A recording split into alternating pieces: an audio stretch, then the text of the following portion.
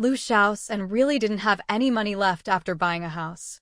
Otherwise, he'd have stepped up and taken responsibility right then and there. But he couldn't just watch Hongya like this. Uncle, Auntie, please believe me, I won't let Hongya suffer. Her mother could still hold back her anger with her daughter, but she didn't bother with Lu Shaosan.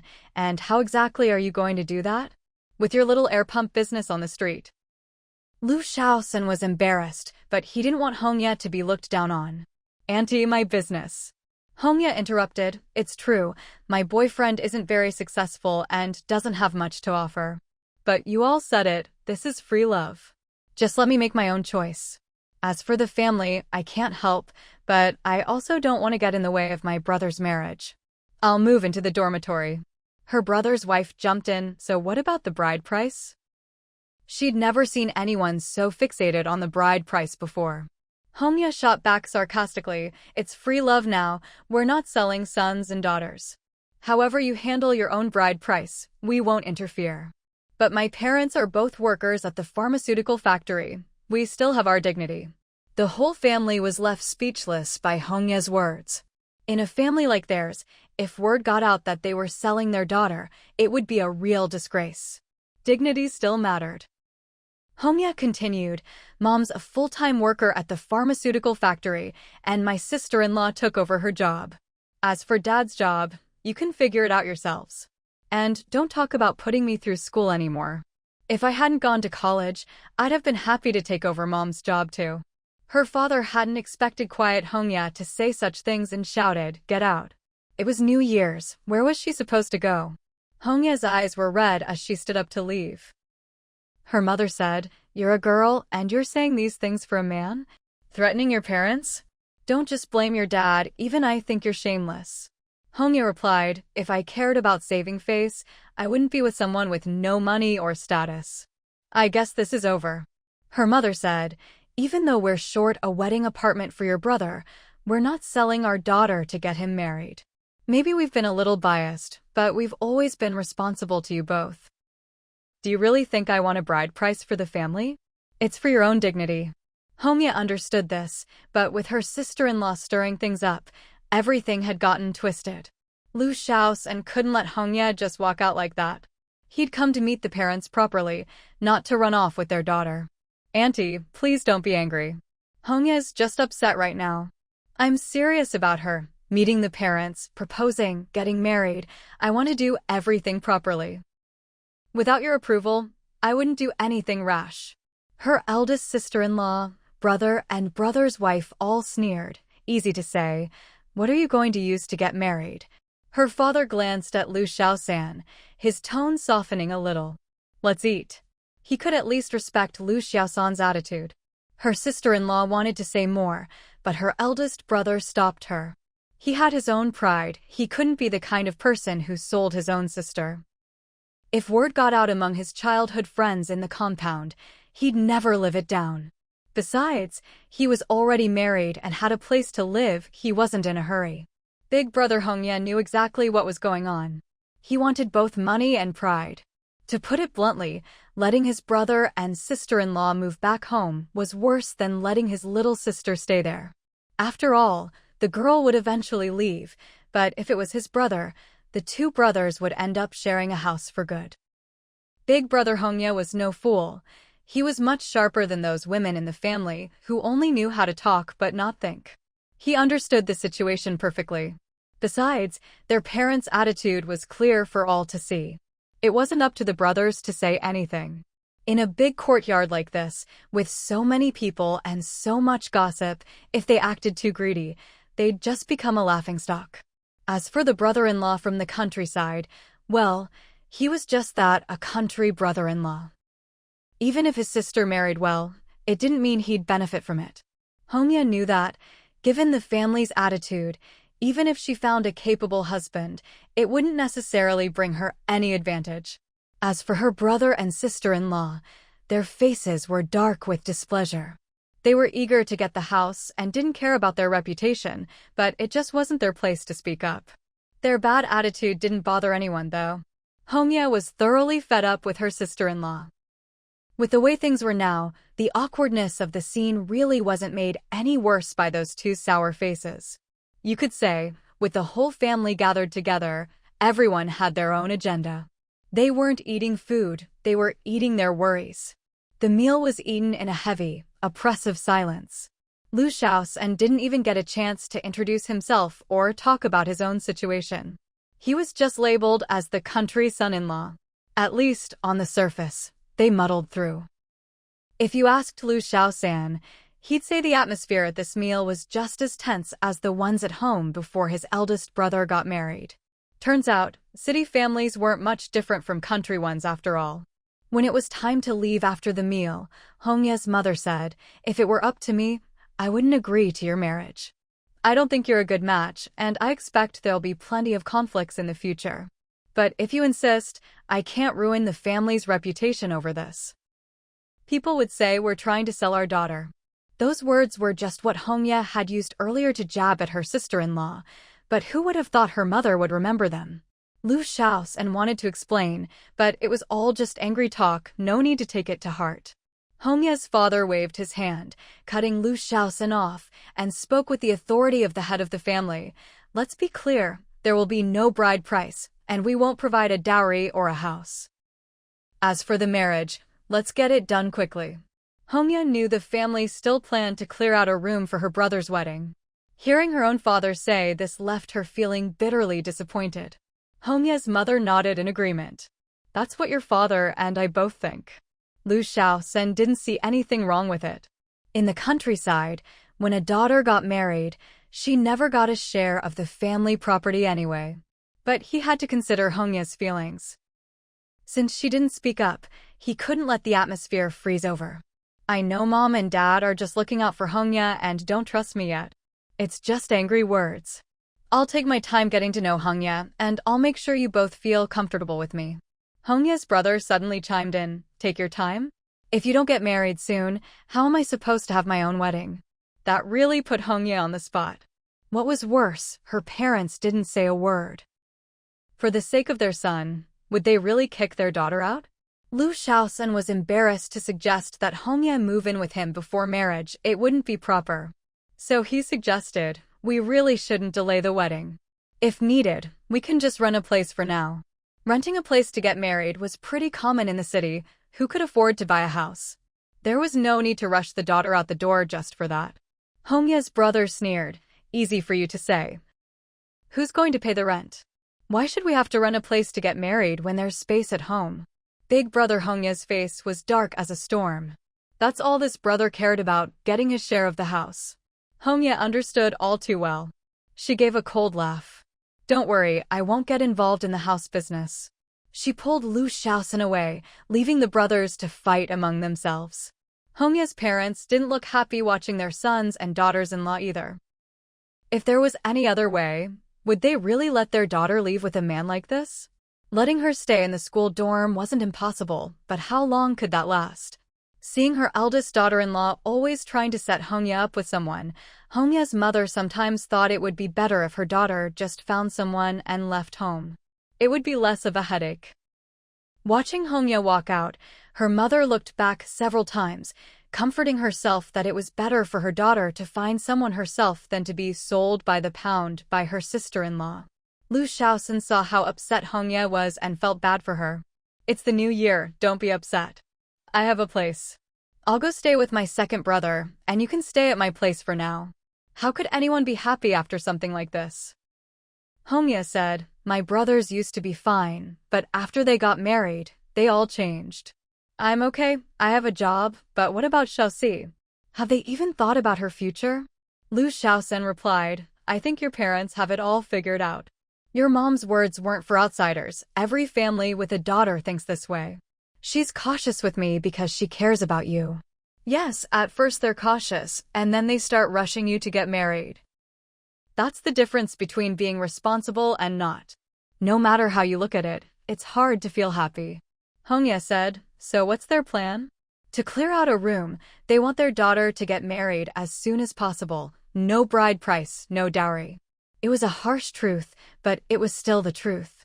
Lu Shaosan just smiled. It's only in the last couple of years that things got better for my family, living with my second brother and his wife. You know, when my second brother got married, there was no bride price, no house. We were all just young guys. Our family didn't give us much. Everyone's in the same boat. You're actually better off than most. Hongye glared at him. How can you compare? My family could afford it, they just don't care about me. Lu shouts and tried to comfort her. Man Yi is only 2 years old. My second brother's only been married a few years. When times are tough, parents really can't do much. At least you have a job that's already pretty good. Hongye said, I know whether my family could do more or not. She still felt a bit resentful. Lu Shaoxin thought to himself that it was best not to dwell on family matters and look to the future instead. It's our life together that matters. If you trust me, don't get upset about this. Let's just live happily together. Hongye took a deep breath. Of course. No matter how much money you give me, it'll run out someday. Better to have a good man, and I have a job anyway. Lu Shaoxin laughed. See? We're already starting out better than my second brother and his wife. At least we have a home, and you have a job. Hongye pursed her lips. There were still things that couldn't be compared, so she wanted to make it clear. But I don't have the confidence that we'll achieve more than your second brother and his wife. Lu Shaoxin burst out laughing. That's not putting pressure on you, that's putting pressure on me. Let's just live our own lives and not compare ourselves to anyone else. Hongye laughed along, then suddenly turned to Lu Shaoxin and, like a clap of thunder, declared, Let's stop dating. Lu Shaoxin sighed and said, Getting married really does require families of equal standing. See, she's not happy at all, and now the engagement's fallen through. He felt like all his efforts to win her over had been for nothing. He'd always thought it was a bit too good to be true anyway, so he wasn't all that disappointed. Then he heard Hongye say, after the 5th day of the new year, when everyone's back at work, let's go get our marriage certificate. The shift from disappointment to surprise was so sudden that Lu Shaoxin couldn't quite keep up. They'd gone from breaking up to getting married. Wasn't this moving a bit too fast? Lu Shaoxin was so excited he stuttered, but we haven't prepared anything for the wedding yet. You're not going to change your mind again, are you? Hongye replied, Change my mind about what? My dad's been urging us to hurry up and get married. I'm just being obedient. I don't even have a dowry. What do you need to prepare? Lu Shaoxin thought to himself, this girl really is a bit impulsive, probably got provoked by her family. Hongye could afford to be impulsive, but he couldn't, not now. He needed to stay calm and not let people say he was taking advantage of her vulnerability. No, it's not that. Even if we're getting married, we can't just rush into it. Listen to me, let's keep dating for now. I'll save up some money and give you a proper, lively wedding. He scratched his head. My second brother and his wife are short on cash these days too. Otherwise, I'd even borrow money to get the wedding done first. On this issue, Lu Shaoxin really showed his emotional intelligence. He wanted to marry her, no doubt about that, but he wanted to give her the best he could. That's the right attitude. Hongye looked up at the sky and, after a long moment, managed to blink back her tears. It's enough that you have the heart for it. Lu Shaoxin said, That's definitely not enough. There's really no rush. He meant it sincerely. But Hongye wondered if maybe Lu Shaoxin didn't actually want to marry her. Of course, she had to admit he was considering her feelings, but women are always like this, overthinking. Lu Shaoxin raised his hands in surrender. Don't get the wrong idea. Our family might be from the village, but even Lu Lauda still gets nagged by the family. I wouldn't be dating you if I didn't want to marry you. He added, I started dating you with marriage in mind. Otherwise, I wouldn't have introduced you to my parents. Hongye snorted softly. She'd been the one to take the initiative in their relationship, so she had reason to suspect that Lu Shaoxin wanted to think things over before getting married. Sensing the conversation was getting too heated, Lu Shaoxin changed the subject to avoid making a mistake. All right, let's go home and celebrate the new year. Hongye hesitated at the thought of going home with Lu Shaoxin for the holidays. Is that really okay? Wasn't it a bit too forward? Lu Shaoxin just laughed.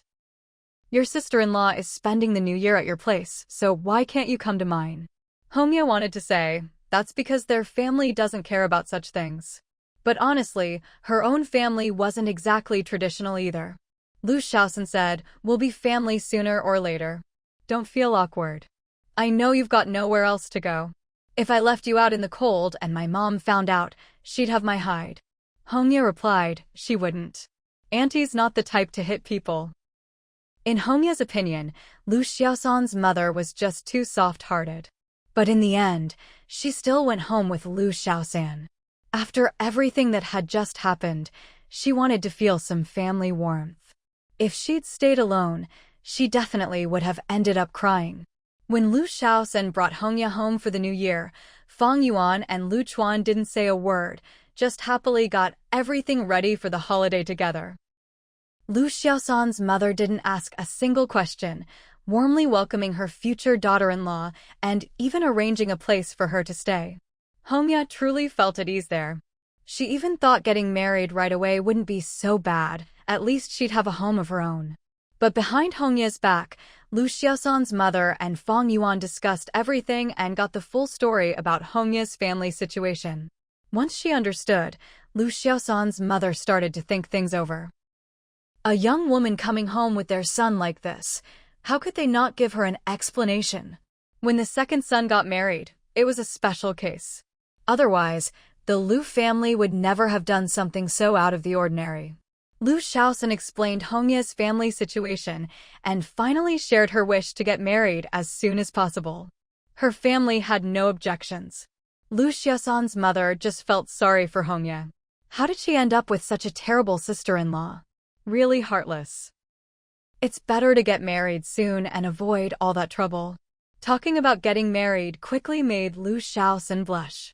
Fang Yuan asked seriously, does she want to get married because she has nowhere else to go, or because she truly wants to marry you? That was a real question. The whole family thought about it for a moment. There was a difference, after all. Lu Xiaosan's face returned to normal. That's why I said we should wait a bit. Lu Chuan and Lu Xiaosan's father stayed quiet. Their view was, what's the difference? If the two of them are willing, they'll make it work. Why overthink it? Especially Lu Xiaosan's father, he thought. Xiaosan's being silly.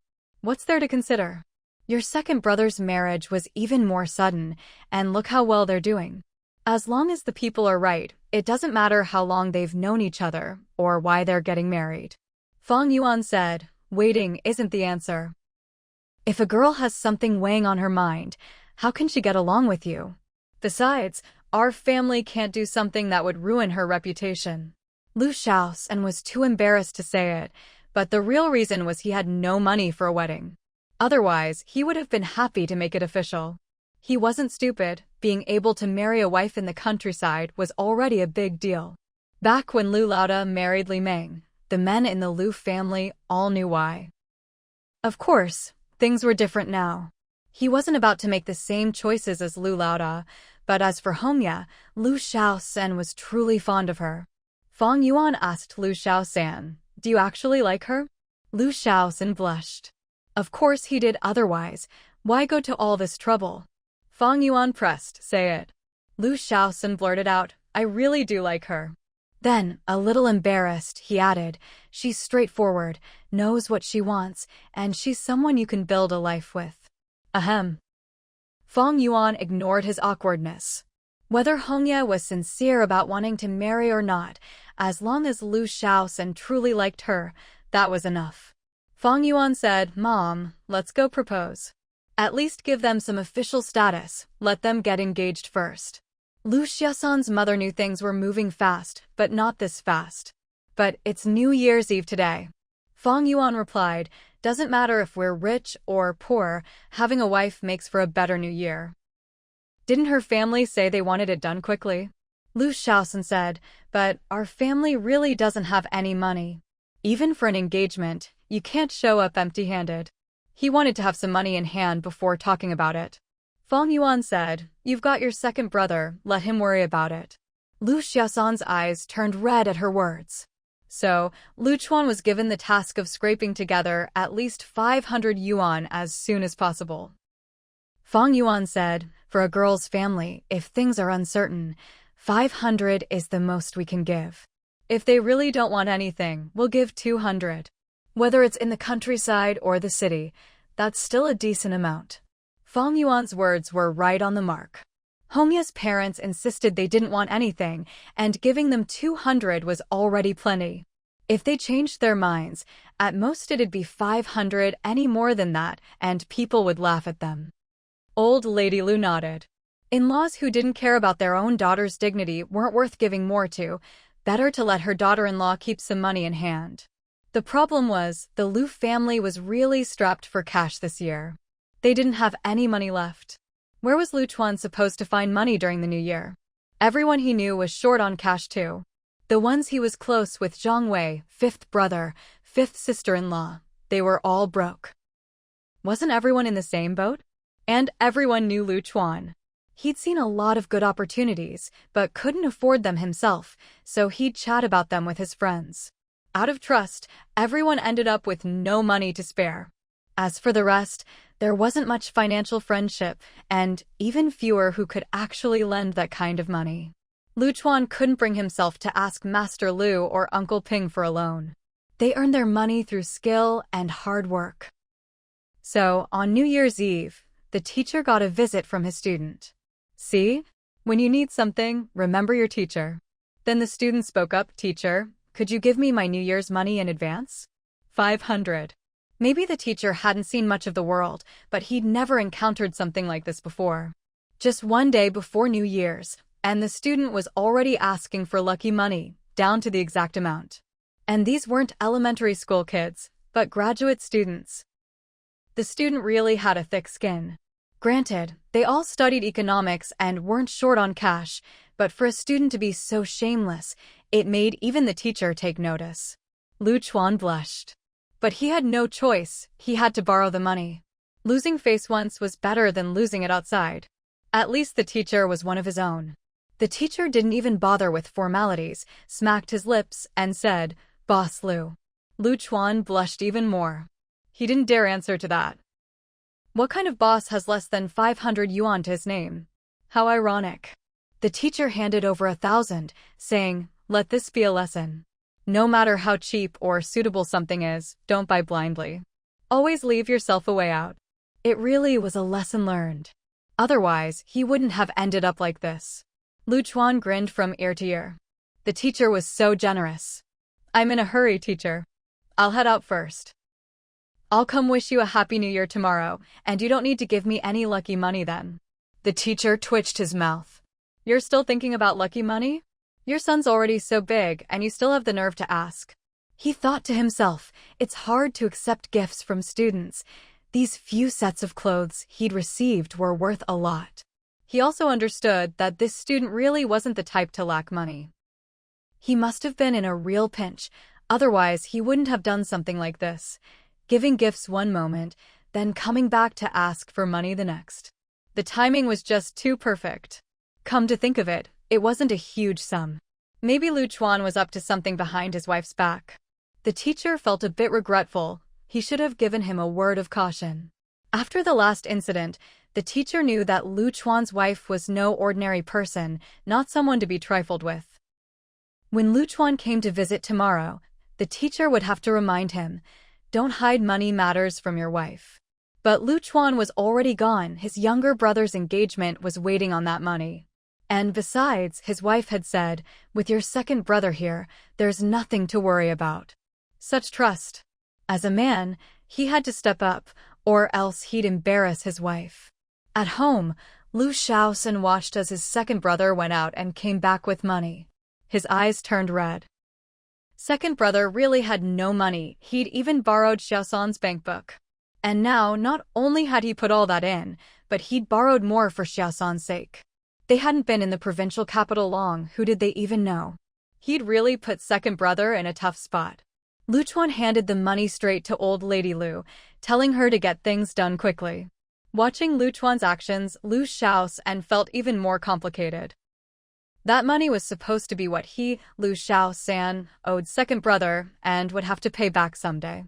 But Lu Chuan gave the money to old Lady Lu, and that changed everything. Now it was the parents arranging the marriage for their son. That meant Lu Shao's and didn't have to pay it back. Old Man Lu and Old Lady Lu lived with second brother and second sister-in-law. This meant Lu Chuan was helping his parents arrange a marriage for Xiao San. Lu Shao's understood this clearly. His second brother was helping him get a wife. After the family split, his life had nothing to do with second brother anymore. He never expected Lu Chuan would go this far for him. Old Man Lu saw what his second son was doing and felt deeply grateful. Second brother didn't treat third brother like an outsider. A family that could stick together like this was something to be proud of as a father. Old Lady Lu didn't overthink things. She took the money, asked Fang Yuan a couple of questions about how to handle things over there, and got ready to go. Old Lady Lu and Old Man Lu took their son and went straight to visit the in-laws. It was really New Year's Day, and at this point, there was no way to hire a matchmaker. So they just showed up unannounced. Better than letting Hongya leave home in a way that would hurt her dignity. Hongya's family hadn't expected that their future son-in-law would show up with his parents and to discuss the engagement, no less. Though the son-in-law's family was from the countryside, they were reliable people, and Hongya's parents felt a bit more at ease. Old Lady Lu was sincere and gave Hongya's parents plenty of respect. We know it wasn't easy for you to raise Hongya and put her through school. The two kids get along well, and we don't want Hongya to feel wronged. Sorry for coming unannounced, but if you think it's all right, we'd like to give the kids a proper status. Old Lady Lu had been rehearsing these words all morning. Anything beyond this would sound less refined. Hongya's father really didn't think much of Lu Shaosan, just a country boy, but seeing that Old Lady Lu and her husband were polite and well-mannered, and given that they themselves had been rude before, he couldn't keep a sour face. The fact that the other side could smooth things over made Hongya's parents feel much better about the situation. Hongya's mother also breathed a sigh of relief. At least her daughter's match was with a decent family. It's the new year and you made the trip, shows how much you care about the kids. We were the ones who were rude before. As for the wedding, we don't have any demands. It's just that when it comes to the dowry, we really can't manage much. Maybe it was because time was tight. Everyone just got to the point, not a word wasted. In the living room, Hongya's brothers, sisters-in-law, and other relatives all wore looks of disdain, their contempt written all over their faces. Old Lady Lu pretended not to see. Don't say that. The past few years have been tough, no one knows that better than us. You raised them and they should be grateful. Hongya's father sighed. Only people of their generation could really understand how hard things had been. He added, back then, things weren't so complicated. He was truly hurt by the way his children behaved, not just Hongya, but his sons too. None of them understood what it meant to be parents. His sons' attitudes made Hongya's parents feel ashamed. But the kids were grown and there was nothing they could do. As a mother, she wanted her daughter to marry well, hoping she'd have an easier life. But the daughters-in-law wanted their sister-in-law to marry well only so they could compare dowries and benefits. Hongya's mother, though she didn't say much, saw it all clearly. Old Lady Lu said, in-laws, now that our families have met and you have no objections, ahem, the kids' relationship is now officially out in the open, we can consider them engaged. From now on, they can go out together openly. If it weren't so close to the new year, we should really sit down for a meal together. But since we're keeping up with the times, this meeting counts as a witness to their engagement. Please don't mind me calling you in-laws so soon. Then she took out 200 yuan. Please don't take offense. This is for Hongya to buy herself a couple of new outfits. Hongya's older brother and sister-in-law, as well as her brothers and their wives, finally looked up. So there's this step too? Turns out country folks aren't completely ignorant of proper etiquette. Hongya's mother looked up, genuinely surprised. Even though this was all a bit rushed, all the proper formalities were observed. At least this son-in-law's family seems decent. Oh, really, there's no need. In-law, please take good care of Hongya for us. Back when Hongya's mom was still working, she had a steady income and was never short of money. After her daughter-in-law took over her job, she herself still did some temp work at the factory, so she always had some cash on hand.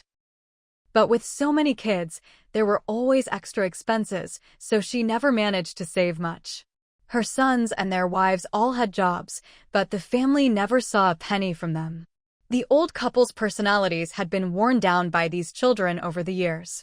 Old Lady Lu thought to herself, these in-laws are all right, just a bit out of touch and not very attentive to their kids. She patted her chest and reassured Hongya's mother, don't worry, if you have time, ask around our neighborhood. No one treats their daughter-in-law better than I do. Old man Lu tried to nudge his wife to say less, but ever since they came to the provincial capital, Old Lady Lu had been hanging out with Ding Min's mother and had seen a lot more of the world. Now that she'd gotten the hang of things, she was becoming quite the social butterfly. Old Lady Lu went on, our third son's auto repair shop is right by your pharmaceutical factory.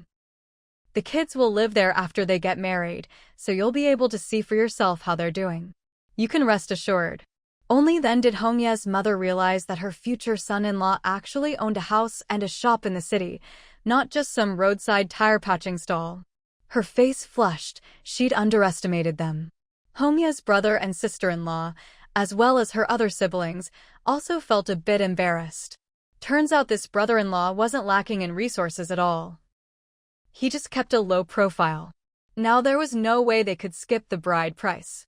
Their little sister had grown up and had a job. How could they let her marry off so casually? Then Old Lady Lu added, my second daughter-in-law works at the Woohoo Construction Company's repair shop. If you don't believe me, you can go ask around there about our family's reputation. Everyone on that street knows how I treat my daughters-in-law. Well, that left Hongya's father completely stunned. This was their family background? Their daughter had never mentioned it, and the son-in-law hadn't introduced himself either.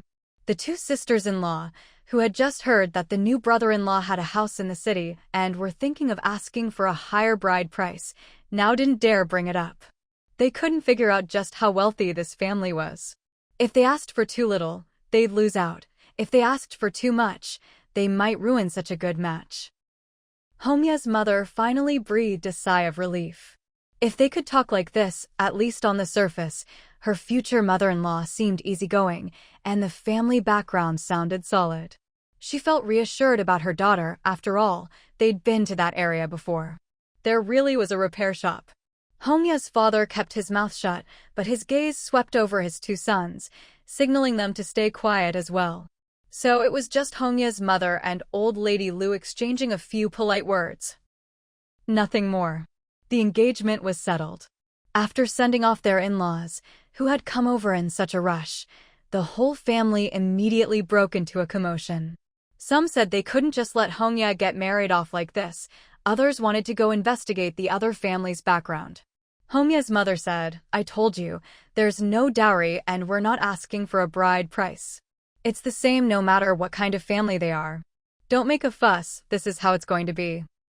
Hongya's father, expressionless, shut down his two sons. We've done everything we could for your marriages. As for Hongya's, we're here, and it's not your place to interfere. That's that. When Old Lady Lu and Old Man Lu brought their son home, the engagement was settled without even a meal together. It was the new year after all, there was no way to arrange a family dinner. But Old Lady Lu and Old Man Lu made sure to save face for Hongya. As soon as they got home, Old Lady Lu told Hongya, tomorrow morning, you and Xiao San should go visit your parents and wish them a happy new year. Today, we've settled your engagement. Both families have no objections, so you're officially engaged now. On the second day of the new year, let Xiao San take you to buy a couple of new outfits to celebrate. We'll tidy up your place bit by bit, and once it's ready, we'll pick a good day for the wedding. Now that your status is settled, there's no rush for the rest. Hongya was completely stunned. Was this really about her? She could still remember how she'd left home. In fact, she felt a little regretful. She probably shouldn't have come to Lu Xiaosan's place. If her in-laws or sisters-in-law looked down on her in the future, it would all be because of her impulsiveness today. She hadn't expected her in-laws to handle everything so smoothly. She couldn't deny she felt a bit touched. Choking up, Hongya said, I'll listen to you, Mom. I was thoughtless and made things difficult for both families. Old Lady Lu knew her daughter-in-law was sensible. She was saying both sets of parents had been put in a tough spot. Old Lady Lu replied, "There's no need for such polite words between family. From now on, let's all live well together. I never had a daughter, so I don't know how others raise theirs, but I do know how to care for my daughters-in-law. Don't just talk about your second sister-in-law, even if it's your eldest sister-in-law. If I don't like her, I'll still protect her." Hongye said, "Mom, I don't want to be anyone's daughter. I want to be your daughter-in-law." Old Lady Lu was so happy she couldn't stop grinning. No wonder Hongye was a teacher. She sure knew how to say the right things. Hongye continued, "Don't think I'm just saying nice things. When I was a daughter at home, with so many brothers, I never felt particularly precious. Once my sisters-in-law came, I always felt like an outsider, unnecessary, like I didn't even have a home. I just want a life where I can feel settled, have my own home, and arrange it however I like." Old Lady Lu thought, if this had been a few years ago, our family wouldn't have had the means. But now we do. She said, "Don't worry, you can arrange your home however you like. There's even a new house in the village, fix it up however you want." Fang Yuan couldn't relate to these feelings. Back at her own parents' house, her sisters-in-law always had to watch her mood. She hadn't expected that here in the city, the younger sister-in-law would be so lacking in confidence, even a bit resentful of her new sister-in-law, but unable to do anything about it. How could she stand it? She whispered to Lu Chuan, "She has a job. Why does she have to put up with her sisters-in-law? That's her family, her parents. She's just being timid." Lu Chuan replied, "Hearing you talk like that makes me appreciate my mother-in-law even more." Without parents like his own in-laws, he thought, you couldn't raise a daughter who could stand up for herself like his wife. Not every family's daughter could be like his wife, after all. At this moment, Lu Chuan actually found himself appreciating how good his mother-in-law was to him. So, when he called his mother-in-law, he spent quite a bit of time on the phone. He was genuinely grateful for Fang Yuan, his wife. Not only had she never been wronged at her parents' home, but even after getting married, she could still be herself. But when Wang Suixiang, his mother-in-law, got the call from her son-in-law, she felt a bit annoyed, especially during the new year. She thought to herself, this son-in-law is getting more and more wasteful. Does he think phone calls are free? Lu Chuan, on the other hand, was calling out of pure gratitude, thankful that his wife had never suffered at her parents' home. Unfortunately, his mother-in-law on the other end of the line didn't pick up on any of this sentiment. She thought, I'll have to remind Fang Yuan later. Even if you have money, you can't just throw it away like this. Fang Yuan, meanwhile, hung up the phone with a dark expression.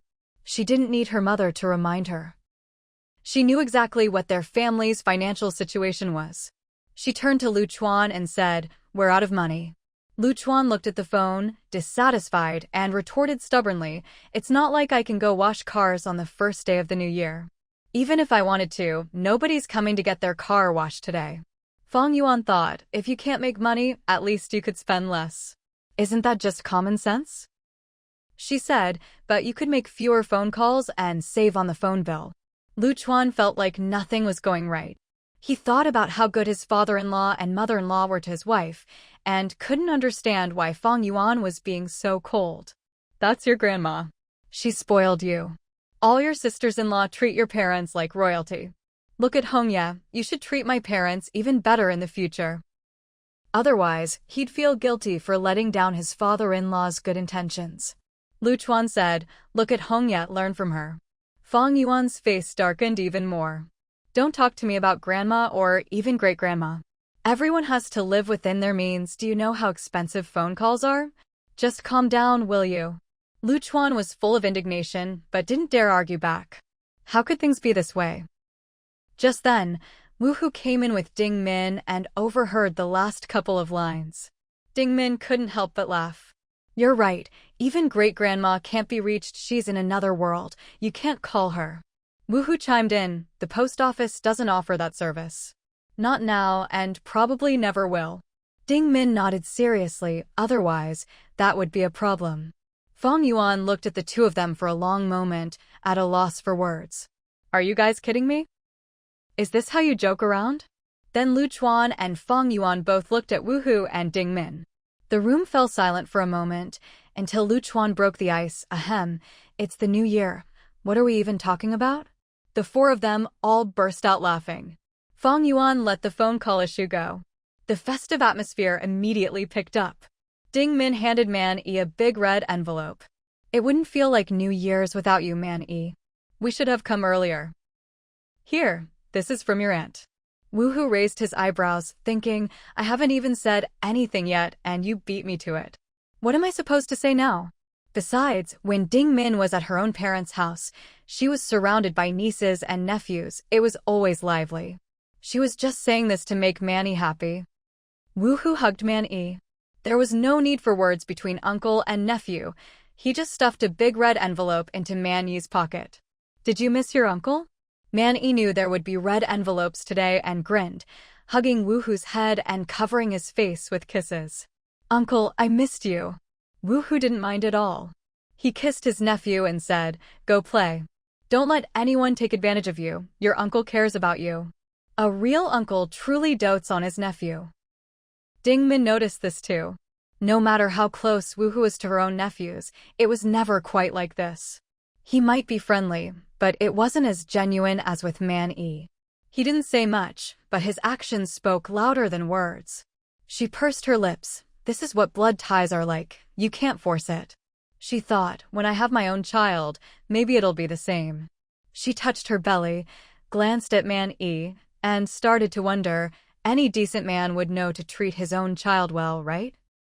Fang Yuan also wished Ding Min and Wu Hu a happy new year, but didn't give a red envelope.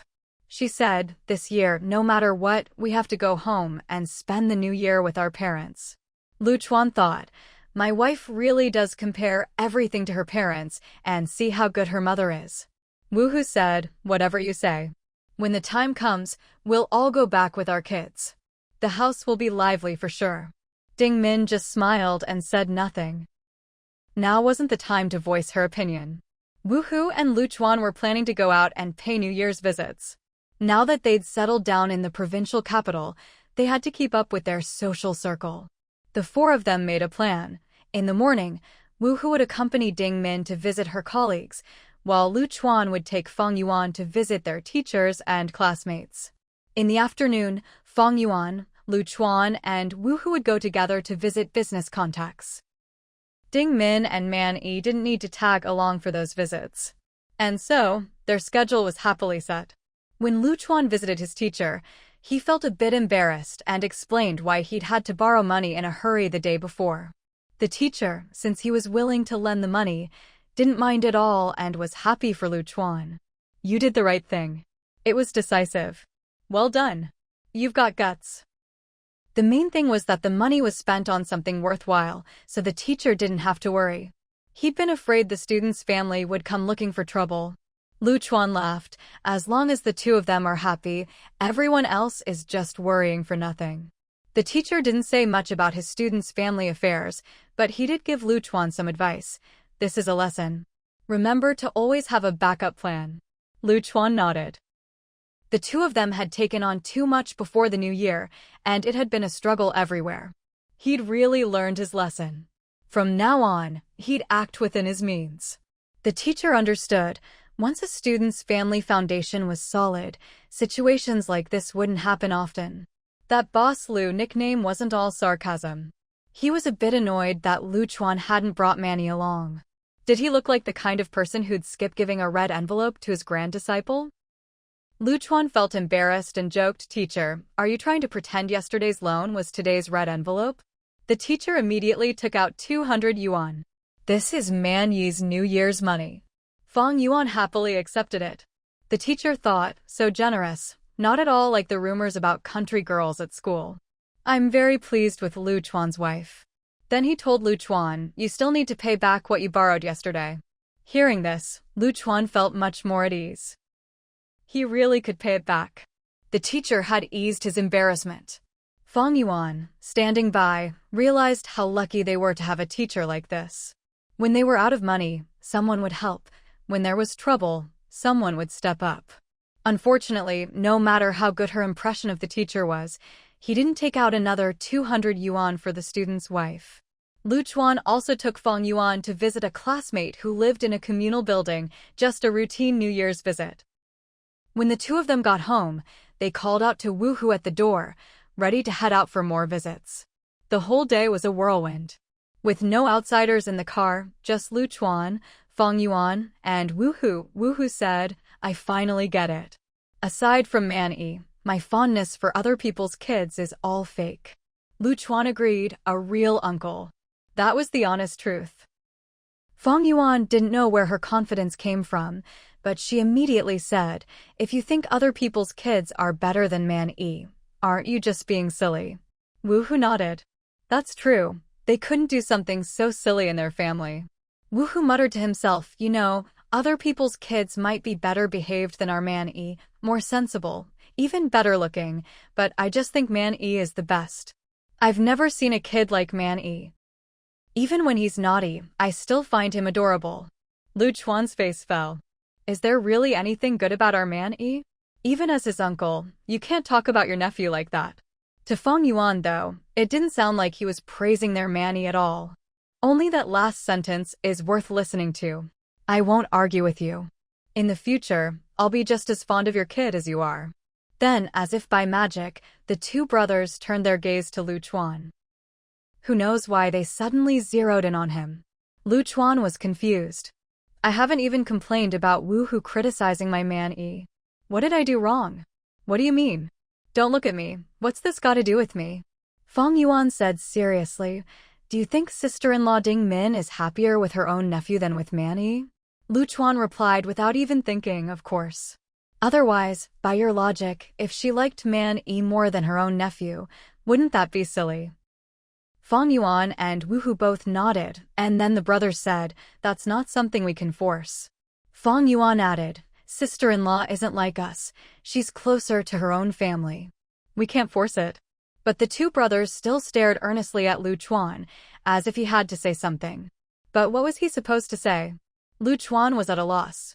If you can't force it, why are you looking at me like that? He couldn't help but think, Fang Yuan and Wu Hu can be so reasonable sometimes. That's rare. Then Wu Hu said, what about you? Don't you think your own kid is better than mine? Fang Yuan chimed in, Wu Hu and I are real siblings. Lu Chuan twitched his mouth, regretting that he hadn't thought before speaking earlier. Now they were waiting for him to trip up. So his wife and Wu Hu were being reasonable only when it came to Wu Hu's wife. When it came to him, they were being demanding. Lu Chuan could only thank this pair of siblings for thinking so highly of him. He tried to look as sincere as possible, scratching his head, of course not. Wu Hu's kid is just like my own. I look at Wu Hu's kid the same way I look at Man-Yi. Wu Hu, the three of us brothers, can that kind of bond be compared to anyone else? Fang Yuan nodded, then shook her head. That's nonsense. Can you really see someone else's kid the same as your own? Are you silly? Lu Chuan thought, aren't you two the ones forcing me to be silly? How is this my fault? Wu Hu wasn't stupid either. Don't try to fool us. Just remember that the bond between us three brothers is different. He wasn't going to be fooled. Lu Chuan thought, why is this so hard for me? Would I try to fool you, Wu Hu? I don't even want to mention Lu Laoda, let alone his kid. How could his kid compare to yours? Wu Hu and Fang Yuan nodded together. Of course, Wu Hu's kid was more pleasing to the eye. No doubt about it. As long as Lu Chuan wasn't stupid, he wouldn't treat Lu Laoda's kid better. Just as Lu Chuan breathed a sigh of relief, the brothers said, Lu Xiaosan still has to have kids, too. Lu Chuan looked up at the sky, thinking, you guys really think highly of me. When I'm an uncle, I'll do my best to treat Xiaosan's kid as well as I can. Don't worry. At least Fang Yuan was satisfied with that answer. She could tell that, in Lu Chuan's heart, Wu Hu's side was still more important. Wu Hu snorted, who are you trying to fool? But I'll be watching. If you ever treat my kid badly, I'll take it out on Man-Yi. Lu Chuan thought, with the way you two are, you'd have to be willing to actually do it. After all, you're his real uncle. Fang Yuan had figured it out too, and said seriously, uncles are family, aunts are family. Wu Hu added, we brothers are family. The rest is just nonsense.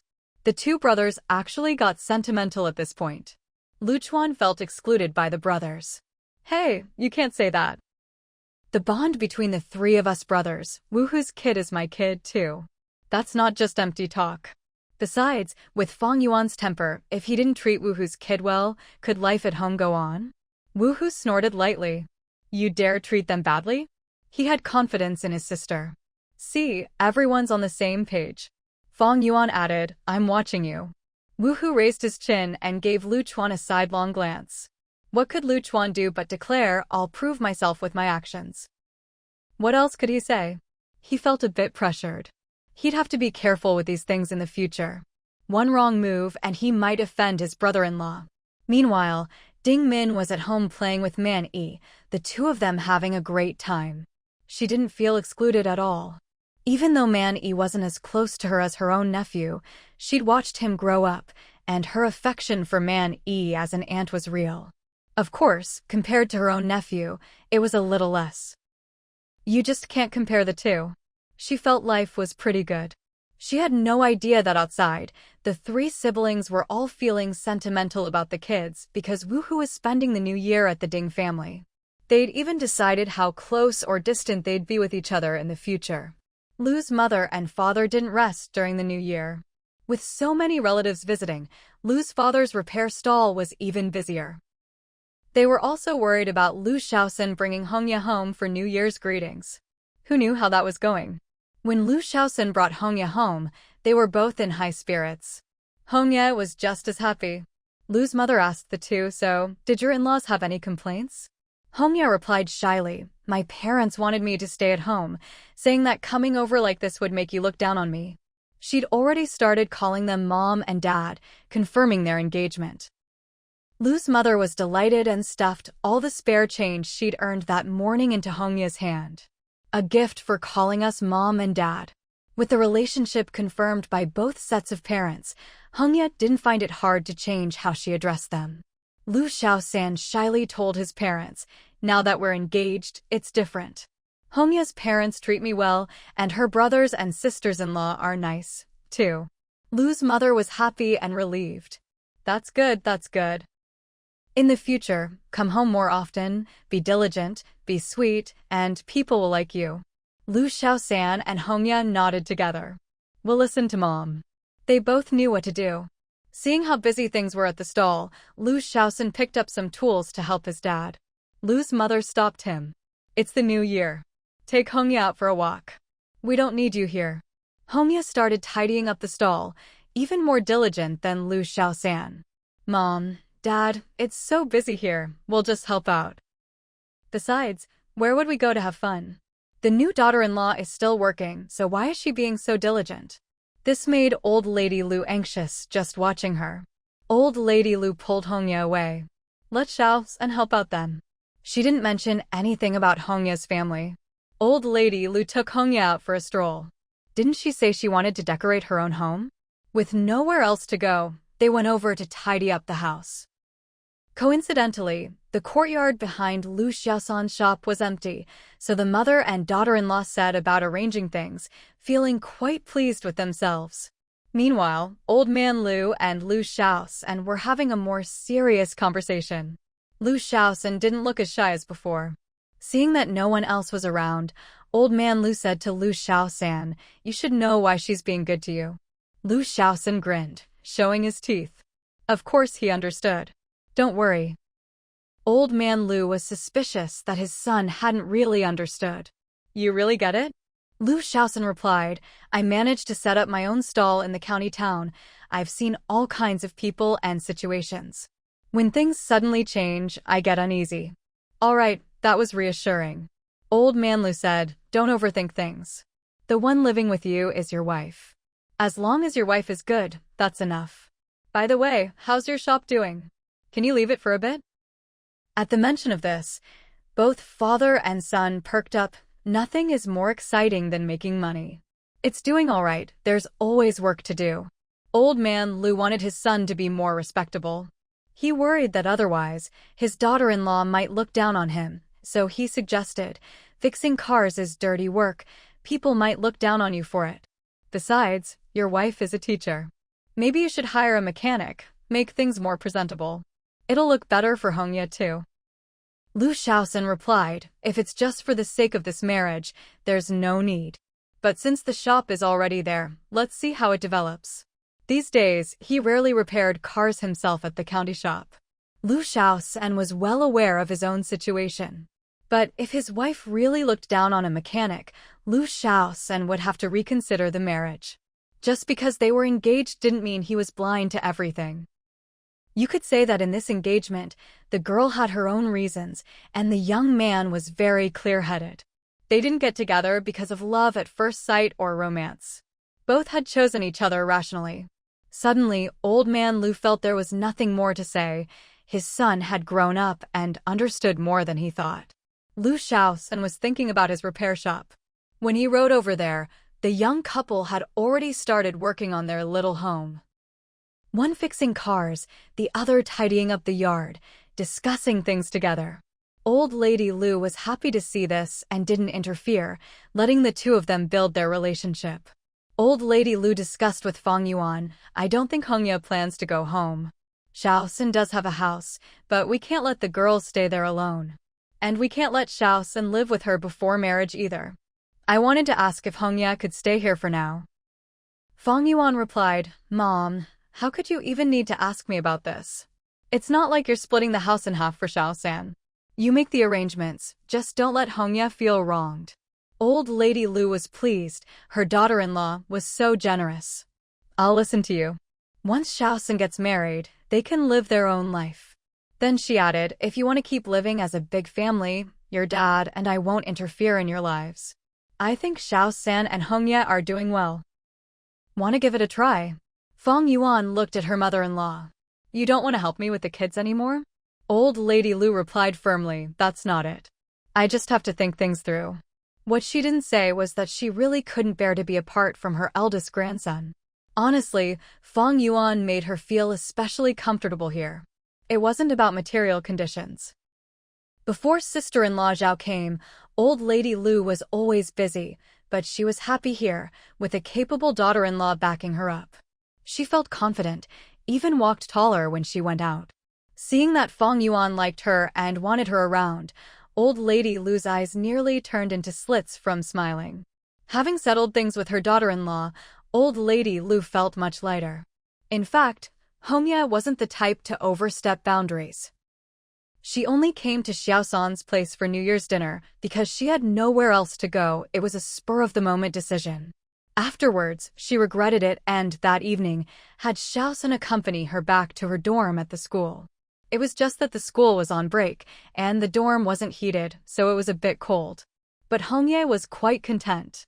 At least it was her own space, with no messy people or situations. Lu Shaoxan thoughtfully prepared a hot water bottle and checked out the surroundings for her. Hongya said she wasn't timid, that she'd be fine. Only then did Lu Shaoxan go home. Old Lady Lu still complained, it's so warm at home, and during the new year, we left the girl alone at the school, cold and lonely. Lu Shaoxan could only smile apologetically. After all, they weren't married yet, and the girl was being proper, nothing wrong with that. If he was worried, he could just visit her more often, but he had to pick the right time, or it might affect her reputation. Then Old Lady Lu said, I didn't think much about Hongya's family before, but now I really think there's something else. Just to marry off a daughter, they can't treat her so coldly. She's such a good girl, but the way her parents spoke the other day was really disheartening. Lu Chuan commented, thinking about how things were for our family back then, this isn't so bad. Old Lady Lu and Old Man Lu fell silent at that, and even Lu Shaoxan was quiet. The old couple was reminded of what happened before Lu Laodao's marriage. Lu Chuan hadn't meant to bring up the past, but the atmosphere turned awkward. The brothers went to Xiaosan's room to drink. Fang Yuan hugged her son, not sure how things had turned out this way. The mood had been so good just moments ago. Fortunately, Fang Yuan never dwelled on such trivial matters. Lu Chuan said to Lu Shaoxan, right now, the situation is what it is, but life is what you make of it. Look at me and your second sister-in-law, we're doing fine. Don't overthink it. Lu Shaoxan replied, with my circumstances, Marrying a village girl would probably be more reassuring. But when I saw Hongya, I felt differently. I really do care about her. Don't worry, I'll treat her well and let her see my good side. Then he added, I know, back when our family was preparing for Laodao's wedding, even the sons were sent away. So for a girl like Hongya, who has a job, things are already not bad. I know what to expect from her family. Lu Chuan didn't want to talk about the past. He hadn't meant to bring it up. Just live well and try to get married soon, so that. He didn't finish the sentence, no need to say, before the duck flies away. But Lu Shaosan understood. Lu Shaosan said, we're both doing well now. Back then, Mom and Dad had no choice. Second brother, let's not bring this up again. Lu Chuan replied, all right. Lu Shaosan knew that back then, in order to pay for Lu Laodao's wedding, their parents had decided not to support second brother's college education.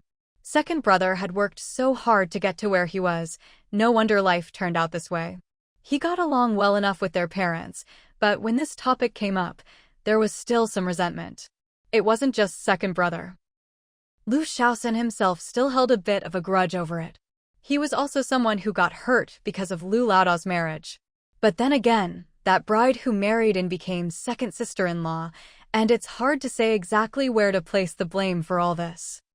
The way their family was able to get to where they are now was all thanks to second sister-in-law's strength and capability.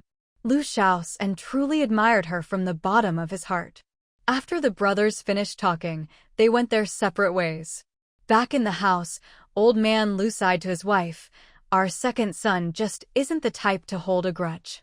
Old lady Lu muttered, Shaosan isn't much better. Then she added, at least all 3 sons have wives now. Back in those days in the countryside, being able to find wives for your sons was already quite an achievement. You really couldn't ask for more. If it weren't for that, with the way things are now, there's no way they would have agreed to that marriage for the eldest. Old man Lu said, I still feel bad for second son. Back then, the family really didn't have the means. Even managing to find a wife for the eldest wasn't easy. When it came down to choosing between sending second son to school or arranging a marriage for the eldest, the two of them chose the practical, tangible option, getting a daughter-in-law. It wasn't really a mistake. After all their children were equally precious. At the time, the couple thought that after marrying in one daughter-in-law, the whole family could save up together and eventually find wives for the second and third sons too. But if they'd sent second son to college, they really wouldn't have been able to marry in even one daughter-in-law. The whole family would have struggled for years, and the eldest and youngest sons' marriages would have been delayed. Who could have guessed things would turn out like this? In a way, the Lu family really got lucky. Even if they get blamed for it, it was worth it. Old man Lu said, all right, let's not dwell on it. The more we think about it, the worse we'll feel. Especially when he thought about the eldest. If second son's family hadn't done well, old man Lu would have resented the eldest for holding second son back. But seeing how well second son's family was doing, old man Lu sometimes felt like the eldest had gotten the short end of the stick with his marriage. As parents, they worried about all their sons, none of them could be cast aside. Old lady Lu nodded. That was about as much sadness as she'd allow herself. After all, life was so much better now than it used to be. They didn't ask for anything more. Whether others understood or not didn't matter. The two of them had come through hard times, and the wisdom that came from a tough life taught them that there's no point dwelling on things you can't change. Just then, Fang Yuan called from outside, Mom, Man is looking for you. No wonder Fang Yuan was so favored by old lady Lu. She always knew how to give her mother-in-law a way out. Old lady Lu immediately perked up and replied cheerfully, coming. She was completely content now, let the unlucky second son do as he pleased. That's just how she was. After all, she was living with her daughters-in-law now. As for getting along with second son, that just wasn't possible. They didn't see eye to eye at all. Old lady Lu knew that, given the family circumstances, there was no room for being overly sentimental. On the second day of the new year, when they visited Ding Min's mother's house, Lu Chuan brought the whole family along, including the newly engaged third sister-in-law. Wu Hu felt especially proud. Whose wife, when visiting her family, could bring such a big group? All of them were family. When Ding Min's mother heard that Hong Ye and Lu Shaosan had just gotten engaged in the past couple of days, she was very surprised. I guess this is fate. Who would have thought you'd all end up in the same family? The speed of it all was what shocked her most. She really hadn't spoken to her friend, the mother-in-law, in the past couple of days, and suddenly there was another niece-in-law. Hong Ye said openly, if you hadn't introduced me to such a good mother-in-law and such a good young man, I would have had to come knocking on the door myself. Ding Min's mother was genuinely happy for old lady Lu. Look how open and straightforward she is. She's just as good as anyone I could have introduced. It's fate, it's fate. Old lady Lu, beaming, took Ding Min's mother's hand. You really ought to be our matchmaker, in the end. I'll have to trouble you for that. I won't go asking outsiders. Ding Min's mother readily agreed, patting her chest. If you trust me, I'll make sure you can marry your daughter-in-law and with dignity. I'll go find out how to properly act as a matchmaker and approach the bride's family. Well, that settled it. The matchmaker was chosen. Ding Min didn't even know her mother had such a sense of responsibility. After coming over, Hong Ye realized her friend really did have good taste. Woohoo's mother really did live in a big compound. It's just that Woohoo's mother thought too highly of her friend. If she'd been a bit more down-to-earth and introduced her to a young man from the compound, things would have worked out. Hong Ye truly felt Ding Min's mother's amazement. How could there be such an out-of-touch old lady? Ding Min's mother even said to Hong Ye, that friend of yours really couldn't see the treasure right in front of her. Hong Ye couldn't say, it's your judgment that was off. If she'd introduced the right person, things wouldn't have turned out this way. Ding Min's mother was happy for old lady Lu. To think, at first we even thought you were from the countryside. Hong Ye smiled shyly. Back then, nobody really knew each other, and it wasn't appropriate to explain too much to the two old ladies. Now, bringing it up made her a bit embarrassed, so she just glossed over it. Ding Min's mother said, you silly girl, why were you so reserved? If you'd introduced yourself earlier, things would have been much easier. Only then did old lady Lu remember, yes, that was exactly why she'd taken Hong Ye as one of her own. Hong Ye replied, Auntie, you can't blame me. Back then, Lu Shaosan thought I was a store employee pretending to be a customer. It was true, who'd ever seen a girl accompany two old ladies to buy a pile of things and spend half the day doing it? Lu Shaosan scratched his head. Didn't you think my mom and her friend were human traffickers? It was just that the two old ladies, one not pretending, the other so naive, didn't notice anything and got along well with Hong Ye. This wasn't really something to talk about openly. Look how awkward things got. Hong Ye blushed furiously. No, I just thought maybe Auntie would send me off to the mountains to be someone's wife. Ding Min's mother frowned. What difference did that make? Was her own vibe really that off? What kind of look was that from this kid? Old lady Lu chuckled. What are these two silly kids saying? Stop making trouble. Then Fang Yuan chimed in, you weren't wrong, you see. Now you've really been brought to the mountains to be a wife. Well, the whole room fell silent. It was true after all. Hong Ye didn't know whether to laugh or cry. Finally, Dr. Wu spoke up, Lu Chuan, peel a candy for your wife and put it in her mouth. Fang Yuan pursed her lips. I know, sister-in-law wants me to shut up. You all just can't handle the truth. Ding Min's mother said, she still says I look like a kidnapper. Old lady Lu added, and you even succeeded. What a mess, we really are good people. Lu Chuan had to speak up, don't steal the credit, what does it have to do with you? It was Hong Ye and Xiaosan's fate.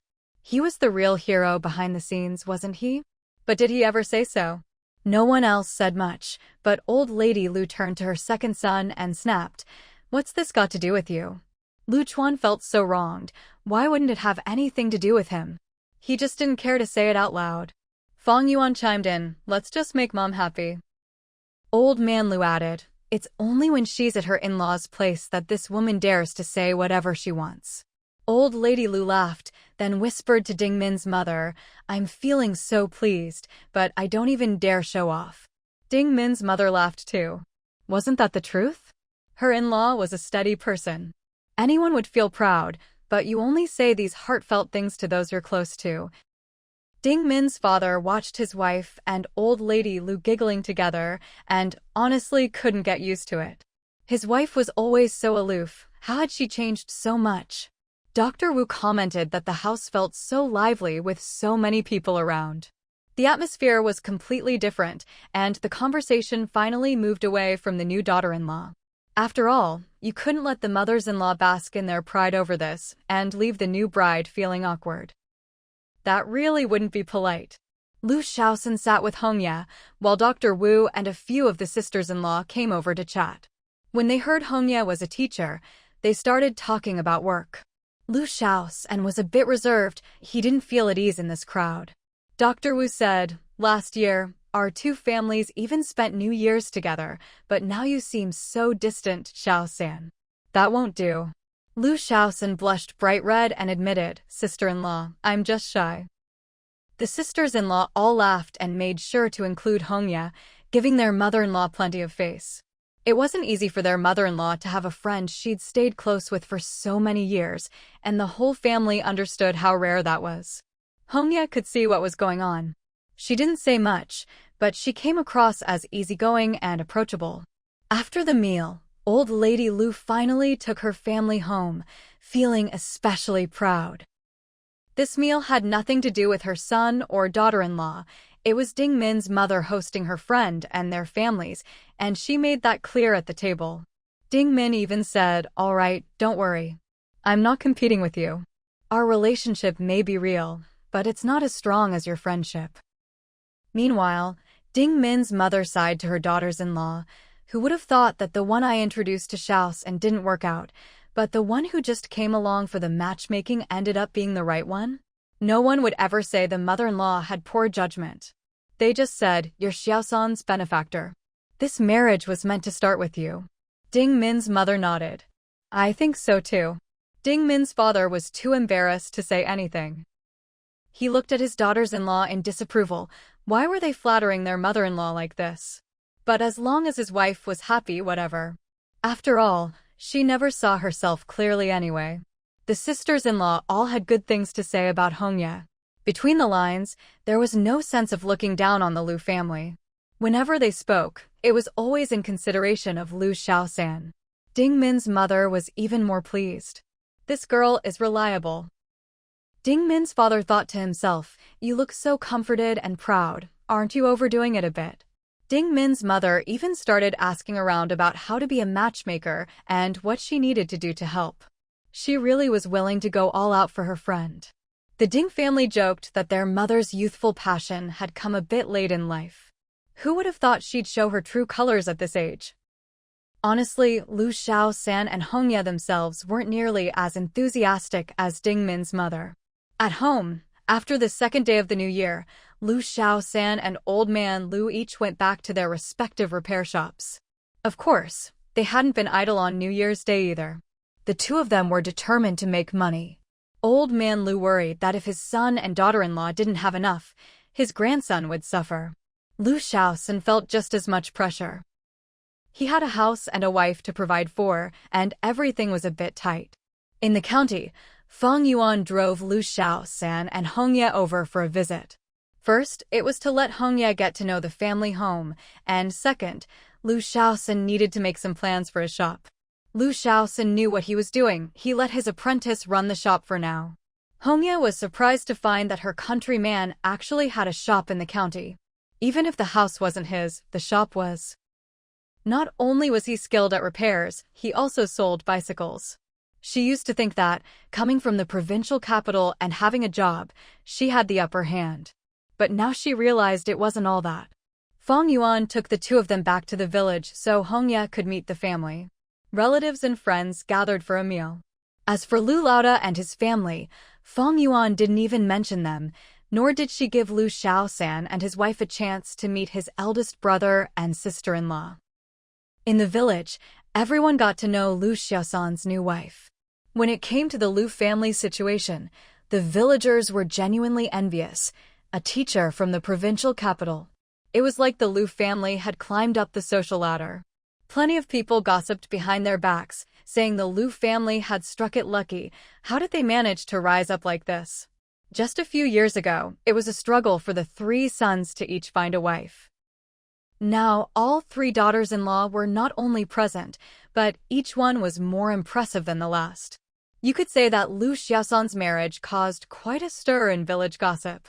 The village itself was a bit of a shock to Hongye. The house was nice, and the conditions seemed good, but it was just so remote. If she really lived in the village, the kids would have to walk more than 10 miles to school. She couldn't help but admire her second eldest brother-in-law. Getting into college was no small feat, and he'd managed to bring the whole family out of the village. They owed him a lot. At Fang Yuan's home, Lu Xiaoshan made a point of visiting, mainly to thank his in-law and for all the help she'd given him in finding a match. Fang Yuan said, "No need to be so formal."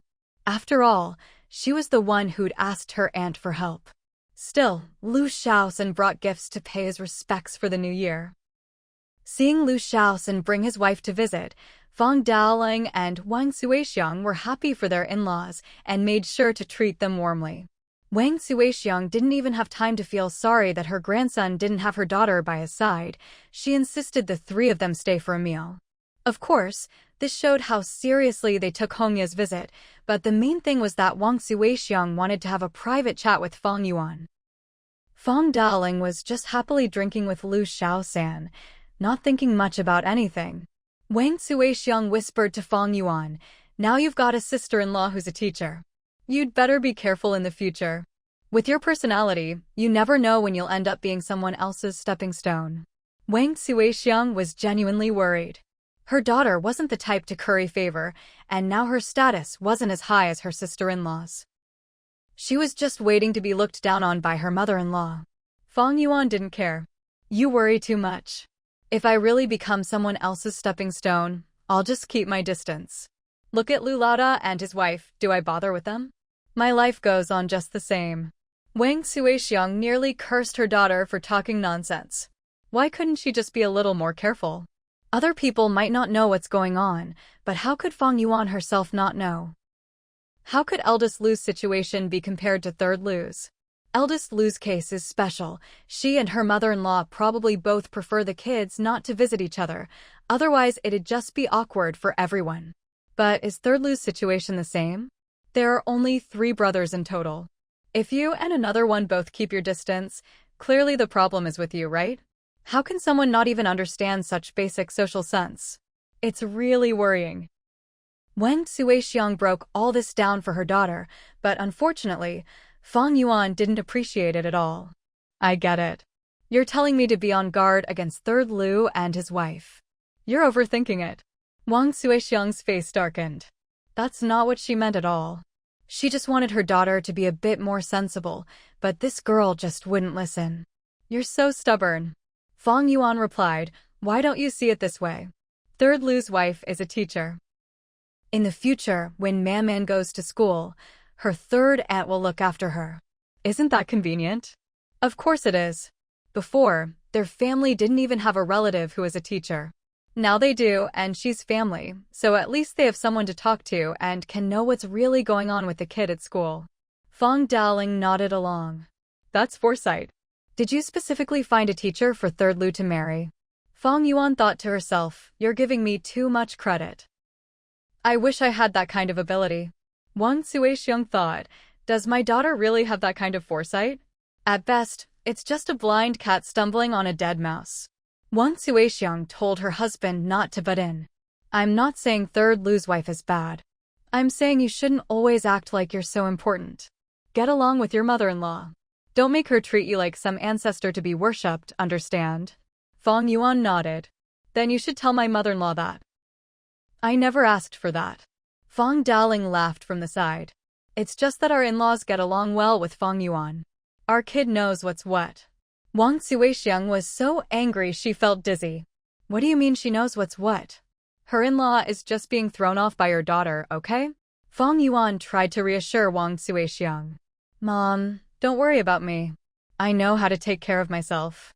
If my husband ever turns out to be a jerk, I've got money." Wang Suixiang glared at Fang Yuan. "If your husband's gone, what use is money? You think it's easy to find a good son-in-law like that? But she really didn't want to keep gossiping about third Lu's wife. After all, the son-in-law's side is way more important than the daughters-in-law's. Wang Suixiang started talking to her daughter about her son-in-law again. You have to get along with Lu Chuan. Don't waste your time thinking about nonsense, you hear me? For Man's sake, the family has to be good. If we end up with another one like your fourth brother, I might as well be dead. Then she started listing all of Lu Chuan's good points. Even Wang Suixiang herself was surprised seriously. This son-in-law is good in every way. In the future, if he calls her and it costs money, she won't even mind. Fang Yuan didn't really want to listen. Come on, even if my fourth brother isn't great, at least he doesn't embarrass you. Why say you might as well be dead? If you keep talking like this, who's going to introduce a good match for him? Fourth Fang happened to walk in for dinner and heard this, feeling a bit emotional. I never thought I'd hear that coming from you. Fang Yuan hadn't expected it either, her actually standing up for fourth Fang. You too, find yourself a decent partner. Save mom from all this worry. Wang Suixiang looked at Fang Yuan, frustrated. I say so much to you and you don't take any of it to heart. Now you're lecturing my son. Aren't you clever? Fourth Fang said, since you're going back, take me along. I'll catch a train from the provincial capital and head south for a bit. Fang Yuan didn't mind bringing him along. You're really going? Fourth Fang replied, better than staying at home. I don't know what Dad's thinking, always chasing after me before and after the new year, as if I'm about to do something terrible. Fang Yuan immediately agreed. Then come with me, save Dad from worrying. The way their family was able to get to where they are now was all thanks to second sister-in-law's strength and capability. Lu Shaos and truly admired her from the bottom of his heart. After the brothers finished talking, they went their separate ways. Back in the house, old man Lu sighed to his wife, our second son just isn't the type to hold a grudge. Old lady Lu muttered, Shaosan isn't much better. Then she added, at least all three sons have wives now. Back in those days in the countryside, being able to find wives for your sons was already quite an achievement. You really couldn't ask for more. If it weren't for that, with the way things are now, there's no way they would have agreed to that marriage for the eldest. Old man Lu said, I still feel bad for second son. Back then, the family really didn't have the means. Even managing to find a wife for the eldest wasn't easy. When it came down to choosing between sending second son to school or arranging a marriage for the eldest, the two of them chose the practical, tangible option, getting a daughter-in-law. It wasn't really a mistake. After all their children were equally precious. At the time, the couple thought that after marrying in one daughter-in-law, the whole family could save up together and eventually find wives for the second and third sons too. But if they'd sent second son to college, they really wouldn't have been able to marry an even one daughter-in-law. The whole family would have struggled for years, and the eldest and youngest sons' marriages would have been delayed. Who could have guessed things would turn out like this? In a way, the Lu family really got lucky. Even if they get blamed for it, it was worth it. Old man Lu said, all right, let's not dwell on it. The more we think about it, the worse we'll feel. Especially when he thought about the eldest. If second son's family hadn't done well, old man Lu would have resented the eldest for holding second son back. But seeing how well second son's family was doing, old man Lu sometimes felt like the eldest had gotten the short end of the stick with his marriage. As parents, they worried about all their sons, none of them could be cast aside. Old lady Lu nodded. That was about as much sadness as she'd allow herself. After all, life was so much better now than it used to be. They didn't ask for anything more. Whether others understood or not didn't matter. The two of them had come through hard times, and the wisdom that came from a tough life taught them that there's no point dwelling on things you can't change. Just then, Fang Yuan called from outside, Mom, Man is looking for you. No wonder Fang Yuan was so favored by old lady Lu. She always knew how to give her mother-in-law a way out. Old lady Lu immediately perked up and replied cheerfully, coming. She was completely content now, let the unlucky second son do as he pleased. That's just how she was. After all, she was living with her daughters-in-law now. As for getting along with second son, that just wasn't possible. They didn't see eye to eye at all. Old Lady Lu knew that, given the family's circumstances, there was no room for being overly sentimental. On the second day of the new year, when they visited Ding Min's mother's house, Lu Chuan brought the whole family along, including the newly engaged third sister-in-law. Wu Hu felt especially proud. Whose wife, when visiting her family, could bring such a big group? All of them were family. When Ding Min's mother heard that Hong Ye and Lu Shaosan had just gotten engaged in the past couple of days, she was very surprised. I guess this is fate. Who would have thought you'd all end up in the same family? The speed of it all was what shocked her most. She really hadn't spoken to her friend, the mother-in-law, in the past couple of days, and suddenly there was another niece-in-law. Hong Ye said openly, if you hadn't introduced me to such a good mother-in-law and such a good young man, I would have had to come knocking on the door myself. Ding Min's mother was genuinely happy for old Lady Lu. Look how open and straightforward she is. She's just as good as anyone I could have introduced. It's fate, it's fate. Old Lady Lu, beaming, took Ding Min's mother's hand. You really ought to be our matchmaker, in the end. I'll have to trouble you for that.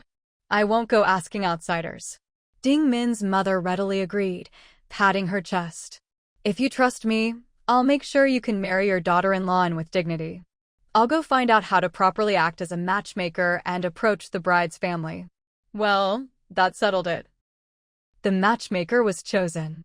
Ding Min didn't even know her mother had such a sense of responsibility.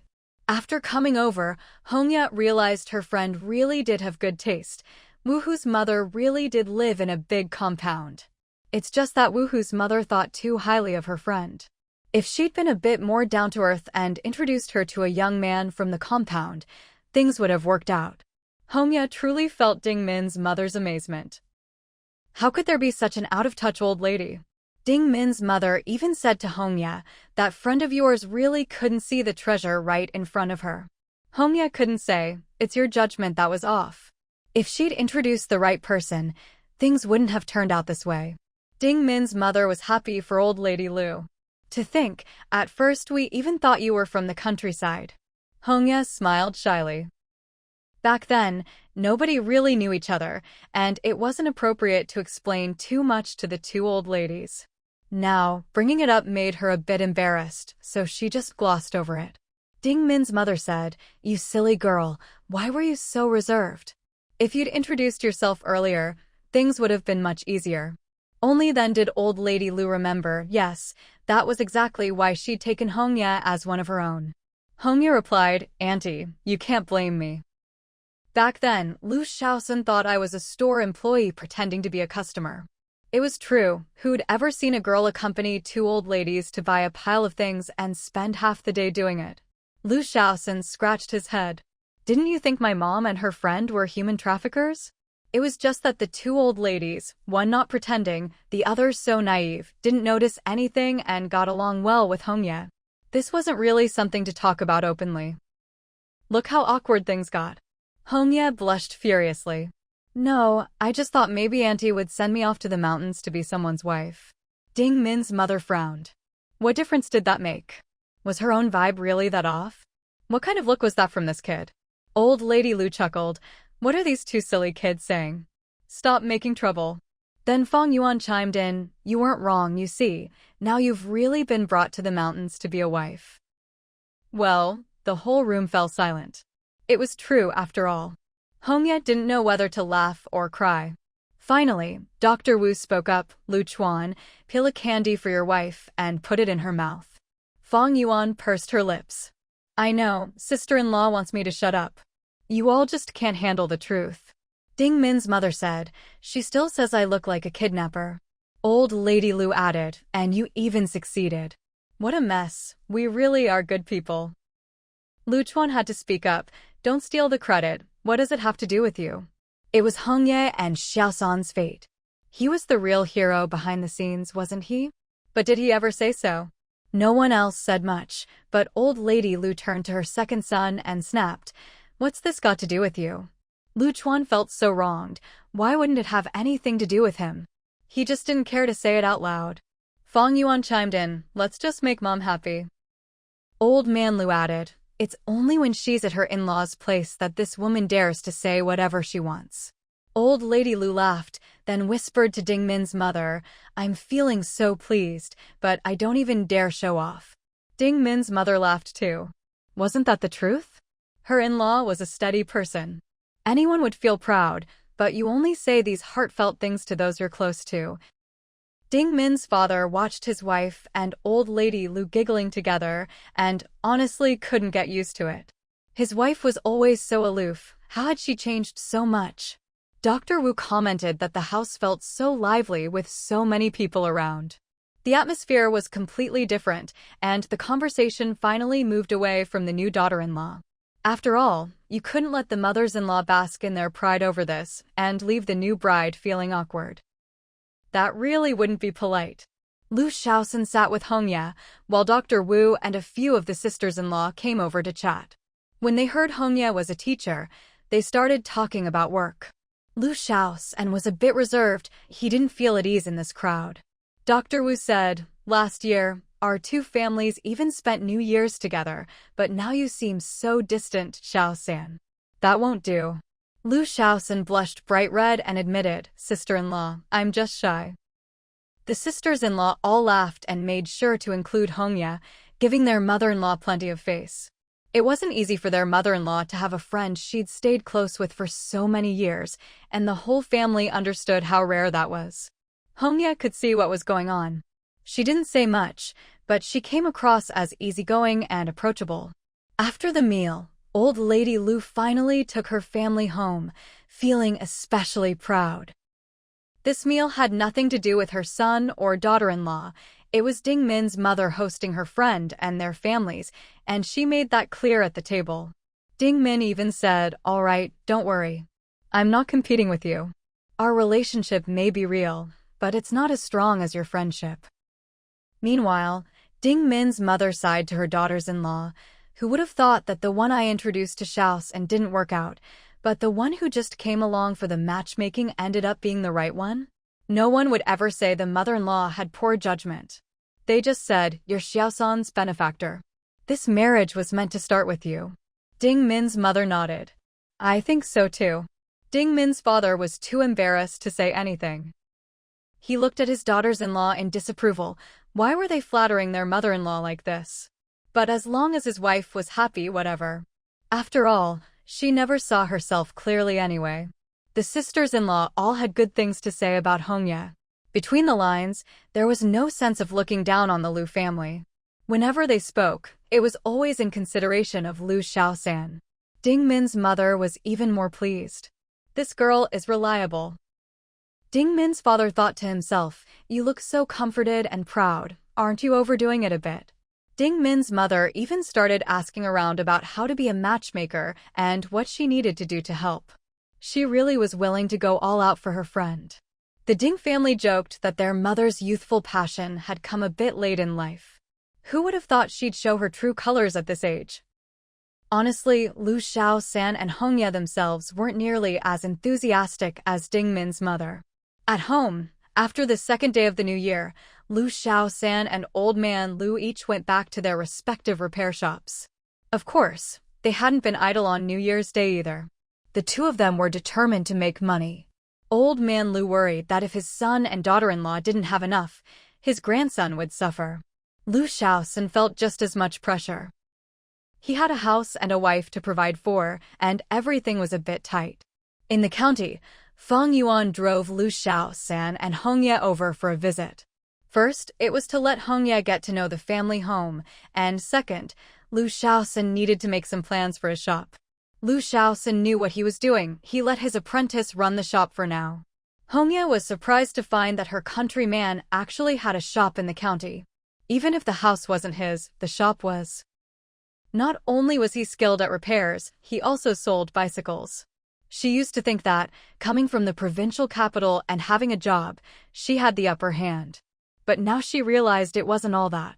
Fang Yuan took the two of them back to the village so Hongya could meet the family. Relatives and friends gathered for a meal. As for Lu Laoda and his family, Fang Yuan didn't even mention them, nor did she give Lu Shaoxin and his wife a chance to meet his eldest brother and sister-in-law.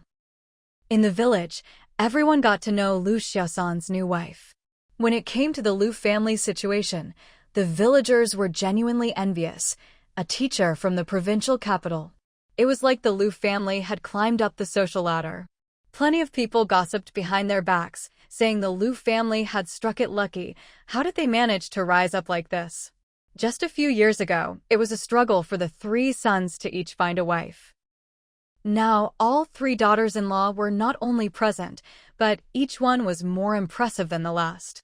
You could say that Lu Xiaosan's marriage caused quite a stir in village gossip. The village itself was a bit of a shock to Hongye.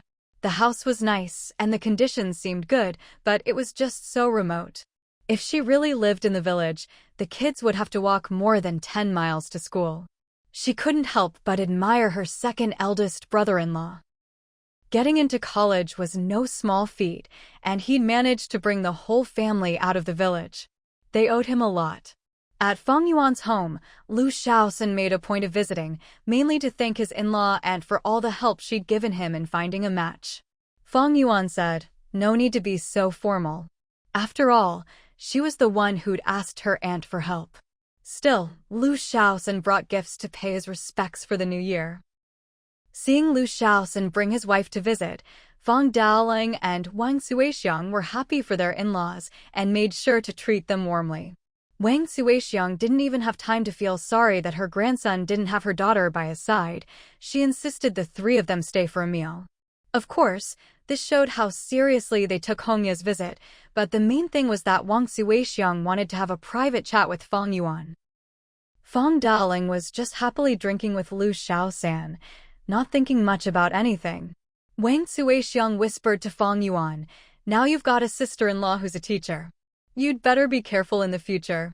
With your personality, you never know when you'll end up being someone else's stepping stone." Wang Suixiang was genuinely worried. Her daughter wasn't the type to curry favor, and now her status wasn't as high as her sister-in-law's. She was just waiting to be looked down on by her mother-in-law. Fang Yuan didn't care. "You worry too much. If I really become someone else's stepping stone, I'll just keep my distance. Look at Lu Laoda and his wife, do I bother with them? My life goes on just the same."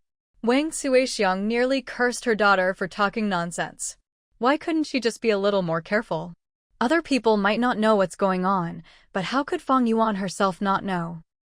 How could eldest Lu's situation be compared to third Lu's? Eldest Lu's case is special. She and her mother-in-law probably both prefer the kids not to visit each other, otherwise it'd just be awkward for everyone. But is third Lu's situation the same? There are only 3 brothers in total. If you and another one both keep your distance, clearly the problem is with you, right? How can someone not even understand such basic social sense? It's really worrying. Wang Suixiang broke all this down for her daughter, but unfortunately, Fang Yuan didn't appreciate it at all. "I get it. You're telling me to be on guard against third Lu and his wife. You're overthinking it." Wang Suixiang's face darkened. That's not what she meant at all. She just wanted her daughter to be a bit more sensible, but this girl just wouldn't listen. "You're so stubborn." Fang Yuan replied, "Why don't you see it this way? Third Lu's wife is a teacher. In the future, when Man goes to school, her third aunt will look after her. Isn't that convenient?" Of course it is. Before, their family didn't even have a relative who is a teacher. Now they do, and she's family, so at least they have someone to talk to and can know what's really going on with the kid at school. Fang Daoling nodded along. "That's foresight. Did you specifically find a teacher for third Lu to marry?" Fang Yuan thought to herself, "You're giving me too much credit. I wish I had that kind of ability." Wang Suixiang thought, "Does my daughter really have that kind of foresight? At best, it's just a blind cat stumbling on a dead mouse." Wang Suixiang told her husband not to butt in. "I'm not saying third Lu's wife is bad. I'm saying you shouldn't always act like you're so important. Get along with your mother-in-law. Don't make her treat you like some ancestor to be worshipped, understand?" Fang Yuan nodded. "Then you should tell my mother-in-law that." "I never asked for that." Fang Daoling laughed from the side. "It's just that our in-laws get along well with Fang Yuan. Our kid knows what's what." Wang Suixiang was so angry she felt dizzy. "What do you mean she knows what's what? Her in-law is just being thrown off by your daughter, okay? Fang Yuan tried to reassure Wang Suixiang. Mom, don't worry about me. I know how to take care of myself. If my husband ever turns out to be a jerk, I've got money. Wang Suixiang glared at Fang Yuan.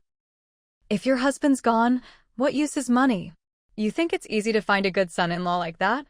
But she really didn't want to keep gossiping about Third Lu's wife. After all, the son-in-law's side is way more important than the daughter's-in-law's. Wang Suixiang started talking to her daughter about her son-in-law again. You have to get along with Lu Chuan. Don't waste your time thinking about nonsense, you hear me? For Man's sake, the family has to be good. If we end up with another one like your fourth brother, I might as well be dead. Then she started listing all of Lu Chuan's good points. Even Wang Suixiang herself was surprised seriously. This son-in-law is good in every way. In the future, if he calls her and it costs money, she won't even mind. Fang Yuan didn't really want to listen. Come on, even if my fourth brother isn't great, at least he doesn't embarrass you. Why say you might as well be dead? If you keep talking like this, who's going to introduce a good match for him? Fourth Fang happened to walk in for dinner and heard this, feeling a bit emotional. I never thought I'd hear that coming from you. Fang Yuan hadn't expected it either, her actually standing up for Fourth Fang. You too, find yourself a decent partner. Save Mom from all this worry. Wang Suixiang looked at Fang Yuan, frustrated. I say so much to you and you don't take any of it to heart. Now you're lecturing my son. Aren't you clever? Fourth Fang said, since you're going back, take me along. I'll catch a train from the provincial capital and head south for a bit. Fang Yuan didn't mind bringing him along. You're really going? Fourth Fang replied, better than staying at home. I don't know what Dad's thinking, always chasing after me before and after the new year, as if I'm about to do something terrible. Fang Yuan immediately agreed. Then come with me, save Dad from worrying. When Wang Suixiang heard this, she didn't say anything more to Fang Yuan, no matter how many opinions she had. This daughter is truly filial to her father. Otherwise, would she be willing to take Fourth Fang along? So Wang Suixiang didn't have time to nag Fang Yuan anymore. Now that Fourth Fang was planning to travel far, she was even more worried. The old couple started fussing over Fourth Fang, giving him advice and preparing things for him. Their worries never end. So, on the way back to the city, there was an extra passenger, Fourth Fang. Wang Suixiang, still worried, told Fang Yuan, remind your fourth brother a few more times. With his temper, I'd rather he stayed under our noses. Fang Yuan thought, that's only if Fourth Fang is willing. Besides, why should Dad have to worry? It's fine. Once he suffers a bit outside, he'll settle down. Wang Suixiang was exasperated. That's her own son. Why can't you wish your fourth brother well? Fang Yuan had to change her tune. He'll come back a better man. She looked at Wang Suixiang innocently, as if to say, are you satisfied now? Wang Suixiang, still annoyed, just sent her daughter away. People say daughters are like little cotton jackets, close to your heart. Hers, though, wasn't the least bit considerate. In the car, Fang Yuan told Fourth Fang, don't cause trouble out there. It's okay to be a little timid, you won't suffer too much that way. Don't make Mom and Dad worry. Fourth Fang replied, all right, I'm not a kid anymore. I know what I'm doing. Fang Yuan added, if you can bring me back some scrap materials, even better. Fourth Fang said, forget it. Even if I had the skills, I don't have that kind of money. Fang Yuan sighed, well, nothing I can do. I'm broke too.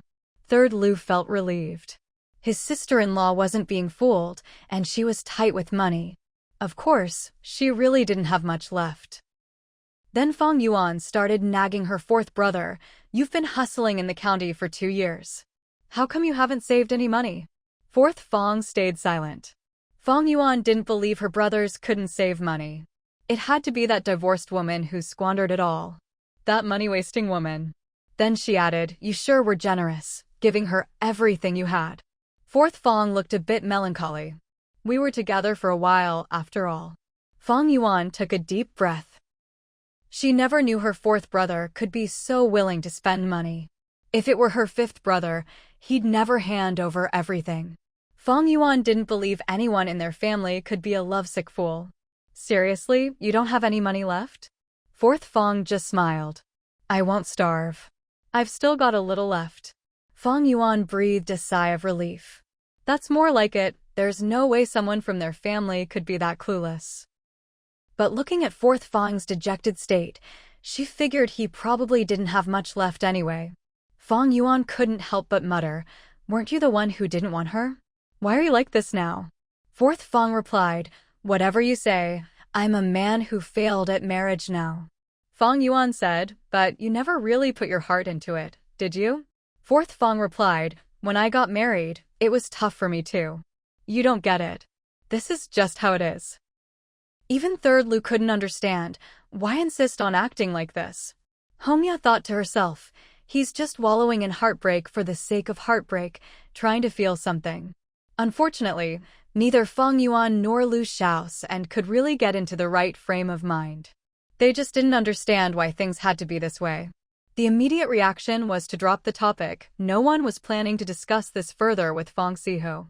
Whatever, let him recover first. By the time they arrived in the provincial capital, it was already late. Even so, Fang Yuan still took Fang Siho straight to Fang Wuhu's place. She clearly didn't want to get involved any more than necessary. Fang Yuan said, "About the situation down south, talk it over with fifth brother first, what you're going to do, what to look out for, make a plan. Later, let Lu Chuan fill you in on what it's like over there, he's seen more than I have." Fang Siho thought to himself, "You really don't want to get involved with me, huh? You won't even let me come to the house." Lu Shao's seemed to think the same, glancing at fourth brother a bit awkwardly. But that was family business between siblings. He, as the brother-in-law, couldn't really butt in. Fang Wuhu wasn't surprised to see fourth brother arrive. This had been decided before the new year. He didn't say much, just handed fourth brother 2,000 yuan. "I set this aside for you before the new year." Even when Fang Yuan said she had no money, I didn't say a word. Fang Siha was genuinely moved. Growing up, he'd never been as important to fifth brother as Fang Yuan was. Fang Wuhu said, "It's tough being out there on your own. I don't know what you can or want to do, but just go out and see the world, you might figure things out. Later, I'll have my brother-in-law talk to you, he's got vision. Our family might be a bit rough around the edges, but we're not bad people. Don't go picking up any bad habits." That was all. Fang Siho just listened. How much he actually took in, who knows? It was Lu Chuan who came back later, making a point to visit fifth brother's place and chat with his brother-in-law, Fang Siha, late into the night. They talked about the South, prices, profit margins, economic development. Lu Chuan laid everything out clearly. How much Fang Siho absorbed was up to him. Lu Chuan gave all the advice he could.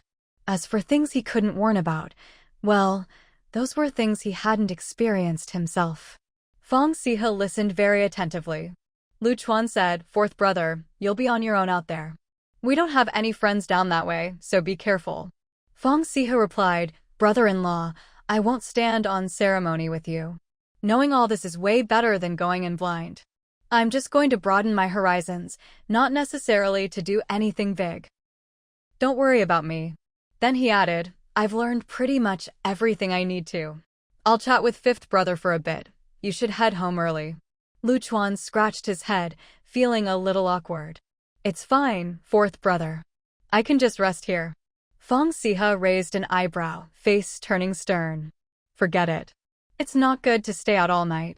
At the end of the day, he was still Fang Yuan's fourth brother. He'd probably tell Fang Yuan about this, and a man should be managed. Staying out all night shouldn't become a habit. Lu Chuan understood this very well. Lu Chuan said, "All right, I'll listen to you, fourth brother. I'll head back so my wife and kid don't worry. But if anything comes up, don't be afraid to call home. We might not know anyone down south, but I have a lot of teachers and students. Maybe some of them can help." The Fang family placed a lot of importance on Lu Chuan's education, but hopefully they wouldn't need to use those connections. It wouldn't be right to trouble his teachers over just anything. When Lu Chuan got home, he said to Fang Yuan, "We should have invited fourth brother to stay here. He's always been good to you." After all, he just turned on him without hesitation. Fang Yuan didn't care at all. It doesn't matter where he stays. Why make a fuss? Lu Chuan wanted to reason with her about family ties. Look, you brought fourth brother here, but then left him at fifth brother's place. Isn't that a bit off? Fourth brother even told me to come home early for your sake. Even with siblings, you have to maintain the relationship. Fang Yuan replied, you're overthinking it. There's no need to maintain anything between us siblings. When I need his help, I won't hesitate to ask. When he needs mine, he won't hesitate either.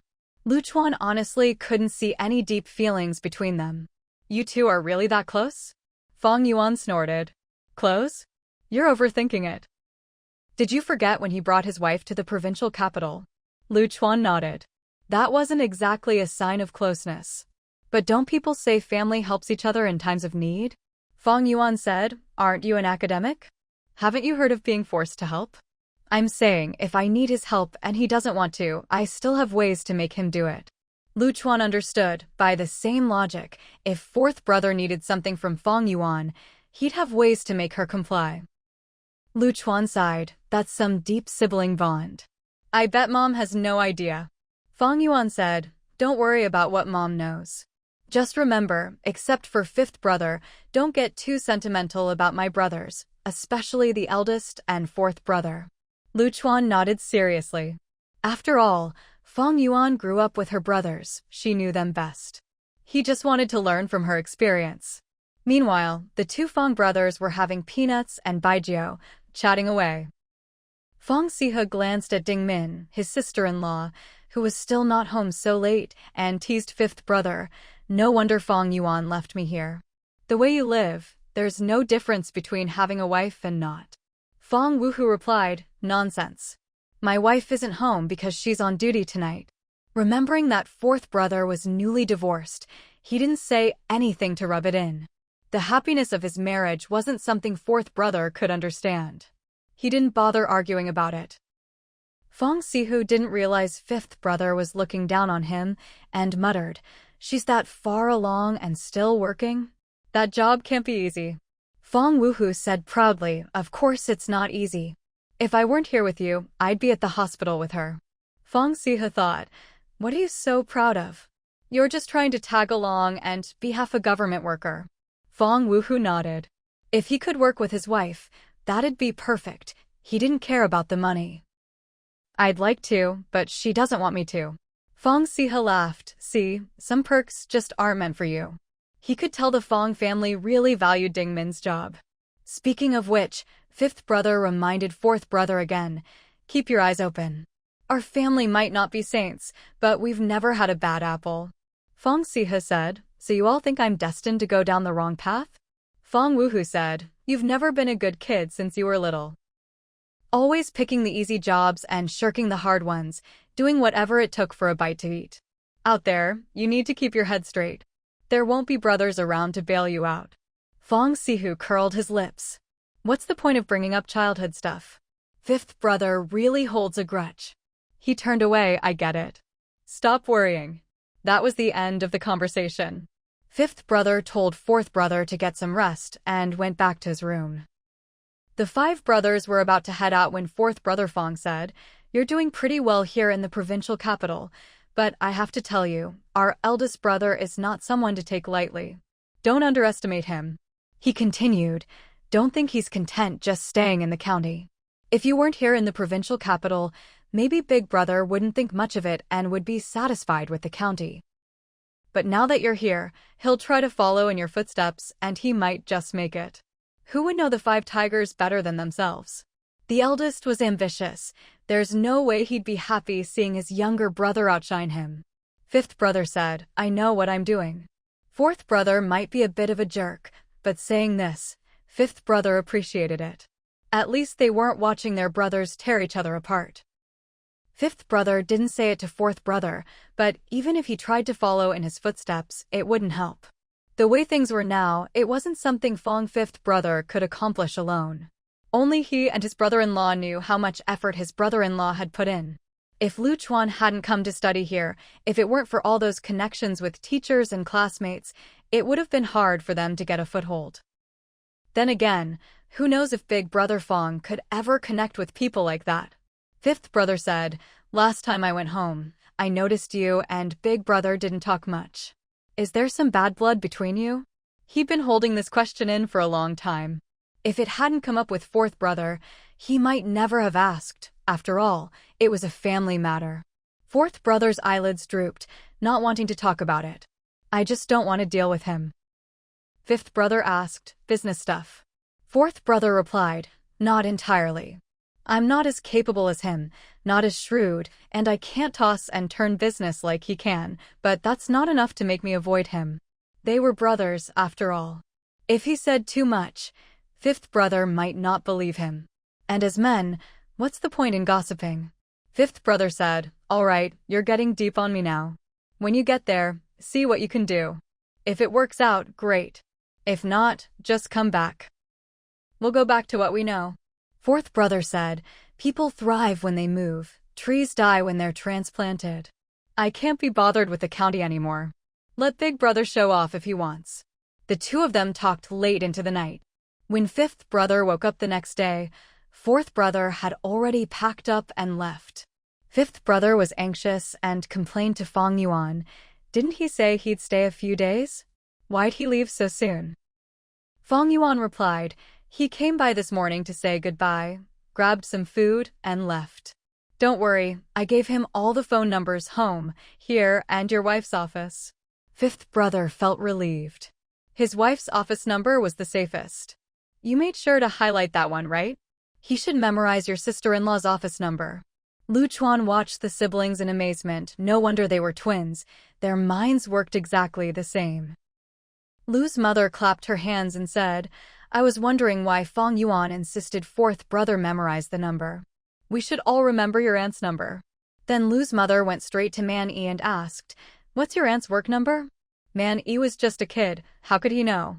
Wasn't that making things hard for him? Lu's mother coaxed her grandson, help grandma remember. I'll ask you again later. She was determined to teach her grandson everything she thought was important. Lu Chuan scratched his nose. Turns out I was being narrow-minded. My sister-in-law's number is way more useful than the home number. To fifth brother and Fang Yuan, at least that number was reliable. If something really happened, it would be more useful than their home phone. The siblings really weren't as petty as he thought. Fifth brother pulled Fang Yuan aside to talk, and Lu Chuan felt a bit left out. Ever since they'd come here, the three brothers always discussed things together. Now fourth brother had come and gone, and suddenly it was just the two of them talking. Fang Yuan was baffled. What are you doing, talking behind Lu Chuan's back? Fifth brother said, yeah, I just feel a bit uneasy. Wanted to chat with you. Wouldn't be right for my brother-in-law to hear. Fang Yuan teased, you hiding company money from him? Fifth brother's face darkened. Come on, even if I did, you wouldn't stand for it. Just listen to me, will you? Otherwise, he wouldn't even bother chatting with his sister. Fifth brother said, I feel like there's something deeper going on between fourth brother and Big Brother. It's not just about the construction team in the county. He wanted to ask if fourth brother's divorce had anything to do with Big Brother, but swallowed the words. Fang Yuan wasn't one to overthink. What else could it be? Big Brother's a jerk, greedy as hell. No wonder fourth brother's upset. And it's not like fourth brother's that capable, even with all the help you gave him. Then she added, honestly, when fourth brother lost out in the county, it wasn't just him losing to Big Brother, it was all three of us. No wonder you don't want Lu Chuan to hear, it's embarrassing. Fifth brother looked at Fang Yuan. Can't you just listen? Do you always have to make it about money? Whatever he wanted to say, Fang Yuan had completely derailed his train of thought. Fang Yuan replied, what else could it be? Fifth brother said, that's just it, I don't know, and that's what makes me uneasy. The look on fourth brother's face was like he'd made an enemy. Fang Yuan offered, want me to ask at home? Fifth brother replied, what's the point? Fourth brother won't say. Big brother won't say. No one in the family knows what's going on. How could anyone else? Fifth brother figured it out. Whatever beef they had, outsiders couldn't get involved. Better not to know. Fang Yuan said, Big brother's a jerk, but as long as fourth brother comes back safe and sound, that's all that matters. If anything happens to him, just watch how I deal with Big Brother. Fifth brother didn't want to get involved in their feud, but he was definitely wary of Big Brother. The next one to get screwed over couldn't be him or his sister. "What do you think about me picking up the work in the county again?" Fang Yuan asked. "Can you handle it?"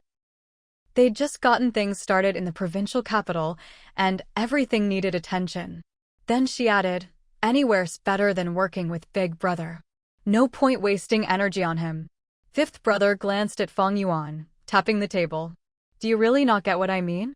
Fang Yuan thought for a moment, finally catching on. "You want to crush Big Brother in one blow?" Fifth brother's face darkened. "If only I could, I'd need the skill for that. More likely Dad would crush me." Fang Yuan chuckled. "So why bother going back? There's not much money in it anyway." It was just as Fang Yuan said, a lot of effort for little gain. Fifth brother said, "I just want to keep an eye on Big Brother." He added, "Big Brother's a tricky one." Fang Yuan said, "Then what's there to say? I don't want to see him showing off in front of me either. If you need to be on guard, then be on guard." She was blunt as ever. "If you could crush him, you'd want to, right? Don't tell me I'm wrong." Fifth brother just grunted. After the two brothers talked things over about Boss Lu, the five tigers felt much more at ease. Still, they didn't quite have the nerve to bring it up with Fang Yuan. But the five tigers were still curious about what exactly happened between the eldest and fourth brothers that caused their falling out. Fang Yuan, ever the carefree one, just shrugged it off. "Is that all?" "Fifth brother, you're making too much of it. We'll just keep an eye on the boss from now on. Besides, it's not like I'm going to go out of my way to deal with him." With that, the five tigers could finally relax. Ever since Boss Lu kicked Lu Chuan out and started looking out for himself, Fang Yuan had never considered getting involved with him again. After the brothers finished talking and came out of the house, Lu Chuan was standing there with his chin held high, looking as proud as ever. He called out to Lu Xiaosan, "Xiaosan, come here. Let's talk about our family business." The five tigers just glanced at Lu Chuan and turned to head out to pick up his wife from work. When his brother-in-law started acting up, there was no reasoning with him. Fang Yuan, on the other hand, gave Lu Chuan a look and asked a pointed question. "What family business is there that you two brothers can actually make decisions about?" Lu Xiaosan couldn't help but laugh, glancing at his brother's sullen face. "Nothing, really. Sis-in-law, if there's anything, I'll discuss it with you later." Fang Yuan nodded approvingly. "Good answer." And, just like that, Lu Chuan was ganged up on and left out. Lu Chuan muttered sarcastically, "Didn't you two just have a nice chat? Why can't we brothers talk things over too?" Fang Yuan ignored him and walked out. "How childish. Is this really worth your snide remarks?" Lu Xiaosan looked at his defeated brother. "Why don't you just try to relax a bit? Seriously, second brother, this isn't working for you." Lu Chuan was fuming, but didn't bother to respond. He just followed his wife out the door, thinking to himself, "What do you mean it's not working? I'm doing just fine." After the 5th day of the new year, the repair shop finally opened, though only half the workers had arrived. Fang Yuan had been helping out there lately, barely able to keep up with all the work. What made Fang Yuan happiest was that, out of all the repair shops on the street, only theirs was packed with customers. It was all thanks to Master Lu's skills. No other shop could compete. Knowing Master Lu loved tea, Fang Yuan specially traded for some good tea from Zhang Wei's father and brought it over as a gift. She said, "I never realized you were such an expert in this field. Truly impressive." Coming from Fang Yuan, that was high praise. Master Lu tasted the tea and boasted, "Now you know you used to take me for granted, huh?" Fang Yuan just smiled awkwardly, not wanting to bring up the past. Back then, she simply didn't know any better. Master Lu teased her, "Look at you, so petty. Don't worry, you don't have to butter me up, I'm not going anywhere." After all, it's not easy to find a boss who knows nothing and just listens to whatever anyone says. His words were a bit harsh, but he could get away with it because his skills were irreplaceable. Otherwise, Fang Yuan wouldn't have tolerated him for so long. Fang Yuan felt a bit aggrieved, realizing she'd been played for years and would probably keep getting played. She gritted her teeth. "Don't make me audit the accounts." Master Lu shot her a disdainful look. "Please, you're an amateur. What could you possibly find?"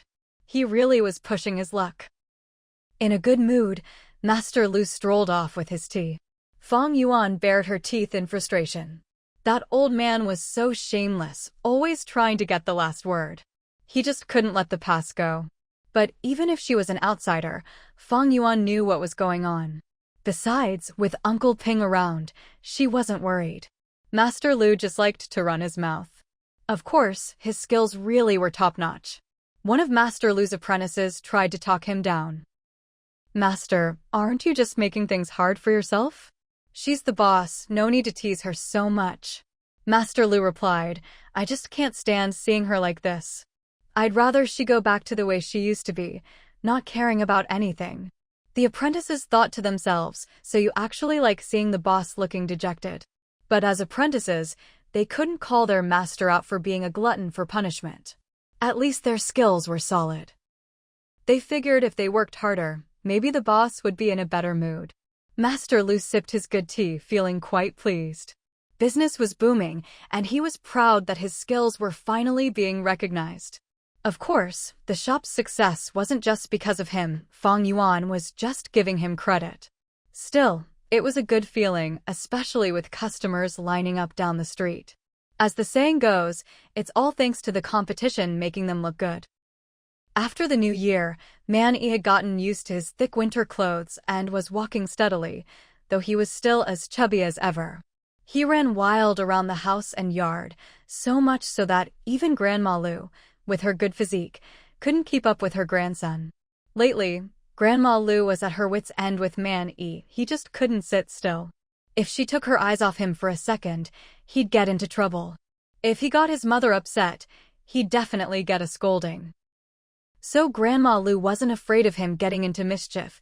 She was afraid he'd upset his mother and get punished, and she felt sorry for him. Lu Chuan tried to persuade her, "You really shouldn't spoil him so much. He's old enough to know better, he can't just go wherever he wants." But Grandma Lu dismissed him. "I've got nothing else to do. Our business is between me and my grandson, you stay out of it." Seeing that his advice was useless, Lu Chuan said nothing more. But the next day, he took Man Yi to school. School hadn't started yet, but Lu Chuan hadn't left campus either. He thought the school environment might have a positive influence on his lively grandson. At the very least, he didn't want to see his mother waiting for the bus with his son, taking him to watch weddings and funerals. That just wouldn't do. But bringing Man Yi to campus was a bit disruptive and definitely affected his work.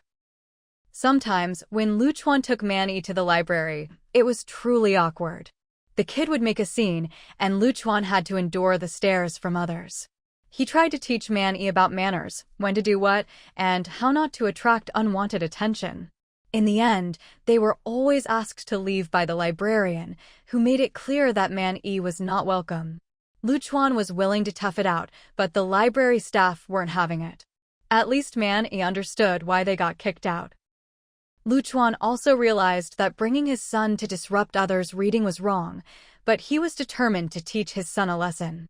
Man Yi wasn't happy about it. "This place isn't for me. Next time, don't bring me. Just take me somewhere fun, no one complains about me there." At just 3 years old, he already knew how to express himself and who welcomed him. Lu Chuan thought to himself, "If I just let you do whatever you want, that would be irresponsible." He looked at his son seriously and said, "No, that place isn't suitable for you." Man Yi turned his head away in dissatisfaction, refusing to talk any further. "Why isn't it suitable? Who says you get to decide?" The problem was too complicated for the child to express himself clearly. Lu Chuan pulled his sulking, silent son closer. "I've seen other kids your age, 2 or 3 years old. They're just like you, not that good at talking. You're perfectly normal." Man Yi was a rebellious kid, not easy to handle. As soon as he heard Lu Chuan's words, he started howling all over the campus. He had his own way of being not normal. The howling didn't mean anything, it was just his way of showing he could speak, that he had a voice. Lu Chuan wasn't embarrassed at all. After all, adults had made bigger scenes earlier. He just strolled along behind Man Yi, letting him howl as much as he wanted, occasionally handing him water. The father and son were playing their own little game, and neither of them felt awkward about it.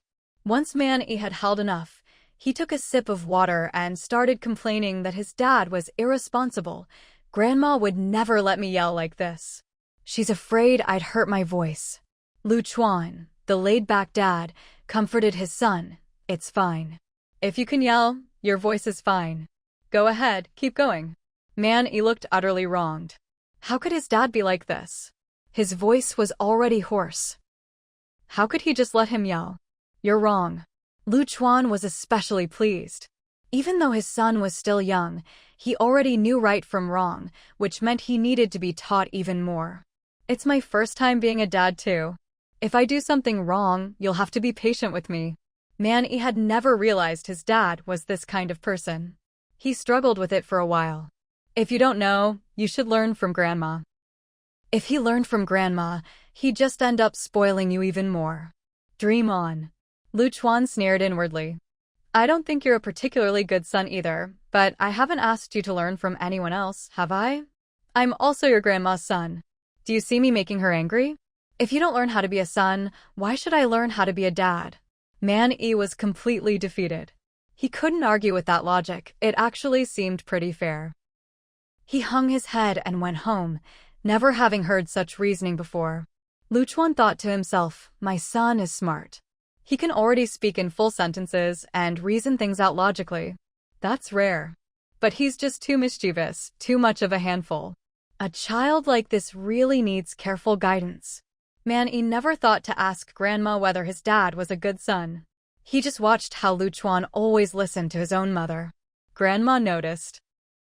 What's up with this kid after being out with you for a few days? Why does he keep staring at you? Lu Chuan could tell at a glance what Man-yi was thinking. It's nothing, Mom. Kids are like this. Do you need help with anything? I'll help you. Lu Chuan was deliberately putting on the act of being a good son, setting an example for Man-yi. Grandpa just glanced at his son, thinking, why does my wife only pay attention to the grandson? Doesn't she notice her own son is acting strange? But Grandma genuinely didn't care about her son anymore. All her attention was on her grandson, so she didn't notice how obedient and sensible Lu Chuan had been these past few days.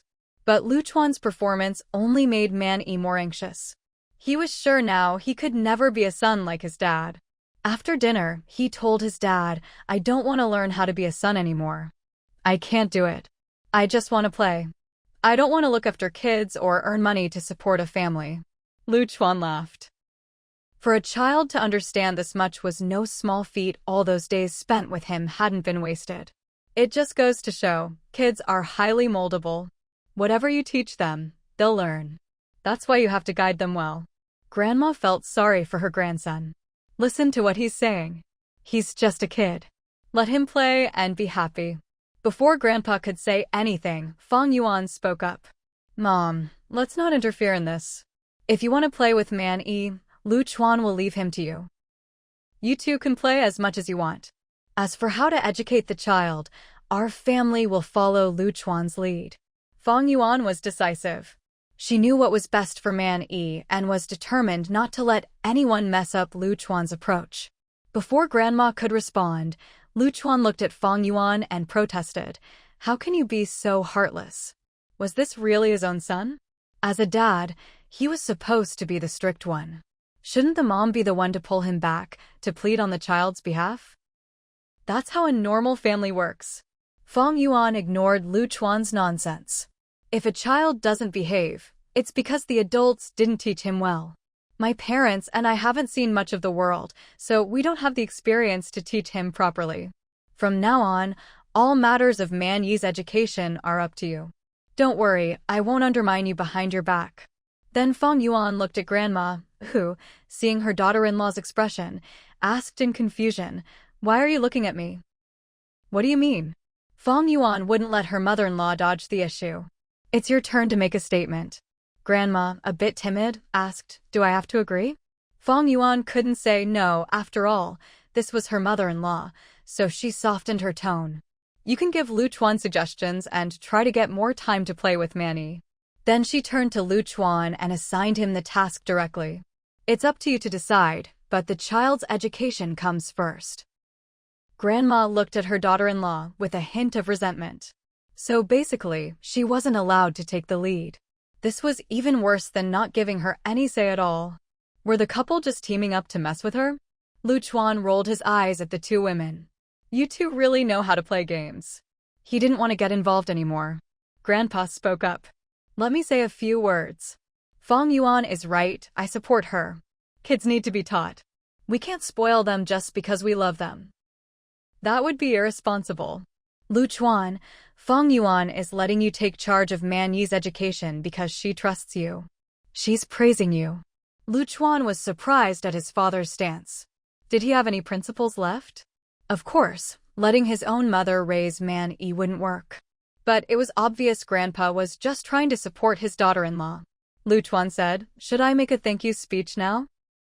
That was a bit sarcastic, but Fang Yuan replied, You can give your thank you speech after Mom has made her statement. Well, even sarcasm had to wait its turn. Lu Chuan realized his lowly status in the family.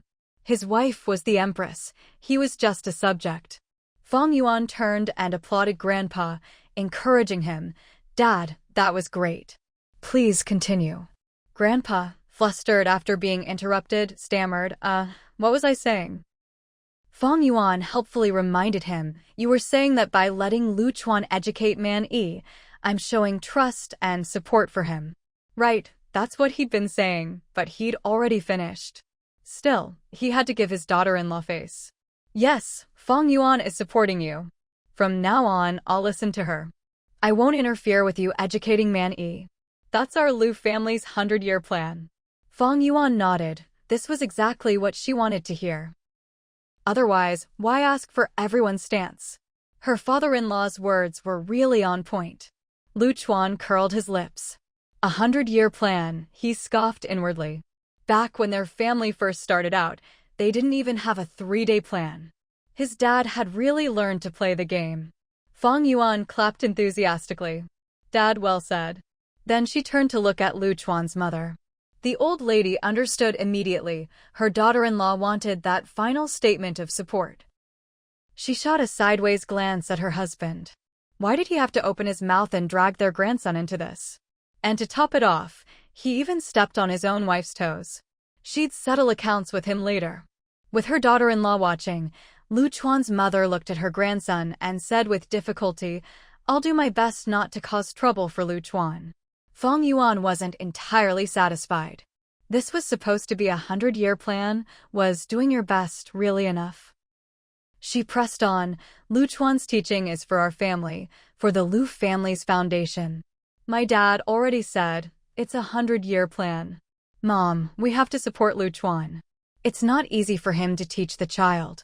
If we don't have the ability, we should respect those who do. Her daughter-in-law was reasoning with her, which was already giving her face. Lu Chuan's mother knew Fang Yuan's temperament well. She couldn't wait for her daughter-in-law to start giving orders. We'll do as our daughter-in-law says. I want Man Yi to do well too. I'll support Lu Chuan together with you all. Fang Yuan made a point to ask, when Man Yi comes to you, you have to take responsibility for supporting Lu Chuan. Cutting off any escape routes, Lu Chuan's mother felt bitter. She was practically crying for her grandson. Still, she nodded. Of course I'll support him. It's a 100-year plan after all. As she said those last words, she shot a glare at Lu Chuan's father. The grandfather who'd thrown his own grandson under the bus. So shameless. Fang Yuan was finally satisfied and even gave Lu Chuan's mother some praise. Mom's got it the hardest, she's giving you the most support. Lu Chuan snorted. That's right. As long as Man Yi's grandma didn't hold him back, that was already the biggest support.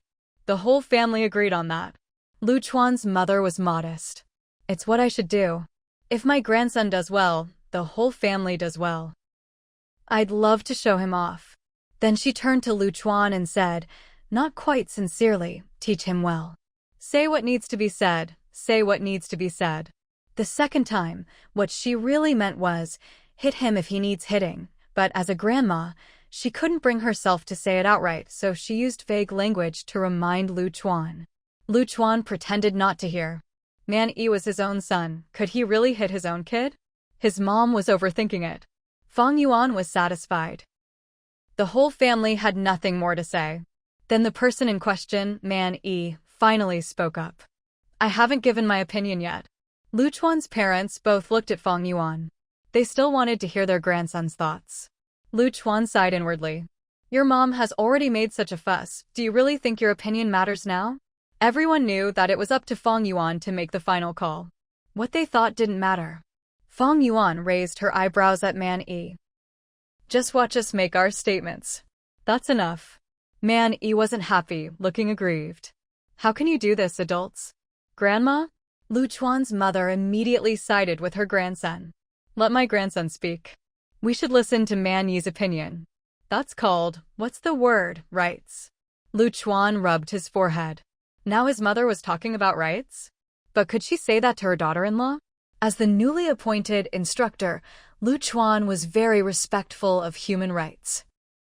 Ahem, Man Yi, if you have something to say, go ahead. Man Yi said, I don't want Dad to take care of me. I want Grandma to take care of me. Then he declared, I really want to be with Grandma. Hearing this, Lu Chuan's mother's eyes turned red. She hugged Man Yi tightly.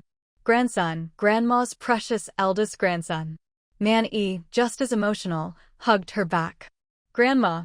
Fang Yuan and Lu Chuan's father watched the pair put on their little show. Lu Chuan's father frowned and stood up. Let Lu Chuan teach him. Fang Yuan held her cheek, watching the scene with a toothache, and nodded. Dad's right. Lu Chuan suppressed a shiver.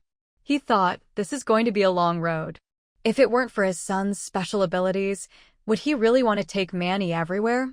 When Man Yi heard that both his grandpa and mom had said so, he immediately let go of his grandma and turned to fight for himself. Why? Didn't you say everyone's opinion should be heard? Look at this kid. Such good communication skills. You couldn't even say he was being unreasonable. If a child doesn't understand, it's because the adults haven't taught him well. Fang Yuan said, our family is very democratic. The minority follows the majority. That's how it's decided. And we did listen to your opinion. Of course, they only listened. They weren't going to actually do what he wanted. Kids just don't get that yet. Man Yi was persistent. Listening wasn't enough. He wanted support. But you haven't made a decision yet. To help her son face reality, Fang Yuan announced, raise your hand if you support Lu Chuan teaching Man Yi. Under her daughter-in-law's pressure, Lu Chuan's mother raised her hand. Only Man Yi sat there with his arms crossed, refusing to raise his hand. Then Fang Yuan pressed her hands down, signaling everyone to lower their hands, and continued, raise your hand if you support Grandma taking care of Man Yi. Man Yi raised his hand and looked hopefully at his grandma. Lu Chuan's mother turned away from Fang Yuan and, to support her grandson, raised her hand too. Man Yi looked to his grandpa, but unfortunately, Grandpa was cold and unfeeling, not even glancing at him. Fang Yuan said, see? The three of us versus you two. It doesn't pass. From now on, your dad will take care of you. That's final. Man Yi felt betrayed by his grandpa and ignored him completely, his eyes turning red. It was the first betrayal of his life. Lu Chuan's father felt even worse than Man Yi. If he could, he'd never want to betray his grandson. But he really couldn't let his grandson and wife run around together, watching all the excitement and learning to wail at funerals. Even though it was meant for him, he didn't need it. Hardening his heart, he walked away, feeling tangled inside. Lu Chuan's mother whispered to Fang Yuan behind her grandson's back, Fang Yuan, it's not that I don't support your decision. I just feel like raising my hand to support Man Yi doesn't make a difference. I was just humoring him. Fang Yuan nodded, her words a bit sharp. So you played both sides. Lu Chuan's mother didn't want to accept that accusation. That sounds so bad. I was just infiltrating the enemy. I was trying to keep Man Yi calm. Fang Yuan couldn't help but laugh. Her mother-in-law really was quick-witted. These next couple of days, this kid is definitely going to act up. You help calm him down and get him to listen to his dad, or I'll have to deal with him myself. Lu Chuan's mother still felt sorry for her grandson and tried to plead for him. You're really going to punish him? Can't we just scare him a little? Fang Yuan replied, would I joke about that? Man Yi is too clever, scaring him won't work. He's our own kid, so we have to take real action. Old Lady Lu's heart was shattered. It's fine to scare him a little, but don't actually lay a hand on him, okay? I never discussed anything else with you. Fang Yuan, dear. But her words didn't move Fang Yuan at all. Ahem, if he behaves, would I need to discipline him? You should really talk to Satisfied about this instead. That was a flat-out refusal. She'd tried to reason, but Old Lady Lu, holding her grandson, just felt abandoned and heartbroken. Old Man Lu came over with a little pinwheel, pulling Satisfied aside. Satisfied, don't blame Grandpa. Your dad is more capable than your grandma. Learning from your dad is better than learning from your grandma.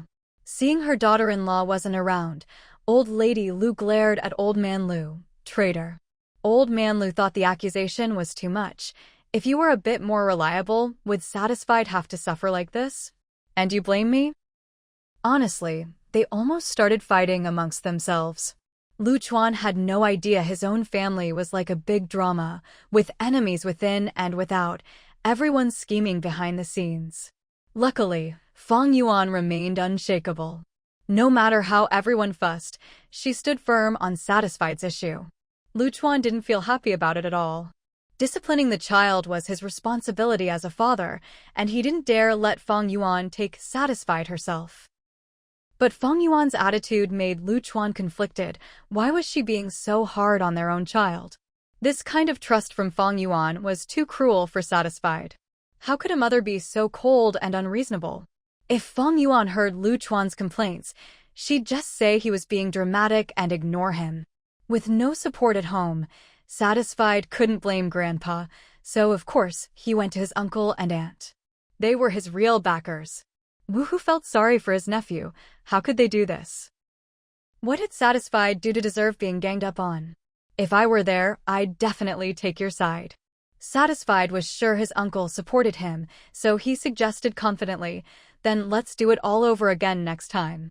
Of course, that wasn't going to happen. Woohoo only said that because he knew the matter was already settled. He understood Fang Yuan was right, and he didn't dare cross her either. But he couldn't say that to Satisfied, it would undermine his authority as an uncle. Woohoo comforted his nephew. You behave yourself for now, and then I'll talk to your mom and see if we can vote on it. Satisfied knew he couldn't count on his uncle, so he looked at Ding Min with teary eyes. Auntie, only you care about me. Grandma always says you're the most capable, and so does Grandma on Mom's side. Being trusted so much by the little one, Ding Min's motherly love overflowed. Auntie won't trick you like your uncle does, but I can't take sides either. Your mom is doing this for your own good. Your dad is so busy, it's not easy for him to take care of you. Satisfied, you have to understand. Seeing Satisfied's disappointed little face, Ding Min couldn't bear it. She couldn't let her nephew lose faith in her. So she added, but your mom is being too hard on you. Auntie will help you teach her a lesson. Satisfied wasn't too interested in getting his own mom in trouble, so he discussed with Ding Min, can't Grandma take care of me instead? That wasn't possible, nor did Ding Min want it. You're so smart, it'd be a waste not to learn something. Isn't it good to learn from your dad? Later, you can play with Grandma and show her how capable you've become. Wouldn't that be great? You should be the one to protect Grandma, right? Satisfied nodded. That sounded okay. Even if I don't really get it, that works, I guess. He accepted reality. Ding Min thought to herself, how could Fang Yuan be so tough on such a sweet nephew? As his aunt, she had to stand up for justice. They say you never stop learning, so you have to learn, and so does your mom. Woohoo thought, what could Fang Yuan possibly learn? More importantly, would she even listen to her sister-in-law? Hopefully this wouldn't create conflict between them. He had a bad feeling about it. Satisfied turned to his aunt, learning from Dad. That actually sounded kind of fun. Ding Min was serious about avenging Satisfied. She raised her eyebrows at her nephew. Learning from your dad is letting her off easy. In the future, your mom will have to learn from me. Satisfied hugged Ding Min's neck. Auntie, my dear auntie, my dad didn't really give me a hard time. Just make sure she listens. Best if she listens to me. All right, the kid was sensible. He knew that was his real mom, and you couldn't go too far. Ding Min looked at her nephew and suddenly asked, who's better, auntie or mom? Satisfied immediately planted a slobbery kiss on her cheek. Auntie's the best. I'll always stick with you. Ding Min was pleased. Just watch your auntie. Woohoo thought, ever since his wife got pregnant, her brain was a little fuzzy. She just got sweet-talked by a kid. But could you really believe that? Could an aunt ever outdo a mom? Looking at his nephew, who had just cheered up his wife, Woohoo picked up satisfied. All right, your parents are about to set you up. Uncle will take you out for a bit. Ding Min thought, this kid really does need Lu Chuan to handle him. The family's already fussing over him, and nothing's even happened yet. As an uncle, Woohoo let the kid go relax first. Was that really the right thing to do? Honestly, could someone as soft as Lu Chuan really handle raising a kid? Ding Min had her doubts. Maybe Fang Yuan's decision was a mistake. So, right in front of Satisfied, Ding Min started teaching Fang Yuan wrestling moves. She put it on the schedule immediately. Fang Yuan never expected that, even after having a kid, she'd have to learn how to fight. But Ding Min said, last time at home, it was only because Fang Yuan's skills were lacking that they lost. Otherwise, victory would have been theirs. Listen to how skillfully she put it. She never mentioned Fang Yuan losing or getting hurt. Fang Yuan thought, it never hurts to learn more skills. Besides, if she could really learn her sister-in-law's moves, how cool would that be? She didn't say anything. If someone was willing to teach, she was willing to learn. Ding Min raised her eyebrows at Satisfied, as if to say, see? This is how Annie deals with your mom. Satisfied raised his eyebrows back, signaling to Ding Min, Auntie, you're awesome. The two of them were thick as thieves. Fang Yuan glanced at their little exchange and ignored them. She didn't say a word, letting Ding Min put her through the ringer for 2 days. Satisfied was a sharp kid. He was the first to realize the problem and anxiously asked his aunt, Auntie, if Mom learns this, won't she just use it on me later? Ding Min looked at Satisfied. She hadn't thought of that. In the end, the one who'd benefit most from her little sister-in-law's new skills would be Satisfied himself. Honestly, her nephew was pretty smart. Not many kids his age could think that far ahead. As his aunt, Ding Min shared his worries. Maybe we shouldn't teach her after all. Your mom hasn't learned much yet anyway. That was a timely retreat. The two of them exchanged a look, realizing that if Fang Yuan kept learning, they'd be cutting off their own escape route. They both felt a sense of impending doom. Man Yi was only 3 years old, but you could already tell he was no ordinary child. With great foresight, he quickly covered his own butt and said, Auntie, what should I do? My mom's actually learning pretty well. Ding Min watched her nephew's little gesture and nodded gravely. It's okay. From now on, your auntie's got your back. It was my fault for not thinking it through. Don't worry, don't worry. Look at how anxious the kid was. He already knew his, but was going to be the first to suffer. Thing is, what Ding Min was teaching Fang Yuan was wrestling, so the kid was worried about the wrong thing. The conversation between this mother and son was so tragic that even Woohoo had to turn his head away, unable to bear listening. How sad, digging their own grave, huh? Ding Min also felt guilty, as if she'd dragged her nephew into this. So, Fang Yuan's lesson ended just like that. Fang Yuan was a bit confused when her 5th sister-in-law suddenly stopped insisting she learn wrestling. She even asked Lu Chuan, is it because you think I'm not cut out for it? I actually think I was doing okay. Lu Chuan thought to himself, maybe it's because I asked 5th brother to put in a good word for me. After all, if Fang Yuan really learned wrestling, the one in danger would definitely be him.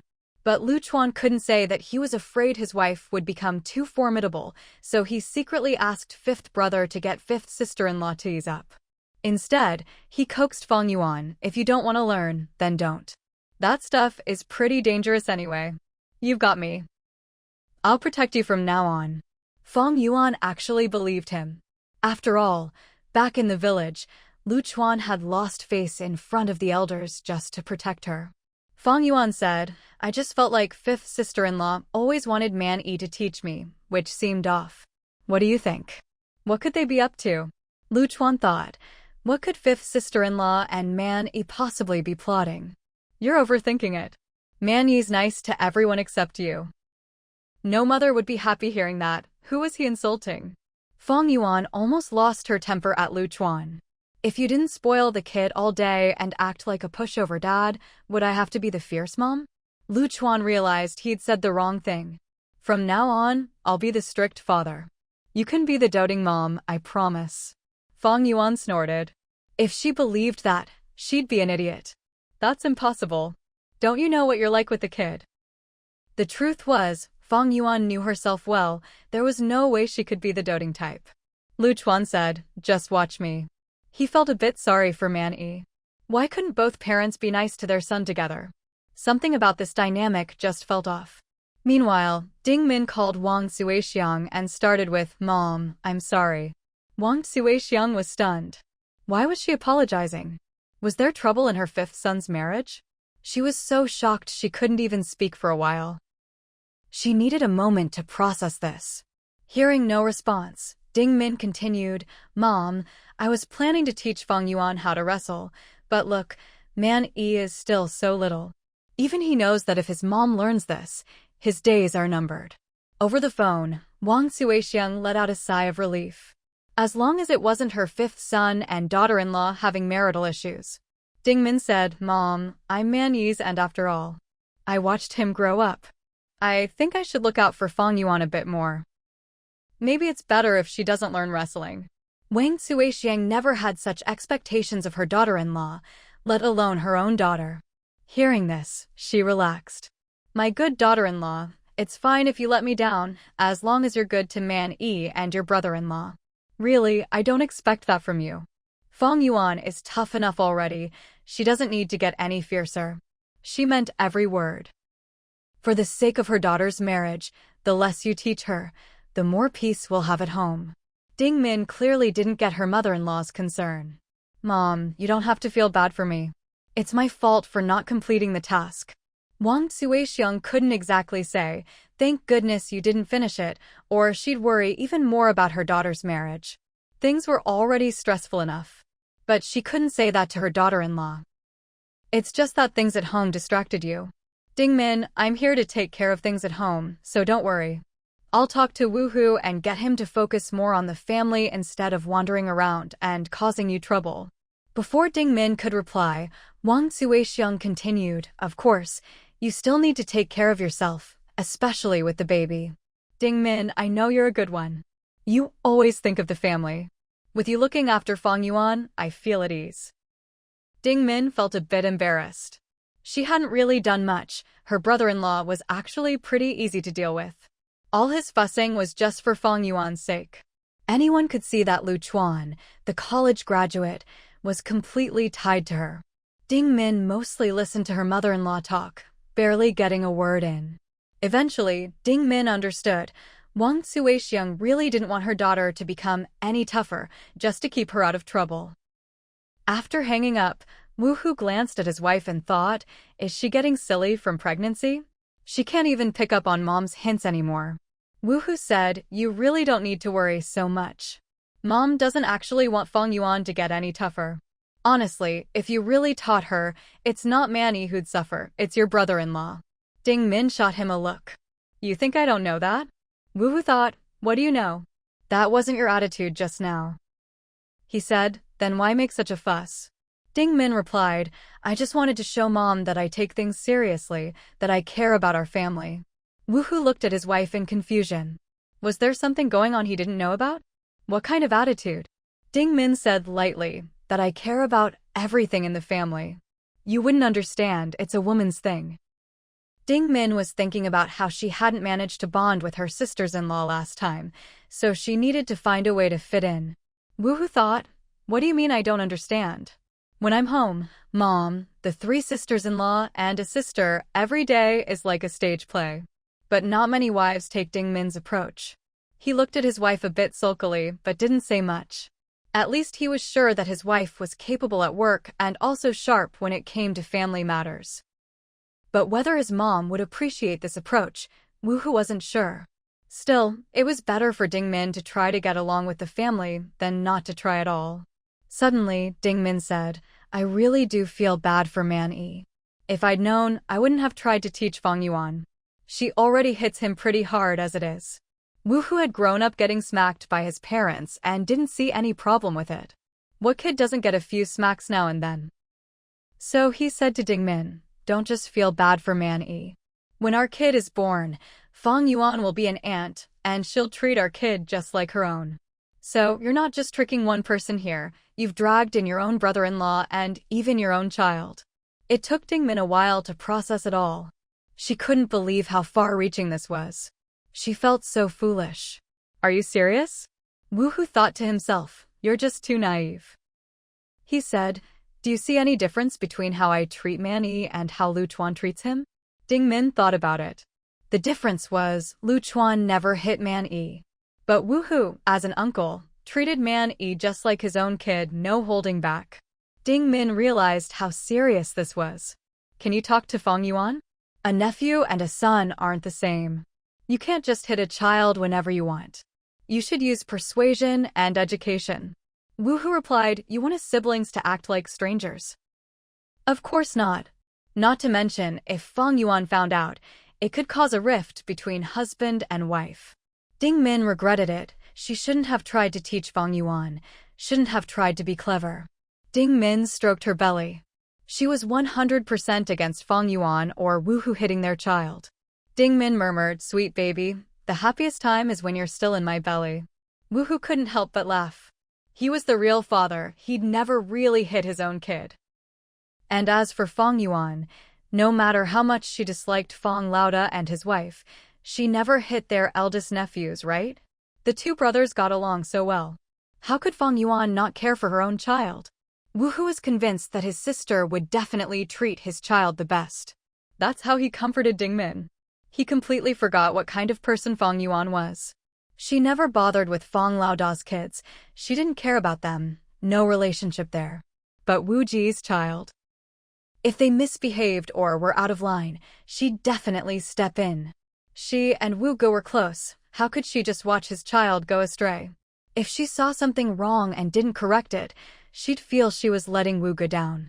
On this point, Fang Yuan was very clear and told Dingmin with utter seriousness, "Don't worry, Wu Sa. I can absolutely do it. Treat them all the same.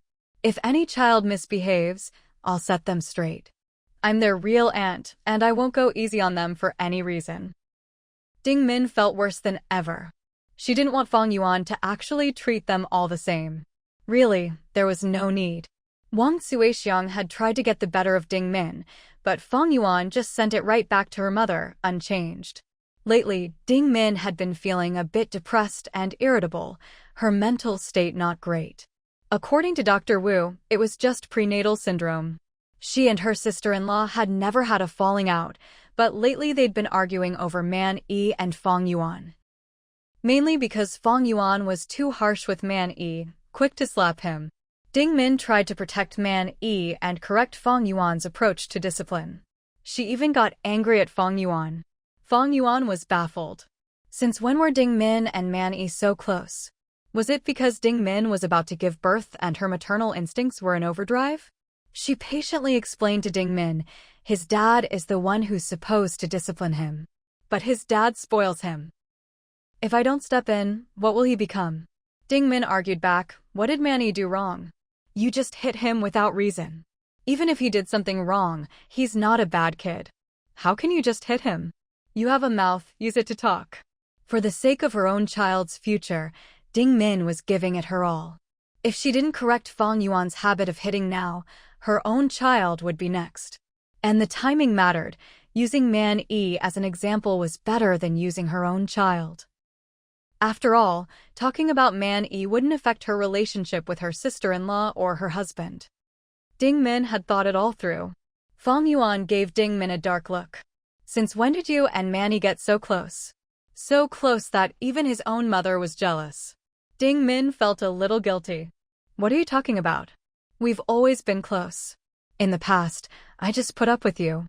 Now that we get along so well as sisters-in-law, if I see you doing something wrong, I should talk to you about it. Otherwise, I'd be letting down our relationship. Using Fang Yuan's own logic, Dingmin didn't feel guilty at all. Fang Yuan found the reasoning oddly familiar. It actually made sense. Her relationship with Wu Sa really was good. Woohoo, listening from the kitchen, couldn't help but laugh. He ruffled Man Yi's hair. Your uncle's done right by you. Those 2 slaps I gave you before the new year, I don't have to feel guilty about them anymore. Look how hard your aunt is fighting for you. Man Yi didn't know what his aunt had done for him, but he could feel the love. It's okay, uncle. I don't hold grudges. Aunt treats me the best. I like her the most. See? The kid already knows who's on his side. Meanwhile, the 2 sisters-in-law were still arguing, but Man Yi had already brought over a freshly steamed soybean bun and stuffed it into Ding Min's hand. Aunt, eat this. It's sweet and smells so good.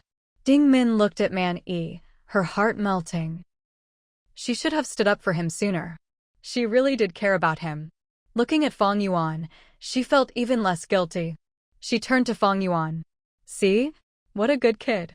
You can't just hit him whenever you want anymore. Fang Yuan gave Man Yi a dark look. She couldn't even tell who his real mother was anymore. Just for this, he deserved a slap. So lately, the one really getting tossed around was Man Yi, gentle spring breezes from one side, the harshest winter from the other. The poor kid was about to be driven to his limit by his aunt and his own mother. Something just didn't feel right. Recently, Man Yi had been clinging to Lu Chuan's sleeve wherever he went, following his dad everywhere without needing to be coaxed. Lu Chuan even thanked Fang Yuan. To get the kid to stick with me, you and Wu Sa have even learned to play good cop, bad cop. What kind of nonsense was that? Fang Yuan didn't care to know. All she knew was her son was so easily coaxed away by a few words. How silly. She told Lu Chuan, teach him well. Make him a bit sharper. She was getting more and more frustrated with her son. She couldn't even tell who he was closer to. Lu Chuan thought, so I guessed wrong. But what are you 2 doing all this for? Are you really fighting over how to raise the kid? That can't be right. Lu Chuan concluded that it was all Wu Sa's one-woman show. Fang Yuan was just going along with it unintentionally. But the results were perfect. Lu Chuan felt he still owed them thanks. Maybe it was the pregnancy, but Ding Min was getting more and more sensitive, letting this little issue eat away at her. Not only did she stew over it herself, she even went home to bother her sister-in-law about it. Listening to her sister-in-law's strange ideas and all that motherly glow, she thought, she hasn't even given birth yet, and she's already so protective. Dr. Wu said, your nephew is already so big, and now you want your sister-in-law to take over his education? Isn't it a bit late? Ding Min replied, isn't Man Yi getting more and more sensible these days? Everyone likes him. Sis, Fang Yuan's way of raising kids just isn't right. Dr. Wu glanced at her, and Ding Min told the truth. Fang Yuan said she and her brother are different. My child is her child too, so she'll treat them all the same. Sis, for your nephew's sake, you have to talk to Fang Yuan. Kids shouldn't be hit, persuasion should come first. You're a doctor, she'll listen to you. Dr. Wu looked at her sister-in-law. They say pregnancy makes you silly for 3 years. Are you starting to lose your wits already? You're just going to believe whatever she says. Besides, she continued, that's your sister-in-law. If she really hit the child, do you think the child's father would just stand by and do nothing? Ding Min replied, my brother and her get along so well. Fang Yuan said that if she sees the child misbehaving, and as an aunt she doesn't give a little smack, it would be letting down the bond between them as siblings. Dr. Wu found herself almost convinced by this logic. She rubbed her forehead. Let's put it this way. If you smacked my child with your brother, have we ever said anything? As an aunt, would you hit the child for no reason? Ding Min pursed her lips and said seriously to her sister-in-law, I've never hit my nephew. Dr. Wu shot her a look. Ding Min added, well, except for those times when he was really naughty and I lost my temper. So she had hit him before. Some things just can't be denied in front of family. Dr. Wu said, so what are you getting worked up about? You're both aunts. It's not like Fang Yuan would just hit the child for fun. If you asked Ding Min, Fang Yuan really did smack Man Yi just for the fun of it sometimes. But since she couldn't get any support from her sister-in-law, she could only keep pestering Fang Yuan, hoping to make her realize how wrong it was to hit the child. Fang Yuan, after being nagged by Ding Min so much, sometimes found herself hesitating, hand raised but unable to bring it down. She started thinking, I should focus on teaching, not hitting. Maybe it really is wrong to hit the child.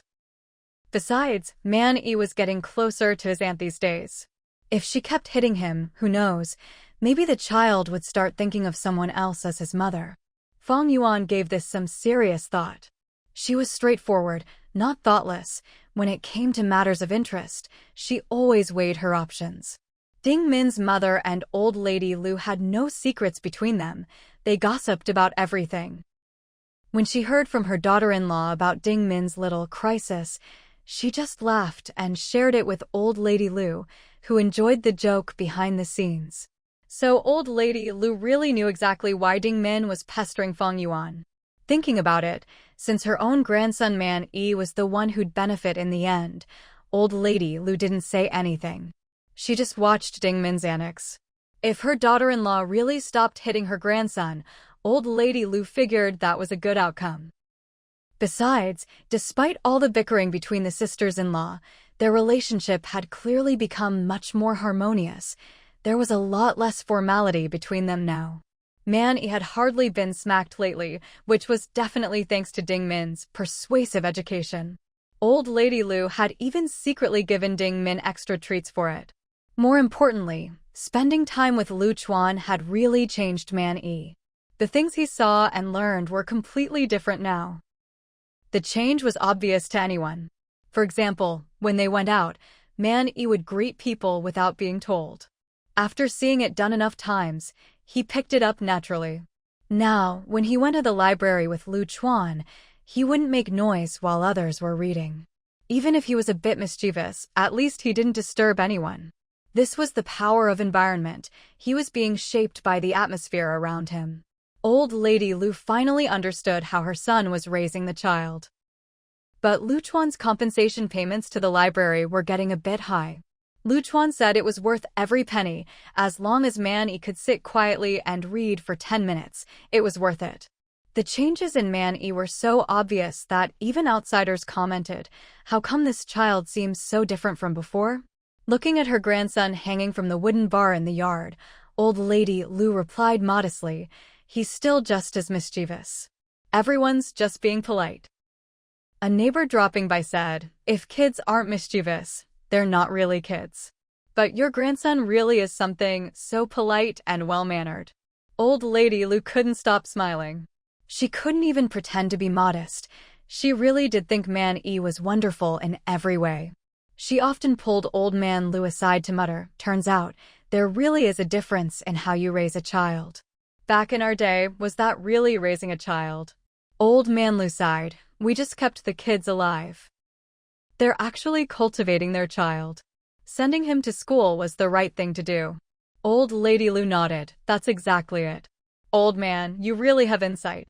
Old man Lu thought to himself, what insight? Our children's education is all their own doing. We never had that kind of foresight. Talking about it now just felt like slapping themselves in the face, so the couple dropped the subject.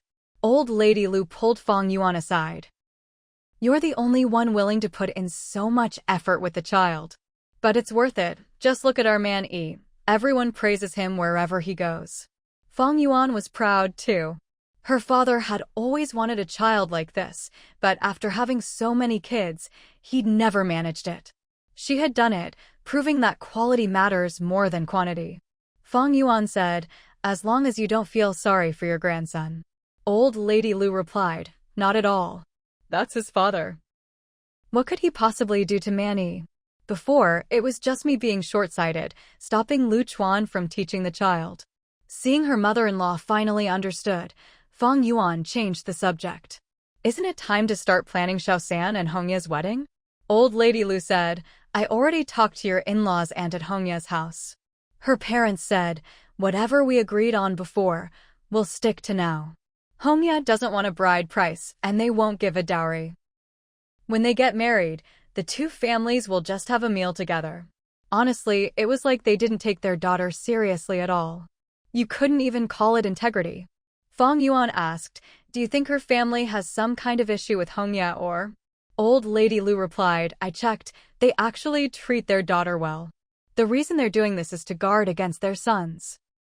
As soon as they heard our family was doing well, their soon-to-be daughter-in-law immediately started making demands. They're trying to get something out of Hongye. Fang Yuan's face darkened. If that's the case, let's just see what Hongye wants. If they don't get along, there's no need to keep in touch. Old Lady Lu said, as long as we give Hongye enough respect, that's all that matters. I doubt we'll stay close with those relatives anyway. Fang Yuan said, what's so special about our family situation? Turns out, even people from the provincial capital can be pretty narrow-minded. Old Lady Lu agreed, exactly. I used to think it was impressive that they were workers. You don't know, but in front of them, I felt like we didn't have any confidence at all. Fang Yuan said, just goes to show, etiquette isn't about class, it's about the people. Our family has a good heart. And with that, the two women started praising themselves. Honestly, it was Hongye's family that had given them this confidence. Fang Yuan said, Mom, I've got some money coming in from the transport team. Let's fix up Xiao San's house. Old Lady Lu thought, my daughter-in-law works hard for her money. We can't just spend it all. She said, no need to fuss. You have plenty of other expenses. Fang Yuan replied, it's not much. Let's make Xiao San's place look nice, so the two of them can hold their heads high when they start their life together. Old Lady Lu pulled her daughter-in-law aside. If this really doesn't work, Red Leaf told me, her soon-to-be sister-in-law has been hinting that she wants to live with them after the wedding. If we let her have her way, she'll be nitpicking every day. When Red Leaf told Old Lady Lu about this, she was so embarrassed. Old Lady Lu thought to herself, this in-law family is only a bit better than Li Meng's. Fang Yuan raised an eyebrow. There's such a thing?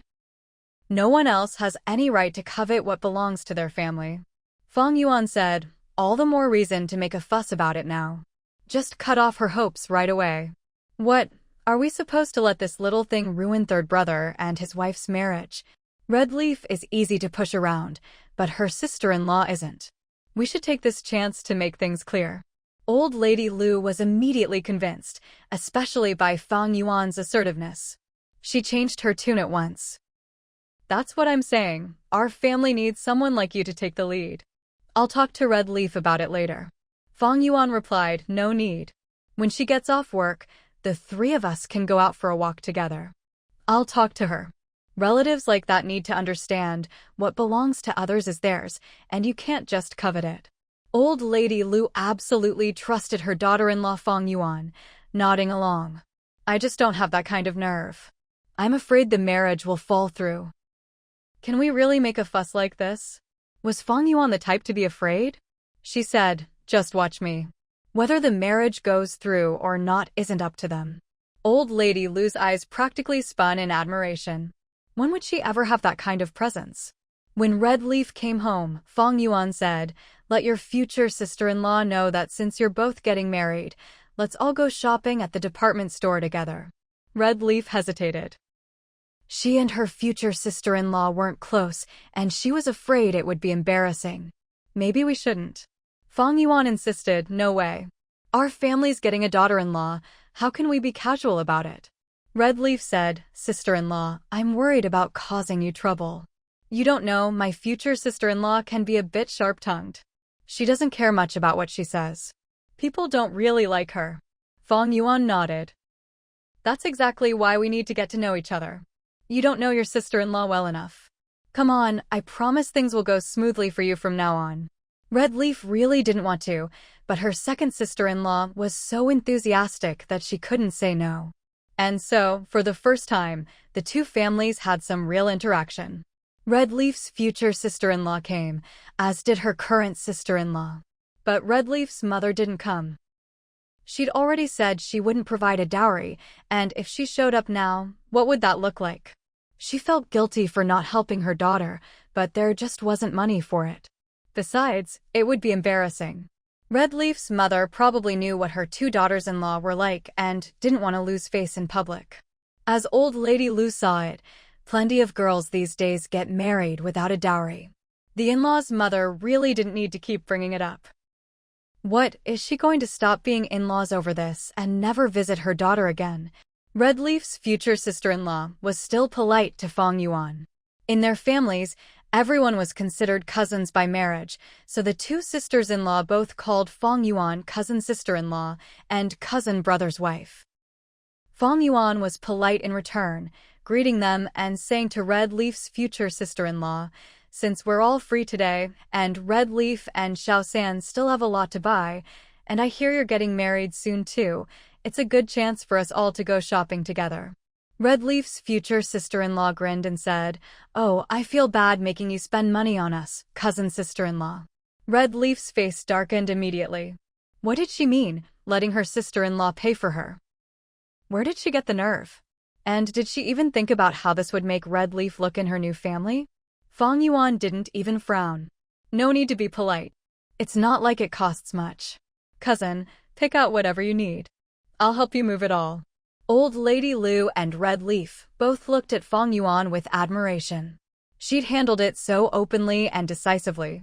Of course, Fang Yuan really didn't care about this side of the family. Otherwise, how could she be so unconcerned?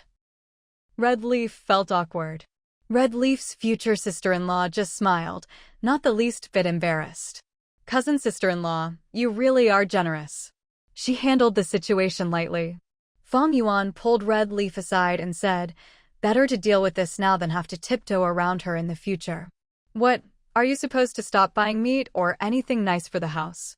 Jealousy is an illness. We need to cure her of it." Red Leaf didn't even look at her future sister-in-law. She really couldn't let her keep coveting everything. I understand. Red Leaf's current sister-in-law just watched the show. The future sister-in-law, having been embarrassed, kept quiet. Then it was time to shop, and the sight was enough to make anyone jealous. Look at all the things old Lady Lu and her daughter-in-law bought for Red Leaf, so much that the three of them could barely carry it all. Red Leaf's future sister-in-law, who hadn't even married in yet, looked green with envy.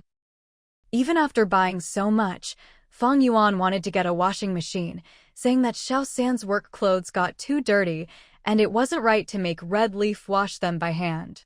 Red Leaf firmly refused. "If I have dirty clothes, I'll just take them to your place, sister-in-law. We really can't have this." Only then did Fang Yuan drop the idea. It was only because they had a bit of money these past 2 months that Fang Yuan could be so generous. Otherwise, she wouldn't have been able to. Still, what needed to be bought had to be bought. Red Leaf's future sister-in-law looked at the washing machine with longing. She thought to herself, her sister-in-law's in-laws really are willing to spend on her. Fang Yuan glanced at Red Leaf and shook her head. She could see right through the two sisters-in-law's thoughts. Fang Yuan had all the things delivered straight to Lu Xiaosan's place and invited the two sisters-in-law to come see the house. Red Leaf looked a bit uncomfortable. They were already coveting her things, and now it was even worse. This was the first time the two sisters-in-law had visited their brother-in-law's shop. As soon as they saw the courtyard, they started getting jealous. Red Leaf is so lucky she gets to live somewhere so spacious. Not like our place, with so many people crammed into such a small space. Fang Yuan replied, "Otherwise, Red Leaf wouldn't have agreed to marry our Xiao San so easily. Wasn't it all to free up space for your weddings?" The two sisters-in-law's faces didn't look too good. That was true, but you couldn't just say it like that. Still, Red Leaf had found herself a good family. Fang Yuan didn't bother with more small talk and said directly, "Xiao San got this house so the newlyweds could have some peace and quiet, without anyone bothering them. A while back, someone wanted to rent a room, but my parents turned them down. The whole point is for Red Leaf and Xiao San to live comfortably." Red Leaf's current sister-in-law said, "Red Leaf really is lucky. It's so much more spacious than at home. But it's a shame for just 2 people to live in such a big place." Fang Yuan replied, "You said it yourself, Red Leaf was cramped at home, so isn't the whole point of getting married to live comfortably? Otherwise, why would our Xiao San, a country boy, be able to marry someone as good as Red Leaf?" I told Xiao San, everything else can be discussed with Red Leaf, but on this point, she has to live well and comfortably. Even my in-laws agree no one is allowed to come and make things difficult for the couple. I won't allow it. When sister-in-law Hongye and her co-sister-in-law heard this, what was there not to understand? Of course, they knew in their hearts that the house belonged to their little sister-in-law. This cousin-in-law didn't get to decide anything. Hongye's brother's wife even added, "Cousin-in-law, if you ask me, every family should mind their own business. It's not right for a sister-in-law to manage her brother-in-law's affairs." Fang Yuan replied, "You're absolutely right, sister-in-law. I really appreciate how sensible you are, not meddling in other people's family matters. Don't worry, as long as someone treats Hongye well, I, as her sister-in-law, don't care what others say about me. But if anyone makes her unhappy, I'll definitely step in." Honestly, she'd never seen anyone so blunt. "You're not even worried you might ruin the marriage?" But old lady Lu, standing by, said, "My daughter-in-law is the one in charge at home. Whatever she says goes." Hongye said, "Second sister-in-law is looking out for us. With her watching over things, I feel at ease." Fang Yuan nodded, very satisfied with both old lady Lu and Hongye's performance. They were perfectly in sync. Then she turned to the two sisters-in-law and said, "You two can rest assured. If you want to know what kind of person I am, just ask around. I always keep my word." Hongye's eyes turned red. Her sister-in-law was playing the bad guy, taking the blame for her. As for Hongye's husband's family, with such a substantial family background, how could these two sisters-in-law not have done their homework? That's exactly why they were interested in the first place. They also knew what kind of person Fang Yuan was. She used to be called Sixth Sister. The conclusion? She was not someone to mess with. Really, not at all. The two sisters-in-law left with their tails between their legs, knowing now that this cousin-in-law was not to be trifled with. They could forget about coveting that house. Before, regarding Hongye's marriage, these two sisters-in-law would say this today and that tomorrow, acting as if they couldn't bear to part with their little sister-in-law, always stirring up trouble. Now, they stopped making a fuss. No matter when the wedding or registration was, they didn't even bother to ask. They knew now that the little sister-in-law's side was out of their reach. They figured it out. With such a strong sister-in-law around, there was no way the little sister-in-law would be able to give anything back to her own family. Everyone at home could see that Hongye was not someone they could count on. She had married well, but her relationship with her own family wasn't that close anymore. After that, whenever Hongye came home, she got plenty of eye rolls from those two sisters-in-law, so she visited even less. That's how Lu Xiaoson's marriage was settled at the beginning of March. No one stood in the way. Fang Yuan said to old lady Lu, "Our Xiaoson is getting married too. Mom and Dad must be over the moon." Old lady Lu beamed with happiness, but what she said was, "It's all thanks to the goals you set, Fang Yuan. They've all come true." Fang Yuan grinned, "Mom, the goals I set in the future will be even better." Seeing how this mother and daughter-in-law got along made Hongye realize she had to work harder. Of course, she also understood that even becoming her second sister-in-law's right-hand woman wouldn't be easy. She wasn't up to standard yet. Hongye took a look around. Everything needed for Lu Xiaoson's new house was ready. It wasn't luxurious, but it was practical and showed how solid the family was. From furniture and appliances down to thermos flasks, wash basins, toothpaste, and laundry detergent, everything was prepared. The wedding was set for early March. At the end of February, Fang Yuan gave Hongye 500 yuan. "I was going to buy you something, but I thought, since Mom and Dad are here, you two should come over more often and keep them company. That way, you won't have to worry about not sharing things with others and being talked about." Fang Yuan spoke very frankly, "I don't treat you as outsiders, you're family. So don't be polite with us. Your second brother and I are busy, so if you come over more, it's actually helping us out." Fang Yuan was so straightforward that Hongye felt embarrassed to refuse. If her sister-in-law really bought her a washing machine, Hongye was afraid she'd never hear the end of it from her own sisters-in-law. Her in-laws' sisters-in-law were really a handful. Hongye said, "Don't worry, sister-in-law, I won't treat you as an outsider. I'm happy to come over and see Mom and Dad." Lu Xiaoson looked at the 500 yuan, feeling uncomfortable. He still owed his parents money for the house. He'd talked to Hongye about this in private. Now, with this, he felt even more indebted. Hongya knew, too, that her second sister-in-law had a lot of business going on but not much cash on hand. She thought about her own family, then looked at the Lu family, and only she knew how she felt inside. Later, old lady Lu said to Fang Yuan, "After all, those are Hongya's own parents and siblings. You don't have to say everything." Fang Yuan replied, "I'm not afraid of offending anyone. They need to know there's someone tough in our family." Old lady Lu said, "I know what kind of person you are, Fang Yuan." Then she handed Fang Yuan 500 yuan. "You've only just started saving and you're already spending so much. I worry about you." Fang Yuan looked at the money in old lady Lu's hand and joked, "Mom, isn't this a good deal? In such a short time, we've bought things for Xiao San and still managed to save this much." Old lady Lu glared at her daughter-in-law. "Don't pry. Your dad and I don't have much." She knew her daughter-in-law didn't care about a few hundred yuan and said, "Everything for Xiao San's place was bought with your money. I didn't spend much. You too, your dad and I will never be able to repay you. Without you, we wouldn't have what we have today." Fang Yuan said, "Why are you saying that? We've had plenty of help from you and Dad. Without your help with Man Yi, how could we have managed? You're overthinking it." Old lady Lu took Fang Yuan's hand. "It's not that I'm overthinking. I really feel sorry for you too. Even if your dad and I earn more in the future, we'll always owe you and old too. By the time we can give you something, you won't need it anymore. Besides, all this was built thanks to you and old too."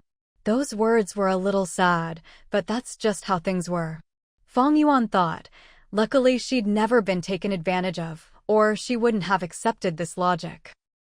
Fang Yuan said, "Don't treat me like an outsider."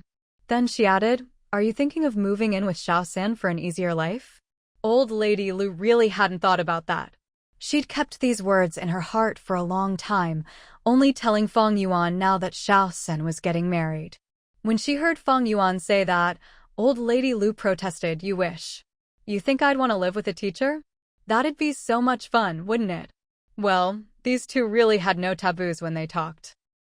If Hongya heard this, how would she feel? Fang Yuan said, "I thought you'd be proud to have a daughter-in-law who's a teacher." Old lady Lu replied, "Proud, sure, but living day to day is something else." "You think I don't know what's what?" Fang Yuan just laughed. Her mother-in-law really was someone who understood things. Old lady Lu felt a bit embarrassed, but in the end, she made things clear to Fang Yuan. "What I mean is, my husband and I have talked it over, and from now on, we'll just live with you too. Whatever money we make, we'll save it for Man Yi. If we can't earn any more, then you'll have to support us. Anyway, if there's a loss, it's on you too, so just let you two take the hit. That's fine by us." Fang Yuan couldn't help but laugh. You can't really call it a loss or taking advantage, can you? As long as third child has no objections, we're more than happy with it. She didn't even mention the idea of owing anything. As for what oldest Lu thought, Fang Yuan didn't even consider it. Old lady Lu said, "Even if you're not happy about it, you can't kick me out." What she didn't say was, she couldn't bear to leave Man Yi. Fang Yuan just smiled to herself, thinking, what mother-in-law wouldn't want a daughter-in-law with a good job? Of course, you can't take these words at face value. Even if Fang Yuan didn't mind, she knew perfectly well that her mother-in-law wouldn't just ignore her third daughter-in-law. But before Lu Xiaosan, third Lu, got married, Fang Yuan had noticed something. The relationship between old lady Lu and Hongya Red Leaf wasn't exactly harmonious. In fact, things seemed better before Hongya and third Lu became a couple. It wasn't exactly a rift, but if they had to live together, it definitely wouldn't be smooth sailing. This was something Fang Yuan hadn't expected. When Wang Suixiang came over, Fang Yuan asked her, "Do you really like my fifth sister-in-law, or are you just saying that?" Wang Suixiang thought, "I came here for your younger uncle's wedding, and you're asking me this? Are you trying to start something? You silly child, what are you talking about? Is that something you can just ask?" "Of course I'm sincere with your fifth sister-in-law." Fang Yuan nonchalantly continued, "I'm just asking. Out of my second, third, and fifth sisters-in-law, which one do you really like best? They're all daughters-in-law. How could you say out loud which one you prefer? If the daughters-in-law found out, Wouldn't that be a mess? But Wang Suixiang was an experienced mother-in-law, always saying the right thing for the right audience. She replied generously, "They're all my daughters-in-law. How could I pick a favorite? But your fifth sister-in-law is so sensible, and she has a job. Of course I like her." Fang Yuan just didn't buy it. It sounded like she was reciting a slogan. Really? Wang Suixiang patted her chest in assurance. Absolutely true. It's fate between me and your fifth sister-in-law. Fang Yuan shot her own mother a sidelong glance. Who do you think my mom likes more, me or Hongya? Wang Suixiang didn't even hesitate. You're not the petty type, so why worry about this? Even if your mother-in-law prefers your sister-in-law, it doesn't mean you'll get along. Fang Yuan looked at Wang Suixiang meaningfully. So, do you actually like my third sister-in-law or my fifth sister-in-law more? And what exactly is this fate you have with my fifth sister-in-law? Wang Suixiang had never seen such a troublemaking daughter. Was she afraid her family life was too peaceful and just had to stir things up? She chased Fang Yuan around the yard, scolding as she went, "Just you wait. Always messing with me for fun." Fang Yuan protested, "Just say what you really think, is it that hard? How is this my fault?" When Wu Hu, fifth tiger, came home with Ding Min, the house was full of laughter and noise. Wu Hu asked, "What's going on?" "Fang Yuan, what did you do to get mom worked up?"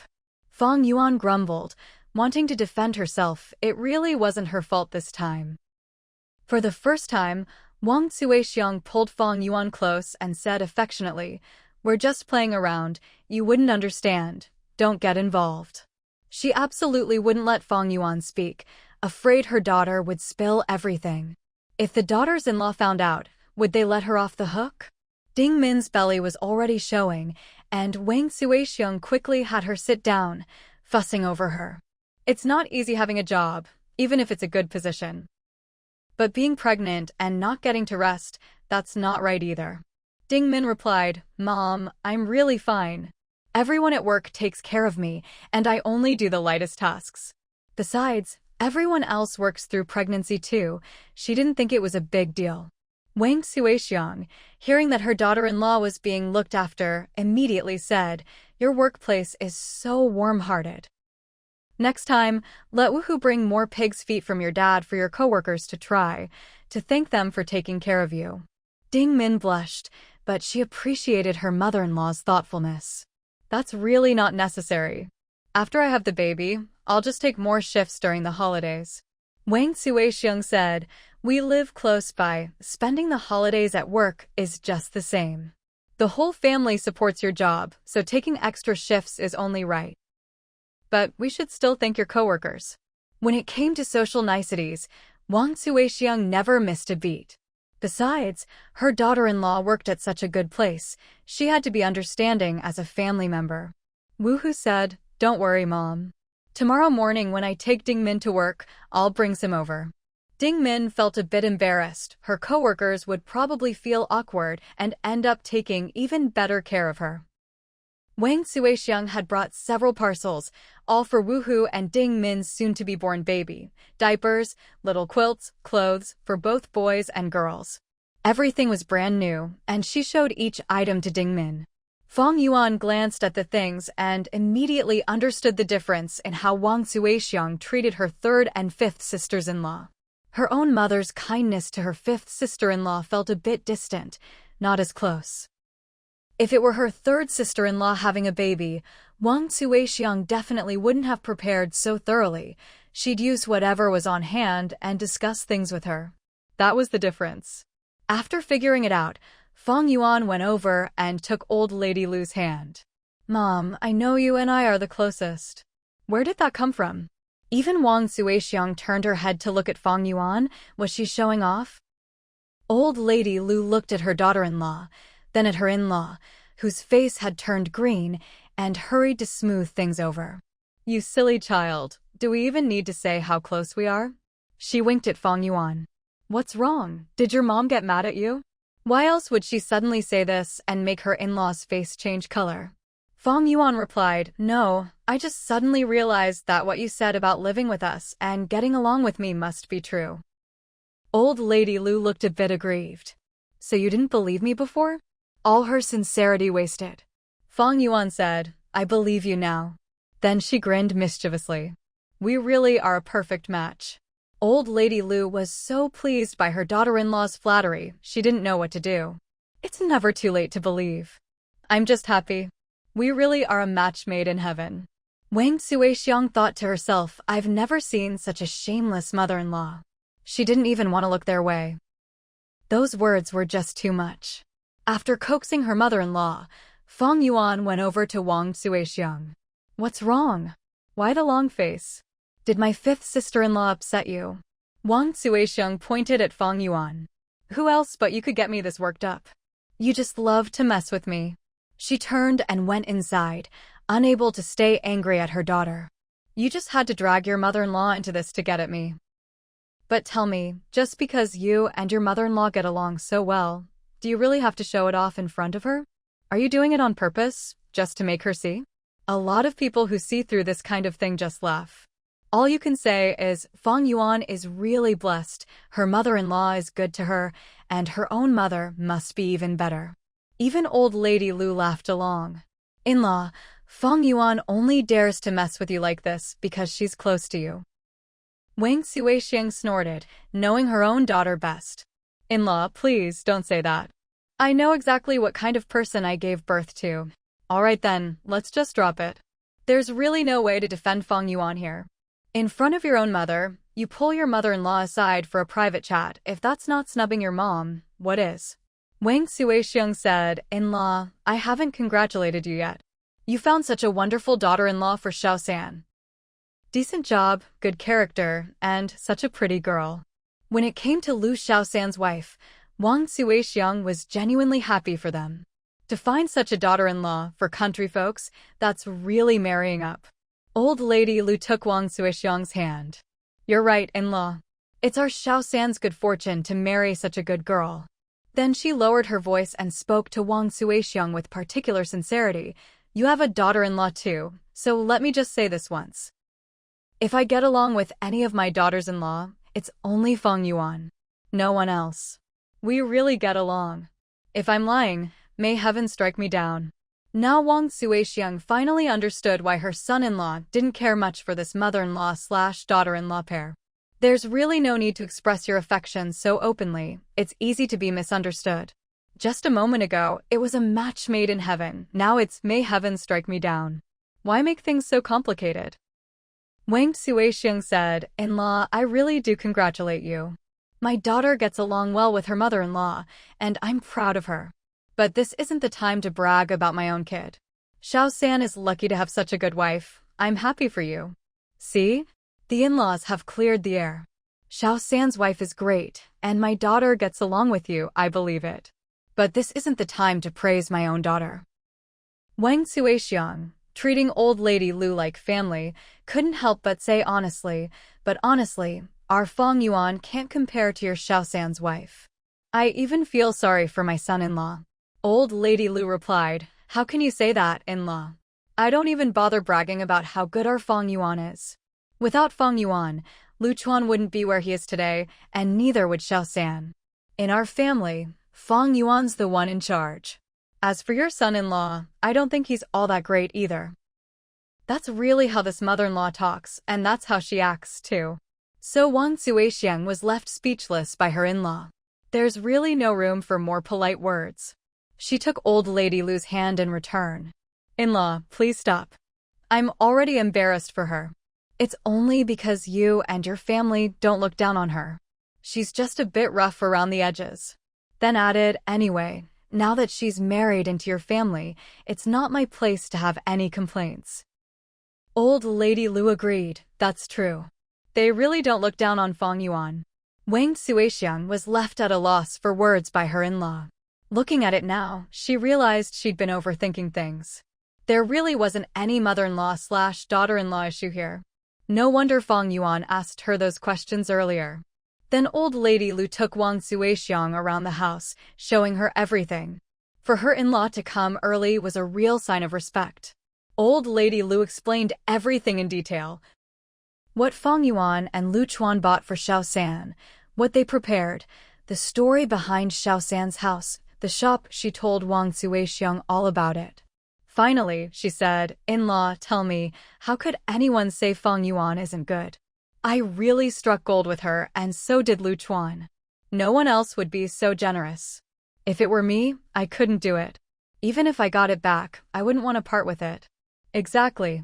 Wang Suixiang even started to feel a little sorry for her daughter. She really spent a lot. Wang Suixiang did the math in her head.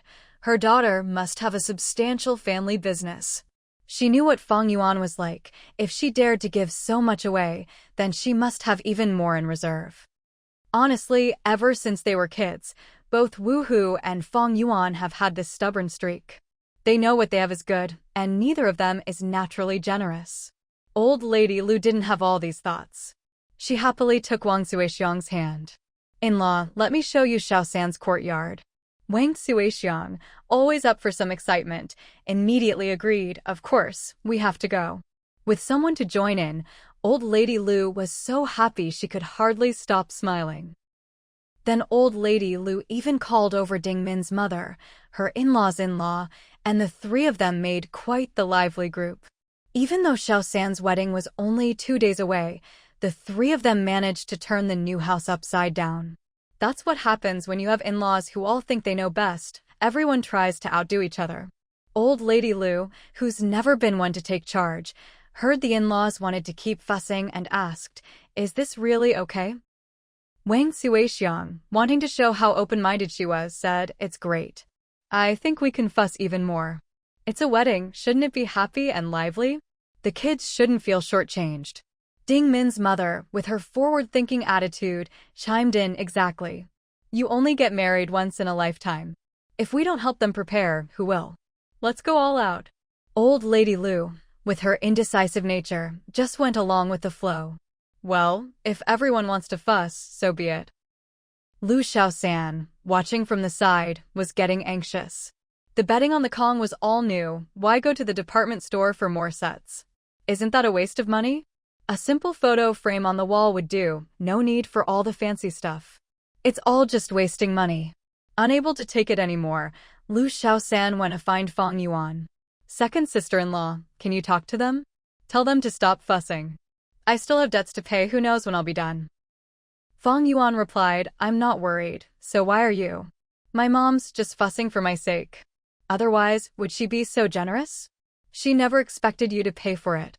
Lu Shaosan anxiously shuffled his feet. "But if they don't let me, does that mean I don't owe anything? Second sister-in-law, it's already good enough as it is. If you give me any more, I won't feel comfortable living here. Please tell them to stop." See? They've made this honest kid feel pressured. Fang Yuan was helpless too. With Wang Suixiang, Old Lady Lu, and Ding Min's mother together, nothing she said would matter. So she could only comfort Lu Shaosan, "Just bear with it. The wedding's almost here. They can't come up with anything else."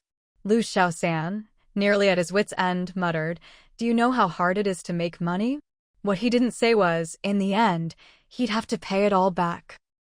Fang Yuan looked at Lu Shaosan and thought, if only you could be a little thicker-skinned and not worry about paying it back, there'd be no problem.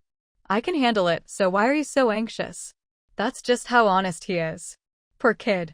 Lu Shaosan walked off with his head hanging, his joy at being the groom dampened by at least half. Meanwhile, those three women had no idea how much trouble they were causing the young people. Outside, everyone acts like they understand everything. Unfortunately, Lu Shaosan's mood did nothing to dampen the spirits of the three middle-aged women. Lu Shaosan consoled herself. Luckily, she was about to get married. This was about as much as they could meddle. That evening, when Ding Min's mother came over, she lifted her chin and said to Ding Min, "Your mother-in-law's got some skills. As a matchmaker, I really have some standing." Wu Hu, standing nearby, understood this was praise for his mom. Of course, it also meant she'd made quite a fuss. Ding Min's lips twitched. She thought, if only you'd heard what Lu Shaosan said during the day, you wouldn't be so shamelessly proud. All for the sake of your so-called face, you nearly made Lu Shaosan cry. It's her wedding, why are you getting involved? For Lu Shaosan's sake, Ding Min said, you can't just make a fuss for appearances. Xiaosan and her fiancé live a simple life. They don't care about all this. You're supposed to be helping, so you should listen to her opinion. Ding Min's mother was having none of it. What do you young people know? It's not just about face, it's about social etiquette. Xiaosan understands this better than you do. If you ask me, Fang Yuan is the sensible one here. Of course, Fang Yuan just lets you do whatever you want. Anyone who lets you make a fuss is sensible. No one in this family wants to hear the truth. Ding Min and Wu Hu both looked at Ding Min's mother, thinking, that's rare, talking about social etiquette coming from her. She's probably the least socially savvy of them all. Unable to win the argument with her daughter, Ding Min's mother glanced at her pregnant belly, then turned and left. She was busy being the matchmaker, after all. When Wang Suixiang came home, she said to her son and daughter-in-law, my daughter does things right, never stingy. She's handled everything well, and it's brought us honor. Wu Hu sighed. All right, your daughter's generous, and you've got face. Since when did you become so vain? No wonder Lu Xiaosan was so stressed. Just listen to them, you can tell these three old ladies are all over the place. Wang Suixiang looked at Ding Min and said, daughter-in-law, it's just a shame you don't have any sisters or brothers. Otherwise, I'd let them see how generous my eldest son is. Wu Hu thought, thank goodness. Otherwise, I'd be the one getting dragged into this mess. Ding Min thought, no need for that. It's all our own money you're spending, and I'm not stupid. She smiled sweetly. Mom, whatever you do is right. See? How could there be any issues between mother-in-law and daughter-in-law? Wang Suixiang was delighted. You really understand me, daughter-in-law. Ding Min replied, it's just your nature, Mom. The way you raised your kids can't be wrong. Wang Suixiang was even happier. Those words really hit home. I've given you the best. Ding Min didn't know how to respond, so she pretended to be shy. Mom. Wu Hu got goosebumps all over. Why did it feel like the house had turned into a stage for a play? He turned to Wang Suixiang and brought up Lu Xiaosan's wedding. Back in the day, you were always so frugal, never cared about appearances. Now that you're in the provincial capital, why the sudden vanity? Fang Yuan doesn't have much money lately, so please don't make a fuss. Wang Suixiang was blunt with her son. Isn't it because you and your brother are doing well? Why can't I enjoy a little? Don't worry, when it comes to your second and third brothers, I won't bother with all this. She patted her son, after all, the money came from her son and daughter. As for whether her daughter had money, Wang Suixiang didn't worry at all. With such a big family business, who would believe she was broke? Wu Hu took a deep breath. Fang Yuan and I really thank you, but please, stop making a fuss and let Lu Xiaosan have a smooth wedding. Fang Yuan can handle it, but Xiaosan can't. She's not the type to be happy just getting a good deal. She keeps track of everything and will want to pay it back. Wang Suixiang didn't care to listen.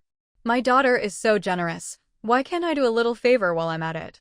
Besides, it's not like I expect anything in return. She added, but honestly, her mother-in-law really knows how to raise kids. Xiaosan is so sensible. Thinking of her own sons, none of them were as considerate. Wang Suixiang shot Wu Hu a look, a bit disappointed. Ding Min said, Mom, he doesn't get it. Don't pay attention to him. Let's talk, just us. Teach me these things so I don't embarrass you in the future.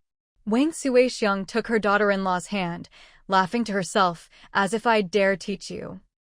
This daughter-in-law is too good at sweet-talking. Almost fell for it. Fine, Wu Hu said no more. Anyway, tomorrow Lu Xiaosan would finally bring his bride home. Because the bride had no dowry, not even a wash basin or a set of clothes, the whole sending off the dowry ceremony was skipped. Hongya's parents said they hadn't prepared anything for their daughter, so there was no point in a dowry. They didn't care about appearances either.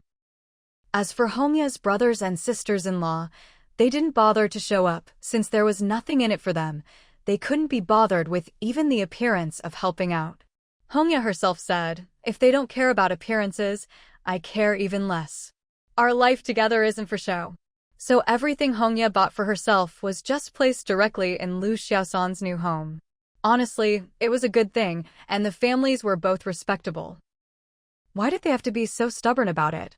Fortunately, neither family cared what outsiders thought. They didn't take it to heart.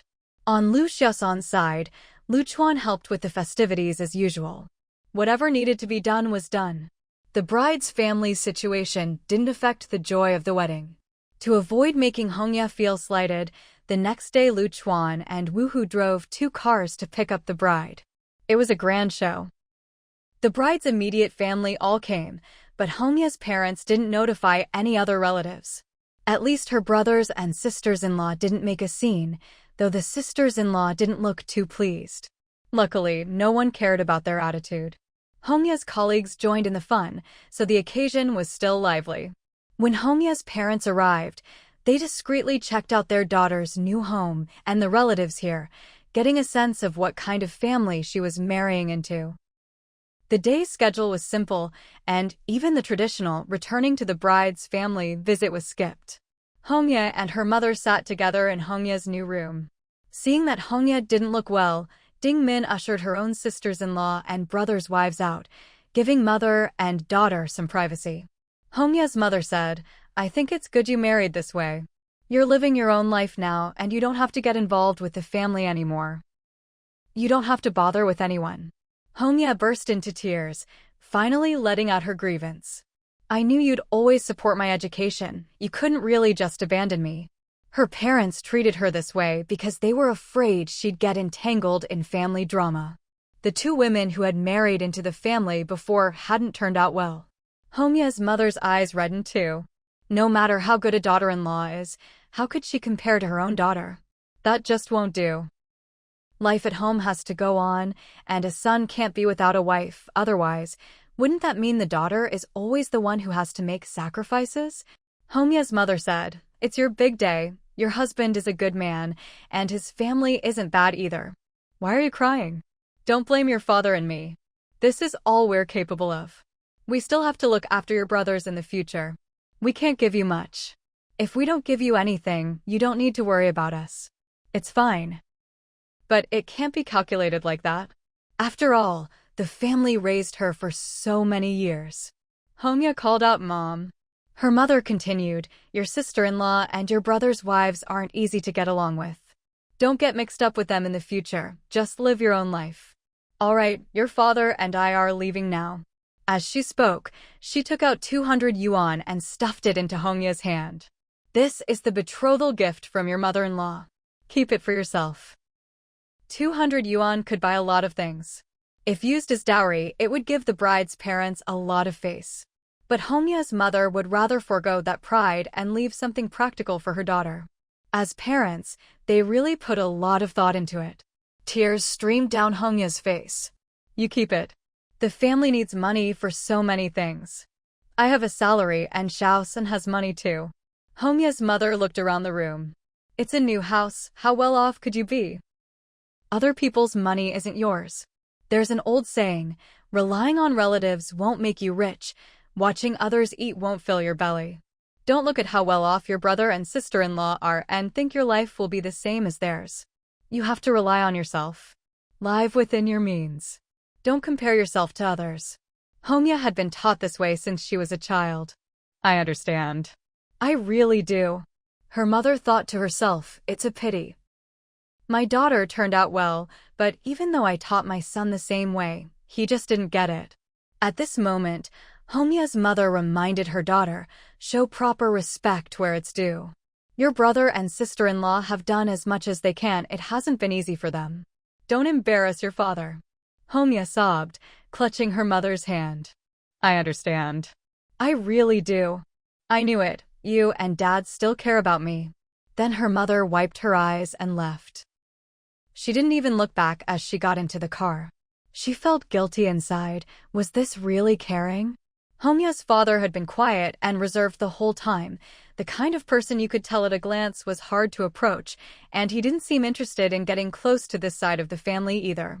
But anyone who heard Hongya's mother talk to Hongya knew that the couple just didn't want to cause trouble for their daughter. They'd done everything they could for her. They knew their son and daughter-in-law weren't easy to deal with, so they simply drew a clear line with their daughter. After seeing her parents off, Hongya cried until her nose turned red. She hadn't cried when she left her family home for the wedding, but she made up for it now. Lu's mother comforted her. All right, knowing your parents care about you is a good thing. It's your wedding day, you shouldn't cry. Your mom knows how to feel for you. Hongya nodded hard, not wanting her mother to worry. Yeah, I just think I was too extreme before. I never considered that maybe they were doing it for my own good. Lu Shaoxin saw Hongya crying like this and understood that, in the future, he'd need to be more tactful in dealing with his in-laws. We'll just be more filial to your parents from now on. After all, they live close by, so we can visit anytime. Hongya nodded, feeling much better. She really should visit her parents more often in the future. Lu's mother added, if you keep in touch, things will go back to how they used to be. Hongya broke into a smile through her tears. That was exactly what she hoped for. After comforting her daughter-in-law, Lu's mother spoke frankly to Fang Yuan. See, I told you, no matter what, parents are still the best. We shouldn't try to please both sides and end up pleasing no one. Fang Yuan nodded. She could see it clearly and commented on Hongya's parents. Honestly, they're still more generous to their son than their daughter. But right now, Hongya can't see that. Lu's mother understood this perfectly. Not as clear-sighted as my second daughter-in-law. Fang Yuan felt she was doing all right. Why call her clear-sighted like that? Mom, if you keep talking like that, we'll fall out. Lu's mother smiled at her second daughter-in-law's serious warning. All right, I won't say it anymore. But was that really something you could just not say? It's not something you should even think. Fang Yuan patted her chest. That hurt, you know. Lu's mother just laughed and patted her daughter-in-law's back. Let me comfort you. The truth is hard to hear. Fine, the truth is the truth. Her in-laws had already taken over, so Fang Yuan said, give it time, she'll figure things out for herself. Lu's mother nodded. Once you understand, they're still your parents. Outsiders will always be outsiders. You really are the most understanding, Fang Yuan. That's why I like to listen to you. Fang Yuan stayed alert. She wasn't one to get carried away by a little praise. What are you up to, flattering me like this? Lu's mother felt a bit guilty at being called out. What are you saying? I'm just telling the truth. Fang Yuan frowned. No, this was definitely flattery with a purpose. I knew something was off. This doesn't feel right. Lu's mother cautiously, almost pleadingly, said, Ahem, Fang Yuan, you see, your third sister-in-law doesn't understand things yet. Let's just be patient with her for now. So that's what it was about. Fang Yuan said, see? I knew you were up to something, praising me like that. Lu's mother saw her daughter-in-law wasn't angry and flattered her again. Mainly, I feel like I can talk things over with you. Wang Xuexiang had been listening for a while and watched her daughter fall for it. Wasn't she silly? She sighed, still so naive. No need to ask, she was talking about Fang Yuan.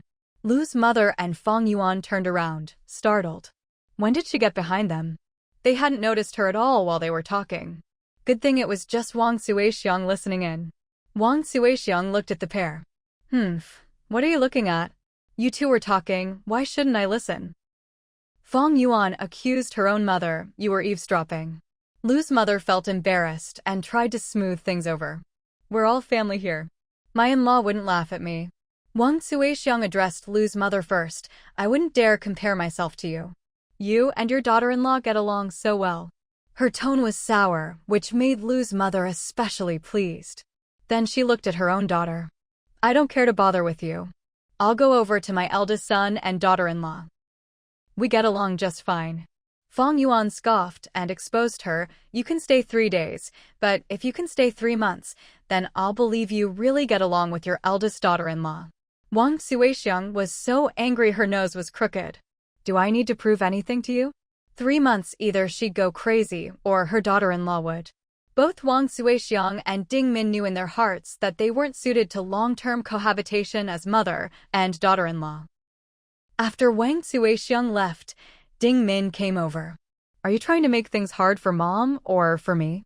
3 months, do you really think I could keep up the act that long? Her little sister-in-law was too much, always stirring things up.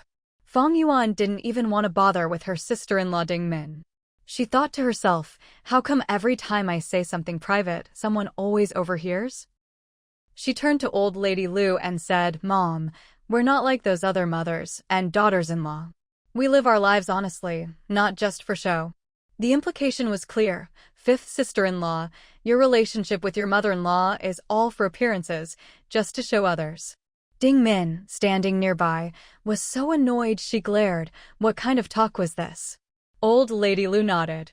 She and her daughter-in-law Fang Yuan were on the same page. Their relationship was the real deal. They're just putting on an act. Ding Min was squeezed out by these two and tried to defend herself. Mainly, I just haven't had the chance to really get to know Mom or to work through our personalities. Otherwise, our relationship wouldn't be any worse than yours. Fang Yuan agreed. Congratulations, you didn't even get that chance. You dodged a war that was bound to end in mutual destruction. Ding Min was so choked by this she couldn't even retort. Maybe there really was some truth to it. Old lady Lu, on the other hand, felt it more deeply. You should congratulate your fifth brother. When mothers and daughters-in-law don't get along, it's always the men who suffer. Otherwise, it would be fifth tiger taking all the heat. Ding Min really was lucky. These two could read each other's minds and always hit the nail on the head. Fang Yuan and old lady Lu exchanged a knowing smile. Each raised a hand and gave a high five. Yay! This was a little trick the two of them had just picked up. Ding Min was so exasperated she almost fainted. How could they be so mean? She ground her teeth and said, "Fine, you two just keep being so close. Don't let us catch you giving us any drama to laugh at." Then she smiled and tossed out, "Auntie, your other daughter-in-law is even better." With that, she left. Classic pot stirring. Old lady Lu looked at Fang Yuan with a troubled face, feeling like she'd just been provoked. Keeping things fair wasn't easy. She looked at Fang Yuan, not entirely confident, and said ingratiatingly, "If our relationship wasn't so good, they wouldn't dare try to stir things up, right? We can't fall for it, or we'll really become a laughingstock." Fang Yuan nodded and said to old lady Lu, "We're both pretty easygoing, so why does it seem like we've managed to offend everyone?" Anyone who heard this would roll their eyes. Clearly, Fang Yuan had no self-awareness. "Between the two of you, only your mother-in-law is easygoing. Fang Yuan, you should just forget it, your personality, huh? Maybe Master Lu should be the one to judge." While Lu Shaosan was getting married, everyone on their side was laughing and joking, making the atmosphere lively. Hongya's colleagues all congratulated her. This was a good match. Even though the groom was from the countryside, life looked pretty good. The house was spacious, and the family seemed well off. Lu Chuan and Fifth Tiger, who had gone to see off Hongya's parents and siblings, came back. The colleagues and friends who came to celebrate had all left. Lu Chuan, satisfied, left with Fang Yuan and Fifth Tiger. There was no wedding night mischief or anything like that. Everyone just wanted to leave some private time for the newlyweds and their parents. Left behind were old lady Lu, old man Lu, Lu Shaosan, and his new wife. In the room, Hongya's face was a bit red, not from shyness, but from anger. Hongya had just found out what her sister-in-law had done and was deeply embarrassed. "Mom, I never expected my sister-in-law would pack up all the leftovers and take them away." Old lady Lu had gone out to talk to Fang Yuan precisely to spare Hongya any embarrassment. Today was Hongya's wedding, and her family were the new in-laws. What her sister-in-law did was really improper. Hearing Hongya mention it, old lady Lu comforted her. "Oh, that's nothing. It's not even worth mentioning. In the countryside, whenever there's a wedding, this is just how it's done.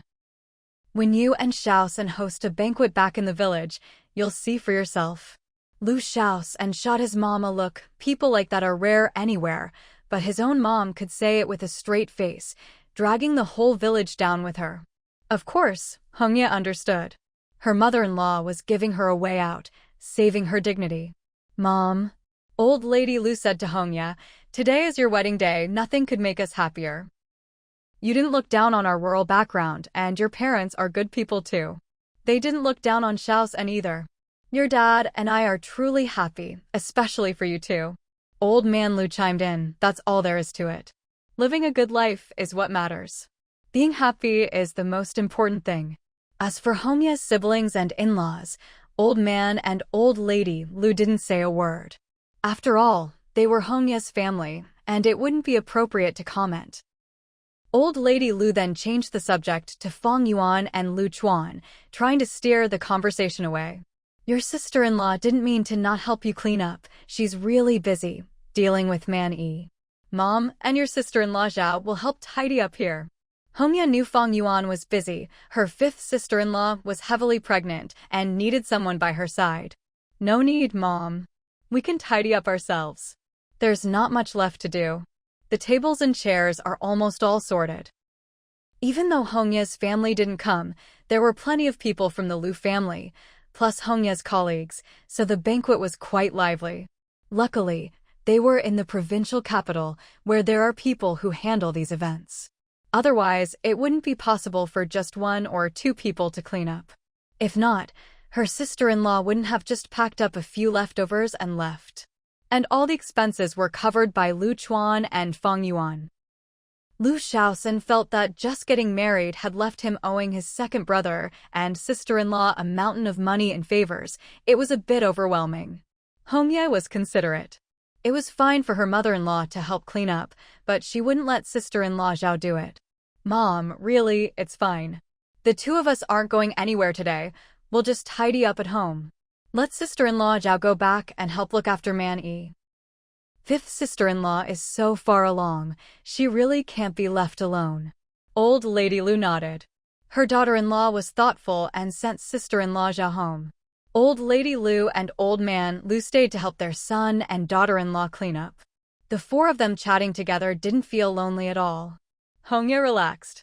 Today was her wedding day. Aside from a few imperfections, everything was perfect. Especially her new family, they really were wonderful. Then, unexpectedly, three people showed up at the door.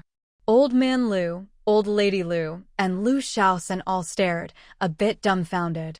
The eldest son, Lu Laoda, arrived with Li Meng and their child, standing at the door as if nothing was out of the ordinary. What? Isn't today the wedding? Lu Shaoxin thought, yeah, it is, but I never expected you to show up. He was secretly relieved that second brother and second sister-in-law had already left. Otherwise, he really wouldn't know how to handle the situation. He was afraid second sister-in-law would grab a broom and chase them out of the provincial capital. Old man and old lady Lu first looked at their grandson, so thin and small it made their hearts ache.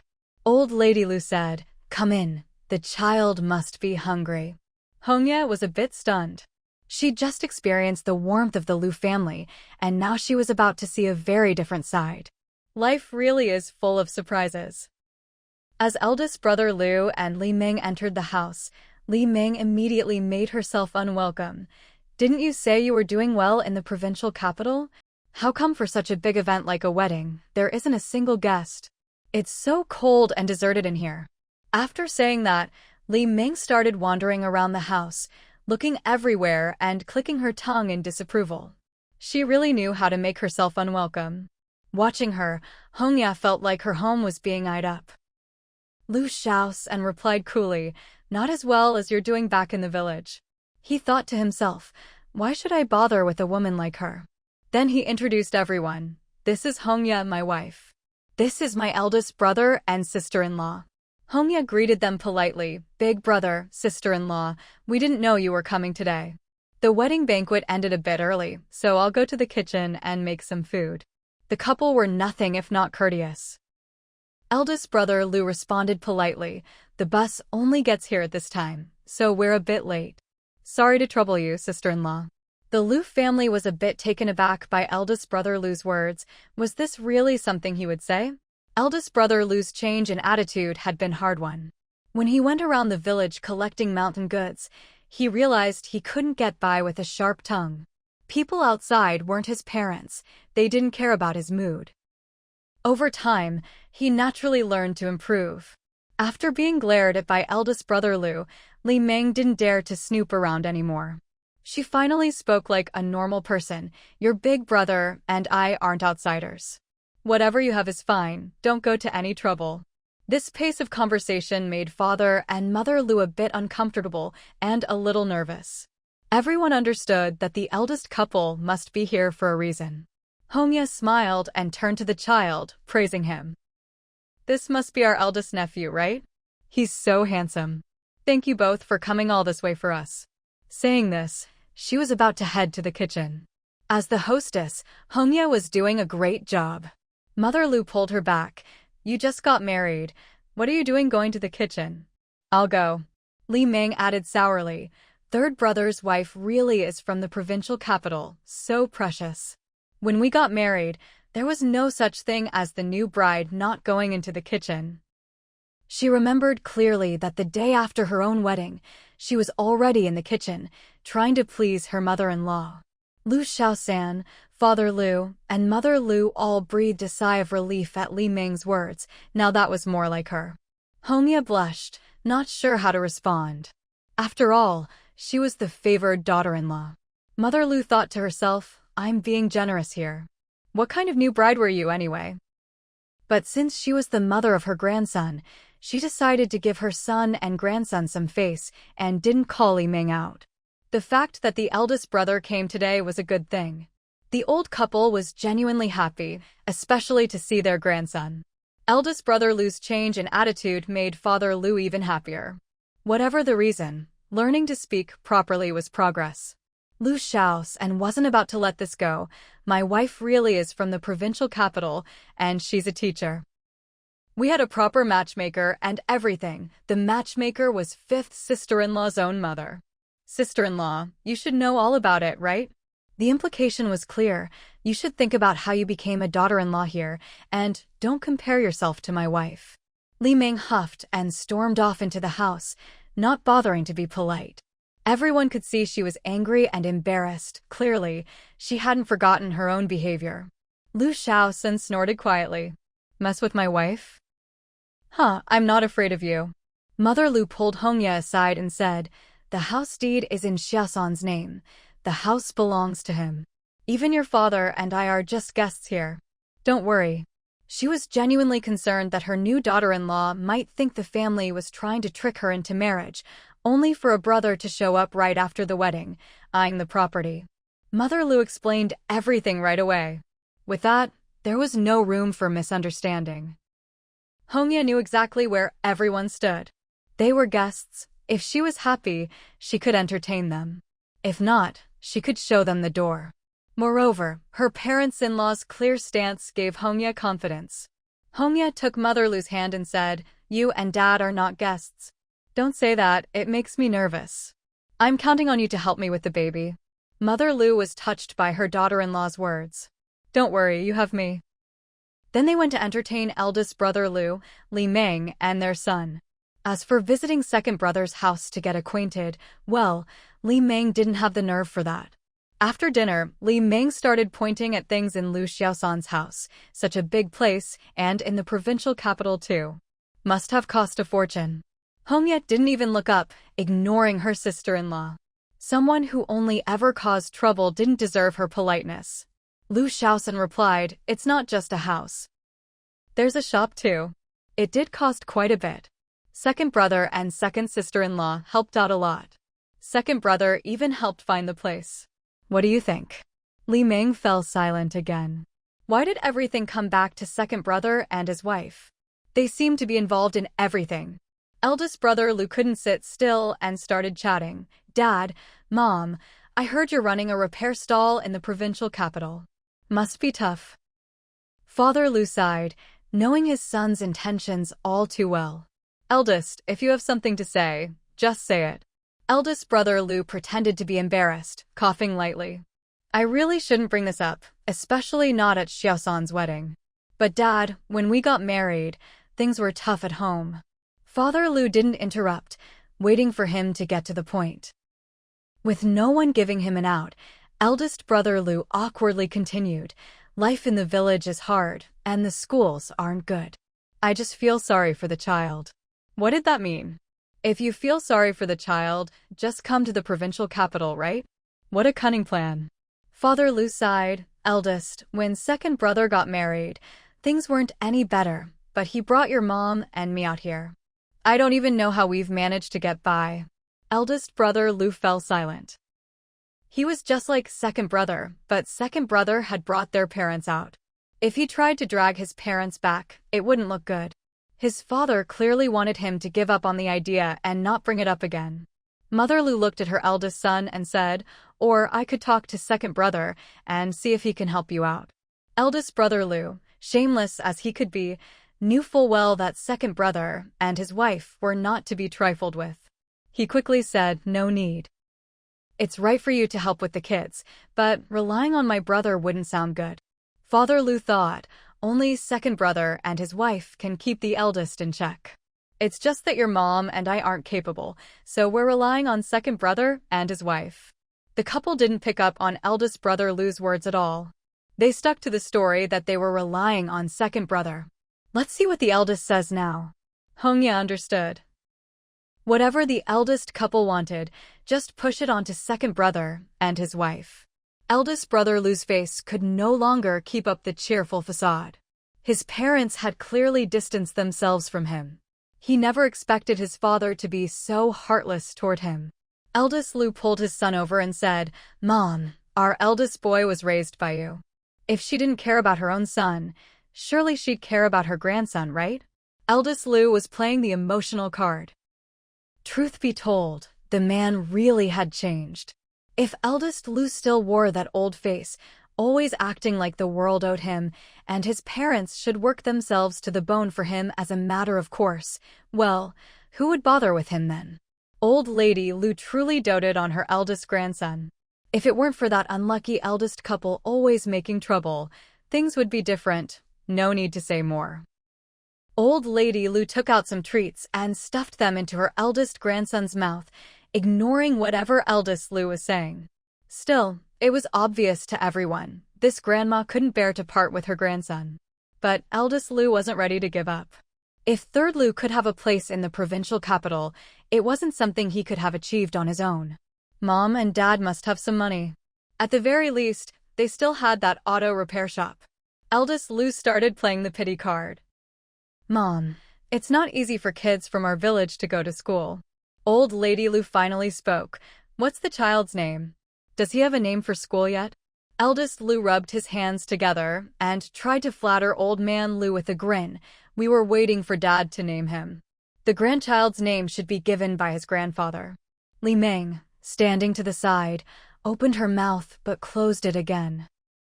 As long as she could come to the provincial capital and live like a rich woman, she didn't care what the child was called. Old lady Lu felt a chill in her heart. When the child was born, you two didn't say that. Neither of you ever took your father seriously.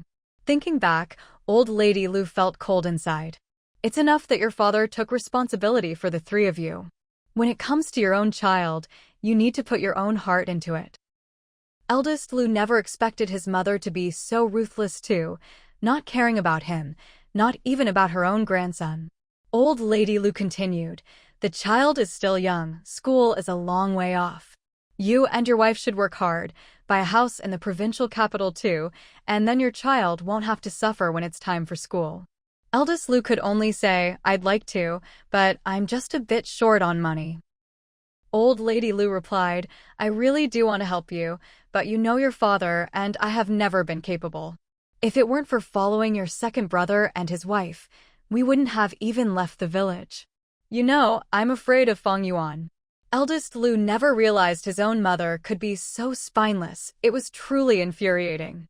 Not just old lady Lu, everyone in the Lu family courtyard was afraid of Fang Yuan. So eldest Lu fell silent.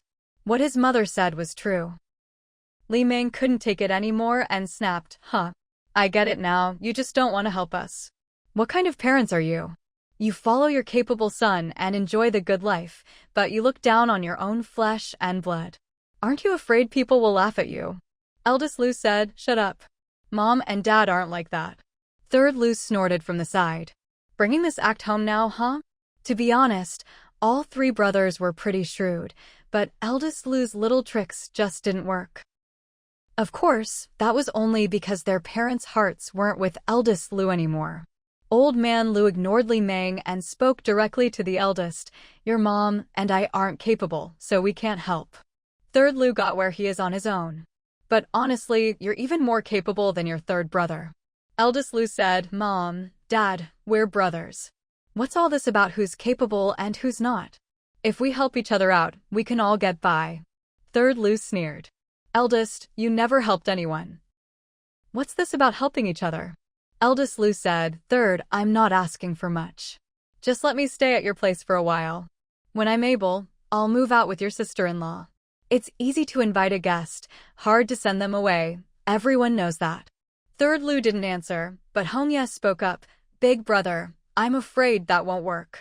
When I married Third, he promised me this house, and we still owe second sister-in-law money for it. Li Ming finally couldn't hold back and shouted, Why is everything always about that Fang Yuan? Stop using her to pressure me. You think I'm afraid of her? She was saying exactly what eldest Lu was thinking. Seriously, why did everything have to involve that couple? Hongye didn't want to make second sister-in-law the bad guy. She knew she had to shoulder her own responsibilities. She could see that the eldest couple were nothing but trouble. Best to make them see her the same way they saw second sister-in-law, so they'd leave her in peace. Still, out of respect for her in-laws, Hongye said, Even if it had nothing to do with second sister-in-law, I still wouldn't agree. Eldest Lu was no longer so reasonable and turned hostile, so this is what a provincial city wife is like. So understanding, huh? Since when does a new daughter-in-law get to agree or disagree about Lu family matters? Where does that leave my parents and brothers? Li Ming made an even bigger scene. You don't agree? Who do you think you are? Third Lu glared, obviously ready to defend his wife. He never should have let this family in, just a headache. Old man Lu spoke up directly. If you want to mess up Third's marriage, I won't allow it. Hongye is right, this is Third's home, and the couple has the final say. Third's wife is in charge. If she says no, then it's no. On this, old man Lu is clear. Old lady Lu added, when Third got married, Second and his wife helped with money and things, and did a lot for them. But when it comes to you, not only do you not help, you drag your brothers down. Eldest Lu turned to old lady Lu and clung to one point, playing the pity card. Mom, you don't have just one son. You can't be so biased. I'm only doing this for my child's education. Old lady Lu nodded. I agree I shouldn't treat you that way. But when you got married, you took the new house, while Second and Third were living in shacks. Back then, you didn't say anything. Second and Third did all that for you. You should be grateful. Eldest Lu, didn't Third own half that house? Third Lu, so now you've come here for half of mine? Eldest, do you think I'm softer than second sister-in-law, that you can just push me around? Eldest Lu knew better than to push Third Lu too far. It's just temporary. What's wrong with helping out your big brother? I'm not really going to take your house. Third Lu, I'll definitely have a better life in the future. If I let you in now, you'll keep thinking about it. I, Lu Third, won't live my life letting you intimidate me. So I've decided, starting today, I'm cutting off your wishful thinking. You can forget about getting anything from me. Hongye completely agreed. They were of one mind. She thought, this man is reliable. Then, they heard Third Lu roar, grabbing a broom and swinging it at eldest Lu. Get out. No need to feed this pack of wolves anymore. Eldest Lu dodged the broom in embarrassment. Seeing Third Lu about to grab a stool to throw at him, eldest Lu quickly tried to change the subject. Look, we came all this way, and you turn on us just like that. I'm the eldest. I won't stoop to your level. Third Lu laughed angrily. You're trying to take over the family property. How could I possibly keep you around? I don't care what your birth order is, there's no place for you here. Hongye blocked Lu Xiaosan, then spoke bluntly to Lu Laoda and his wife. It might not sound nice, but that's just how it is. When I married Lu Xiaosan, it was just him alone. I never heard anything about him living with his elder brother and sister-in-law. The meaning was clear. My family's business is none of your concern. Li Ming, hands on her hips, was even more aggressive than Hongye. You came later. What do you even know? As soon as she said this, Lu Xiaosan, Lu's father, and Lu's mother all bristled. Their family wasn't the type to trick people into marriage, and when it came to Xiaosan's household, it wasn't anyone else's place to speak. Lu's mother said, You might have come first, but you should know this. After the family split, the eldest, second, and third sons all made their own way. Don't covet what belongs to others, you can't get it, and you won't win in court. As for personal feelings, do you think you're closer to Xiao-san or to the second brother? Her words were clear and her stance firm. Even Hongya didn't feel like Lu Laoda and his wife were causing trouble anymore. In the past, whenever something like this happened, her parents always sided with her brothers and their wives. It was actually heartwarming to realize that she, too, had someone standing up for her.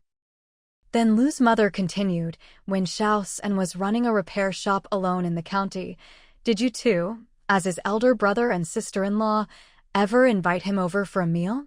Did you ever help wash his clothes? If you'd done even a little bit back then, you'd have more ground to stand on today. Lu's parents weren't clueless.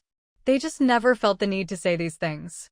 But if you want to talk about relationships, then let's lay it all out. Li Ming understood now what kind of people Lu Laoda and his wife were. Her own husband, even with family around, might as well have been alone. Lu Laoda and Li Ming felt guilty hearing this. Back then, they never thought that far ahead. We were all just busy, Lu Laoda muttered, then added, Mom, we were young and didn't know any better. You have to give us a chance to make things right. Lu Xiaosan sneered, you're not looking for a chance to make things right. You're just looking for an opening to take advantage. Enough talk. I don't care about your so-called concern. You've had your meal, you've paid your visit, now go. Lu Laoda got anxious. If they left now, wasn't it all for nothing? You're just like the second brother, turn your back and act like strangers. Lu Xiaosan replied, if second brother acknowledged you, would you even dare? Besides, you're missing something. Us three brothers are all the same when it comes to turning our backs, but none of us can match you at it. At the mention of the second brother, Lu Laoda shut up. He really didn't dare mess with him. Lu's father looked at his eldest son. Pitiful people always have their reasons for being disliked. Still, today was his third son's wedding, and he couldn't let the eldest and his wife ruin it. All right, Xiao-san and his wife have been busy all day and are tired. Let's go. You two come with us. Lu Xiaosan got anxious. Dad, you're not taking them to second brother's place, are you? Don't go causing trouble for him. Lu's father shot Xiaosan a look. Did he think he didn't know what was going on? I'm taking them to a hotel. What else could he do? With this pair who had no sense of decency, back in the day they at least cared about appearances, but now, while they're quick with words, they've lost all sense of shame. If only they had more ambition and less scheming. The moment they opened their mouths, they were eyeing someone else's house. Where could you put someone like Lu Laoda? When they had him, they really tried to raise him right, so how did he turn out like this? Lu's father was worried, but tried to joke with his wife. We raised 3 kids, and who'd have thought they'd all turn out to be talents? Should I go home and burn incense for our ancestors? Lu's mother curled her lips. What kind of talents are these? They change by the minute. Now that he knows how to talk properly, why can't he show a little shame? Both of them knew that what Lu Laoda was doing was disgraceful. Lu's father said, people want to move up in life, and there's nothing wrong with wanting to come to the provincial capital. If he did things the right way, we'd help him rent a place, no problem. But listen to the way he talks. Even if he comes to the city, would Xiao-san want anything to do with him? He'd avoid him at all costs. Lu's mother sighed. Wasn't that the truth? Just thinking about the eldest made her anxious, and the thought of him coming to the city made her even more worried. Is he really coming to the city? Lu's father didn't even need to look to know what she was feeling. He sighed too. If they all ended up together, what a mess that would be. Lu Laoda and his family were settled in a hotel by Lu's father, who, feeling sorry for his grandson, found them a decent place. Li Ming was dissatisfied. Even if it was her husband's parents, they were just like this, snobbish and materialistic. Your family isn't much.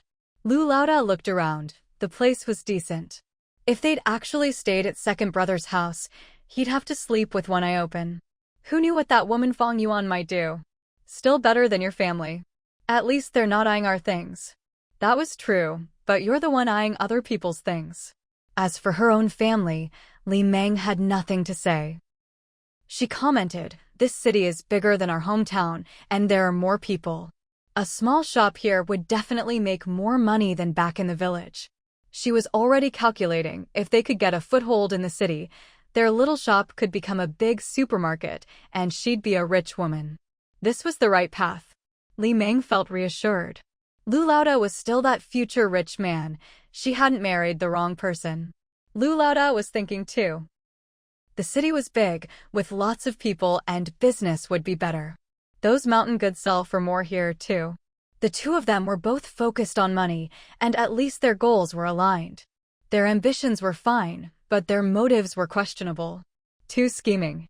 Lu Laoda discussed with Li Meng, "You saw how things are with Lu Xiaosan. I can't take advantage of him. If we want to come to the city, we'll have to spend money, rent a place, get the paperwork, buy inventory. It all takes capital. You'll have to be willing to put up some money." Li Meng was definitely reluctant. Coming to the city was a must, but she wanted to keep the money in her own hands.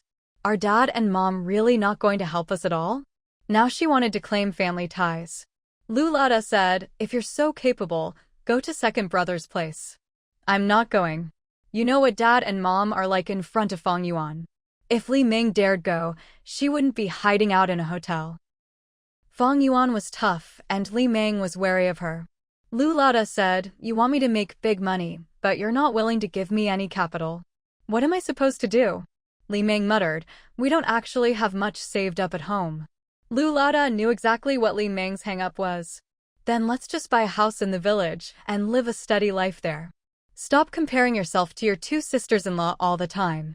Li Meng wanted to be the woman riding in a fancy car. Of course, she wanted to compete. What kind of future is there in that? Lu Laoda just felt exhausted. Pushing him to make money was one thing, most rural women were like that, but she couldn't expect him to shamelessly borrow and owe people. That wasn't the way. Lu Laoda had actually figured out a few things, but he needed some capital. Li Meng, though, was someone who only wanted money coming in, never going out. He discussed it with her countless times, but she never agreed. Bringing Li Meng to the city was also to let her see more, so she'd be willing to invest. You can't become a rich woman without putting in some investment first. Although Boss Lu never thought he could become the richest man, ever since Li Meng forced him to work hard, he's definitely had some ambition when it comes to his career. Unfortunately, since Li Meng refuses to invest any real money, Boss Lu has spent plenty of time scheming up ideas. When he heard that Wang Suixiang and the others were coming to the provincial capital for Lu Xiaosan's wedding, Boss Lu started plotting. He never expected to get anything out of Lu Xiaosan. After all, he knows his own family. Lu Xiaosan is even more unreliable than he is. But Boss Lu wanted to light a fire under Li Meng, hoping she'd get competitive like she used to. So this trip was purely to provoke Li Meng. Unexpectedly, he couldn't get through to Li Meng at all. That woman just wants to be a rich lady but refuses to put in any investment. So Boss Lu went to find Lu Xiaosan. But showing up to chat with your brother on his wedding night? That's just asking for trouble. When Lu Xiaosan heard Boss Lu knocking and calling from outside, he turned to Hongye inside the room, his face dark. "What do you think he's up to? Is he deliberately trying to ruin my wedding night so I can't have kids and then his son can inherit our family's property?" Honestly, that's quite a creative theory. Boss Lu probably isn't thinking that far ahead. Hongye was already annoyed by Boss Lu's knocking, but when she heard Lu Xiaosan's words, she couldn't stop laughing. Don't worry. Even if he had such a devious plan, he doesn't have the skills to pull it off. Go open the door. Fine. Looking at his beautiful, smiling new wife, Lu Xiaosan really didn't want to leave, and he was cursing Boss Lu in his heart. Outside, the unlucky Boss Lu was practically shouting, afraid they wouldn't hear him. Sanner, open up, it's me, your big brother." It took all of Lu Xiaosan's willpower to open the door. Hongye didn't mind at all. She was still laughing so hard she could barely stand up straight. She thought, Boss Lu is such a weirdo. Even if he has something to say, this is the worst possible time. He's really asking for trouble. Lu Xiaosan opened the door with a scowl, grinding his teeth as he shouted, "Boss Lu, what the hell do you want?" Facing Lu Xiaosan's anger, Boss Lu felt a bit guilty. "I just came to congratulate you. Why are you so upset?" Lu Shaoxin glanced back at the bridal chamber. You call this congratulating me? Is this the time for congratulations? Be honest, are you really here to congratulate me? Boss Lu felt awkward. It really wasn't the right time, so he tried to justify himself. It's my first time in the provincial capital. I don't know anyone or anywhere else. Who else would I look for? Besides, I'm doing this for your own good. Look at the time, how can you even think about going back inside? Lu Shaoxin was so angry he was grinding his teeth. So you know I should be inside, huh? He was fuming with nowhere to vent. But seeing Boss Lu's pitiful face, Lu Shaoxin's anger faded. He grudgingly invited Boss Lu into the courtyard, but didn't let him inside the house. He just wanted to get rid of him as soon as possible. The two brothers sat in the courtyard. Lu Shaoxin got straight to the point. What do you want? And don't even think about my courtyard. We both know what kind of people we are. Whatever I have, you're not getting your hands on. Boss Lu sighed. He really did know he wasn't getting anything. Of course I know. Lu Shaoxin snorted, thinking Boss Lu was shameless. You know? That's not what you were saying earlier today. Boss Lu put on a long-suffering face. Sanner, it's not easy being the eldest brother. Lu Shaoxin sneered. And whose fault is that? Mine? The family's? Or was it because the whole family scraped together to get you a wife? If you just said back then that you didn't want a wife and would rather let second brother go to school, would you be where you are now? Or if you'd just behaved yourself, would you have ended up with a wife like Li Ming? That's why, among their brothers, Li Ming is the wife he ended up with. These words stung. Boss Lu held back, then finally blurted out something he'd kept buried. But the wife the whole family worked so hard to get for me ended up with second brother. Lu Shaoxin knew it. Boss Lu would never appreciate second brother, only think about himself. That's because you couldn't behave yourself. Be honest, was it second brother who screwed you over, or you who screwed him over? Second brother was a college student. Even if he couldn't keep studying, it wouldn't have been hard for him to find a wife. As it turned out, second sister-in-law is just a really good person. Otherwise, second brother would have been ruined by Boss Lu for life. Boss Lu's grievance was right there. He couldn't even bring himself to say second brother wronged him. But second brother really did get the better deal. Boss Lu sniffled. You think I wanted this? Lu Shaoxin snorted. If you didn't want this, you shouldn't have messed around with women. Look at yourself. All right, enough about that. What do you actually want? Don't beat around the bush, no one's going to pity you. Life isn't easy for anyone.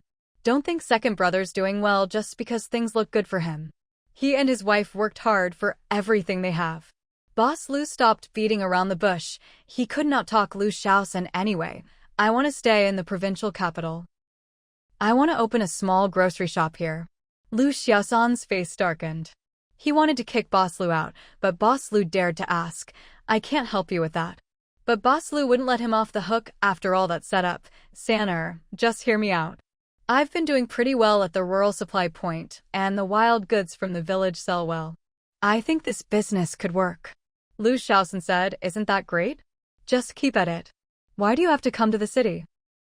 Boss Lu replied, but I think selling those things in the provincial capital would be even better. There are more people here. On my way from the inn, I asked around. Those grains and wild goods sell for double here. I can get the goods, so why not come to the city? Sanner, you have to help me. Lu Shaoxin had to admit, Boss Lu could be resourceful when he put his mind to it. But I really can't help. You know, I've only been in the city a few days. Who do I know? I still owe second brother money for this house. Boss Lu knew Lu Shaoxin and wouldn't help him financially, just help me find a place. It doesn't have to be big, just somewhere I can live in the back and have a shop in the front. Afraid Lu Shaoxin would refuse, Boss Lu added, I'll rent it. I just need help with the paperwork. I'll pay, but I don't know where to start. You've been here a few days at least, you know more people and places than I do. Lu Shaoxin was silent for a while, but at least Boss Lu had a plan. Let me think about it. Mainly because it really was a viable idea. Boss Lu grabbed Lu Shaoxin, trying to sweeten the deal. Sanner, we have the same father. You have to help me out. When Lu Shaoxin heard that, his face turned green with anger. Don't insult our parents. Who talks like that? As if we could have different mothers. Dad would never do something like that. Oldest Lu was so frustrated his teeth hurt. Third, your big brother was just out of his mind before. Call it a moment of stupidity. I did some things wrong. Just treat it as me having a brain fart. But this matter, it's about our kids' schooling in the future. That's the future of the Lu family for generations to come. Then oldest Lu continued, no matter what, when our parents are gone and we're all paying our respects as filial sons and grandsons, us brothers will have to kneel together. Our parents would definitely want to see us getting along. Lu shouts and couldn't believe how shameless oldest Lu could be, saying things like this. Who was he trying to threaten? Lu shouts and gritted his teeth and said, Big brother, it's one thing to say this to me, but if you dare say it in front of my second sister-in-law, believe me, when that day comes, you won't be kneeling with the rest of us. This wasn't even a threat. Fang Yuan really would do something like that, and both brothers knew it. Oldest Lu didn't dare say another word. Who knew what that she-devil Fang Yuan might do? He couldn't afford not to believe it. Seeing that oldest Lu had finally shut up, Lu Shaosan said, even if you want to come to the provincial capital, it's not something that can happen overnight. Let me first find out what's going on. Hearing that Lu Shaosan hadn't flat out refused, oldest Lu left satisfied. As long as there was a chance, he wasn't in a hurry. Lu Shaosan closed the door and went back inside, face gloomy. His good mood had been completely ruined by oldest Lu. If oldest Lu had said these things to second brother, Lu Shaosan was afraid second brother would be disgusted. Hongya had overheard the conversation outside and saw Lu Shaosan's sour expression. What's so difficult? We're just helping run some errands.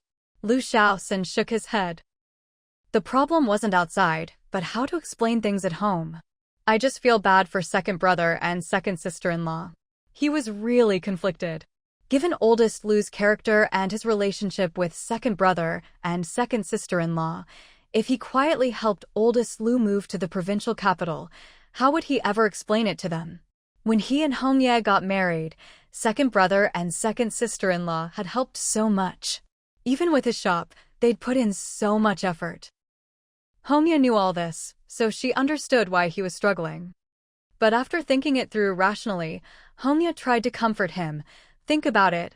Our parents would definitely want big brother and sister-in-law to have a good life, and for their son to go to school in the provincial capital. For that reason alone, second brother and second sister-in-law can't really blame you. Then she added, to be blunt, oldest Lu was right about one thing. In the end, we're all family. Second brother and second sister-in-law can't just pretend he doesn't exist. It's better to be open about it and not take it too seriously. Lu Shaosan glanced at Hongye. She made sense, but he knew this logic wouldn't fly with second sister-in-law. He prefaced his next words, second sister-in-law is the best in my heart, but I have to remind you, she's not exactly the most reasonable person. Then, a bit awkwardly, he added, of course, even so, it doesn't change how highly I think of her. He had to make that clear. Hongye laughed again. She knew second sister-in-law pretty well, and the rest of the family did too. Mom says the same thing about her. You've got the right attitude. I get it now. Lu Shaosan coughed awkwardly and then grabbed Hongye's hand, not letting go. To hell with oldest Lu, who cared about him at a time like this. The next morning, Lu Shaosan and Hongye came over early, all smiles. Especially the new bride, who was beaming. Old Mrs. Lu thought to herself, it's one thing for the newlywed groom to be so unreserved, but how could the new bride be so openly happy too? Seeing how proud Shaosan looked, she thought, this new daughter-in-law must be really satisfied with her son. Fang Yuan saw how happy the young couple were and said, it's obvious you two get along well. I'm really happy for you. Hongye grinned and said without any shyness, second sister-in-law, I really am doing great. I think marriage is wonderful and Shaosan is even better. Fang Yuan didn't expect her sister-in-law to be so straightforward. All the daughters-in-law in our family are generous, that's good. I like seeing you happy.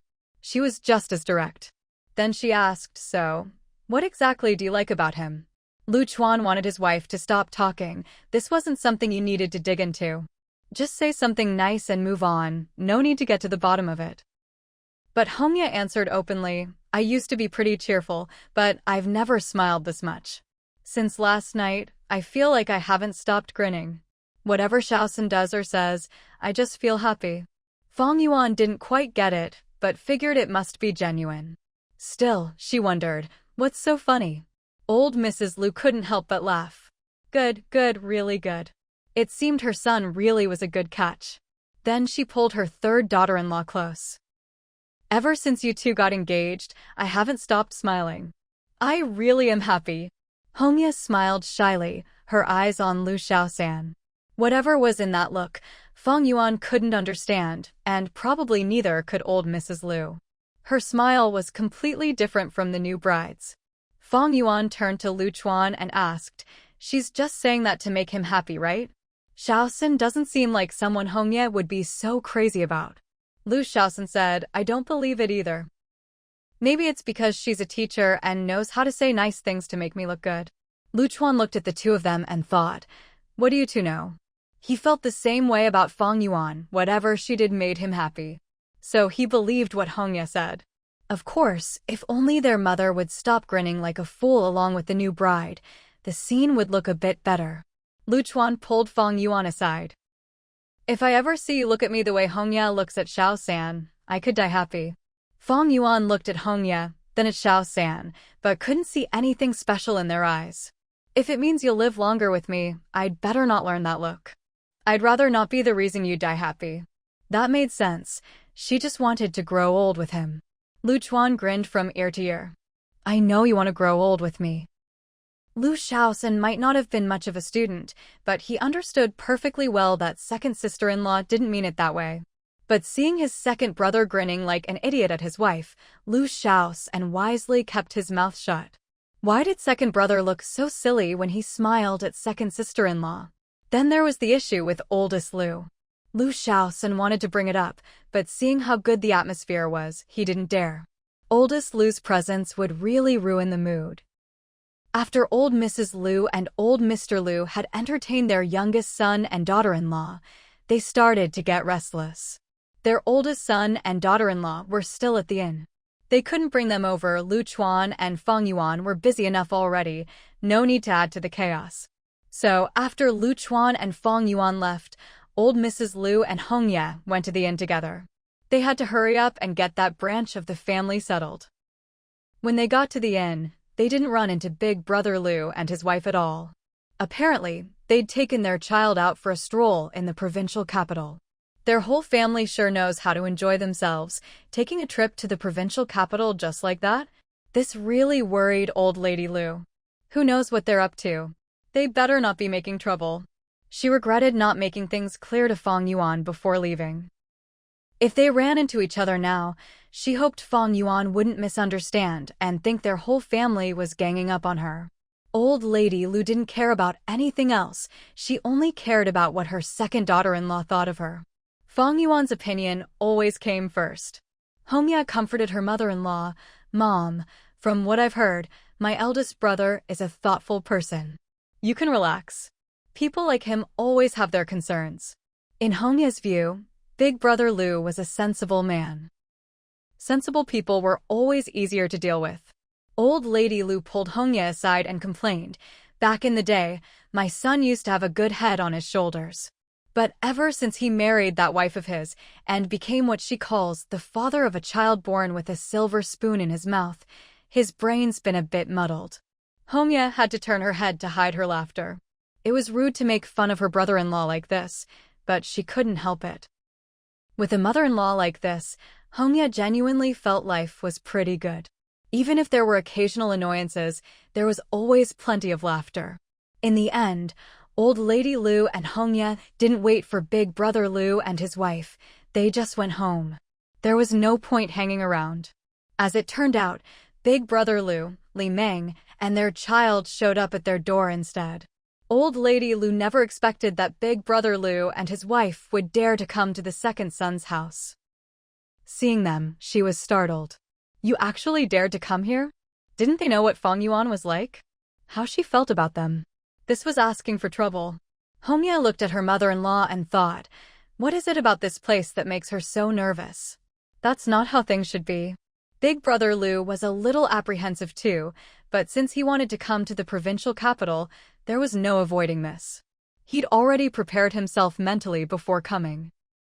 So Big brother Lu spoke with some confidence. Mom, come on. There's just a little misunderstanding between me, Lu Chuan, and Fang Yuan. Once we talk it out, it'll be fine. The kids are all grown up now. Are we brothers really going to stay distant forever? Big brother Lu was really thinking things through. He figured there was no way to avoid Lu Chuan in this matter. If Lu Chuan found out, with just one word, little third Lu would definitely stop helping him. Between him and the second brother, Big brother Lu knew the second brother's word carried more weight. And if he wanted to establish himself in the provincial capital, there was no getting around Lu Chuan. So Big brother Lu was burning his bridges. He had to let Lu Chuan know he was serious and make Lu Chuan acknowledge his presence. Big brother Lu told Li Meng, if you want to be a rich lady and drive a car, you have to listen to me. Li Meng truly believed this. As long as she could become a rich lady, she didn't care what Big brother Lu did. She had no problem listening to him. So the three of them showed up. Big brother Lu and Li Meng wouldn't leave, and old lady Lu was about to cry. She quickly sent someone to find Fang Yuan and Lu Chuan. At this point, she couldn't stop the brothers from meeting even if she wanted to. She just hated herself for not explaining things to Fang Yuan earlier. Old lady Lu muttered, they really aren't thinking straight. Meanwhile, over by the sandbox old man Lu had built in the yard, Man Yi and Big brother Lu's child had already gotten into a scuffle. The arrival of Big brother Lu and his wife had shocked old lady Lu so much that she'd forgotten about her grandson for a moment. Don't be fooled by Man Yi's short stature. He was a chubby kid and didn't hold back. He'd already pushed Big brother Lu's child right into the sandbox, muttering as he did it, "These are all mine, my family's, all mine." Li Meng's child started wailing. The kid wasn't good with words, but he clung tightly to Man Yi's toy and wouldn't let go. Li Meng heard her son crying and rushed over. "You little brat, how dare you bully my son? What do you mean yours? Why are you so selfish?" Man Yi saw someone he didn't recognize coming at him and knew he couldn't win, so he just opened his mouth and bit Big brother Lu's son on the arm.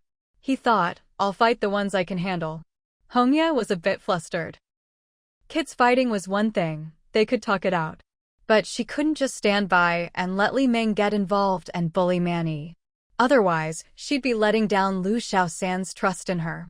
So Hongya stepped in front of Li Meng. "Sister-in-law, it's just kids fighting. We shouldn't get involved. Just pull them apart." Big brother Lu's son was bawling. Li Meng snapped, "Get out of the way.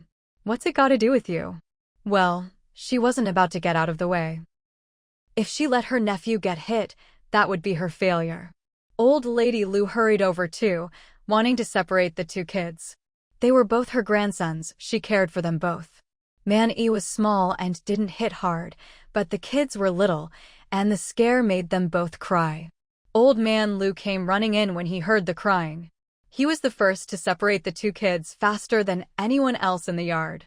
Instinctively, he picked up Man Yi. It wasn't that he was playing favorites as a grandpa. It was just that he'd spent more time with Man Yi, so it was a reflex. Then, as he was about to put Man Yi down, he saw his grandson looking at him with tearful eyes, pointing at the sandbox. "That's mine. He took my toy." Old man Lu felt a pang in his chest, a little sour. Yes, it's Man Yi's. He really couldn't put him down. He nudged old lady Lu, who picked up Big brother Lu's eldest grandson. "Does it hurt? Don't cry, Grandma's here. Why are you two fighting?"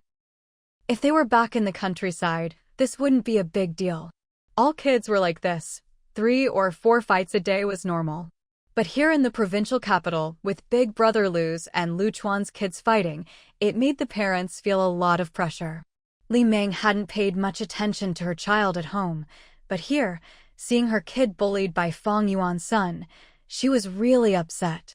Especially seeing the old couple doting on the second son's kid. "I see how it is.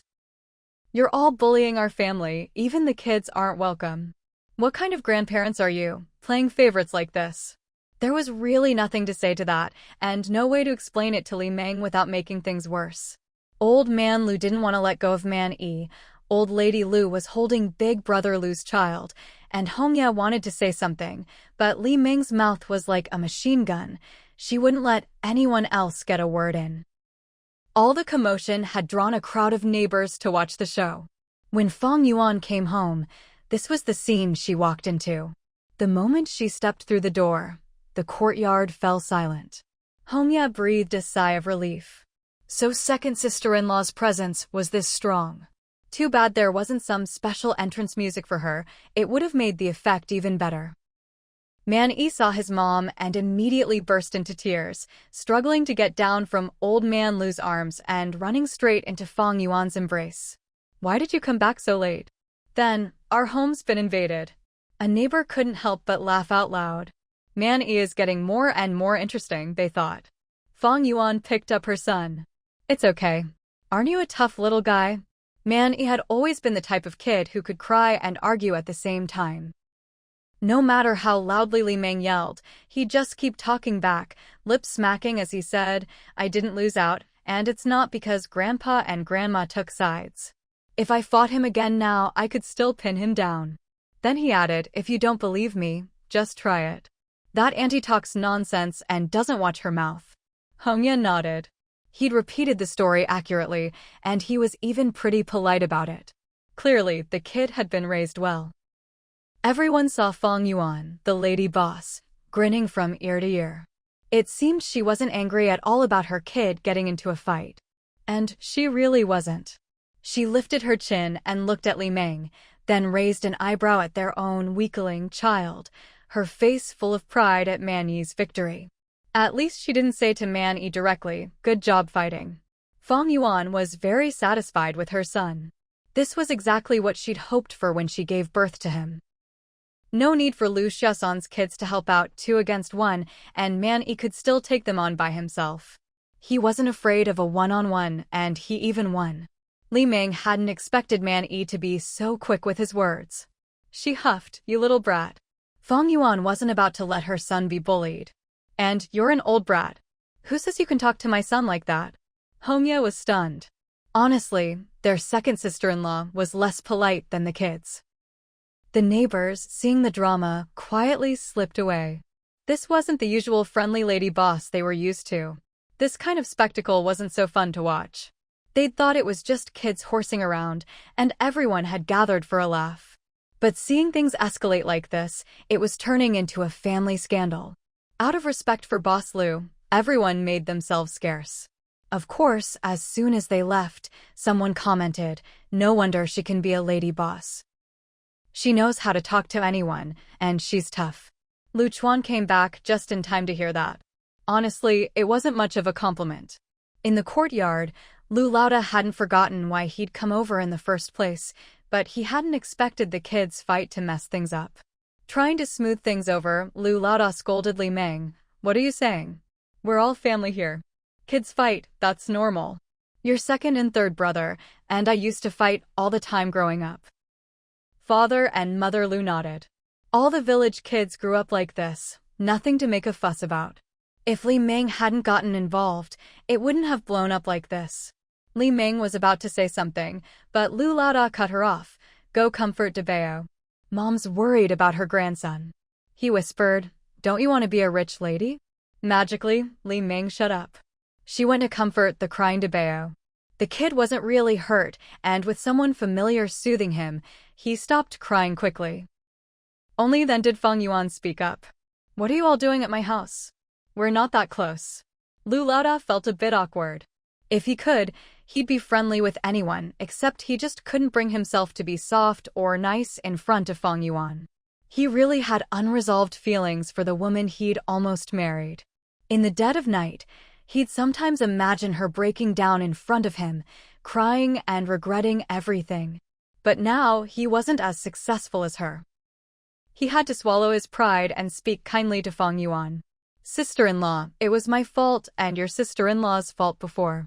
We let you and my second brother down. But we're all siblings born of the same parents. We all have to be filial to mom and dad. We can't just never see each other again, can we? Sister-in-law. Before Fang Yuan could reply, Lu Chuan came in from outside, striding over in a few quick steps to stand in front of her. His face was dark, eyes rimmed red, and he growled, "Lu Laoda, just try coming any closer." No one expected Lu Chuan to react like that. Father and Mother Lu thought, why is the second one acting like this without even hearing what the eldest has to say? Fang Yuan figured he must be upset for Man Yi. He didn't even care about the details. Lu Shaoxin thought his second brother was being irrational. Li Meng muttered, "See? He doesn't respect anyone, not even his big brother." But Hongye could see the truth. What Lu Chuan said had nothing to do with the family drama. The way he looked at his big brother, the way he shielded his wife, he still hadn't let go of what happened back then. Really, as a language teacher, Hongye noticed the details. Especially when it came to emotions. Maybe only Lu Laoda could sense it, and Hongye could understand. Sometimes, between men, things don't need to be said out loud. He glanced, almost imperceptibly, at the woman who once kicked him. No wonder Lu Chuan cared so much. And all that talk about going to university and grad school, so what? In his heart, Lu Laoda still thought he was better than Lu Chuan because of his career. Lu Laoda swallowed his pride. "Second brother, we're all married now." Meaning, only you're still hung up on the past. Lu Chuan replied coldly, "From the day I got married, I never wanted anything to do with you." Lu Laoda got anxious. He hadn't come here to hear that. You can't just cut ties like that. Mom and Dad are still alive, we have to take care of them. When they're gone, we'll still have to honor our ancestors together. Can you really separate yourself? Yesterday, Lu Laoda had used these words to win over Lu Shaoxin. Today, he was here to annoy Lu Chuan. And it was true, you couldn't just split up your parents, could you? There was no solution. So Lu Chuan was forced into a corner by Lu Laoda. The blue sky above his head was gone. If he kept caring about this, he'd be living under a cloud for the rest of his life. His breath grew rough, his vision blurred, he was that angry. Lu Shaoxin had come in late, but he'd heard what Lu Laoda said. Seeing his second brother like that, he rushed over to support him. "Second brother, it's not worth it. There's always a way." Only then did Fang Yuan notice how upset Lu Chuan was. She yanked him behind her, then marched up and kicked Lu Laoda. "You just love making people uncomfortable. Get lost." Hongye gaped at his second sister-in-law. So she could be this fierce. No wonder his second brother cared so much. Seriously, with someone protecting you like that, what are you still hung up on, second brother? Li Meng saw Lu Laoda get kicked and rushed over, letting go of her child to grab Fang Yuan's hair. "You shrew. Who do you think you're kicking?" As if Fang Yuan would be scared of her. Huh. At the same time, Man Yi tackled Lu Laoda's son, who had just been set down. "Your mom dares to mess with my mom?" You could say Li Meng and Man Yi both launched themselves at the same time. And then chaos broke out, women screaming, kids crying, people trying to break up the fight. It was a real spectacle. Good thing the neighbors had already left out of respect. In the end, it was mother and son versus mother and son. Fang Yuan and Man Yi won, hands down. Father and Mother Lu felt bitter inside. How could these two families ever get along peacefully? Any hope they had was gone. They didn't dare even dream of it anymore. Things escalated far too quickly. Watching the whole scene unfold, Hongye felt she'd really learned something new. She walked over and scooped up Mani, speaking with particular seriousness. "From today on, your education is in your third aunt's hands. From now on, you'll follow your third aunt. It doesn't matter what anyone else says." This had to be dealt with. Things had gotten out of hand. The one who most needed a lesson was the second sister-in-law who started it all, but Hongye didn't dare confront her, so she could only start with Mani. The next generation couldn't turn out like this. Over on Lu Chuan's side, he stayed put. He didn't go over to hit Lu Laoda. After all, his mind was on his wife. At this moment, Lu Chuan finally understood. Fang Yuan was what mattered most. Lu Laoda was nothing. But if he were to join Fang Yuan in fighting Li Meng, that would be way too embarrassing. Lu Shaoxin quickly grabbed Lu Chuan and held him back. Back when the 5 tigers were around, They'd said that if Lu Chuan ever embarrassed himself in the village, Lu shouts and had to keep an eye on him. Lu Laoda was still rational. He didn't join the fight, but instead went over and pulled Li Ming away. In his heart, though, he looked down on them. Women, no brains at all. With the combined efforts of Lu Laoda and Heng Ye, the situation finally stabilized. Old Lu and his wife were a bit stunned. They hadn't expected things to turn out like this. A family brawl, outsiders couldn't get involved. The people at the repair shop just watched the spectacle, some even commenting, "The boss lady's tough, she won." Honestly, some people really had no filter. Of course, if the boss lady had lost, they definitely wouldn't be so relaxed about it. This wasn't something that could be resolved right away. Old Lu took Lu Laoda and his family to the inn first. He said to his eldest son, "No matter what you're thinking, you need to let your second brother cool off." Lu Laoda replied, "All right." What else could he do? He hadn't expected his second brother to still be hung up on such a trivial matter. He felt wronged himself. What kind of feelings could there be for a woman who'd sold him off for 250 yuan? Then Li Ming and Fang Yuan started fighting. Lu Laoda winced. This was hard to comment on. At home, Lu Chuan pulled Fang Yuan aside. "Why were you so impulsive? Just jumping into a fight? That woman's a blockhead, and you're like fine china. Why go head-to-head with her? She's not worth it." Fang Yuan raised an eyebrow. Was she really fine china? "I'm a rock, not some useless porcelain." Lu Chuan felt stifled.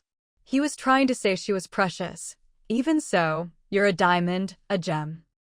You don't need to stoop to her level. Lu Xiaosan, listening in, felt a toothache. His second brother really had a way with words.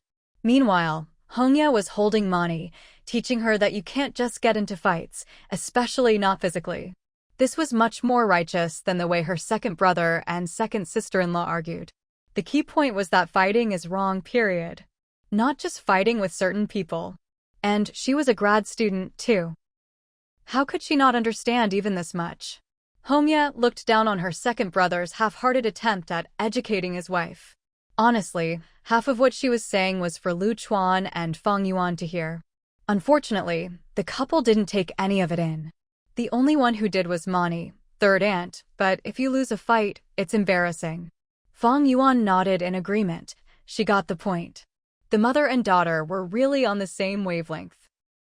Trying to reason with the child was one thing, but why was the second sister-in-law chiming in and dragging things down? Heng Ye asked second sister-in-law, "Does winning a fight really make you proud?" Fang Yuan wanted to nod. Honestly, it did feel pretty good. But then Heng Ye said, "Is this how you teach a child? Do you want your son to be respected for going to college like your second brother, or to be someone who gets into fights at the drop of a hat?" The child doesn't know better, but adults shouldn't act like this. Fang Yuan, a bit more serious now, turned to Mani. "Listen to your aunt." "Ahem, but today doesn't count. Today, you did the right thing." Heng Ye's face turned red. The first part was fine, but the second part was unnecessary. She said sternly, "Second sister-in-law." Fang Yuan told Mani, "From now on, listen to your third aunt." She did respect Heng Ye's profession, otherwise, she wouldn't say so much to Mani. Then Fang Yuan added, "Heng Ye, don't criticize me. It's only because Mani won that we can leave it at that. Otherwise, you'd better hurry up and have a kid. If it's 2 against 1, I'd still have to beat that shameless woman's son." Heng Ye's mouth fell open in shock. She had no idea there was such a mission. She turned to Mani. "Thank you, third aunt, for completing the mission all by yourself."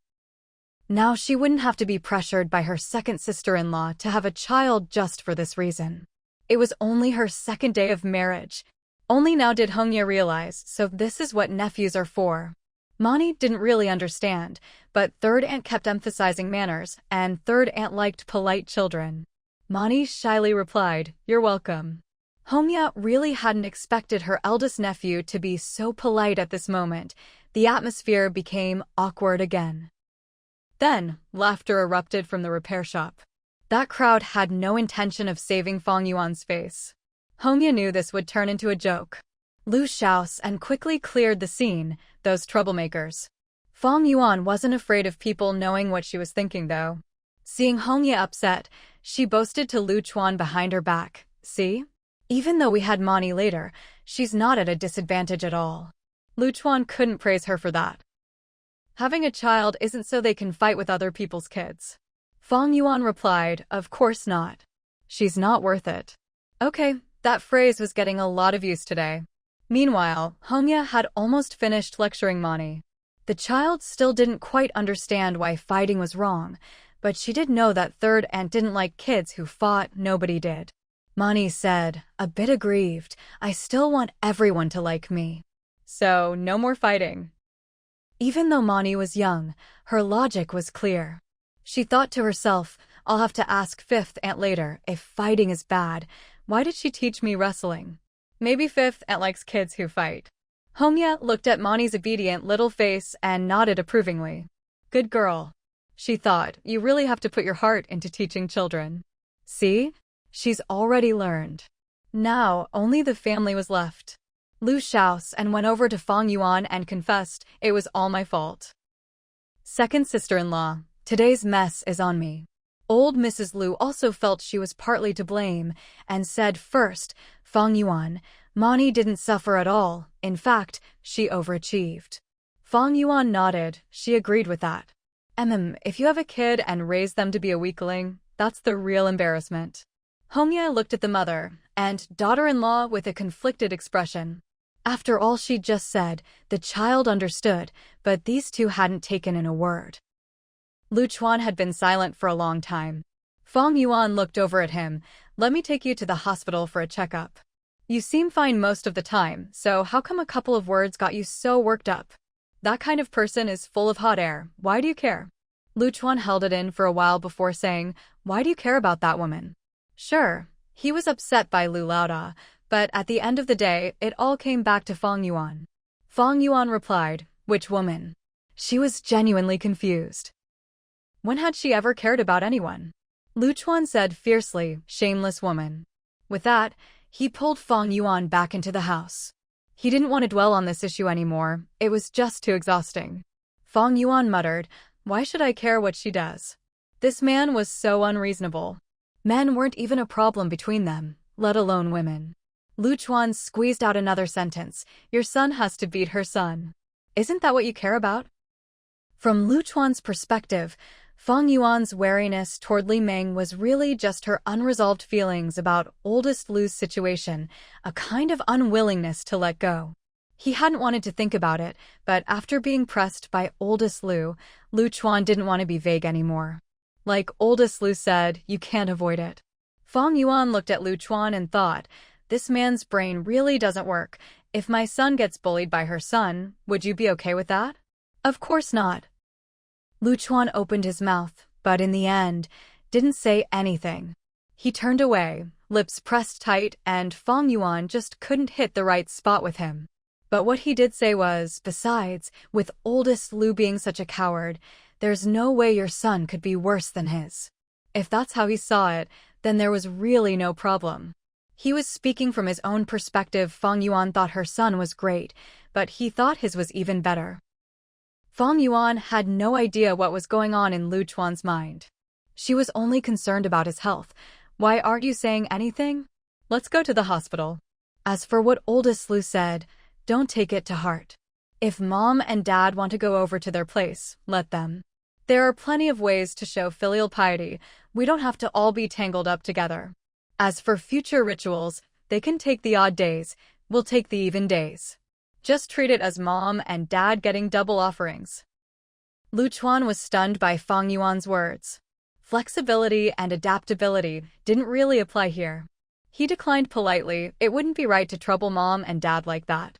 Then he added, as long as you're not hung up on the past, always unable to let it go. Do you think I care about oldest Lu? Fang Yuan really didn't get it. What do you mean? Why did it sound like it was her fault again? Lu Chuan said, I just worry you can't let go of the past, since you two were once engaged, almost got married. He glanced at Fang Yuan as he spoke. Fang Yuan's mouth twitched. That kick earlier should have been aimed at Lu Chuan. He was the real clueless one here. Was your head kicked by a donkey, or do you think mine was? Lu Chuan, don't talk about that. Just tell me, am I the only one for you? Fang Yuan sucked in a breath, her teeth aching. Happy now? This man didn't even think about the kids. He just wanted to be the only one. Lu Chuan's face darkened. Fang Yuan said, "You just studied too much, got too much time on your hands." Lu Chuan felt wronged. Was it so hard for this woman to say something nice? "You sure didn't say that when I was buying a place to study." Fang Yuan replied, "That's the part one learned later. I'll just remember the good stuff from now on." She was so fed up with Lu Chuan, she'd rather go kick oldest Lu to vent her anger. Since Lu Chuan had asked, he wasn't going to let Fang Yuan get away with a vague answer. He had to get a satisfactory reply. No matter what, Fang Yuan finally said something that put Lu Chuan at ease. Only then did he leave the house in a good mood. Otherwise, with Lu Chuan clutching his chest, looking pale and pitiful, Fang Yuan really would have had to drag him to the hospital. Even so, Fang Yuan still insisted on taking Lu Chuan for a checkup. How could a grown man turn like that over a few words? There had to be something wrong with his health. Lu Chuan really felt embarrassed. To go to that kind of place over something like this, he just couldn't go along with it. Old Madame Lu didn't know how the couple had made up in the room, but seeing her daughter-in-law looking fine, she was finally relieved. She actually agreed with Fang Yuan. Lu Chuan's expression today had really scared his mother. She urged Lu Chuan to go get checked out. Old Madame Lu took Lu Chuan's hand. "I don't worry about anyone else, I just worry about you." "Really, don't be like this. Why does it always have to be you who's caught in the middle, whether I'm alive or dead? Wasn't that the truth?" Lu Shaoxun looked at his second brother the same way. How did things get to this point? Lu Chuan said, "Don't say that." Fang Yuan just said, "From now on you'll get double offerings, odd days and even days." Old Madame Lu burst out laughing. Was there really such a good deal? Hongye glanced at her second brother-in-law. So second sister-in-law had managed to coax him. Turns out, he's actually a romantic. Heh. Then she looked at Fang Yuan, her second sister-in-law. Rituals on odd and even days. What a capable woman. Fang Yuan was feeling satisfied, but was stopped by Hongye. "Second sister-in-law, your comments today and your excitement really aren't suitable for Man-Yi to know about." Fang Yuan knew when to quit. "Ahem, now that we have a teacher in the family, we can worry less about the kids." "Mom, how about letting Hongye take care of Man-Yi?" Passing the buck, old Madame Lu didn't look pleased. "She's been lecturing us grandparents for half the day already." "Hongye, you're busy enough with work as it is." Hongye said, "I know Mom and second sister-in-law are on the same team.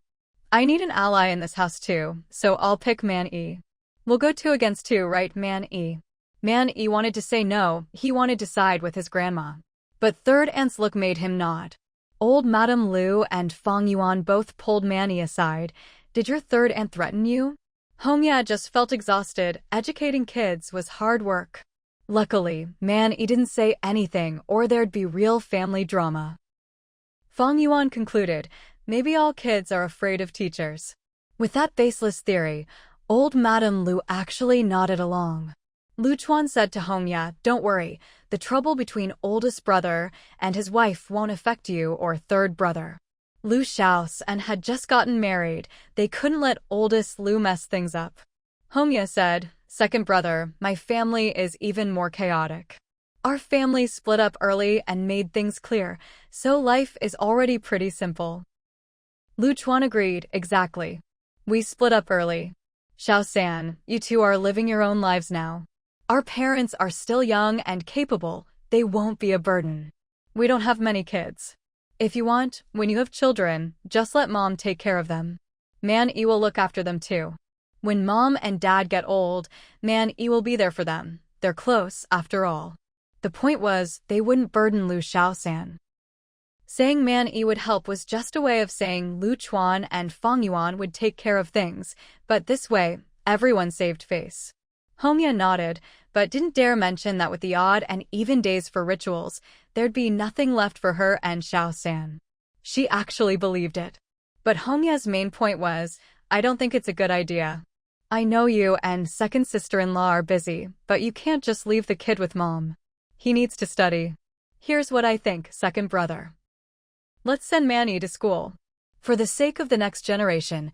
Hongye made her suggestion. She really didn't think much of Man-yi hanging around with his grandma. Old Madame Lu pulled Fang Yuan aside and whispered, "Isn't she trying to seize power as soon as she gets here?" In Old Lady Lu's eyes, satisfied, Mani is her grandson, and she's always been the one to look after him, even though lately her son has taken on more of the responsibility.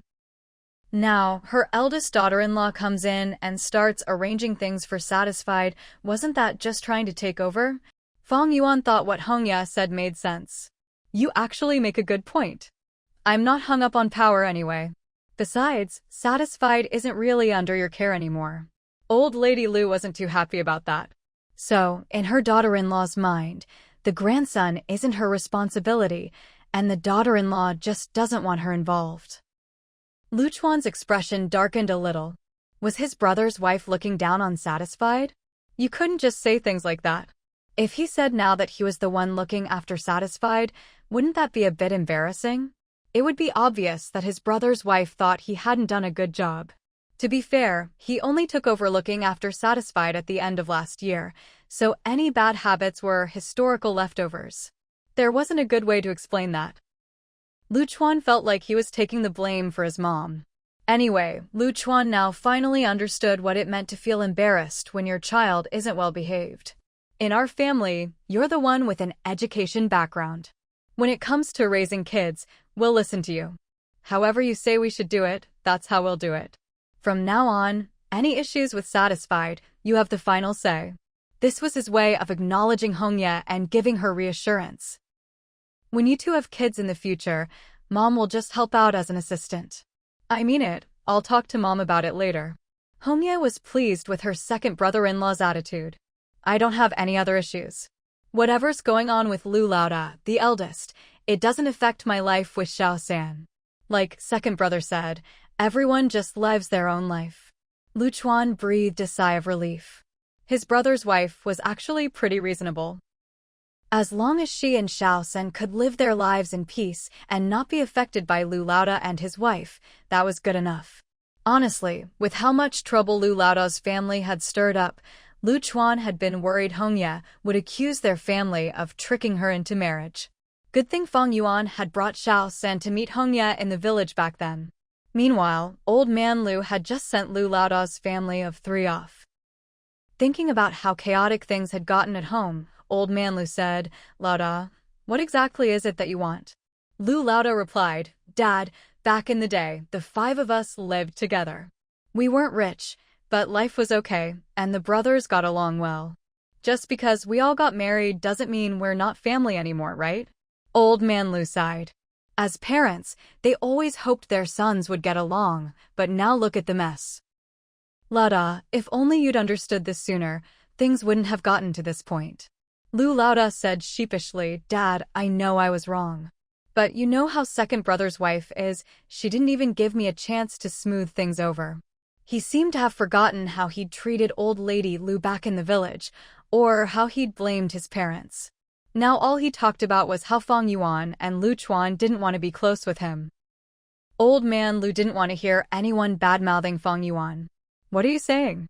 That's your second brother's wife." Lu Laoda, needing something from his father, was all politeness. "I didn't mean anything by it. I'm just saying, things are the way they are, but life has to go on. The 3 of us brothers are all your sons. It's not like they can just ignore me and pretend I don't exist." Old Man Lu understood.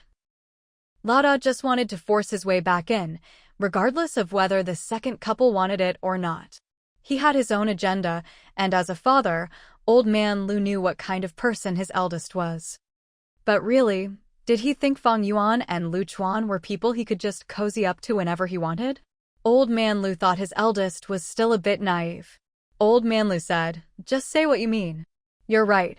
Things were fine for the past couple of years when everyone kept to themselves." He was worried that Laoda would end up angering the second couple, and then if they retaliated, no one would even know why or how it happened. Lu Laoda said, "Dad, the kids are getting older and need to go to school. I can't just leave them in the countryside. Whether they like it or not, I have to move to the city." Li Ming nodded in agreement. Only in the provincial capital could she make a fortune and become a rich lady. At this moment, Li Ming looked at Lu Laoda and finally saw the aura of a future tycoon, strategic and confident, as if he had a rainbow shining behind him. Dad, we all listen to Laoda in our family. If we all live together, Mom won't have to worry about the kids. If second brother's wife makes a fuss, I'll apologize to her. You had to wonder about this couple's logic. Old man Lu couldn't understand it. Wouldn't it be better to keep some distance? Why insist on crowding together? Besides, why didn't they think of this earlier? The second couple really didn't care for their apologies. Old man Lu knew what kind of person Fang Yuan was. When old man Lu got home, he wandered outside the door for a long time, not knowing how to explain all this to the second couple. Ding Min's belly was getting big, so she'd been taking more walks outside for her health. Ding Min and Wu Hu definitely knew about what was happening at Fang Yuan's house. When they saw old man Lu wandering from a distance, they just avoided him and didn't go over to say hello. Ding Min said, after all, he's their son. Of course his uncle worries about him. Otherwise, where would all this trouble come from? Wu Hu replied, it's not a big deal. If they come, they come. If they go, they go. It doesn't have much to do with Fang Yuan and them. He thought to himself, my sister already won. What's there to fuss about? Ding Min, being a woman, was more sensitive. I don't think your brother-in-law is as unconcerned as you say. The two of them weren't even thinking about the same problem. Wu Hu looked at Ding Min in confusion. What's it got to do with him? If anyone's upset, it should be Fang Yuan, right? Ding Min just couldn't communicate with Wu Hu. How could he be so clueless? Didn't he realize Lu Chuan, her brother-in-law, wasn't the type to let things go so easily? Ding Min gently reminded Wu Hu, I think your brother-in-law is probably uncomfortable about his younger sister's past engagement with Lu Laoda. Wu Hu waved it off, unconcerned. Us men are open-minded. There's nothing to it. Really, there's nothing else going on. Ding Min was so annoyed she cut her walk short and went home to rest. And you call yourself good buddies with Lu Chuan? She didn't want to argue with Wu Hu anymore. Wu Hu is still confused. Why did she get upset so quickly? He emphasized, really, it's nothing. Even when they were matchmaking, Fang Yuan didn't care. I'd know if there was something. Ding Min snorted. What you know doesn't matter. It's your brother-in-law who has to know. Old man Lu wandered around for ages, but couldn't come up with a solution, so when he got home, he didn't mention Lu Laoda's situation to Fang Yuan or Lu Chuan at all. He just hugged, satisfied. Don't get into fights anymore. If you get hurt, Grandpa will feel terrible. Satisfied glanced over at his third aunt, then turned his back to Hongye and whispered to old man Lu, I won't get hurt. I'm really strong. Then, in a clear voice for everyone to hear, Satisfied said, I won't fight anymore. I'll listen to third aunt from now on, so Grandpa won't worry. He even winked as he finished, and old man Lu played along. That's right, listen to your third aunt. The two of them exchanged a knowing look. See how well those two get along. In Hongye's mind, this nephew of hers was clever and good at charming people.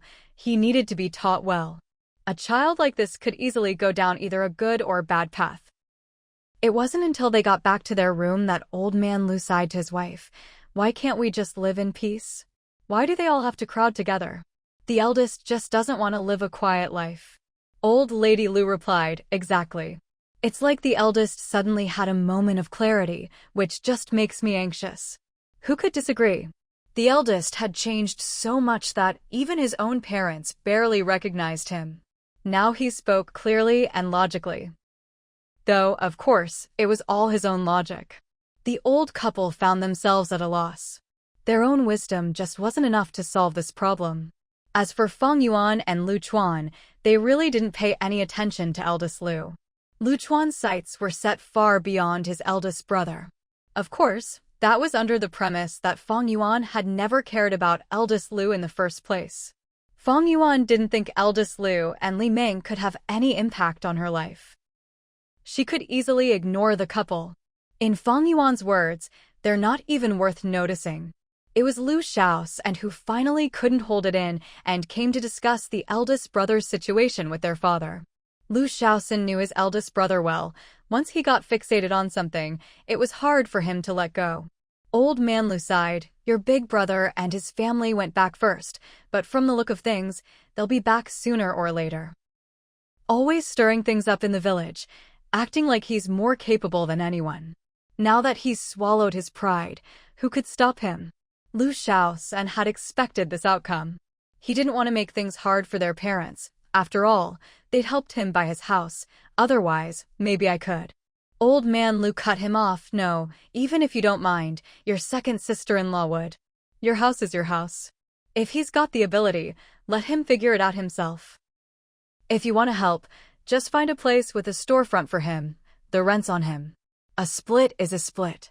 If the parents wanted to help their sons, that was their business, but brothers shouldn't be expected to support each other financially.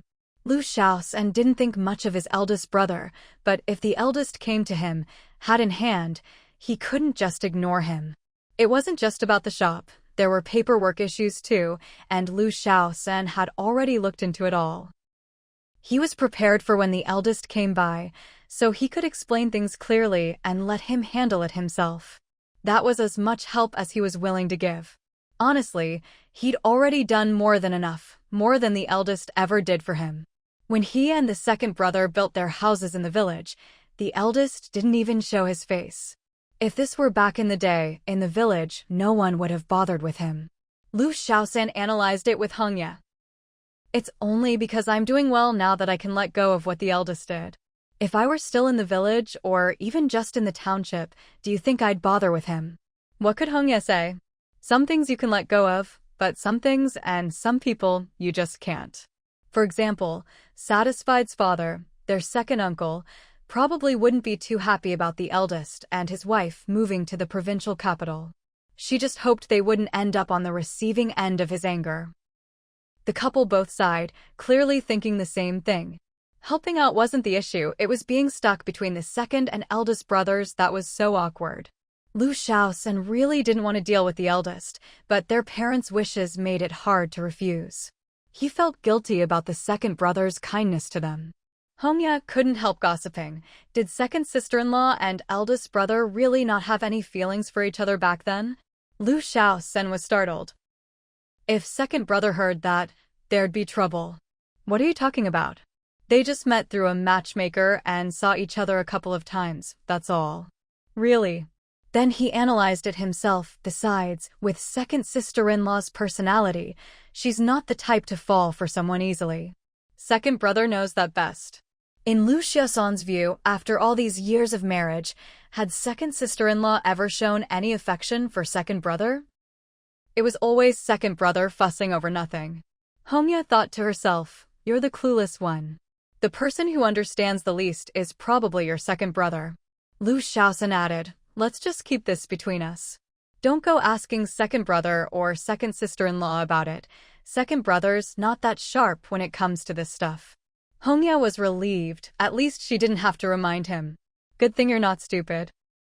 To save face for his second brother, Lu Shaoxin emphasized, it's not a big deal. He was just being petty back then. He should have let it go by now. Just in case. Hongya didn't comment. Whether someone cared or not, it was hard to hide.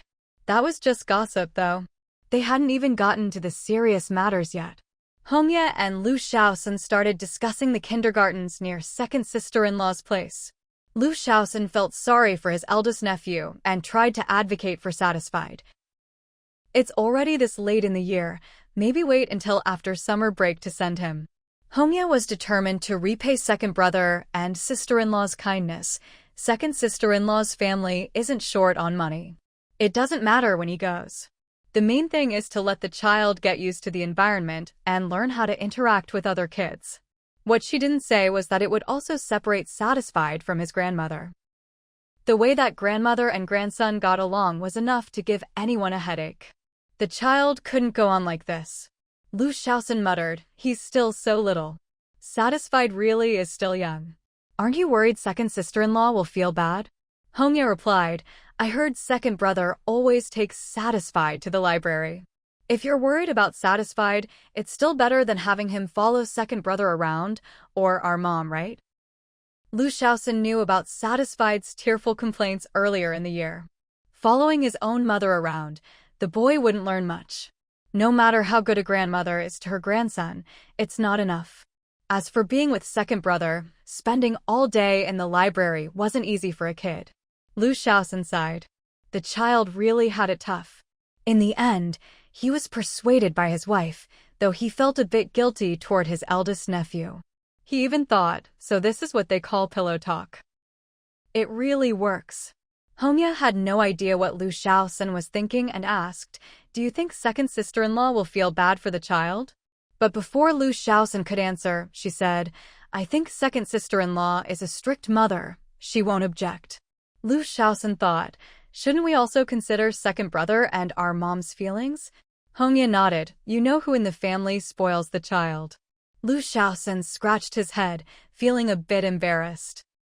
Hongya said, "Don't worry about second brother or our mom's feelings. Mom spoils the child too much, after all." She continued, "Fifth sister-in-law is about to give birth, and I heard the baby will be staying at mom's too. When that happens, Satisfied will inevitably get a bit neglected. Just let him get used to it now. Once fifth sister-in-law has her baby and things settle down at home, Satisfied will be on summer break anyway." It all made sense, so Lu Shaoxin had no objections. And, of course, he stopped worrying about eldest Lu's business.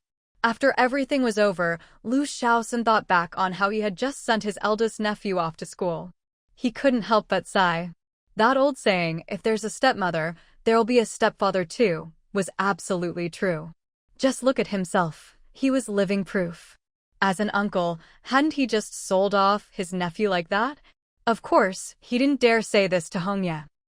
Instead, he whispered to Lu Chuan in private, "You'd better treat second sister-in-law well, or Man Yi will be in for a rough time." Lu Chuan wondered where this was coming from, but he just replied, "You think if I don't treat your second sister-in-law well, Man Yi will be the only one to suffer?" All right, Lu Shaoxin, shut up. With second sister-in-law's personality, it really wouldn't just be Man Yi who'd suffer. Second brother, you really need to behave. Lu Chuan just laughed. It seemed Lu Shaoxin finally understood how serious this was. If you asked Hongya, she'd say that as far as Lu Laoda and his wife were concerned, the best approach was to keep things cool and distant. Whether they came to the provincial capital or not shouldn't affect their lives at all. That was the right way to handle it. Unfortunately, when it came to Lu Shaoxin and his in-laws, it was clear they didn't see it that way. Hongya simply stopped arguing. Fang Yuan, regarding Man Yi going to kindergarten, said to Hongya, "You must have pulled some strings, right?" She was genuinely grateful. Hongya replied, "We're all classmates, it's not really a favor. They'd accept any child sent over." That's what she said, but it wasn't nearly as easy for them to get Man Yi into school as Hongya made it sound. After all, Man Yi was still quite young. Knowing her son was about to start nursery school, Fang Yuan pulled Man Yi aside and told him, "From now on, you have to listen to your third aunt. If you don't behave, the teacher will sort you out." Hongya wanted to say, "The teachers aren't that scary, second sister-in-law. You shouldn't give the child that kind of impression." But then she saw that after saying her piece, second sister-in-law just went off to do her own thing, not caring about it at all. Hongya was certain. This was a mom with a big heart. On the other hand, Lu Chuan, the second brother, was being the overly cautious dad, asking about all the teachers at the nursery, what their tempers were like, and even wanting to know the backgrounds of all the kids in Man Yi's class. He even specially got Hongya 2 bags of fruit to give to her classmates, asking her to find out if there were any difficult kids in Man Yi's class. Watching her second brother-in-law act like such a doting father, Hongya couldn't help but twitch her lips. Man Yi was only 2 years old, he was just going there to play. What was there to investigate? One parent was too laid back, the other too meticulous. Couldn't they balance each other out? Meanwhile, Lu Laonyang, the grandmother, was also worried about sending her grandson off. She followed her daughter-in-law around, nodding repeatedly, "Your second brother really thinks things through. It's good to ask. Our Man Yi is so little, we can't let him get bullied." Hongya thought to herself, with his fighting spirit and that sharp little mouth. It's the other kids who should be worried. Then Lu Laonyang asked, Hongya, what if Manny gets homesick? Will the teacher let him come home? Hongya reassured her, if Manny misses home, we'll bring him back. Don't worry, we won't let him suffer. But after summer break, he'll need to stay at the nursery, listen to the teachers, and follow their schedule. For now, we're just letting him get used to the environment. Mainly, it was to let the parents get used to it too. Lu Chuan nodded, that's good, very good. Lu Laonyang nodded too, surprised, that's great, that's great. Then she added, I'll go get a school bag ready for Man-yi. The old lady happily bustled off, thinking, so my grandson is just going there to get familiar with the place. But later, in private, Lu Laonyang pulled Hongye aside and asked, isn't there a nursery where parents can go with their kids? We should go to one like that. Hongye held back a laugh. There really isn't. The whole point of nursery school is to help families who are too busy to look after their kids. Lu Laonyang wasn't satisfied. Why weren't there schools that cared about parents who couldn't bear to leave their children? So even in the provincial capital, schools are like this? Maybe we shouldn't go and make trouble for them. We have people at home who can watch the child.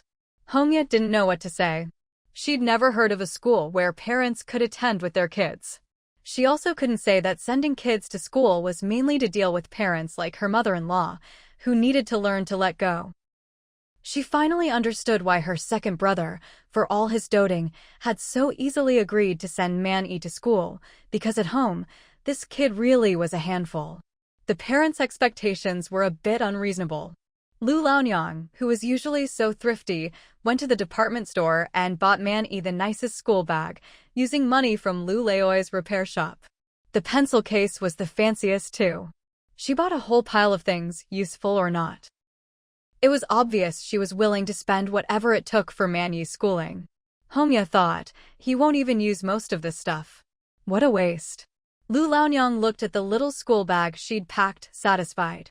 When our 3 kids went to school, we didn't have it this good. Man-yi is really lucky, he knows how to pick his parents. Lu Chuan looked at Man-yi's pencil case and had to admit, in all his years of schooling, he'd never had a pencil case as expensive as this one. Fang Yuan laughed, you're forgetting the school bag. I bet even if you add that in, it's still not as much as Man-yi's. Lu Chuan pursed his lips, feeling a bit down because Fang Yuan was right. He felt a little shortchanged. The bag he was using now was one his 5th brother got from his 5th sister-in-law, and it hadn't cost a thing. Lu Laonyang noticed his expression. Don't be upset about this. Things weren't as good back then. Besides, you didn't know how to pick your parents like Man-yi. Lu Laonyang truly felt it wasn't her fault. That's just how things were in the village, every family was the same. Fang Yuan chimed in, what was wrong with our parents? Every family was like that back then. It was just the way things were. Lu Shaosan quickly agreed, exactly. Otherwise, the kid hadn't even started school yet, and they'd be having family drama.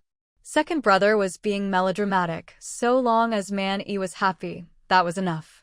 Lu Lei said, our Man-yi is lucky. Better off than his dad. Lu Chuan had to admit, that was true. He had to make sure his son had a good life. He couldn't let him suffer the way he had. Fang Yuan, for once, whispered to Lu Chuan, Man-yi is lucky because we're giving him the best we can. Just that one sentence made Lu Chuan feel over the moon. Lu Shaosan thought, so second brother's melodrama depends on the person and the timing. And he's way too easy to cheer up. Because of Man-yi, everyone temporarily forgot about Lu Laoda's issues.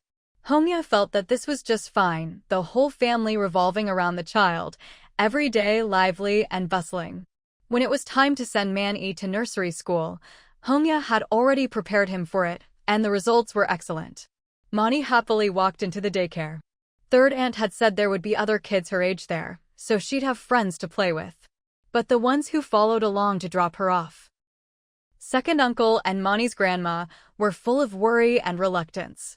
Watching Mani's little figure disappear, they couldn't bear to leave and were anxious. Lu Chuan held onto the eager Mani, who was trying to rush into the daycare, and reminded her, be brave, don't cry, and if you need anything, find a teacher. Do you remember our home phone number?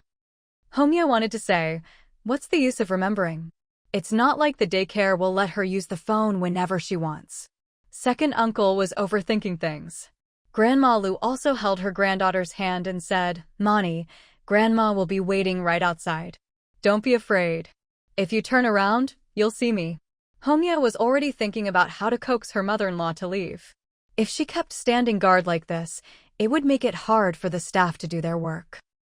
Come to think of it, second sister-in-law was more easygoing, but at least she trusted her enough to leave things in her hands.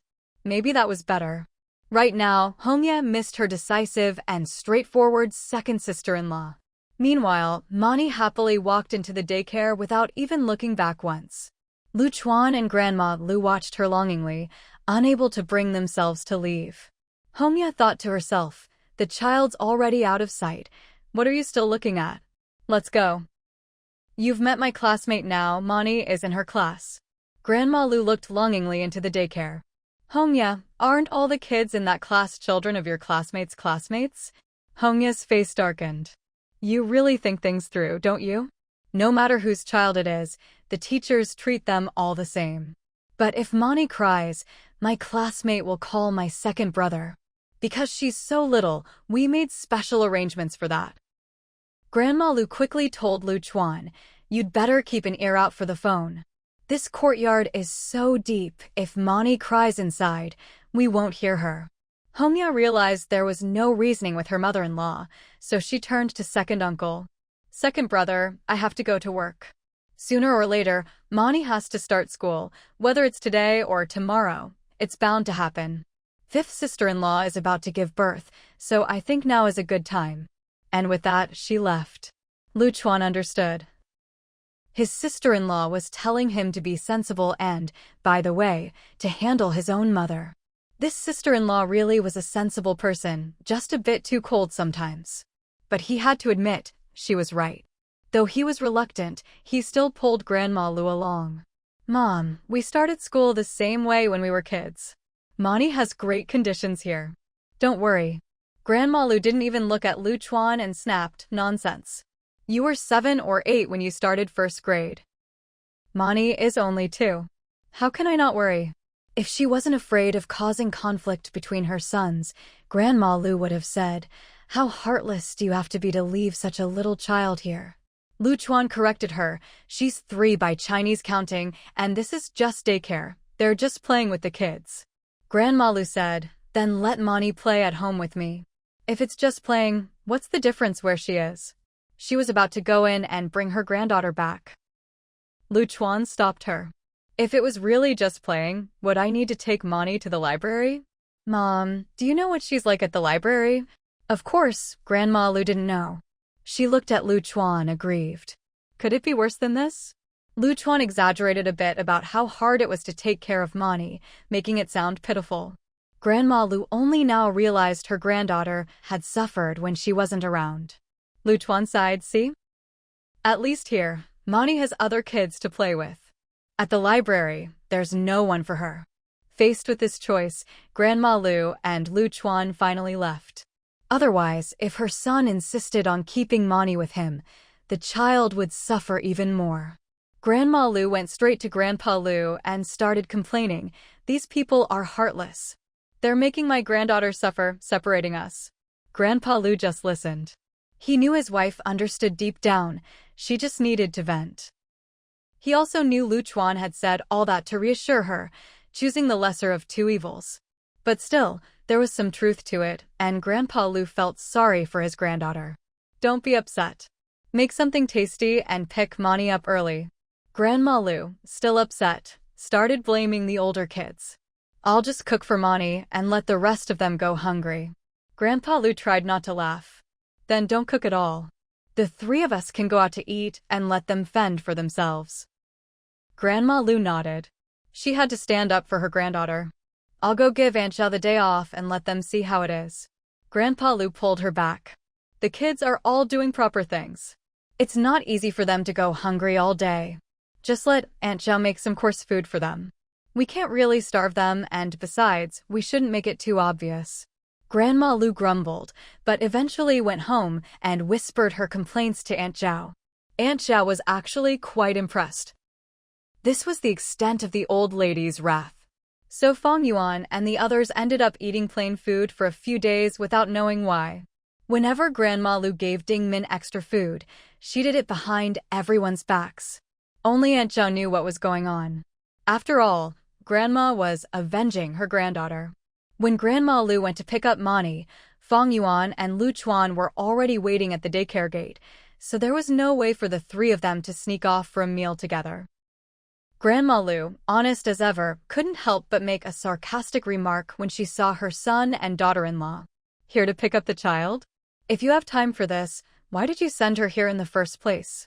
Anyone who didn't know better would think this was a wolf's den, not a daycare. People nearby couldn't help but laugh. This was clearly a doting grandma. Fang Yuan didn't get upset and replied cheerfully, "Isn't it so Mani can learn and grow?" "Mom, I'm just following your advice." Nonsense. If she'd really listened to her, would she have harmed her granddaughter like this? "Don't blame this on me," Fang Yuan said. "Third sister-in-law, you're the one who cares most. She's a teacher, how could we not take her advice seriously? I'm just treating your opinion with the respect it deserves." Lu Chuan nodded along. "Mom, we don't blame you. For Mani's sake, as her parents, we're willing to let go. Don't worry." Someone nearby snickered. The couple was clearly ganging up on the elder. What a pair. Grandma Lu was so frustrated, she almost turned around and left. How could they be so shameless, making it sound like she was the one who sent Mani here? A parent nearby joined in. "You're lucky to have someone to help take care of your child. My family can't bear to spend the money to send our kid here, but we really don't have anyone to help out at home." Fang Yuan replied, "My kid is mischievous and my mom is getting old. It's hard work for her too." What else could she say? Grandma Lu wanted to say she wasn't tired, but Lu Chuan interjected, "We can't exactly say you're taking Mani out to watch the excitement everywhere." Of course they couldn't say that. Grandma Lu was still carrying that mistake and hadn't been let off the hook yet. Otherwise, Mani wouldn't have had to suffer at the library with her dad, and they wouldn't have ended up choosing daycare in the end. Old Lady Lu was fuming as she waited for her grandson to get out of school, not wanting to talk to anyone. Her son and daughter-in-law were still playing these games. Did they really think she was a fool? Wasn't it obvious that none of them thought she was good enough to look after the child? Honestly, if it hadn't been for the huge changes she saw in her grandson when her son took care of him, Old Lady Lu would never have given in. She'd made a huge sacrifice for her grandson's future. She didn't even bother to complain to her second son and daughter-in-law about these things. Did they really think she didn't understand anything? Whatever, it was all for her grandson. Lu Chuan and Fang Yuan, as the child's parents, quickly started chatting with the other parents. They'd all be part of the same parent circle from now on. Old Lady Lu kept her eyes glued to the kindergarten gate, determined to ignore her second son and his wife. If she could have opened the door with her mind, she would have stared it open by now. Then, when the kindergarten doors finally opened, Old Lady Lu let out a loud, "Grandma's satisfied," shocking all the parents waiting outside. Everyone stared at her, thinking, this grandma is really invested. Then they looked at Lu Chuan and Fang Yuan with sympathy. If the grandma spoiled the child this much, no wonder they had to send him to kindergarten. But then, instead of running over, Man Yi just waved at Old Lady Lu and called out, "Grandma, wait a minute. I made some new friends. We're exchanging phone numbers." Fang Yuan twitched her lips and warned Lu Chuan, "If you dare let Man Yi waste phone money like you do, just wait and see how I deal with you too." Lu Chuan wanted to protest, but he couldn't. He'd only taught his son the home phone number for emergencies, not for this. He comforted himself. After all, not many of Man Yi's classmates even had a phone at home. Phones really weren't that common these days. Old Lady Lu felt a pang of disappointment. Her grandson had made friends and was ignoring his grandma. He used to run over and hug her, shouting "Grandma" every time she called him. Now she watched as Man Yi chatted with one friend and held hands with another. He really was making friends everywhere, just like his uncle. Even more surprising, after just one day, he already had friends he couldn't bear to part with. Neither Fang Yuan nor Lu Chuan had expected their son to be such a social butterfly. On his very first day at kindergarten, he was already bringing friends home. Lu Chuan couldn't help but wonder, were those other parents really so trusting? Then Man-yi piped up, "Mom, Grandpa, Grandma, you guys go home first. Dad can take me to Peng Peng's house on the bike to let them know, then we'll all go to our house to play." Honestly, it wasn't the time to praise their son for being so organized. Fang Yuan scolded him, "You little rascal, who did you discuss this with? First day of school and you're already going to a classmate's house? Are they even ready for you?" Man-yi corrected her, "We're going to our house, not theirs. They don't need to prepare anything." As parents, shouldn't they support their child making friends? Shouldn't they get ready to host? Old Lady Lu jumped in. "It's good that the child knows how to make friends. Man-yi, don't worry. Grandma will go home and get some good food ready for your friends." So Fang Yuan and Lu Chuan didn't need to worry. Someone was already taking care of it. Man-yi immediately said to his grandma, "Don't go to too much trouble, Grandma. I like you best." Well, at least he knew how to be considerate. Then Lu Chuan rode the family tricycle, taking several kids with him. If someone saw them, they might think he was kidnapping children. It was all his son's fault. When word got out that Man-yi was inviting classmates over, several parents who'd come to pick up their kids greeted Lu Chuan and asked if their children could ride along too. That tricycle really drew attention. Parents usually couldn't say no to their kids, so they politely told Lu Chuan, "Sorry to trouble you." Lu Chuan and Fang Yuan looked at the group of kids and said, "They're just kids. It's good for them to play together. Once we get to know each other better, we'll probably be bothering you too. Don't be shy." Of course, they had to give the other parents their address, otherwise, who'd feel comfortable letting their kids go off like that? That was Man-yi's eventful day. He discovered how great kindergarten could be. So when Man-yi came home, he didn't just bring one friend. He brought a whole group. When Woohoo saw the lively scene, he rubbed his hands together excitedly and said, "No doubt about it, he's got the Fang family blood, just like us brothers back in the day." Lu Chuan thought, "I'm his real dad standing right here. Fifth brother, are you looking down on me?" But honestly, he'd never been the type to gather a big crowd of friends. Watching all these kids, he never imagined he'd be such a welcoming host. If it had been Lu Shaoxin pulling something like this, Lu Chuan was sure he'd have had words with him. But facing his brother-in-law, Lu Chuan hesitated and said, "I had friends at school too, you know." Woohoo didn't even glance at him. Back when us brothers were all at home, the place was always lively. Who'd have thought, after moving to the provincial capital, it'd be Man-yi holding down the fort? Lu Chuan fell silent. He'd gone to school in the city too, but never brought classmates home in droves. He'd always worried about his family. Just look at how busy Fang Yuan, Old Lady Lu, and fifth sister-in-law were. Hosting kids was no easier than hosting adults. So, it really was the Fang family bloodline at work. Woohoo had proved it with facts. Man-yi and his friends played in the family's sandbox. Peng Peng said to him, "Your grandpa is awesome. He set all this up for you." Man-yi replied, "That's nothing. When my uncle takes me to the riverbank, there's sand everywhere. My uncle is the best." Woohoo started to worry.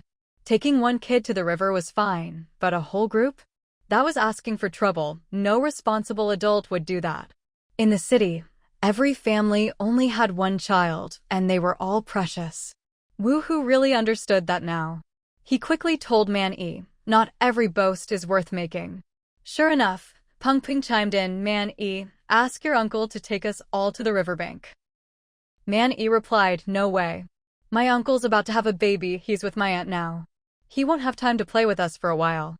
Woohoo had just been worrying about Man-yi's bragging, but when he heard that, he hurried over. "Who said that? You're my nephew. Even if I have a dozen kids, I'll still take you to play." But the riverbank was dangerous. They couldn't just go there. Of course, now wasn't the time to say that. What Woohoo really minded was that someone was trying to drive a wedge between him and his nephew. Ping Pong looked on enviously. "Man-yi, your uncle is so nice. Can he be my uncle too?" Man-yi shook his head. "No way, he's my uncle." Woohoo scooped Man-yi up. "Who said your uncle won't take you out just because he has kids? Who was it? Who's trying to come between us? Ding Min thought to herself, good thing I didn't say anything, otherwise, this would have been a real mess. The 5 tigers were still glaring angrily, scanning their own family as if everyone around them was trying to drive a wedge between uncle and nephew. Fang Yuan wasn't the least bit intimidated. I'm just saying, unless you've got time to babysit Man Yi, can my sister-in-law really spare you? Lu Chuan nodded in agreement. Exactly. 5th brother, can you really worry any less about my sister-in-law's side? He resolutely refused to admit he'd ever said things like, let Man Yi toughen up a bit. An uncle can't be the same as a father. Uncles will have their own kids one day. But he did feel a little guilty. The 5th tiger snorted coldly. Don't give me that. None of you better try to trip up this uncle. My bond with my nephew is just fine. Old Lady Lu, standing nearby, chimed in with the plain truth. It's a good thing it was Fang Yuan who said it. If anyone else had, there'd be no way to explain it away. Lu Chuan looked at Fang Yuan. Since it was her, he really couldn't say anything.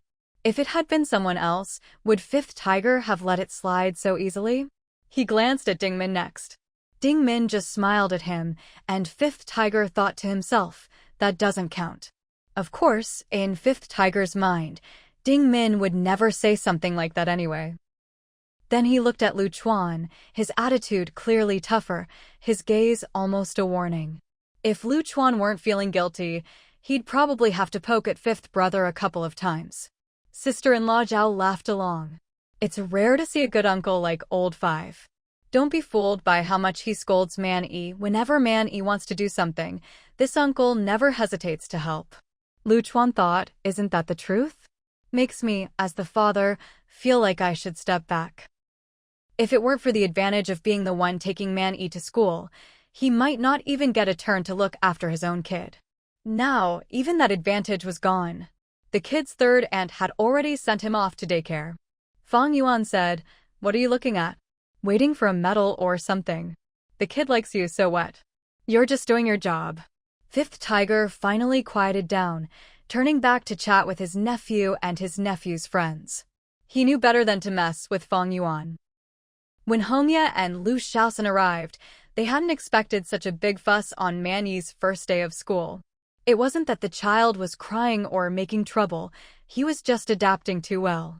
A whole table of little guests, these days, only 2nd brother and 2nd sister-in-law would go to such lengths to host a group of kids. Of course, the kid's uncle was also outstanding, totally in sync with the child. Over there, 5th tiger, as the uncle, was proud of his nephew's achievements and went all out to make him look good. Ding Min just smiled along. Otherwise, 5th tiger would accuse her of sabotaging the uncle-nephew bond. Ding Min was determined not to play the villain. Hongya quietly observed and realized the difference between her own family and her in-laws. This was how children should be raised. If nothing else, at least they were building confidence. Even Lu Shaoxin felt especially proud. Other families' kids cried on their first day of school, but look at theirs, he was out there learning and gaining experience. 5th tiger was running around for his eldest nephew, and the whole family was bustling around the child. Hongya realized one thing, in this family, she couldn't always be the nice guy, or else her eldest nephew would end up spoiled. Letting things go unchecked was definitely not an option. But before anything else, she needed to talk to the parents. The main issue was with them. After entertaining all his little friends, Man Yi responsibly walked them home. Lu Chuan drove his little 3-wheeler to drop off Man Yi's friends, and the family even threw a little celebration for him. But what they ate was coarse grains and old pickles, a special meal old Lady Lu had prepared for her son and daughter-in-law. Fortunately, after a long day, no one noticed. As for Man Yi, Fang Yuan was a bit worried. Is this really school?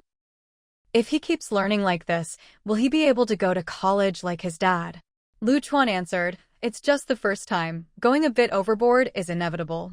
Then he added, we have to let Man Yi save face. If it gets out of hand, I'll talk to him. Fang Yuan asked, are you sure tomorrow won't be just as chaotic? Lu Chuan glanced outside, where old Lady Lu was eagerly asking her grandson if he'd bring his friends home again tomorrow, and what grandma should prepare. Man Yi stuck out his chin. This setup is good enough. Then the two of them went off chatting about who knows what. All right, this can't go on. Lu Chuan drooped his head and promised Fang Yuan, leave this to me, I'll handle it. Fang Yuan nodded. As long as someone was taking care of it, she was satisfied. I know you're good to Man Yi. You think the hardships you suffered shouldn't be repeated by your child. But you should know, the sweetness you never tasted can also be too much for him. Fang Yuan rarely spoke so deeply, and Lu Chuan said, I really know I was wrong. Fang Yuan curled her lips. You've got a college degree at least. Let me ask you, what exactly did you do wrong? What's the use of just knowing you're wrong? Clearly, it was their son's problem. If the son made a mistake, shouldn't he realize it himself? Should a father be the one to admit fault for his son? Lu Chuan felt a little awkward. I'll make sure Manny understands his mistake. And I'll explain everything to Mom. Fang Yuan nodded. Finally, everything was on track. This man was reliable. Later that night, after Fang Yuan had already slept and woken up again, Lu Chuan was still outside talking with old lady Lu. He couldn't let it go until it was settled. His wife had given him a mission. Old lady Lu was quite unhappy, fiercely protective of her grandson. She asked Lu Chuan, you wanted my grandson to go to school. He's going. What more do you want? Then she added, you complain about the kid having friends, but wasn't the whole point of sending him to school so he'd have playmates his own age? Lu Chuan had no answer. She'd hit the nail on the head. Old lady Lu said, if it were up to me, my grandson Man Yi would already have graduated from daycare with flying colors. After all that, old man Lu couldn't help but laugh. His wife was a force to be reckoned with. Of course, he couldn't support her, so he just went inside for a drink of water. Lu Chuan argued with his mother half the night. Sending the child to school was a serious matter. He couldn't let things go astray. There was no way Manny could graduate from daycare just yet. No matter how long the debate lasted, at least Fang Yuan didn't have to worry about it. When Hongya came by the next day, she was amazed to find that as cocky as Manny had been the night before, he was now just as well behaved. Clearly, he'd been disciplined. Hongya nodded. Things were better than she'd expected. At least second brother and second sister-in-law were clear-headed when it came to raising their child. And they handled it well. See, all kids are good kids as long as you're willing to talk to them. They'll understand right from wrong, more or less. However, her mother-in-law didn't look too happy, so Hongya wisely kept her mouth shut. She knew how close her mother-in-law was to her nephew. Since it was second brother and second sister-in-law's child, it was best to let them handle any trouble he caused their mother. Hongya, after all, had some sense. When they sent Mani off to school and saw how well he was adjusting, the family felt much more at ease. Old lady Lu even told Mani that she'd wait outside the main gate at lunchtime, and if he didn't get enough to eat, he could just call for her at the gate. Other than that, all they had to do was pick him up after school. Hongya thought this arrangement was reasonable. After all, it wasn't likely that Mani would ever need to stand outside the gate and shout. Mani was actually very reassuring. Grandma, the food at the kindergarten is delicious. You don't need to wait for me. I'll come home with you after school. He waved his little hand and ran off with his friends, while old lady Lu followed behind him all the way. The child was so eager to go to school that old lady Lu felt a little downhearted. Silly boy, she thought, you've fallen right into their trap. But there was no way to explain it to her grandson. It was partly because the kindergarten's facilities were so basic that 3-year-olds and 4- or 5-year-olds were all mixed together. Otherwise, the family would never have let a 3-year-old go to kindergarten alone, no matter how close it was. Even so, it was only because the kindergarten was nearby and all the kids on the street went together, with one adult watching them, that parents felt comfortable letting this group of little rascals run off on their own. Of course, old lady Lu was the exception. She insisted on personally dropping off and picking up the child. Seeing how well Mani was adapting, Lu Chuan finally felt at ease and stopped circling around the kindergarten, worrying about his son inside. When he ran into acquaintances, he'd boast a little. Don't be fooled by how young my kid is. He adapts really well and never gives us any trouble. He'd add, he's never even cried once. Isn't that something to be proud of? As a dad, he couldn't help but show off. Then, one evening, Mani didn't come home with old lady Lu. The reason? He'd been invited over to a friend's house. The kids already understood the concept of taking turns hosting each other. Lu Chuan followed the group of children to see where his son was going before he dared to go home himself. Now he finally understood how other parents felt when their kids came to visit. Naturally, the family held another little celebration for this, hosted by Uncle Woohoo. Woohoo declared, "See? This is the social ability of our Fang family. Mani must have inherited this skill from us." Fang Yuan nodded in agreement. It must have skipped a generation. I certainly don't have that talent. As a mother, she didn't try to take credit. She was humble and honest about it. Lu Chuan thought maybe he deserved some credit too. Wasn't he the boy's father? But Woohoo's words left him no room to argue. Lu Chuan couldn't refute it. After all, he really didn't have that knack for making friends. Ding Min chimed in, "Lu Chuan, not to criticize you, but when it comes to making friends, you really can't compare to your fifth brother." Of course, Ding Min was teasing Woohoo, but he didn't see it as sarcasm. He took it as a compliment. Everyone at the gathering agreed that Mani's popularity was thanks to the Fang family bloodline. After all, the Lu family's kids never had that kind of charm. With everyone's approval, Woohoo carried Mani around, showing him off, saying they were true uncle and nephew, both equally good at making friends. This celebration was truly unique. Woohoo was even happier than if he'd made a new friend himself. At home, Hongya graded homework while accepting the family's thanks. They all said that as an aunt, she'd sent the child to the right place. He was adjusting well, learning things, and the family could finally relax without worrying about his education. At the very least, the child wouldn't just be running around getting into trouble or picking up bad habits. Everyone believed that what the school taught couldn't be wrong. Hongya was modest about it. He's still young. He can't really learn much yet. It's mainly about making friends. Old Lady Lu nodded. Well said. Just look at my grandson. He's doing especially well. Then, on the third day, Mani still didn't come home. Why? Because his group of friends was taking turns hosting each other. He really did have the air of a little gentleman. Anyone who knew would say it was just kindergarten, but if you didn't, you'd think he was a college student or even a graduate student. On the fourth day, Lu Chuan and Fang Yuan were called in by the teacher. No one saw that coming. The teacher told them, "Your child, Mani, is leading a bad trend." Parents had been complaining that ever since Mani started inviting friends over, their kids hadn't been home for days. Lu Chuan wanted to nod in agreement. Their own child hadn't been home in days either. He should have contacted the teacher first, but someone else beat him to it. Fang Yuan was not pleased. "Teacher, shouldn't they manage their own kids? What does this have to do with our Mani?" The teacher had to admit, that was a good point. "But your son started the trend, so he can't avoid responsibility." Lu Chuan almost laughed. Fang Yuan's bluntness wasn't quite appropriate here. He quickly said, "Ahem, teacher, as parents, we didn't handle this well. We didn't guide our child properly, but we'll talk to him and help him understand the right way to make friends." He added, "As for the rest, it's up to all of us as parents to work together." In other words, everyone should manage their own kids. Same words, but when the couple said them, the teacher felt differently about each. She decided she'd communicate with the father from now on. Fang Yuan and Lu Chuan took Mani home, and Woohoo's celebration was cancelled. Then Fang Yuan pulled Mani over to stand in front of Woohoo and said, word by word, "If this is the Fang family bloodline, why don't you go get called in by the teacher?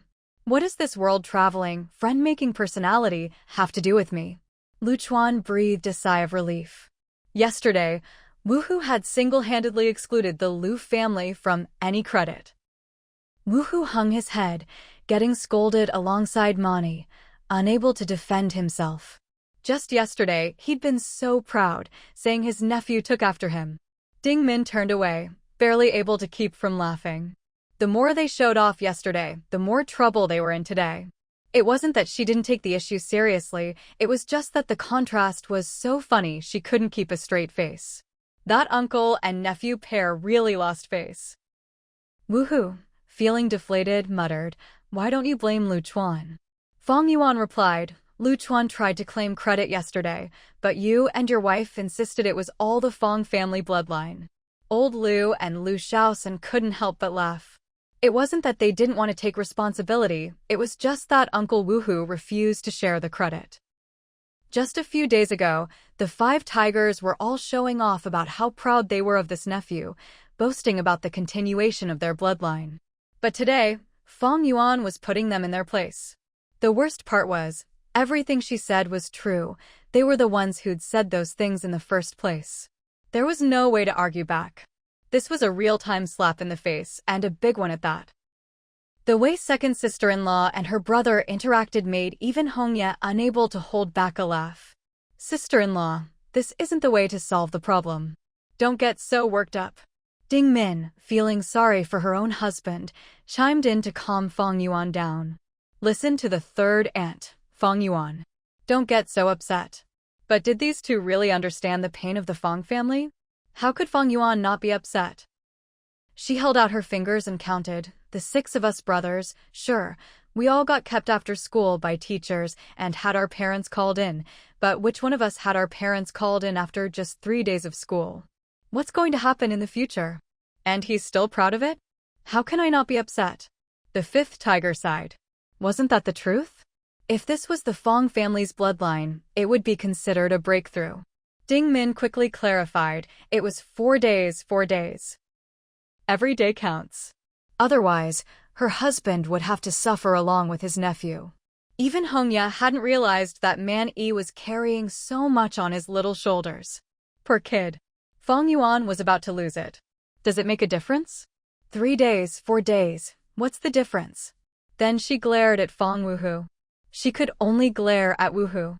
After all, Fang Yuan didn't believe for a second that her child took after Lu Chuan in this regard. Ding Min thought to herself, her sister-in-law is too sensitive. This really isn't a big deal. Didn't all of them have their parents called in? But clearly, the Fang brothers didn't see it that way. Woohoo and Fang Yuan were on the same page, not feeling wronged at all. They truly believed this was the Fang family's bloodline at work, and that it was their fault for dragging their nephew down. The guilt was eating them up. They all hugged Man Yi, full of worry. What are we going to do? Don't turn out like your uncles. When it comes to studying, you need to take after your dad. Then they looked up at Lu Chuan, faces full of guilt. Brother-in-law, our family has let you down. From now on, if the teacher calls for a parent, I'll go. Fang Yuan will go. Lu Chuan's mother and father quickly spoke up, "No, it's not that serious. You're overthinking it, nephew-in-law. This really isn't a big deal." Lu Chuan's mother added, "The teacher shouldn't just single us out. Other parents have complaints too. Why don't they talk about their own kids?" Lu Chuan glanced at Fang Yuan, then at his own mother. No wonder they were mother-in-law and daughter-in-law. Their thinking was exactly the same. Hongye knew being a teacher wasn't easy. The parents always had plenty of opinions. Other kids get talked to as well. We just need to focus on our own child's issues. Lu Shaosan agreed, exactly. That's their business. We just take care of our own. At least Hongye didn't say anything more, and Lu Chuan's mother gave her son and daughter-in-law some face by not pushing the issue. But Woohoo was still hung up on the Fang family's bloodline. This is a serious problem, a very serious one. No one in the Fang family had ever cared much for school. Their father was counting on Man Yi to turn things around. It was a big deal, and he spoke with such emotion. Hongye couldn't bear to listen anymore, feeling sorry for the Fang brothers' teachers, and even more for her own eldest nephew, carrying so much at such a young age. So Hongye tried to comfort them. "Fifth brother, you said it yourself, you all just didn't like school. But look at Man Yi, he doesn't have that problem. He loves school. He loved it so much he didn't want to come home." Hongye felt a bit embarrassed to complain. Woohoo understood the comfort, but he also knew there was a difference between loving school and loving to study. He really got that. Man Yi nodded along. He didn't really understand why his favorite uncle was so sad, but when it came to school, he really did love it. "Uncle, I really like kindergarten. I love it so much, I'd be fine living there." Lu Chuan's mother looked conflicted, wanting to pull Hong Ye aside and ask, "How come that kindergarten sounds like it's trying to kidnap kids? Is it really trustworthy?" Fang Yuan was exasperated. "You want to live there? Ask the teachers if they'd be willing. If it weren't for your third aunt, they'd have kicked you out already." Hong Ye agreed. The teachers didn't want to work overtime just for Man Yi. They really didn't do night shifts. Fang Yuan was at her wits' end with her son, who didn't want to come home, pacing around him in frustration. What was she supposed to do? Man Yi clearly didn't understand why his mom was so upset. He felt he was already very well behaved. He even knew how to comfort his uncle. Then, with Man Yi's big eyes looking up at him, Wu Hu let out a long sigh. The mood was just too much. Lu Shaoxin didn't want to smooth things over anymore. That's the teacher's problem. How can they take it out on the student? If everything about us was perfect and didn't need teaching, what would be the point of going to school? Lu Chuan's mother nodded. Shaoxin is right. Is the teacher picking on our Man Yi? The issue suddenly got sharp. Wu Hu followed up, "Why don't we invite the teacher out for a meal?" He was trying to find a solution. That was getting serious. Ding Min said, "We could just talk to the teacher." Always wanting to invite people to dinner, she'd have to talk to Wu Hu about his thinking. Hong Ye listened as the conversation went further and further off track, not even sure where it was headed anymore. Looking at Man Yi, she worried, how could a kid have such a group of parents? Hong Ye finally said, "When it comes to Man Yi's education, there should be someone specifically responsible for it." Everyone chiming in wasn't helpful. Fine. As the only teacher in the family, whenever Hong Ye spoke about the kids, everyone took it seriously. So everyone automatically stepped back, deciding they weren't suitable for the role of person in charge. Lu Chuan didn't want to step back. The child was his own, he couldn't shirk responsibility. He had to take care of his son. There was another issue. He had to stand in front of Fang Yuan, or else it wouldn't just be his son suffering, but his wife too. That was his duty to the family. Lu Chuan's mother wanted to take charge too, but Lu Shaoxin and Lu Chuan's father pulled her back. She really couldn't be in charge. That would just mean letting Man Yi run wild. Hong Ye didn't step back either. Lu Chuan's mother looked at her son, then at her third daughter-in-law. "Let Hong Ye take care of it." Fang Yuan wanted to say, "Only if you don't make things harder for your third sister-in-law." As both third aunt and teacher, Hong Ye had a strong sense of responsibility. Lu Chuan stepped forward. "Once Man Yi starts school, third sister-in-law, please keep an eye on his studies. As his dad, I can't slack off when it comes to my child." Hong Ye nodded. Raising a child is a responsibility, and this second brother-in-law was doing a good job. Fang Yuan added, "I don't have to be in charge, but I'll be watching you all. Don't spoil the kid too much." All right, Hong Ye understood. It wasn't that her sister-in-law didn't want to be in charge, it was that her second brother-in-law had already taken the job. Hong Ye used to think she understood this family, but now she realized she needed to reassess the family dynamics. Maybe things weren't quite as she'd thought. People say marriage is between two people, but life is never just about two people. Hong Ye felt that handling family matters with clarity was the key to a stable and lasting marriage. So, the matter of Man Yi's arrangements was settled just like that. Old Madame Lu had her opinions, but they weren't taken into account. Originally, Lu Chuan used to take Man Yi everywhere with him every day. Now, after school, father and son would come home and stick together, so it didn't seem like much had changed. But during the day, Lu Chuan could finally focus on his studies and didn't have to bring Man Yi to the library anymore. Man Yi also had a full day's worth of activities and could interact with kids his own age. Lu Chuan was more relaxed, and Man Yi was happier too. The family all approved of Hong Ye's arrangements. And the changes in the child were huge. He became hygienic, polite, and developed a sense of time. It was as if he suddenly became much more mature. Really, even old Madame Lu said her own Man Yi was different now, especially polite, and had learned so much. It had only been half a month, but the changes were already delightful. Old Master Lu even told his wife, from now on, when it comes to the child, you should listen more to third daughter-in-law. Lu Shaoxin was even more pleased, pulling Hong Ye aside and saying, When we have kids in the future, I'll be your assistant.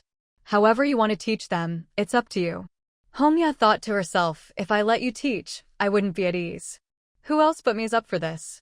When Woohoo called home, he told Fang Daoling, don't worry. With your brother-in-law taking care of the child, Man Yi's studies will be just fine. Only then did everyone realize that the Fang family really took their half of the bloodline seriously. Even the grandfather so far away was still concerned about the child's education.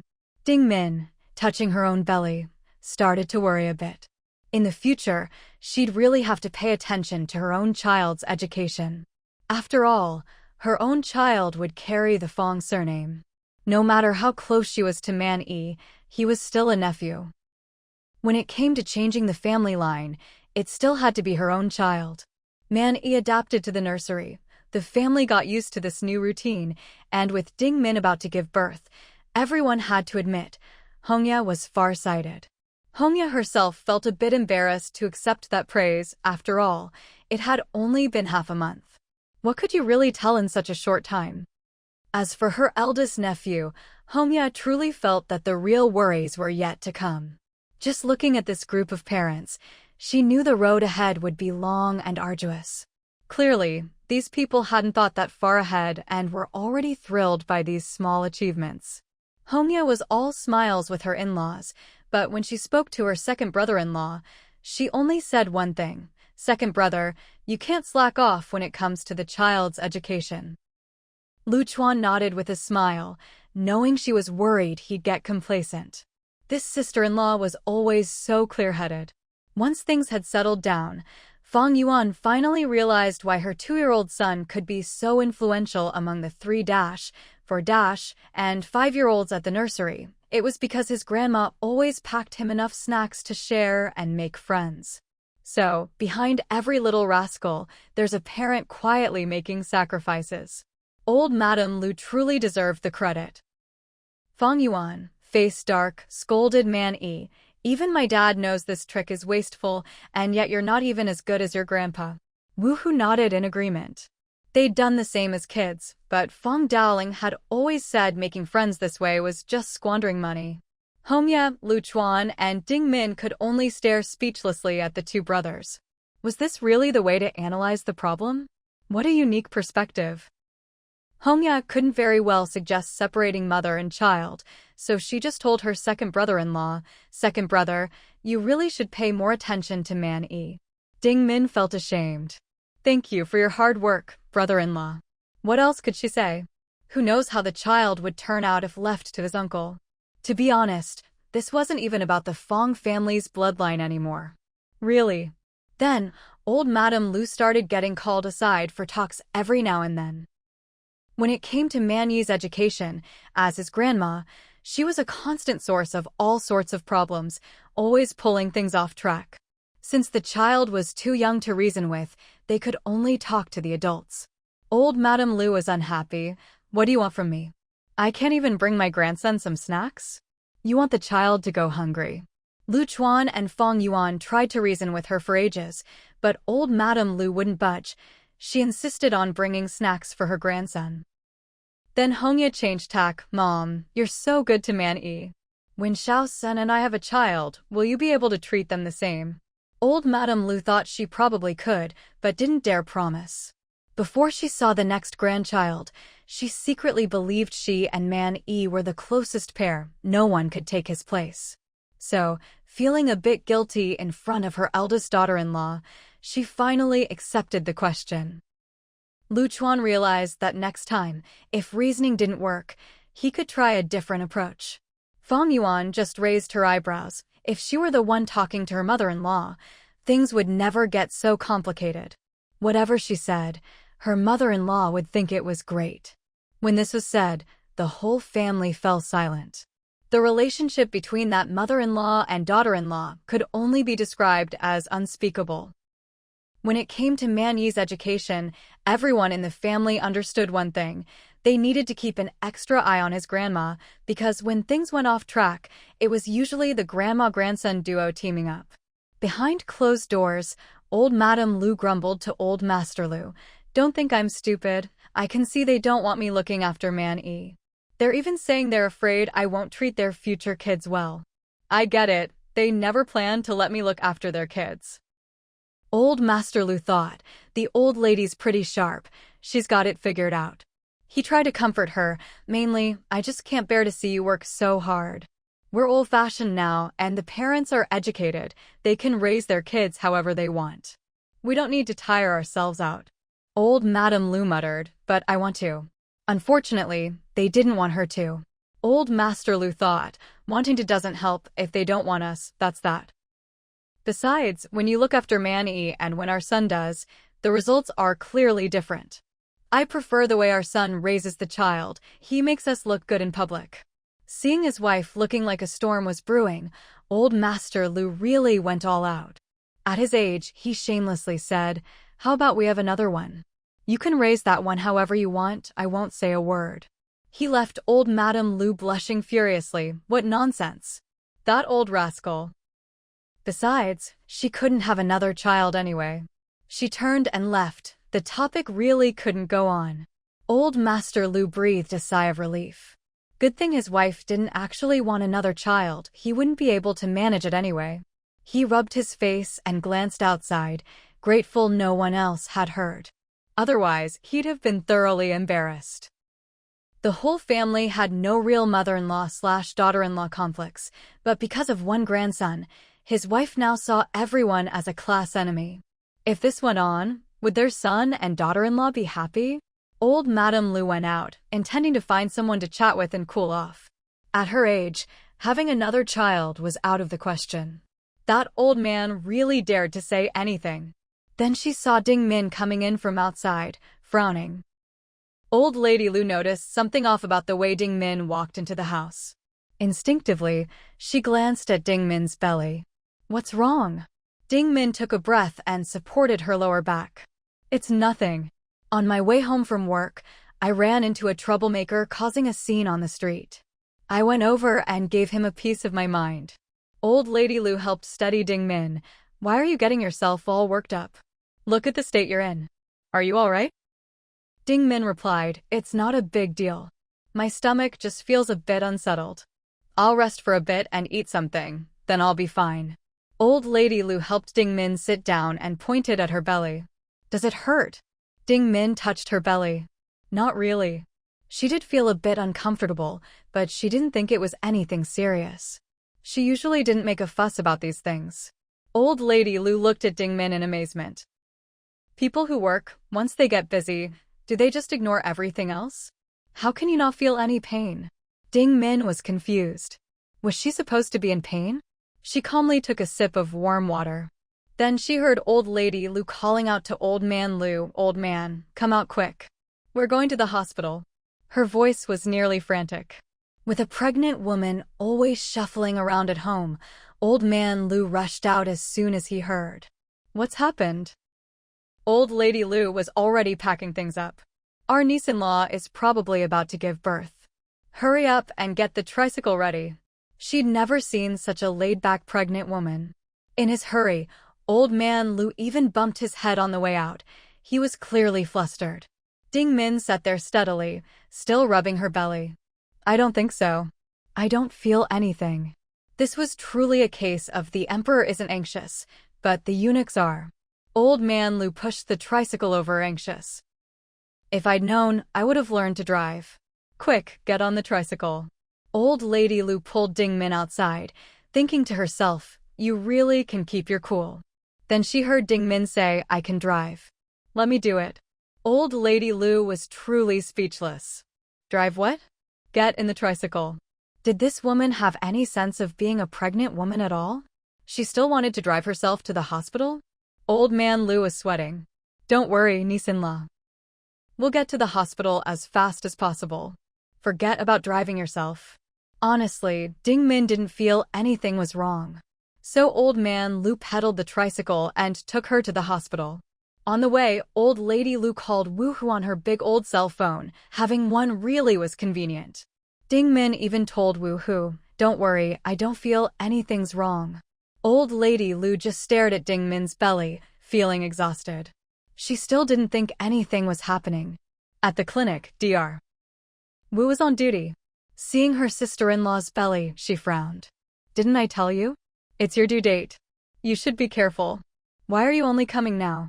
Ding Min walked in lightly and replied, but I don't feel anything. Old Lady Lu was sweating all over. Your belly's already dropped. What more do you want? You're about to give birth. Well, Dr. Wu immediately took her to the delivery room. She had some authority in this area and completely agreed with Old Lady Lu. Her sister-in-law really was too nonchalant. Old Man Lu watched his wife and niece-in-law go into the delivery room. He couldn't leave, so he waited outside. When Woohoo arrived, he was sweating. She was fine at noon. How's she giving birth already? Uncle, where is she? Where's my wife? Old Man Lu replied, inside. Don't worry, your sister-in-law is with her. Having his sister-in-law there was reassuring. Lu Chuan came with Fang Yuan. In response to Woohoo's words, he quipped, it's not like she could file an application with you in advance. Fifth brother, you're just over the moon, aren't you? Woohoo is so happy he was incoherent. Your sister-in-law doesn't need to file an application for anything she does. I'm just nervous. Lu Chuan comforted Woohoo, while Fang Yuan rolled her eyes at Woohoo for being useless. Old Man Lu wanted to go home. After all, with his niece-in-law giving birth, he felt out of place as an old man hanging around. Soon, Ding Min's family arrived too. It was quite a scene, people crowded outside the delivery room. Even Ding Min's usually calm mother was a bit flustered, asking her son-in-law, how is it? How long have they been inside? Woohoo, Lu Chuan, and Fang Yuan all looked at Old Man Lu. After all, he'd been here the longest. Old Man Lu's face turned red, embarrassed to be the center of attention for this kind of question. Auntie Man and Dr. Wu are both inside. What else could he know? With her daughter-in-law inside, Ding Min's mother felt reassured. All these people didn't matter as much as having her daughter-in-law there. At this moment, Ding Min's mother put all her trust in her daughter-in-law. Who knows how Dr. Wu felt about that? Fang Yuan watched Woohoo pacing anxiously outside the delivery room and said, honestly, I'd rather be the one giving birth. This waiting is killing me. The worst part was being anxious, but unable to help. Lu Chuan said quietly, now you know how I felt when you were giving birth.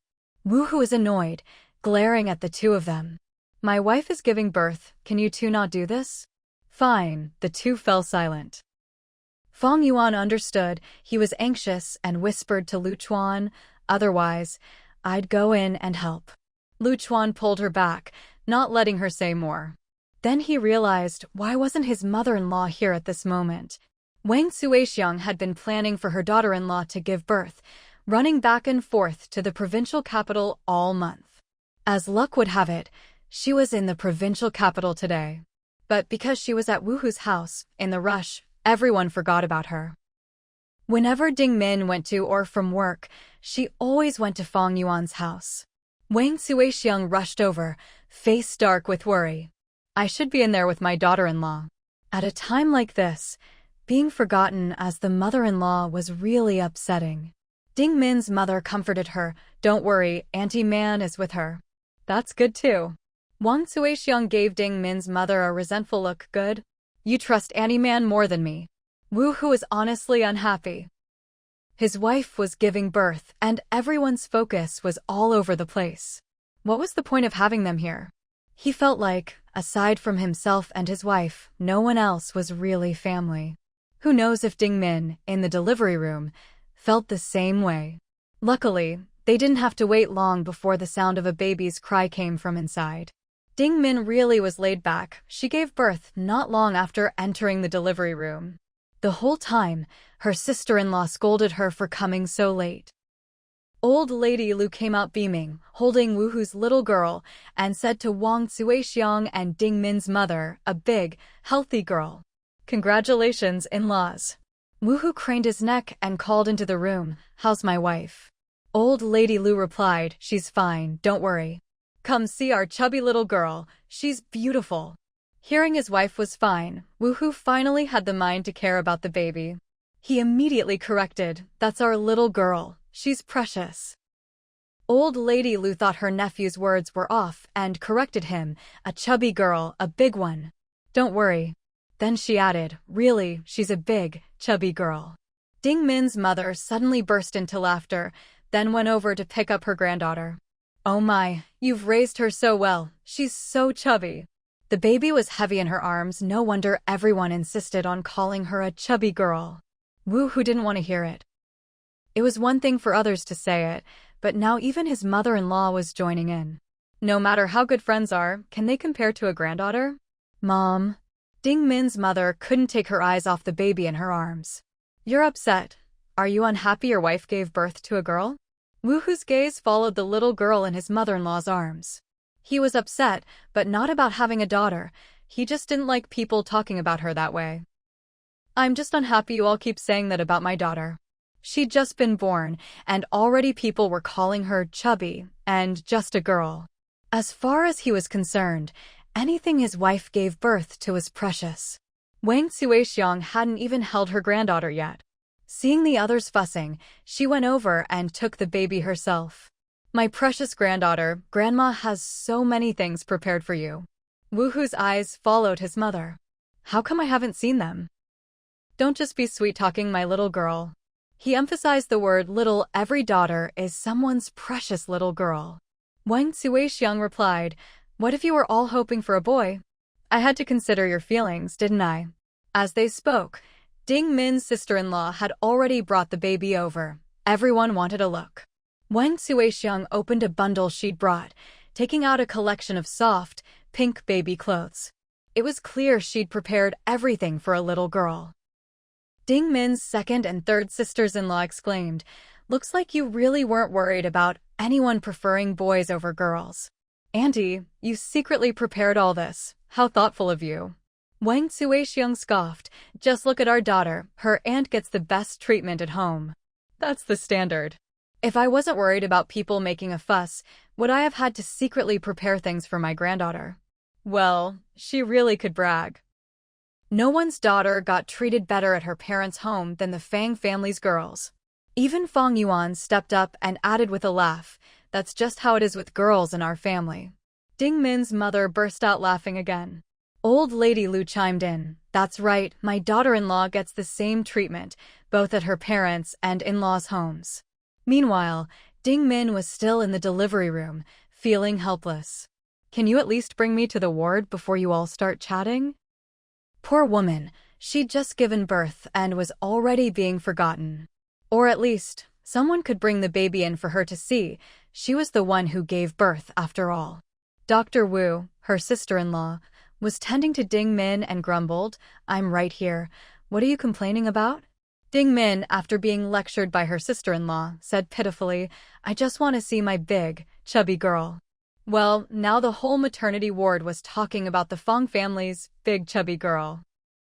No one had ever called a newborn daughter that before. Most people would say, sweet little girl, but Dr. Wu's sister-in-law went with big chubby girl, and it was well-deserved. The baby weighed over 9 pounds. That's not easy on a new mother. Ding Min was lucky to have had such a smooth delivery. Dr. Wu reminded Wu Hu that Ding Min needed to rest and recover well during her confinement. Even though the delivery went smoothly, it had been tough on Ding Min. The baby was just too big. Wu Hu felt sorry for his wife. She really went through a lot, sis. However you say she should recover, that's what we'll do. He even added, she ate so much, and it all went to the baby. She's such a good mom. Dr. Wu was left speechless. How well your wife does as a mom has nothing to do with that. At this point, Wang Xuexiang spoke up. Don't think I'm just doting on my granddaughter. This month, I'll be taking care of Ding Min myself. The baby will be with her other grandma, but I'll be looking after Ding Min. Her attitude was clear. No matter how much she loved her granddaughter, her daughter-in-law came first. Her heart was with her. Ding Min's mother was delighted. Oh, you really don't have to go to all that trouble. Wang Xuexiang insisted, ever since the kids got married, I haven't had to worry about a thing as a mother-in-law. Now's my time to shine. And don't think you can't come visit just because I'm here. I'll be upset if you don't. For Ding Min's recovery, whatever's best, that's what we'll do. It's settled. Dr. Wu said, Auntie, we really can't manage it. We all have to work. My mom can come chat with Ding Min, but as for looking after her full-time, that's tough. We'll have to trouble you. So, all the polite words from the Ding family were really being supported by their eldest daughter-in-law. Wang Suixiang replied, "No need to be so polite. You're giving me face and giving me the chance to help." Old Lady Lu whispered to Fang Yuan, "I could never say such nice things." Fang Yuan replied, "You don't have to, you've always done it. I know that in my heart." Old Lady Lu was so happy she was almost giddy. The two of them had a little private moment. Lu Chuan, standing nearby, felt a bit left out. He thought, when Fang Yuan gave birth, I did a pretty good job too. How come nobody mentions that? "Since when did you get so good at flattery?" he teased. Fang Yuan replied, "I'm just telling the truth. When I was in confinement, Mom took care of everything. I never had to worry about a thing." Old Lady Lu nodded. "I've always done my best. Don't go stirring up trouble between me and my daughter-in-law. Why are you like this?" She gave her son a look. Why couldn't he just hope for a good relationship between mother and daughter-in-law? Lu Chuan thought, "Fine, I'm just extra. You all carry on." Meanwhile, Wu Hu is circling around his big, chubby daughter, looking for some validation. He called out to Lu Chuan, "Hey, brother-in-law, come take a look. Isn't our chubby girl the prettiest?" Lu Chuan walked over. "Wu Hu, from the countryside to the provincial capital, I've never seen a girl prettier than our chubby girl." Wu Hu nodded in agreement. "Brother-in-law, only you could say that. If I said it, people would think I was bragging. How did she turn out so beautiful?" Everyone around them fell silent. Yep, that was definitely bragging. Lu Chuan thought to himself, "I said the same thing when my son was born. Looks like all dads are the same. This is the right way to support Wu Hu." The next day, Ding Min and Wu Hu's big, chubby girl were discharged from the hospital together. Dr. Wu said everything was fine, they just needed to rest at home. At home, Wang Suixiang had everything warm and cozy. Old Lady Lu and Aunt Zhao had moved in to help out. Fang Yuan realized that all the grandmas had been borrowed by someone else's family. Wu Hu said to Fang Yuan with a smile, "Don't worry. Once your sister-in-law's confinement is over, we'll all come back to your place. Everything will be returned to you." Fang Yuan replied, "No need. We can all move to your place just as well." The two of them laughed and settled it between themselves. Lu Chuan didn't even get a say. Then Lu Chuan realized that his own son, Man Yi, wasn't as spoiled as he'd thought. If it hadn't been for his third aunt, no one would have remembered to pick up the child. He also wanted to thank Miss Hongya for arranging things in advance. If his son hadn't gone to daycare, he would have been completely neglected at home. As a dad, he felt a little sorry for his son. Unfortunately, Man Yi didn't have his father's sense of grievance. When he heard that his aunt had given birth to a baby sister, he excitedly hugged Wu Hu and said, "Uncle, our family has a little sister now too." Wu Hu hugged Man Yi and boasted proudly, "See how capable your uncle is? I promised you a little sister and now you have one." Lu Chuan couldn't help but sigh. His fifth brother really had no shame. With just one sentence, it was as if this child had been born just for Man Yi. Who knows if he'd even discussed it with his wife. Man Yi hugged his uncle's big head, completely oblivious to any sense of responsibility. "My uncle is amazing." Lu Chuan, on the other hand, was grinding his teeth. "Silly boy, in the future your uncle will be someone else's dad first. What's there to be so happy about?" He watched as the uncle and nephew duo started bragging away. Wu Hu's chubby newborn daughter was being praised as if she were a fairy descended from heaven. Even Fang Yuan couldn't help but tease her eldest niece. The queen mother must really love her daughter. She made sure she came down to earth with plenty of baby fat. Lu Chuan quickly tugged his wife back. If her mother-in-law heard that, there'd be trouble. Meanwhile, Man Yi chimed in, "Uncle, make sure my little sister grows up to be prettier than Xiao Li and Xiao Hong in my class. Then they won't want to play with me." Lu Chuan immediately realized, so his son wasn't popular with the girls in his class. So that's where this longing comes from. Wu Hu raised his eyebrows at that. Which girls have such poor taste that they don't want to play with you? In the future, we won't bother with those girls. Lu Chuan felt it was necessary to separate this uncle-nephew pair. If his fifth brother kept leading his son astray like this, the boy might never find a wife. Then he heard Man Yi, full of gratitude for his uncle, say he wanted to spend all his money buying flowers for his little sister to cover her head with white blossoms. Lu Chuan instinctively took 2 steps back. This was a topic he didn't want to get involved in. Fang Yuan also stepped back with him, afraid of getting dragged into Man Yi's antics. Wu Hu, a bit conflicted, tried to reason with his nephew. How about we buy some colorful ones? More colors look prettier. He really couldn't handle the idea of all white flowers. Wu Hu felt it was his mother-in-law's fault for not guiding the boy properly. His nephew's taste was stuck in funeral mode. But Man Yi was adamant about his aesthetic. Uncle, colored ones are ugly. Lu Chuan could only look up at the ceiling and sigh. Couldn't they be normal for once? Even Ding Min, still in her postpartum month, couldn't take it anymore. Get those 2 out of here, she said, referring to her husband and son. What are they trying to turn my daughter into? Fang Yuan finally spoke up. See, I told you white flowers were unlucky. They should have been kicked out long ago. Ding Min thought to herself, is it really about the flowers? She gritted her teeth. It's because my stomach hurts from laughing at what they're saying. The more I laugh, the more it hurts. The whole room burst out laughing. The scene was truly getting out of hand. Man Yi clung to his chubby baby sister, refusing to leave, showering her with all the hopes of a fairy from heaven.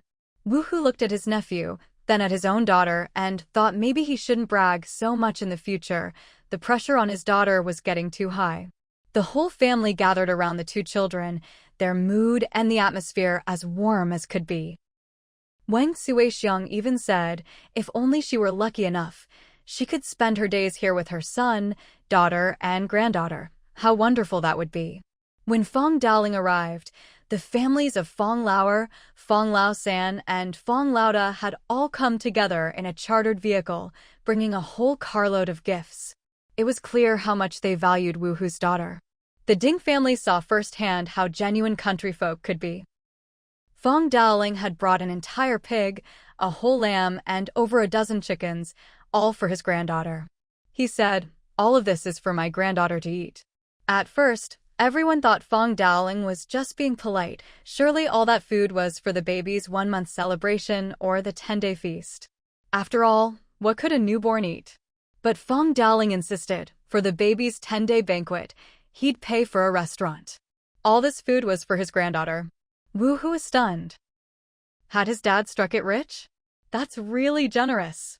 Fang Daoling looked at his granddaughter, beaming with joy. In your generation, my daughter was the only girl.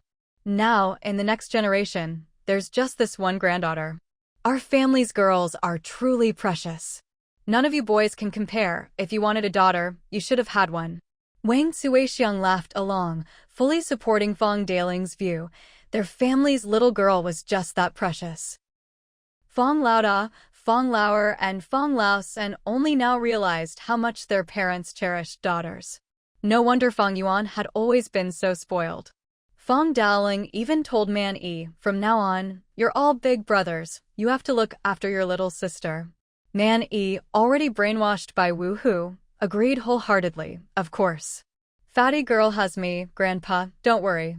Lu Chuan realized his son hadn't been led astray by just his 5th brother. It was the whole family.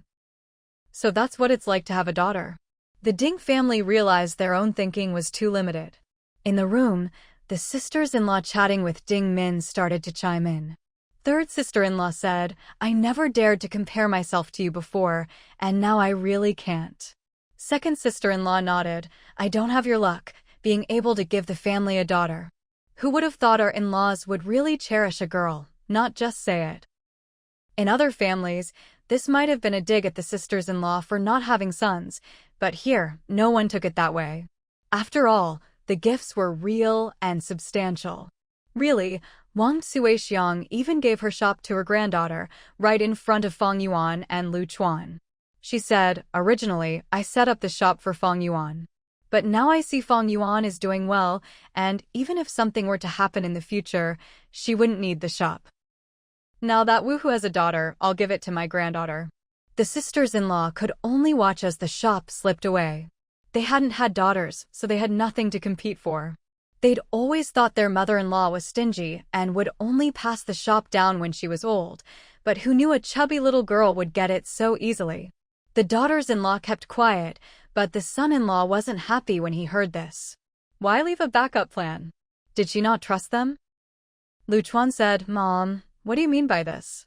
Fang Yuan and I will be fine in the future. We don't need your shop." Fang Yuan laughed, "Nonsense. Not that I don't want it, but it seems I don't have it anymore." Woohoo isn't happy either. "Mom, what do you mean? You think my daughter will be short a shop in the future? All their assets would go to their daughter anyway.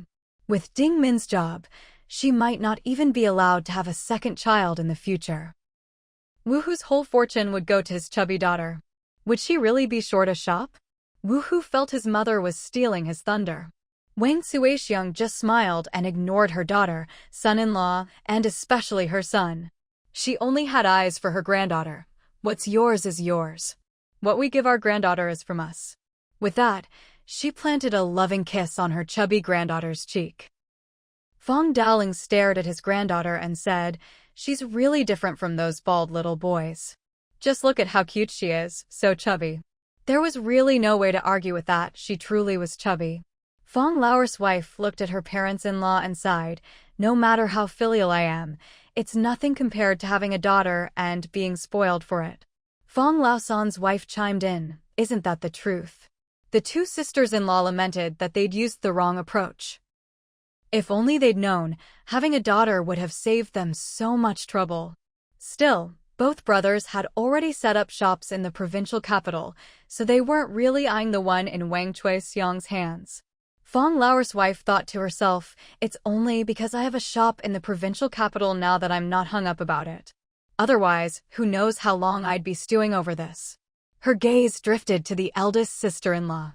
She's probably the one who can't let it go. The eldest daughter-in-law didn't say a word, but her face clearly showed she wasn't happy. In her heart, she was even more upset. How could her eldest grandson not measure up to a chubby little girl? But after a while, she thought it through. Wasn't it just being given to Woohoo and his wife? And who is Woohoo? The youngest son.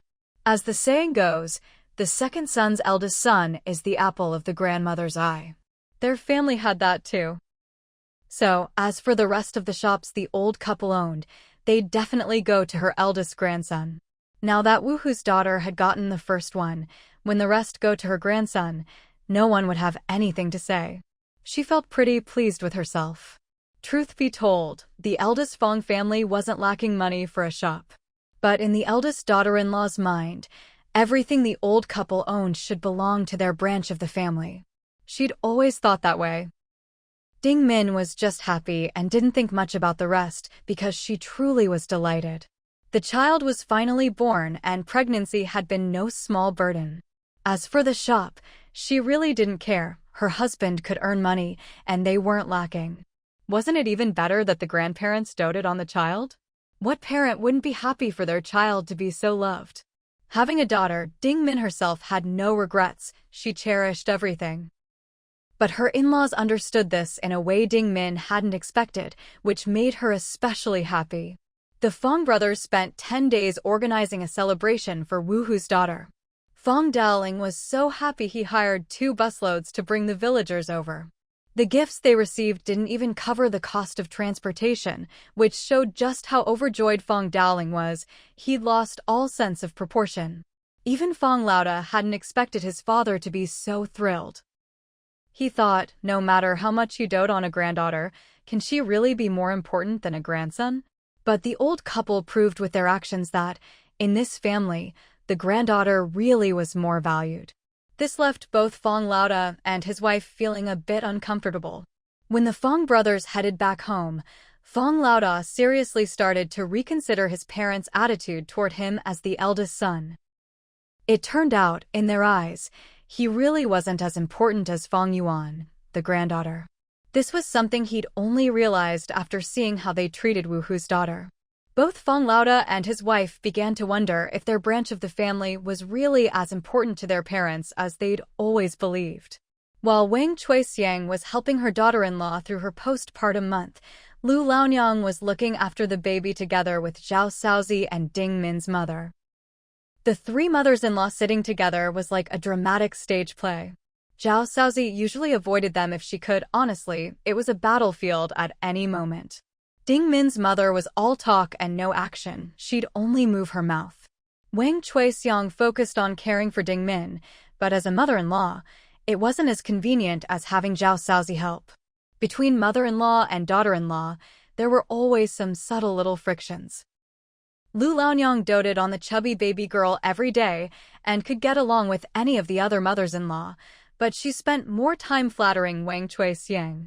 She knew her place and didn't get involved with the other two mothers-in-law unless necessary. Even Ding Min's mother noticed that Lu Laonyang seemed to flatter Wang Chuixiang more and asked her privately, "Why do you praise her so much? Are you afraid of her or something?" Lu Laonyang whispered, "Her daughter married my son. How could I not flatter her? It's not about being afraid, it's just that when you're marrying off your son, you have to bow your head, you know." Ding Min's mother raised her chin, unconvinced. "Well, my daughter married her son too." Lu Laonyang replied, "That's why she flatters you too. Among the three of us, you're at the top." Ding Min's mother laughed. Wasn't that the truth? Among the mothers-in-law, she was at the top.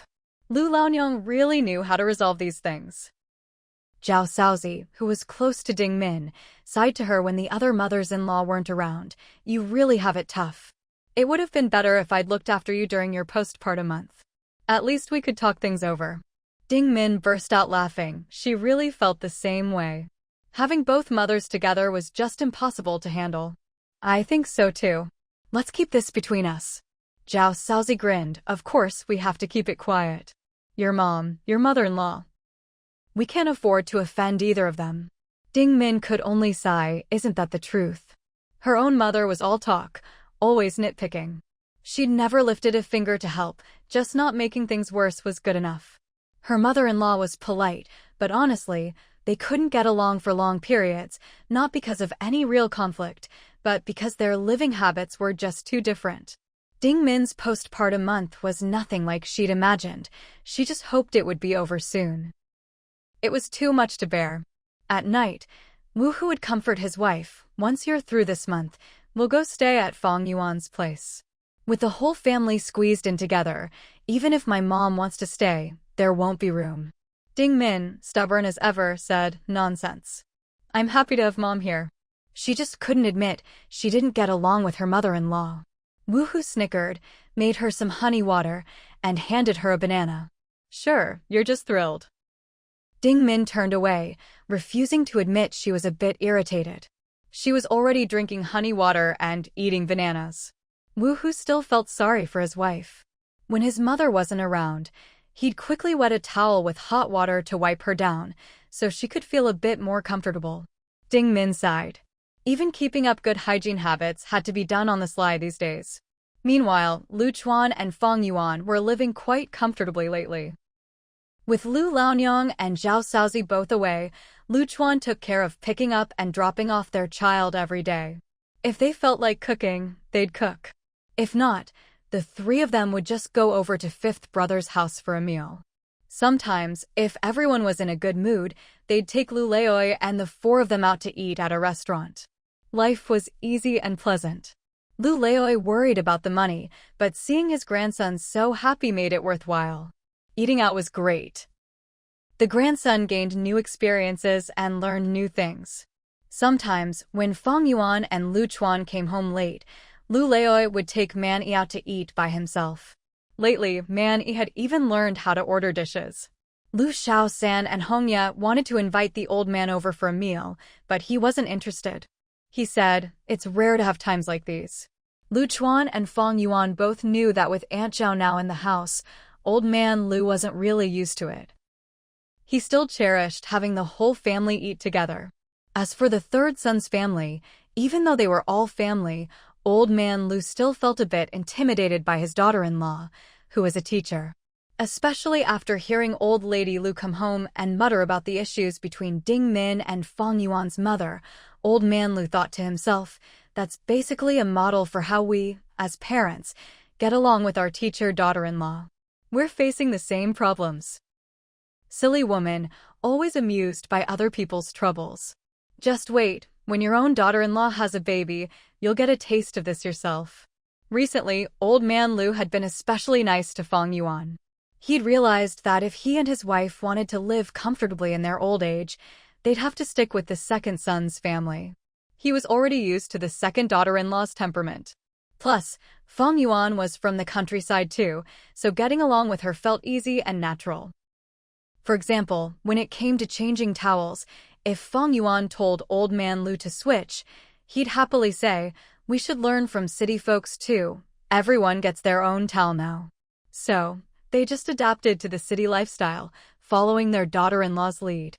Both husband and wife thought this way, and it didn't feel awkward at all. But if it were Hongya telling them to change towels, Old Man Lu would definitely feel embarrassed, like he'd been exposed and his daughter-in-law was looking down on him. That's the fundamental difference between the two daughters-in-law. It's all about attitude. Once Old Man Lu realized this, he knew that in the future, he and his wife would have to rely on the second son's family. As for the eldest son and his wife, Old Man Lu never even considered relying on them. Even when they were still able, the eldest son treated his wife like a workhorse. Once they couldn't work anymore, expecting the eldest son's family to treat them well was just wishful thinking. But even though his son was like that, Old Man Lu still worried about the eldest son's family. Kids might be disappointing, but you still hope they'll turn out well. He wondered if the eldest son's plan to move to the provincial capital was real, and how it was going. Business at Old Man Lu's bike repair and sales stalls was good, but he definitely couldn't handle it all alone. Fang Yuan helped him find people to assist with repairs, so now Old Man Lu even had his own employees. So now he really had time to take his eldest grandson around the city, trying all kinds of good food. Whenever Old Man Lu found something tasty, he'd bring some back for Fang Yuan and send some over to the third daughter-in-law.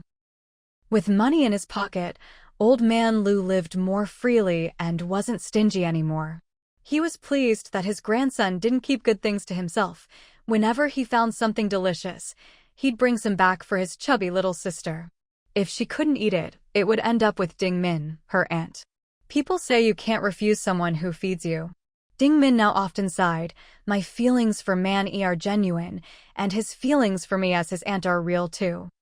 In the future, I'll seriously discuss with Fang Yuan how to use language to educate the child. Before, she fought for Man Yi's interests out of selfishness, but not anymore. If Man Yi got beaten again, Ding Min would feel guilty about all the treats he brought her. Wu Hu saw through it all and just said, "You're doing it for your chubby daughter." Ding Min replied, "It used to be for our chubby girl, but now it's really for Man Yi. Look at how good he is. He never forgets me when there's something to eat." Wu Hu looked at Ding Min and asked, "Be honest, do you favor boys over girls? Otherwise, why would you be holding your own daughter while still thinking about Man Yi?" Ding Min was forced to take the blame and quickly clarified, "I'm a woman myself. Why would I favor boys? I just really like Man Yi." Wu Hu suspected Ding Min was trying to drive a wedge between him and his nephew. Otherwise, why did he always feel annoyed by Man Yi whenever he held his chubby daughter lately? His wife had succeeded in sowing discord. Wu Hu gave Ding Min a long look, thinking, "Women are so scheming, I've fallen for her pillow talk." Ding Min, annoyed by his stare, snapped, "Take your daughter and get away from me." She completely ignored Wu Hu's antics. Wu Hu felt a bit bitter. "You just don't like the two of us, father and daughter." Ding Min rolled her eyes. "If I cared about your feelings, I'd be the crazy one. You're blocking my view of the TV." Wu Hu quickly glanced at the door and whispered, "Mom said you're not supposed to watch TV." Ding Min glared. How could this man be so inconsiderate? Just because his mom said so, he expected her to obey? Didn't he know how stifling it was to be cooped up inside all day?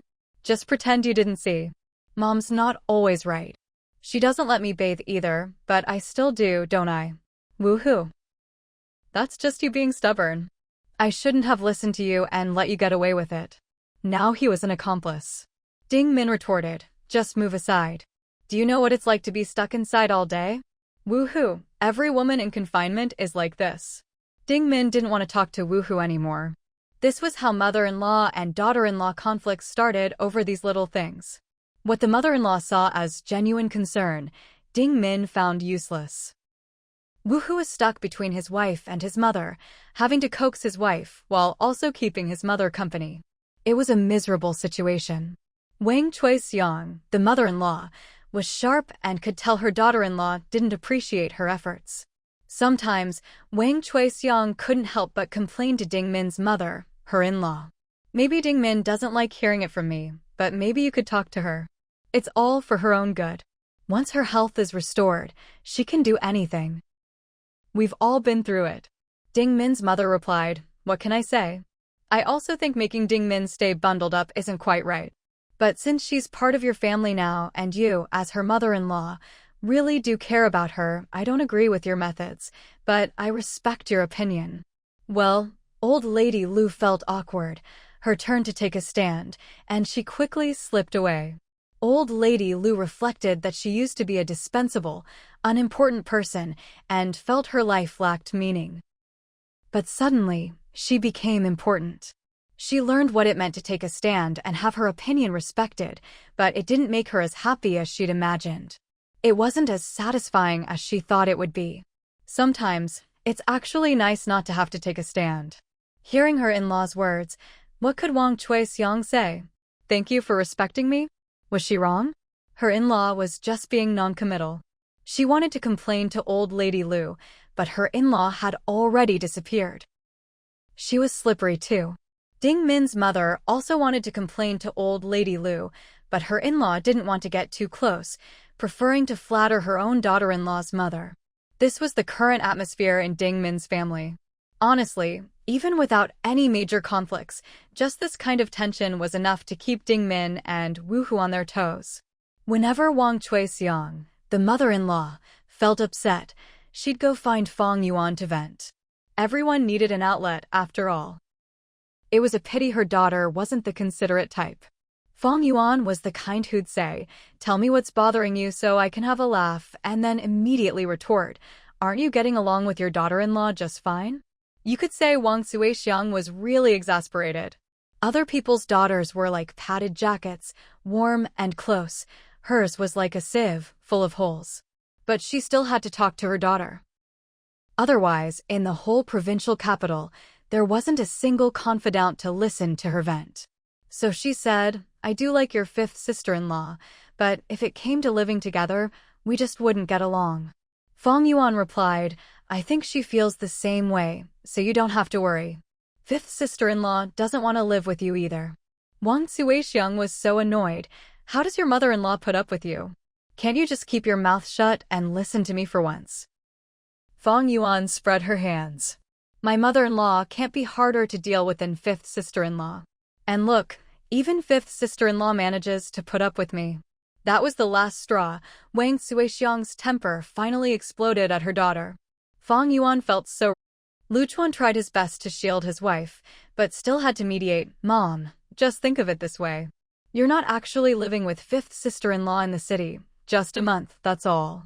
Wang Shuixiang said, if I didn't think this way, I'd have stopped putting up with her long ago. I just can't get used to the city life. Wang Shuixiang admitted it. She just wasn't cut out for a life of comfort. Lu Chuan was quick with words. It's not that you don't like living in the city, it's that you're a satisfied grandma. Even if you come to the city, you'll still live the way you want. Mom, if you come to the provincial capital, you'll stay with us, not with fifth brother.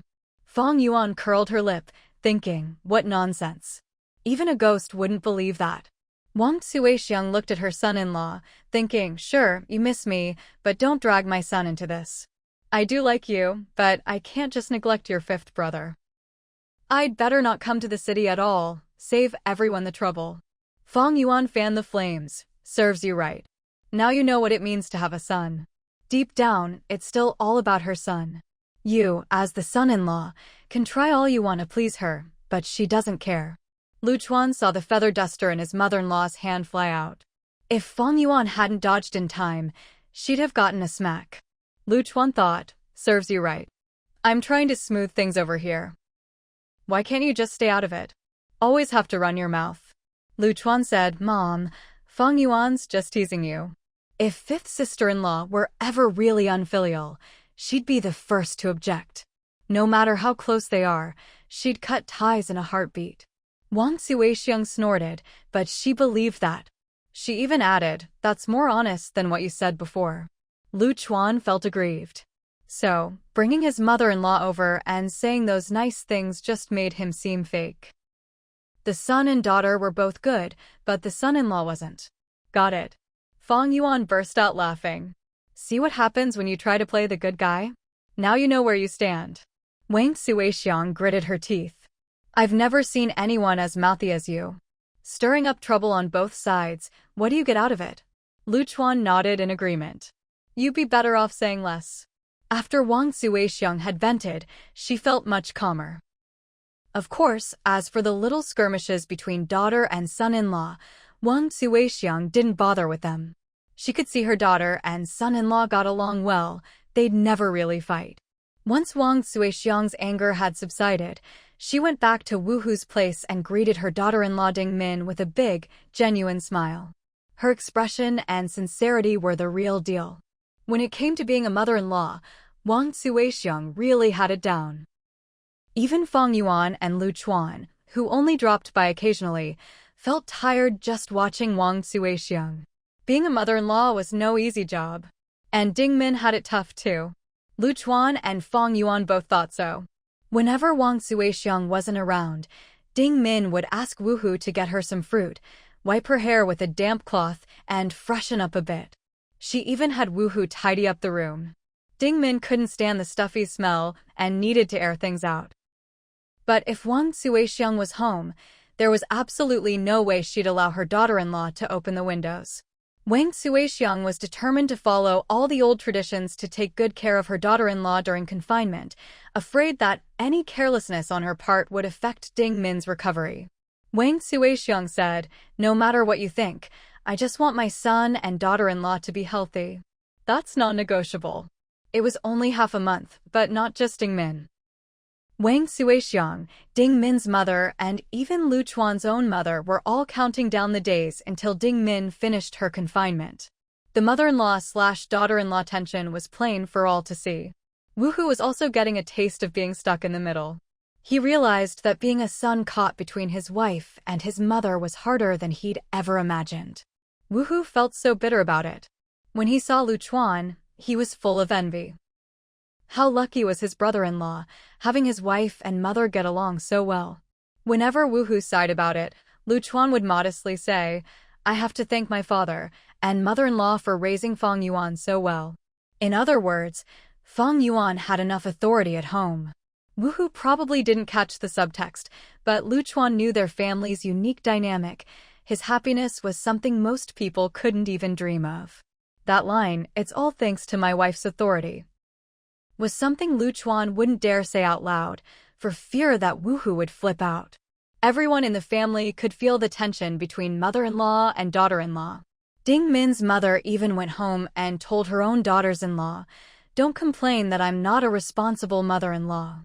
I didn't take care of you during your confinement, but look at your sister-in-law's mother-in-law. She's responsible enough, but is your sister-in-law comfortable?" Dr. Wu, the fifth brother, sighed, amazed that his mother-in-law had actually waited to hear those words. It wasn't easy. Ding Min's father also sighed. So the old lady actually knows she's not that responsible. That's rare. Only Fang Yuan watched the drama with amusement and remained unfazed. Lu Chuan and Wu Hu both asked her, "Aren't you worried they'll fall out with each other?" Fang Yuan replied, "They won't." If fifth sister-in-law didn't want a long-term relationship with mom, she wouldn't be acting so easygoing. Wu Hu was confused. "What do you mean?" Fang Yuan explained, "You know what kind of person fifth sister-in-law is, what kind of temperament and brains she has. If she wanted to please someone, it'd be easy. But she's choosing to interact with mom openly and honestly. That means she wants to get to know her mother-in-law's true nature." Wu Hu asked, "So that's a good thing?" Fang Yuan said, "It's definitely not a bad thing. Before, watching them both pretend all the time was exhausting. Isn't this better? Let them work through it. Maybe they'll actually get used to each other." Lu Chuan thought to himself, "You just like watching the drama. What if they can't work it out and end up as enemies?" He asked, "But what if they can't work it out?" Fang Yuan gave Lu Chuan a meaningful look. Then whenever my mom comes to stay in the city, she'll stay with us. You'll just have to get used to it. Wasn't that your idea? In Fang Yuan's view, it was no big deal. It's not like her parents had to live with fifth brother's family whenever they came to visit. When he heard this, Lu Chuan grinned and nodded, then shot a glance at his brother-in-law, Wu Hu. As for what their mother-in-law had said about not stepping on the toes of the brothers-in-law, neither he nor his wife mentioned a word about it. Wu Hu, for his part, wasn't in the mood to ponder their little schemes. Getting along isn't easy, I see that now. By the way, is Mom planning to come to the provincial capital? Lu Chuan replied, familiarity breeds contempt, right? That earned him a pair of eye rolls from both Wu Hu and Fang Yuan. Clearly, the phrase didn't do much to lift their spirits. Fang Yuan said, I don't know, I haven't asked. Wu Hu grumbled, then why does your sister-in-law insist on getting to know each other? Wouldn't it be better to just keep some distance, like before? Lu Chuan thought to himself, you say you don't want to hear it, but isn't that basically agreeing with me? Otherwise, why would you want the mother-in-law and daughter-in-law to keep their distance? Fang Yuan's face changed when she heard this. But Mom is going to get old one day. What, you really don't want to take care of her? At least her fifth sister-in-law was willing to try and get along, to make an effort to understand each other. Wu Hu protested, don't talk nonsense. Am I that kind of person? Then he added, all right, I get it now. You can't just keep everything bottled up between mother-in-law and daughter-in-law. You have to try to get along, for better or worse, so everyone understands each other. Lu Chuan nodded, taking the opportunity to praise his own wife. That's the way to build a long-lasting relationship. Wu Hu, when it comes to this, no one sees things as clearly as Fang Yuan. Wu Hu, still unsure of Ding Min's intentions, said, I'd better have a word with your sister-in-law, see what she really thinks. Fang Yuan frowned, about to retort, but Lu Chuan stopped her. That's what it is. After Wu Hu left, Fang Yuan said, why did you stop me? That's not what my sister-in-law meant. And if he dares to stop my mom from coming to the provincial capital, let's see what happens. Lu Chuan sighed at his wife's temperament. That's impossible. You know what kind of person Wu Hu is. Fang Yuan softened a little. That's true. Then she added, and my sister-in-law would never do something like that. Lu Chuan said, harsh words can hurt people, no matter who it is. You should watch what you say. If you give it a little time, we'll all figure things out on our own. Fang Yuan dismissed him. It's just family, say what needs to be said. What's the big deal? Lu Chuan just felt exhausted. There really are that many issues. Even among family, you have to pay attention to how you speak. His wife was still a little too blunt. But Fang Yuan wasn't as straightforward as Lu Chuan thought. I only talk like this with Wu Hu. You see how I talk in front of my sister-in-law? I'm much more restrained, aren't I? Lu Chuan couldn't say, honestly, I haven't noticed. But after being together so long, Fang Yuan could more or less read his expression. Then Fang Yuan kicked Lu Chuan out. How dare he question her? Was she not tactful enough? Meanwhile, as Wu Hu watched Ding Min interact with his mother, he gained some insight. The two women were both holding back, but they were genuinely trying to get along. To be honest, Wu Hu was relieved. When there were no outsiders around, Wu Hu asked Ding Min, what's your deal? If I hadn't seen how calm Fang Yuan was, I'd have thought you and Mom didn't get along. Ding Min replied, I'm just lucky that you're in the provincial capital and our family's still in the countryside. I don't have to live with my mother-in-law right away, so we have time to adjust. When Mom gets older, she'll have to come to the city eventually. If we keep acting so distant, that's no way to live. It was just as Fang Yuan had said. The two women wanted to be honest with each other, to make it easier to get along in the future. Ding Min continued, our disagreements are just about small things in daily life. On the big issues, we're on the same page and Mom knows that too. If Mom ever feels unhappy in the countryside, we'll bring her to the city. By then, she'll know me better, right? Wu Hu turned to look out the window, silent for a long time. In that moment, he felt like he could hand over all his worldly possessions to his wife. Ding Min hadn't expected that reaction. What's with you? Wu Hu turned back, took her hand, and said with feeling, nothing. I just think, if I have to be stuck in the middle, I'm happy to do it. Ding Min burst out laughing. Well, even if you didn't want to, you wouldn't have a choice. You're a man, just bear what you can. Wu Hu gave a muffled making Ding Min feel a little embarrassed for teasing him. It really wasn't such a big deal. Her sisters-in-law all had to put up with her mother, who could be a handful. As a daughter-in-law, Ding Min had already prepared herself for this, and besides, her own mother-in-law wasn't really that hard to get along with. Back at home, everyone was busy with Ding Min's childbirth. Fang Yuan and Lu Chuan's attention was all on Wu Hu, Ding Min, and the newborn baby girl, Fang Pangya. At that time, Lu Laoda came looking for Lu Xiaosan. Lu Xiaosan thought, what's meant to come will come. Though he wasn't exactly pleased, he still found a place far from his second brother and sister-in-law and helped Lu Laoda rent a house and a shop. Of course, with Lu Laoda's financial situation, he couldn't afford to rent anywhere near Fang Yuan. Lu Xiaosan did everything he could to minimize future conflicts, thinking of every possible detail to help. Even so, he made it clear to Lu Laoda, this is all I can do for you. We both know what our relationship is like. From now on, don't contact me unless it's necessary, and don't come to me for anything. Their brotherly bond was paper-thin. If possible, Lu Xiaosan would have preferred they didn't interact at all. Lu Laoda rubbed his nose. As newcomers, they couldn't afford to lose the support of Lu Er and Lu San. What are you saying, third? Once we're settled, we'll go visit Mom and Dad. The three of us brothers in the provincial capital can look out for each other. Lu Xiaosan wanted to ask, aren't you embarrassed to say that? Back in the village, when second brother and I built our house, you didn't even show up, let alone help. What kind of brother are you?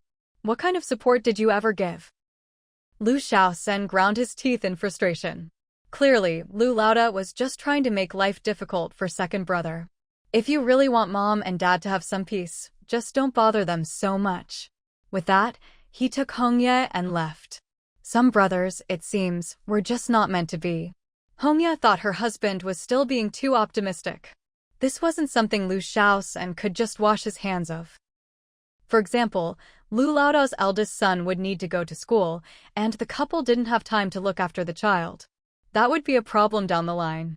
If Lu Laoda and his wife sent their child to their mother, that would be a real headache. What would they do then? So, it would actually be better if they lived a bit closer, so at least their mother wouldn't have to bring the child to second brother's house. Seeing Lu Xiaosan already so troubled, Hongye swallowed her words. Some things were better left for the future. By the time Lu Chuan and Fang Yuan found out that oldest brother Lu had come to the provincial capital, his grocery store was already up and running. And everywhere he went, he made sure to leverage his connections with Fang Yuan and Lu Chuan. All the paperwork for the store had been sorted out in advance by third brother Lu. So when oldest brother Lu came to take care of things, it all went pretty smoothly.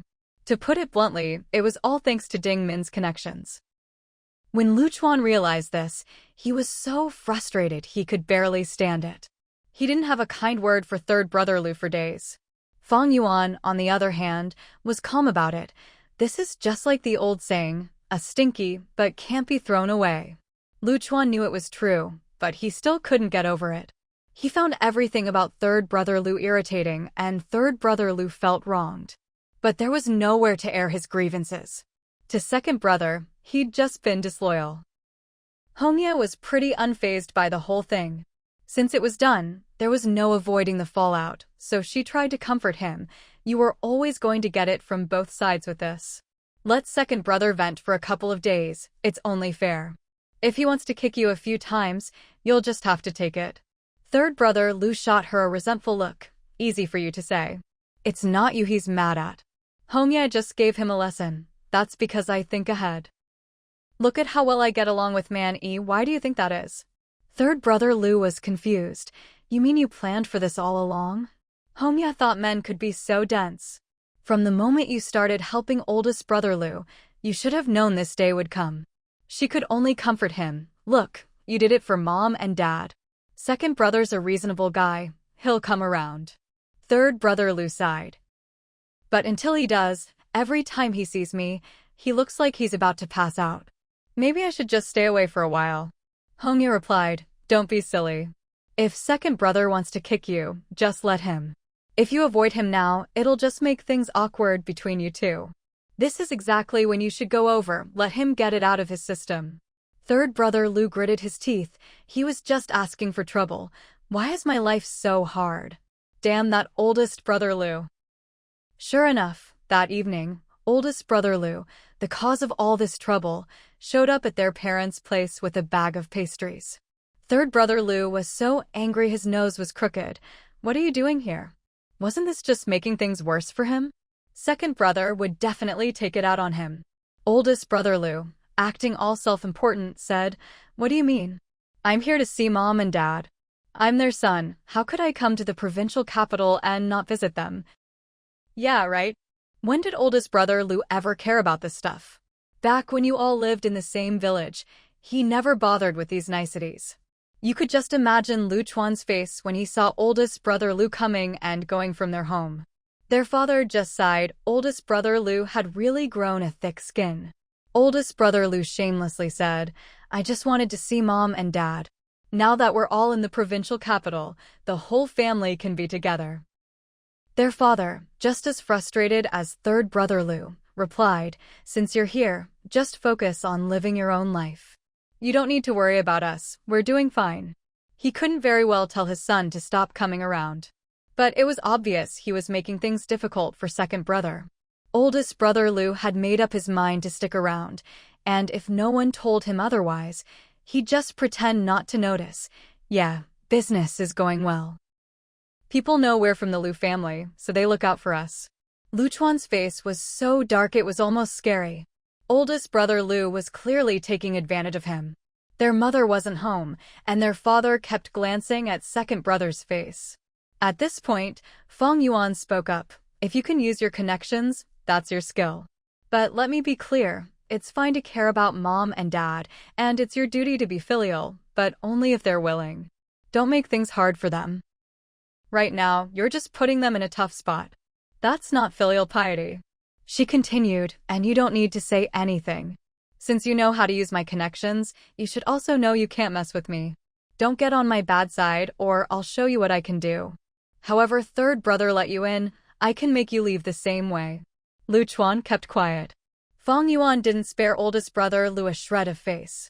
Oldest brother Lu tried to protest. "I know I was wrong before, but I just thought, as a family." Fang Yuan cut him off. "Don't count us in. Lu Chuan and I are not family with you. If you want to be filial, wait until things are better and bring mom and dad to live with you.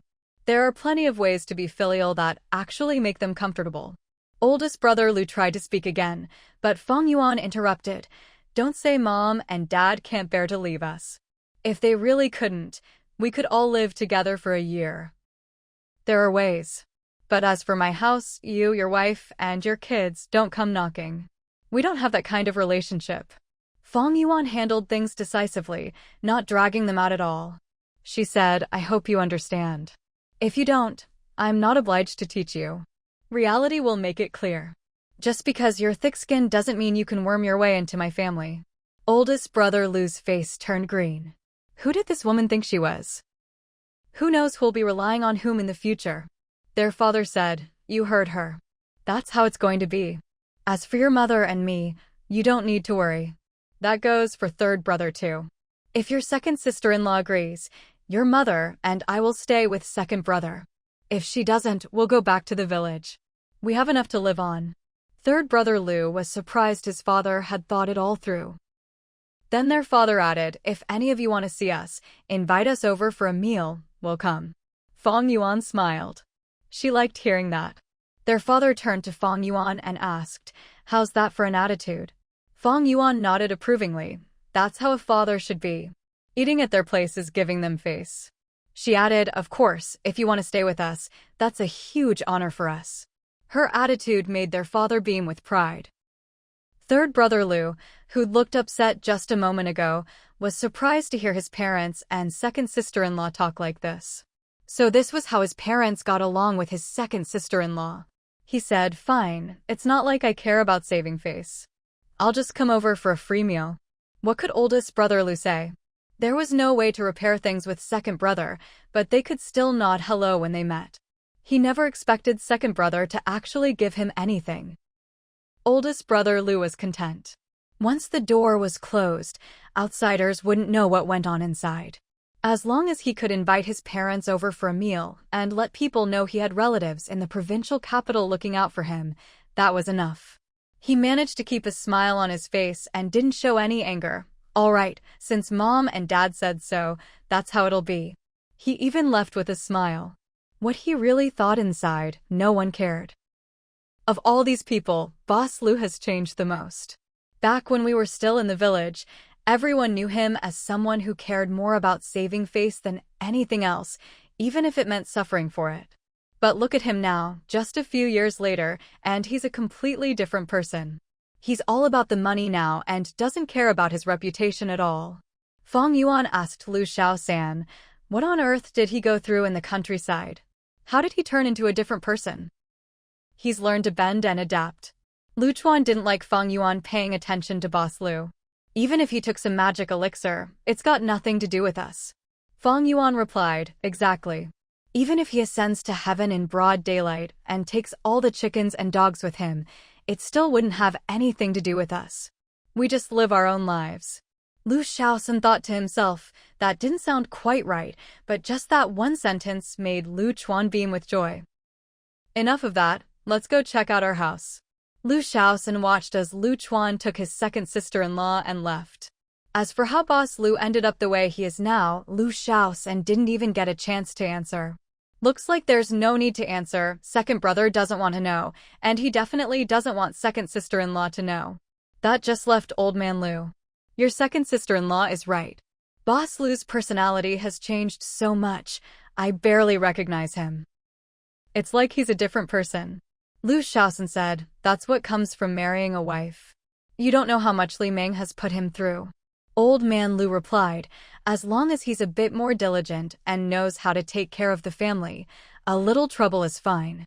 It's good, at least he looks decent now. The grandkids won't have to suffer with him. Lu Xiaosan looked at his father. I think you've changed a lot too. Just listen to what you said earlier and the way you treat my second sister-in-law.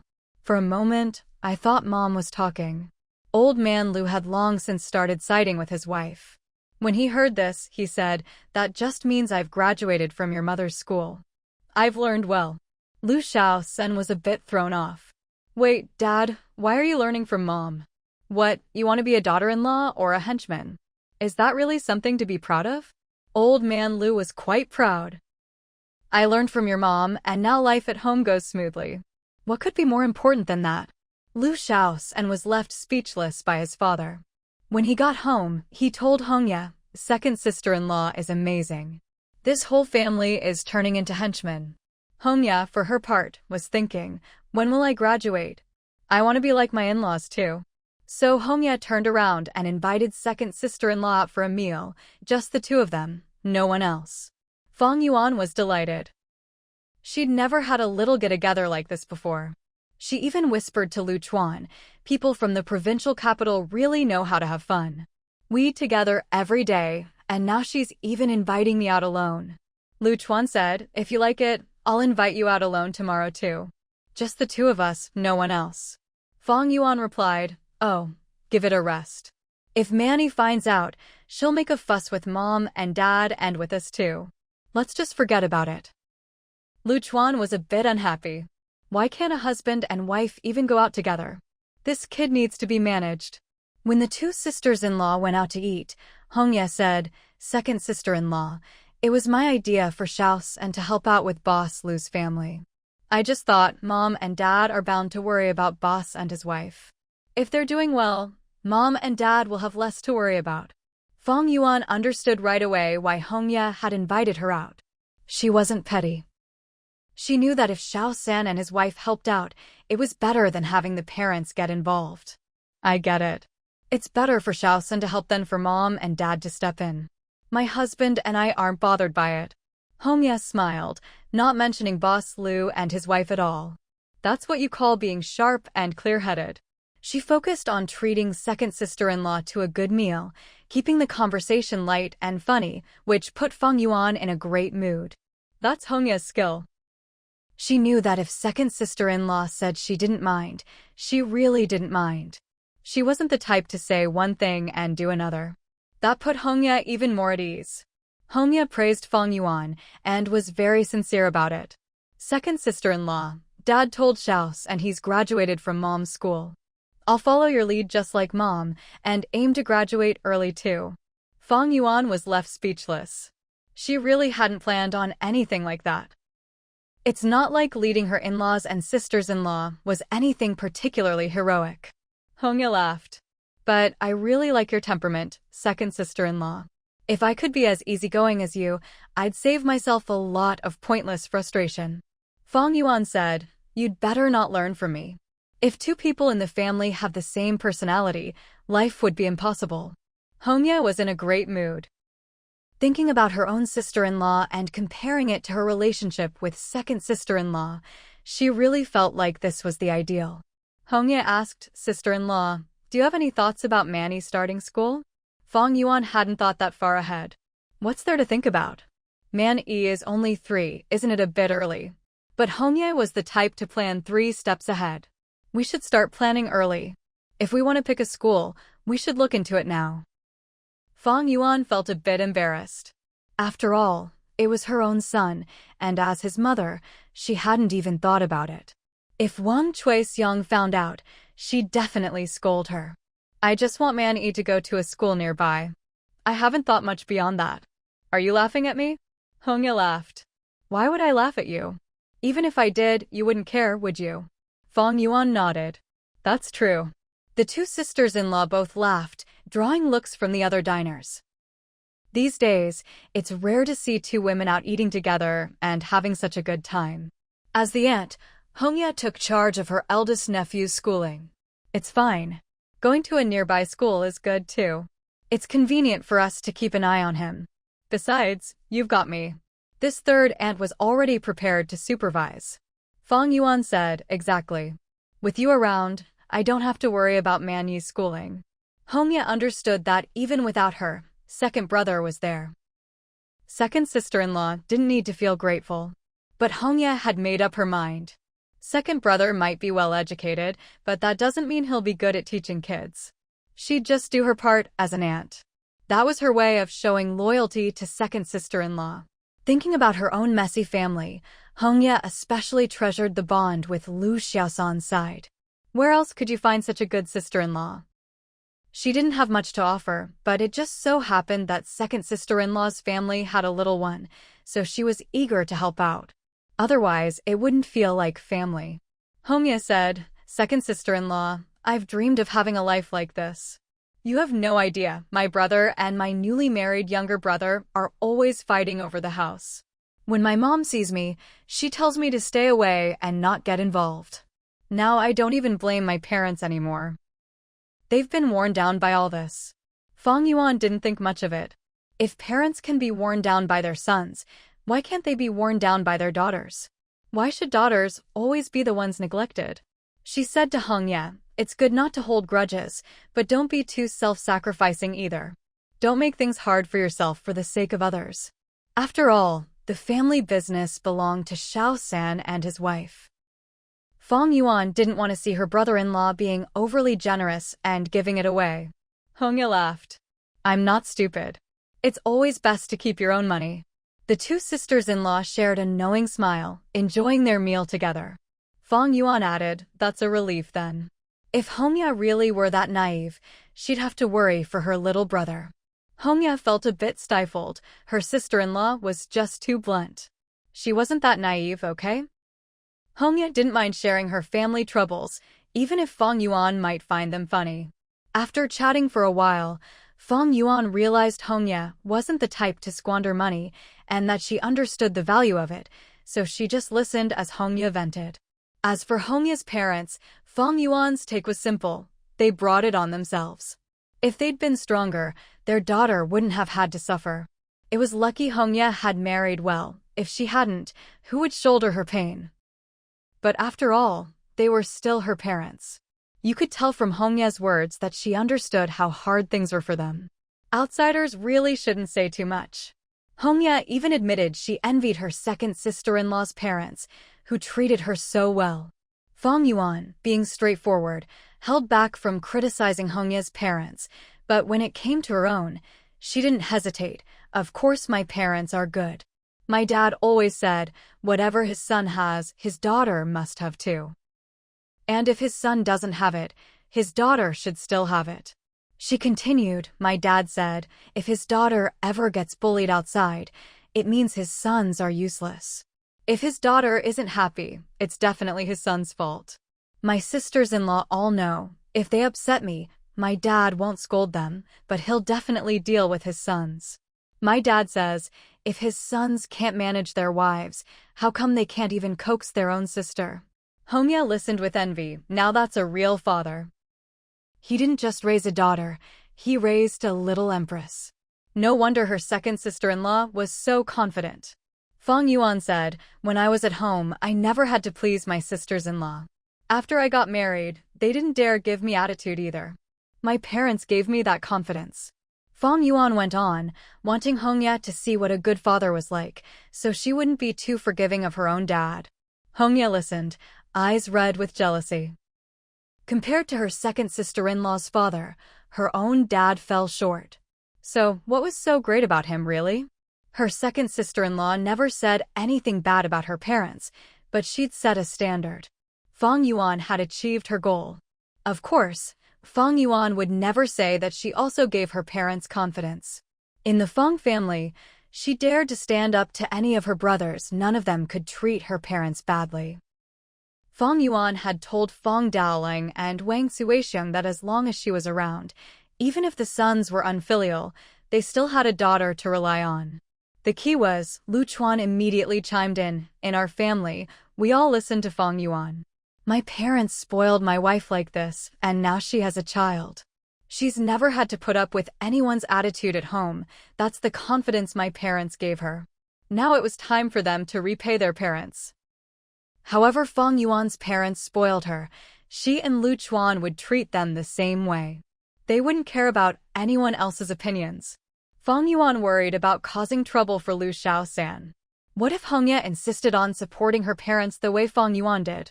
So she left the rest unsaid. After coming to the provincial capital and seeing more of the world, Fang Yuan had become more careful. She didn't say everything that came to mind. When the two sisters-in-law returned home, their cheeks were flushed and they were in high spirits. It was obvious their bond had deepened. Lu Chuan wasn't too happy about it. Why had they been drinking? He didn't dare scold his wife, and he was too embarrassed to blame his brother's wife. So Lu Chuan said to Lu Xiaosan, tell your wife not to take your sister-in-law out drinking. Lu Xiaosan nodded. Drink at home then. You can serve them, can't you? That's about all you're good for, second brother. Lu's parents saw their two daughters-in-law getting along so well and were delighted. With their second and third sons' wives on good terms, they could finally relax. Ever since their eldest son and his wife came to the provincial capital, they'd been on edge, but now things were much calmer. Over on Wu Hu's side, seeing that things were peaceful at the Lu house, he grinned at Lu Chuan. Every family has its troubles, brother-in-law. Don't get too worked up. Ding Min kicked Wu Hu. You're enjoying their misfortune a bit too much. Watch your mouth. But Wu Hu didn't have time to laugh at others. His own family was about to make headlines. Wang Suixiang really did want to stay and help her daughter-in-law through her postpartum confinement to show her eldest son and daughter-in-law that she was more than just talk. But life is full of surprises. Who could have guessed that Fang Laoda's wife would show up in the provincial capital, sobbing her heart out? And the news she brought was shocking. Everyone who heard it was stunned. Even Lu Chuan, who usually loved to use gossip to tease Wu Hu, couldn't bring himself to mention it. That's how upsetting it was. Wang Suixiang listened to Fang Laoda's wife cry and couldn't believe her ears. What did you say? Say that again. Fang Laoda's wife wailed, Mom, Laoda is no good. He doesn't want to live with me anymore. He's seeing someone else. He's gotten involved with Lao Si's wife. Wang Suixiang felt like the world was spinning, her vision blurred, and she was dizzy with disbelief. Eldest daughter-in-law, you can eat whatever you want, but you can't say whatever you want. If your marriage isn't going well, you can't just slander people. She didn't believe it. Her eldest son wasn't that kind of person. Fang Laoda's wife broke down in tears. I didn't want to believe it either, but it's true, Mom. That little vixen even came to our house and caused a scene. Fang Yuan had wanted to say her eldest sister-in-law deserved it, but she couldn't bring herself to. If it was true, then Fang Laoda really was a terrible person. Seeing Wang Suixiang swaying, Fang Yuan rushed over to support her, patting her back. Mom, don't listen to her. Maybe there's some misunderstanding. Fang Laoda's wife sobbed. How could I make up something like this? Mom, you have to stand up for me. Ding Min figured she could get up now. This was even more dramatic than the last time the women fought. She tried to get up, but Wu Hu stopped her. Even if the emperor himself doesn't want to live with you, it's got nothing to do with you. Stay inside and rest. Ding Min felt warm inside, but as a daughter-in-law, she couldn't hide from everything. I just feel bad for Mom. Why don't you go out instead? Wu Hu is impatient. Fang Laoda is no good, and neither is his wife. You just focus on your recovery. Then he went outside. When Fang Laoda's wife saw her brother-in-law, she started wailing again. The whole neighborhood could hear. Wu Hu thought to himself, Laoda's no good, but you're not exactly innocent either. You eat at the table, then turn around and curse the family. Now you remember my parents? What a joke. Wu Hu felt bad for his wife and child. Sister-in-law, my wife is still in her confinement period. What are you trying to do? If you're not going to live your life, do you want to ruin mine too? Of course, he didn't say this out loud. Wang Suixiang stopped him. They were brothers, after all. Some things are too harsh to say, especially in front of outsiders. The eldest Fang daughter-in-law was crying and wailing as she complained about everything, and those at home could more or less piece together what was going on.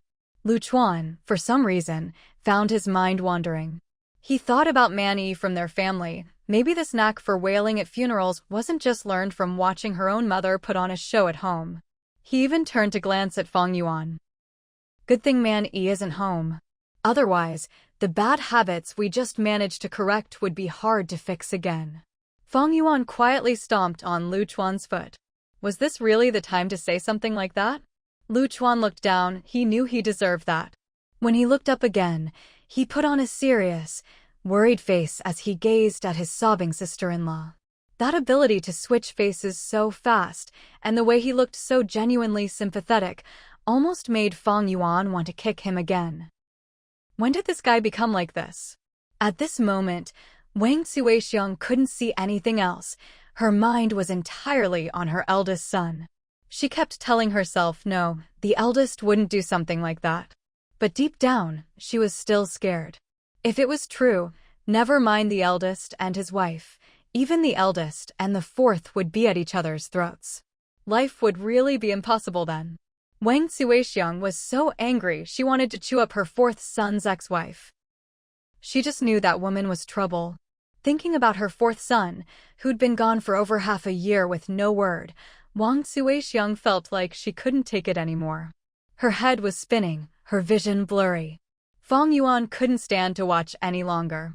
She couldn't let her eldest sister-in-law carry on like this. Her own mother's face was already looking grim. She turned to the eldest sister-in-law and said, "What do you want?" When it comes to your family's business, you never want anyone else involved. Now you remember Mom and Dad? Where were you before? If you can't keep your own husband in line, who do you have to blame? The eldest Fang daughter-in-law was desperate now. Fang Yuan, quit your yapping. Let me tell you, your big brother is my husband. You're just my sister-in-law. If your big brother's not even human anymore, what are you to me? Fang Yuan laughed in exasperation. I never thought you were so tough.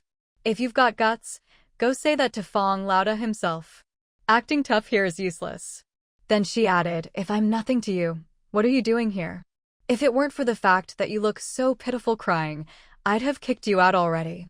The eldest sister-in-law felt wronged and started bawling even louder. Was there no one reasonable left in the Fang family? Was the Fang family just going to block her at every turn? Even with the younger sister-in-law acting like this, no one was stepping up to say a word for her. She kept saying the Fang family was heartless. If it weren't for Wang Suixiang being in charge, she'd probably be cursing Fang Daoling too. Wang Suixiang finally caught her breath. Go home. This isn't something you can decide on your own. My eldest isn't that kind of person. The eldest daughter-in-law wailed, Mom, this family is falling apart.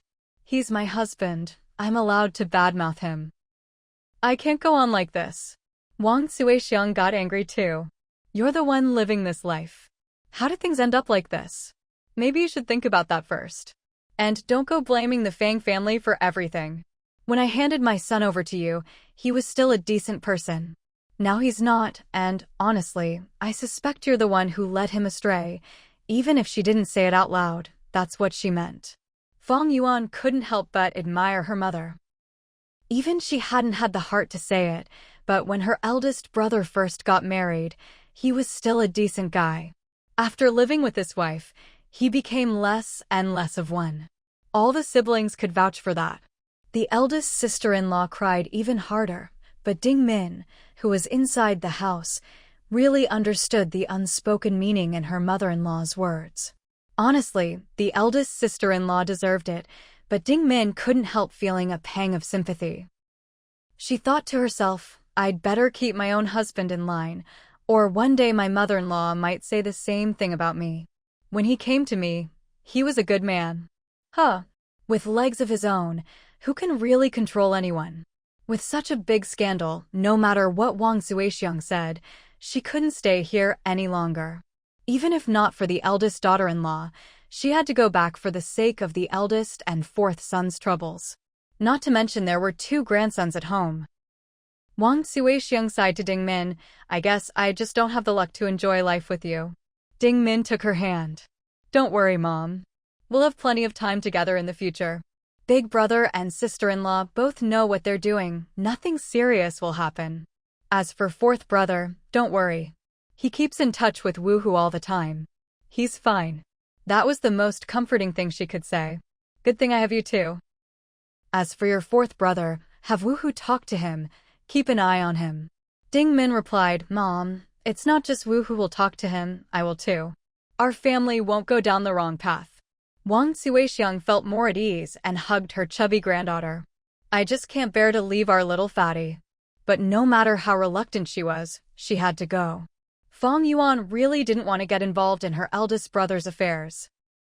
The path her sister-in-law was on was one she chose herself, but she couldn't just let Wang Suixiang go back alone.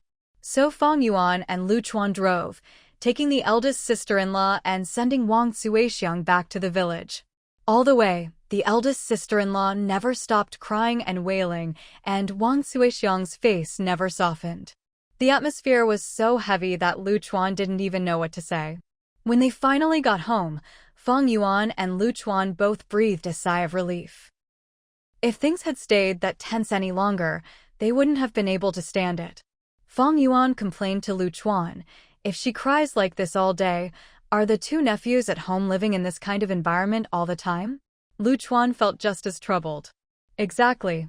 If it affects them this much, imagine what it does to the kids. If the parents can't behave, it's the kids who really suffer. The eldest sister-in-law sobbed her way home, while Wang Suixiang brought her daughter and son-in-law back to their house. Along the way, everyone they passed looked at them strangely. Only then did Wang Suixiang realize that the whole village, even the whole township, was talking about it. The eldest Fang's son having an affair was already a big enough scandal in the village, but the woman in question was the ex-wife of their own fourth son. In the villagers' mouths, this had already become a matter of ethics. Gossip in the countryside is always half true, half made up, and now the rumors were flying, growing more colorful by the minute. Wang Suixiang felt like she couldn't hold her head up anymore. In all these years, she'd never lost face like this. If the eldest was standing in front of her, she'd probably kick him to death. When she got home and saw Fang Daoling, Wang Suixiang couldn't hold it in anymore. She grabbed him and said, "Old man, what's going on?" The eldest might not be perfect, but he wouldn't do something like this. Fang Daoling hadn't had it easy these past few days either. The family was a laughingstock, and people outside were pointing fingers. He'd been hoping his wife would come home late so she wouldn't have to share in the misery. "Why did you come back? Who told you to come back?" Wang Zuixiang replied, "How could I not come back with something this big? You were trying to hide it from me? The eldest's wife tracked me down all the way to the provincial capital." Fang Daling knew he couldn't hide it anymore. Second and third said, more or less, that it's probably true. "Don't get too upset. Just ignore the eldest's wife's nonsense. We'll talk this through slowly." On Wang Zuixiang's side, she clutched her chest, furious. "That bastard, I swear I'll deal with him." "Where is he? Where did he go?" Fang Daling said, "We have to find him first. They say he left with that woman, but nobody knows where they went. He always felt more at ease when his wife was around. She had more ideas than he did. Now that she was back, he finally felt like he had a backbone again." If Fang Yuan hadn't been supporting her, Wang Zuixiang would have fainted on the spot. The news was just too shocking. He's shameless now? He actually dared to elope. Fang Yuan sneered, "Mom, you're overthinking it. You know what kind of person Big Brother is. Even if he could throw away his pride, he'd never give up the family's money or the foundation he's built up in the village and the county." "Eloping? That's impossible." Lu Chuan glanced at Fang Yuan in surprise. She was so rational, and her analysis of her eldest brother was spot on. Eloping was definitely not something Big Brother would do. He wasn't the type to get swept up in romance. Fang Daling nodded in agreement. "My daughter's right. The eldest only cares about money, not his reputation. How much would that woman have to pay him for him to run off with her?" "You're overthinking it, dear." Lu Chuan wanted to say something, but he was at a loss for words. His brother-in-law really was something else. Still, they couldn't just let outsiders gossip like this. No matter what, they needed Big Brother to come back and explain himself. Besides, no matter how much of a scoundrel he was still the eldest son. If he disappeared, their parents would be worried sick. Fang Yuan and Lu Chuan came back, unable to just watch their parents fret at home. They joined second brother and third brother and their wives to search everywhere for Big Brother. They had to find him. Wang Zuixiang, usually so sharp, was now talking nonsense, shouting that maybe some vixen had killed Big Brother for his money. See, when a man goes missing, his wife worries he's left her for another woman, while his mother worries he's been bullied or hurt. That's why people say, between spouses, the closest can also be the most distant. Second brother was so anxious searching for him that he developed mouth ulcers, and his wife kept nagging him about the family's black sheep. In second brother's wife's opinion, any man who could abandon his wife and kids was scum. Let him die for all she cared. Why bother searching? Second brother didn't dare say a word, hanging his head in shame. Even he thought this was humiliating. Because of Big Brother, none of the brothers could hold their heads up in front of their wives anymore. They'd lost all their dignity. After she'd finished scolding him, second brother went back out to keep searching. No matter how much she complained, his wife still helped look for Big Brother. If not for her husband's sake, then at least for her parents-in-law. She couldn't just let the old couple worry themselves sick. Who would have thought Big Brother could do something so shameless? Of all the women in the world, why did he have to get involved with fourth brother's ex-wife? Now the whole family would be the subject of gossip, and had he ever thought about how their parents would cope? It was much the same with third brother's family. But third brother's wife was kind-hearted. She even helped look after Big Brother's kids. Third brother felt even more ashamed in front of his wife. Lately, everyone in the family referred to Big Brother as that cursed Lou. Honestly, he was just too much trouble. They searched everywhere they could think of, but nobody could figure out where Big Brother might have gone, especially with that woman. Had he really run off with her? Just as Wang Zuixiang was about to call the police, Big Brother finally came home on his own. Second brother rushed over and landed 2 punches on him. "Are you out of your mind? If you're going somewhere, can't you at least tell the family?" Those punches were out of anger and worry. No matter how much of a jerk he was still their brother. Second and third brother had even worried that big brother was so ashamed he might do something stupid, they'd searched all along the river just in case. But they knew big brother well enough to know he wasn't the type to care about his reputation, so they hadn't spent money hiring people to dredge the river. When big brother saw Fang Daling, he looked guilty and didn't dare fight back. Wang Suixiang just took one look at him and knew it was over. He must have done something shameful, or else he'd never look so defeated. That's what it means to be a mother. She knew her son inside out. She didn't need to say a word. Just one look told her everything. Fang Daling demanded, "What happened? Did a donkey kick you in the head? How could you get involved with fourth brother's ex-wife? Did someone set you up? You need to explain yourself. No matter how bad things are with your wife, you can't just live like this." As parents, they never wanted to think the worst of their son. They always assumed someone else was at fault. But after Fang Daling spoke, big brother stayed silent for a long time. Seeing his son like this, Fang Daling felt a chill in his heart. He pressed on, unwilling to give up. "Well, say something." Big brother still didn't speak, and Fang Daling finally understood. It was true. Fang Daling kicked him hard. "Fourth brother is your own brother. You're worse than an animal." Big brother staggered from the kick and tried to defend himself.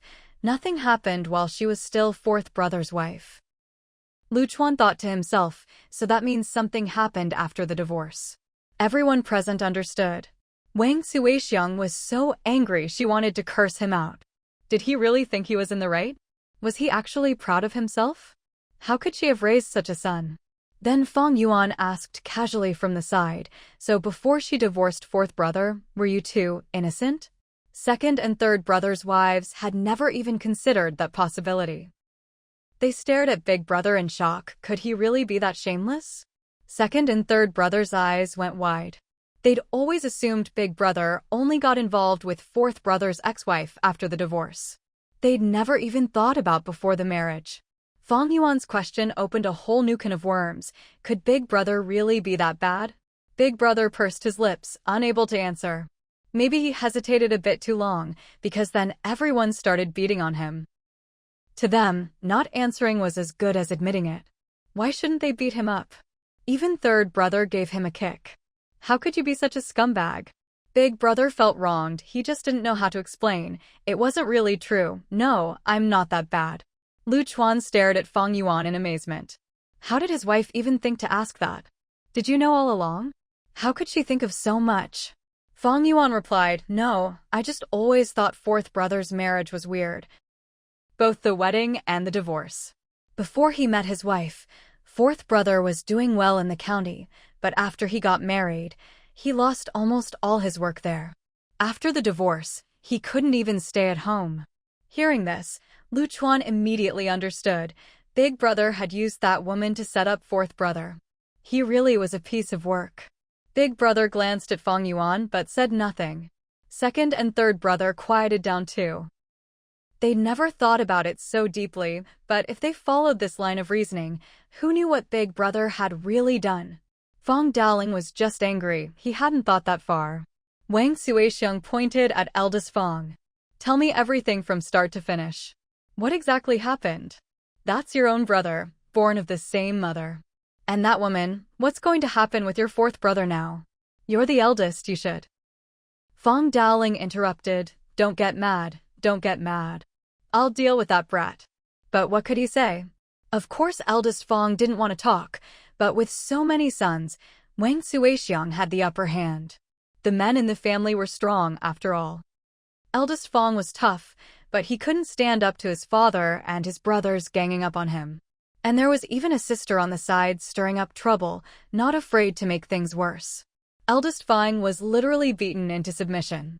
Who would have thought that the big tiger of the Fang family, someone who acted all high and mighty outside, would get treated like this at home? This was his real status. With no other choice, eldest Fang finally spoke up. "Fourth's business really did get ruined because of that woman. But I just thought she was eye-catching, so I gave her some money to string Fourth along. Who knew Fourth would actually marry her?" What he meant was, it was just business rivalry. Everyone uses their own tricks. It was Fourth's own fault for being so useless, getting tangled up with that woman and even marrying her. Fang Daling was dumbfounded. I raised you and you're this scheming? Why didn't you ever show that cleverness in school? Second and third Fang hadn't expected eldest Fang to speak so casually either. They were brothers, after all, and he used all his scheming on them. It was chilling to hear. Who knew what eldest Fang might do if they ever had a falling out with him in the future? Anyone in their position would start to worry. Even Lu Chuan couldn't help but sigh. Back then, when his brother-in-law broke ties with him over a bit of profit, it was nothing compared to this. At least he'd been given some respect. Wang Suixiang glanced at her sons, each with their own expression, and thought to herself, it's over. This family is finished. She looked at Fang Daling, shut up. Was this really the time to be proud of such scheming? The Fang family's reputation in the village and the township wasn't because anyone's son was especially capable, but because the brothers stuck together as a force. If the sons' hearts were scattered and they didn't stick together, what would the Fang family be worth? Who would take them seriously in the future? Wang Suixiang looked at her eldest son. He'd really gotten too full of himself. Eldest Fang couldn't stand being stared at by his own mother like that. Feng Lu coughed, that woman. After she got divorced, she came to make trouble for me, saying if it weren't for me, she wouldn't have ended up like this. She tried to blackmail me with some things. Second Fang said, serves you right. You brought this on yourself. You deserve to be blackmailed. Eldest Fang ignored him. He couldn't explain this to second or third, so he just told his parents, trying to save face. When it came to the crucial part, he glossed over it. She got me drunk and said she was pregnant. There was no need to say more, everyone understood. Second Fang was furious. How could his own brothers be so useless? Damn it, that woman used the same trick to trap both of you. Lu Chuan nodded in agreement. Wasn't it true? When she married fourth brother, she also claimed to be pregnant. One trick, used again and again. Eldest Lu was still unconvinced. That was fourth's problem. You think I'd let her get the better of me? Fang Yuan snorted. So we should congratulate you, since you're not divorced yet, right? What are you so proud of? You're no better than fourth. Wang Suixiang was so angry her veins popped. No better than fourth, heartless, ungrateful brat. You think you're so capable? What are we supposed to do about this woman? How are we supposed to go on as a family? There was another question Wang Suixiang didn't ask out loud. Was there really a child or not? Eldest Fang replied, I know what I'm doing. Don't worry about things at home. Wang Suixiang said, you're living on your own now, you're so capable, I can't control you. But you can't get involved with that woman. Are you and your fourth brother going to be strangers for life? All this over a woman. What had the brothers become? Really, no one else was to blame. Eldest Fang had started it. This was karma. Second Fang said, Mom, do you think after all this, fourth can still treat him like a brother? Who would dare be his brother after what he's done? Eldest Fang wiped his mouth and shot Second Fang a glare. You think I'd be interested in your wife? Second Fang was furious and kicked him. Puh. I could beat you to death for even saying that. Eldest Fang felt so wronged. Since when did his brothers get to lecture him? She got me drunk. I'm the one who got taken advantage of. How shameless, Third Fang muttered. Fang Yuan and Lu Chuan both nodded. Eldest brother really was too much. Eldest Fang was feeling wronged after being beaten. He'd been stressed out dealing with all this, finally came home, and got beaten by the whole family. If he'd known, he'd have been more careful. In the end, he was in the wrong, so he couldn't argue.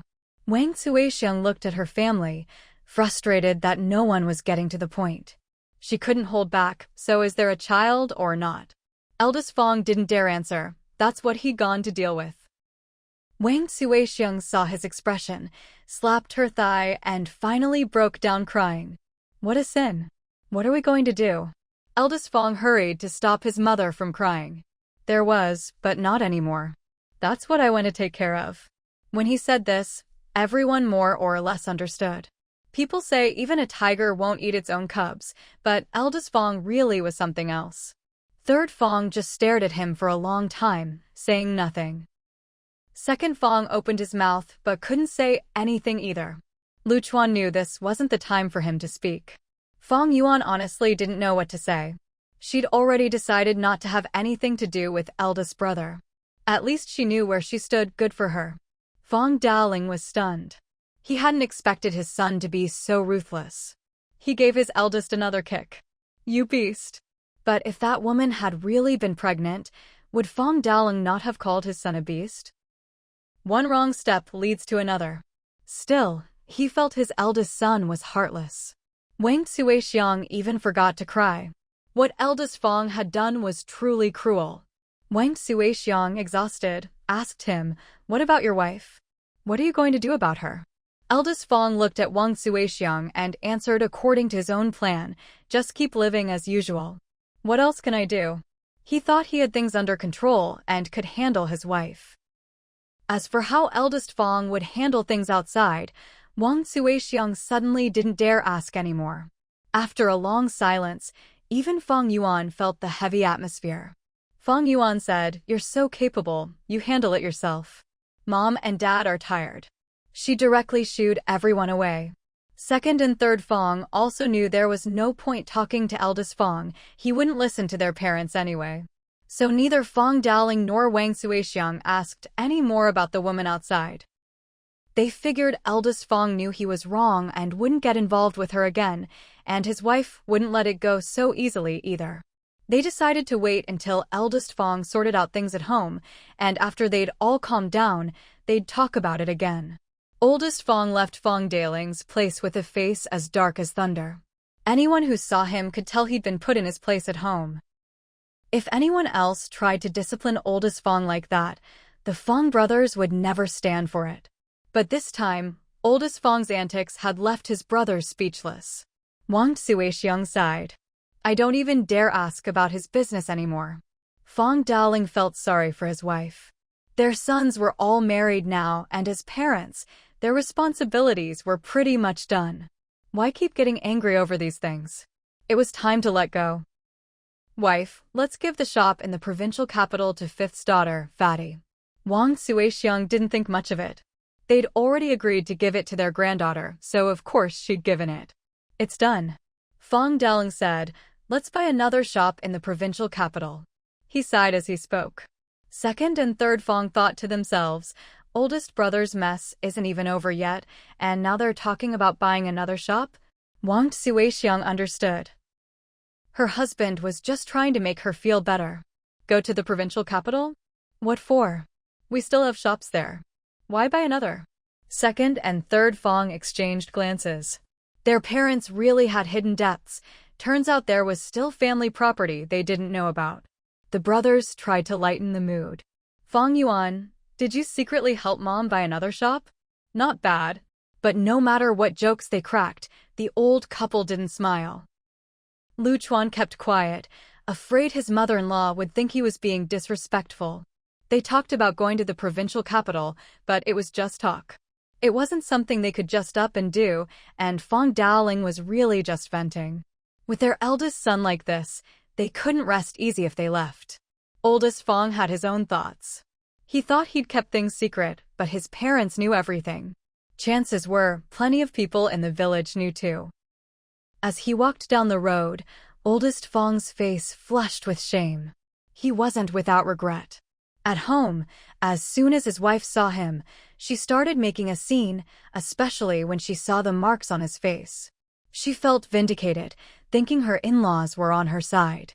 Oldest Fang, already feeling awkward, lost all discomfort in the face of his wife's outburst. As the saying goes, once you've torn the mask off, you might as well let the pot break. Oldest Fang's wife wailed so loudly half the village could hear, "Oldest Fang, you heartless bastard. You're a chinshimi. How could you do something so ungrateful? You heartless thing." Oldest Fang's shame turned to anger. "If you still want to live together, stop making a scene. What gratitude is there between us?" His wife was stunned into silence by that one sentence. But could things really go on just because she stopped making a fuss? People outside, who'd come to mediate, heard the commotion die down and decided not to go in. They just wandered off, figuring it was best to give the couple some privacy. Inside, Oldest Fang's wife rasped, "After what you've done, how am I supposed to face anyone with our child?" She started crying quietly, not daring to raise her voice anymore. Oldest Fang had her under his thumb. He shamelessly said, "I told you, if you stay home, take care of the child, and respect my parents, you'll have a good life." "Haven't I kept my word?" She stared at him. "You've got another woman outside, and that's what you call a good life?" This man was no good. She decided to stand up for herself. "Did that woman seduce you? All men run off with vixens, and what's the point of me taking care of the child? Why should I respect your parents?" Oldest Fang knew he was in the wrong, so he backed down. "What do you want then?"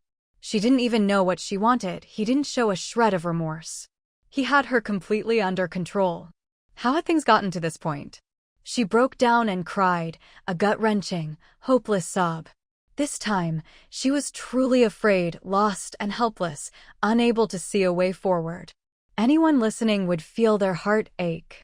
Outside, Fang Yuan supported Wang Suixiang as they listened for a long time. Fang Yuan said, "She brought this on herself, but it's still pitiful to hear. Your eldest son really is no good." Wang Suixiang knew her daughter wasn't the comforting type, but hearing such cold words at a time like this still stung. Wang Suixiang gritted her teeth. How can he act so shamelessly? "I can't believe I raised someone so cold-hearted. He should coax his wife, admit he was wrong, and cut things off with that woman outside. That's the right way to handle things." She never imagined her eldest would deal with it like this. Fang Yuan snorted. "He knows your eldest daughter-in-law can't leave him, that's all." In Fang Yuan's view, women needed to be independent, not the type who couldn't live without a man, not someone who could be controlled like this.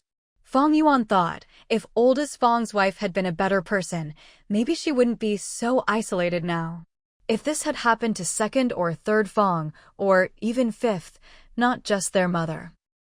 Even Fang Yuan herself wouldn't let it slide. If a sister-in-law was wronged, she'd step in. As for the vixen outside, Fang Yuan would personally help tear her apart. She'd even told Lu Chuan, if fifth brother ever did something like this, I'd beat him until he straightened out. Lu Chuan could tell from Fang Yuan's words how close she felt to each brother. But when it came to oldest Fang, she didn't want to get involved in his mess. Wang Suixiang felt the same.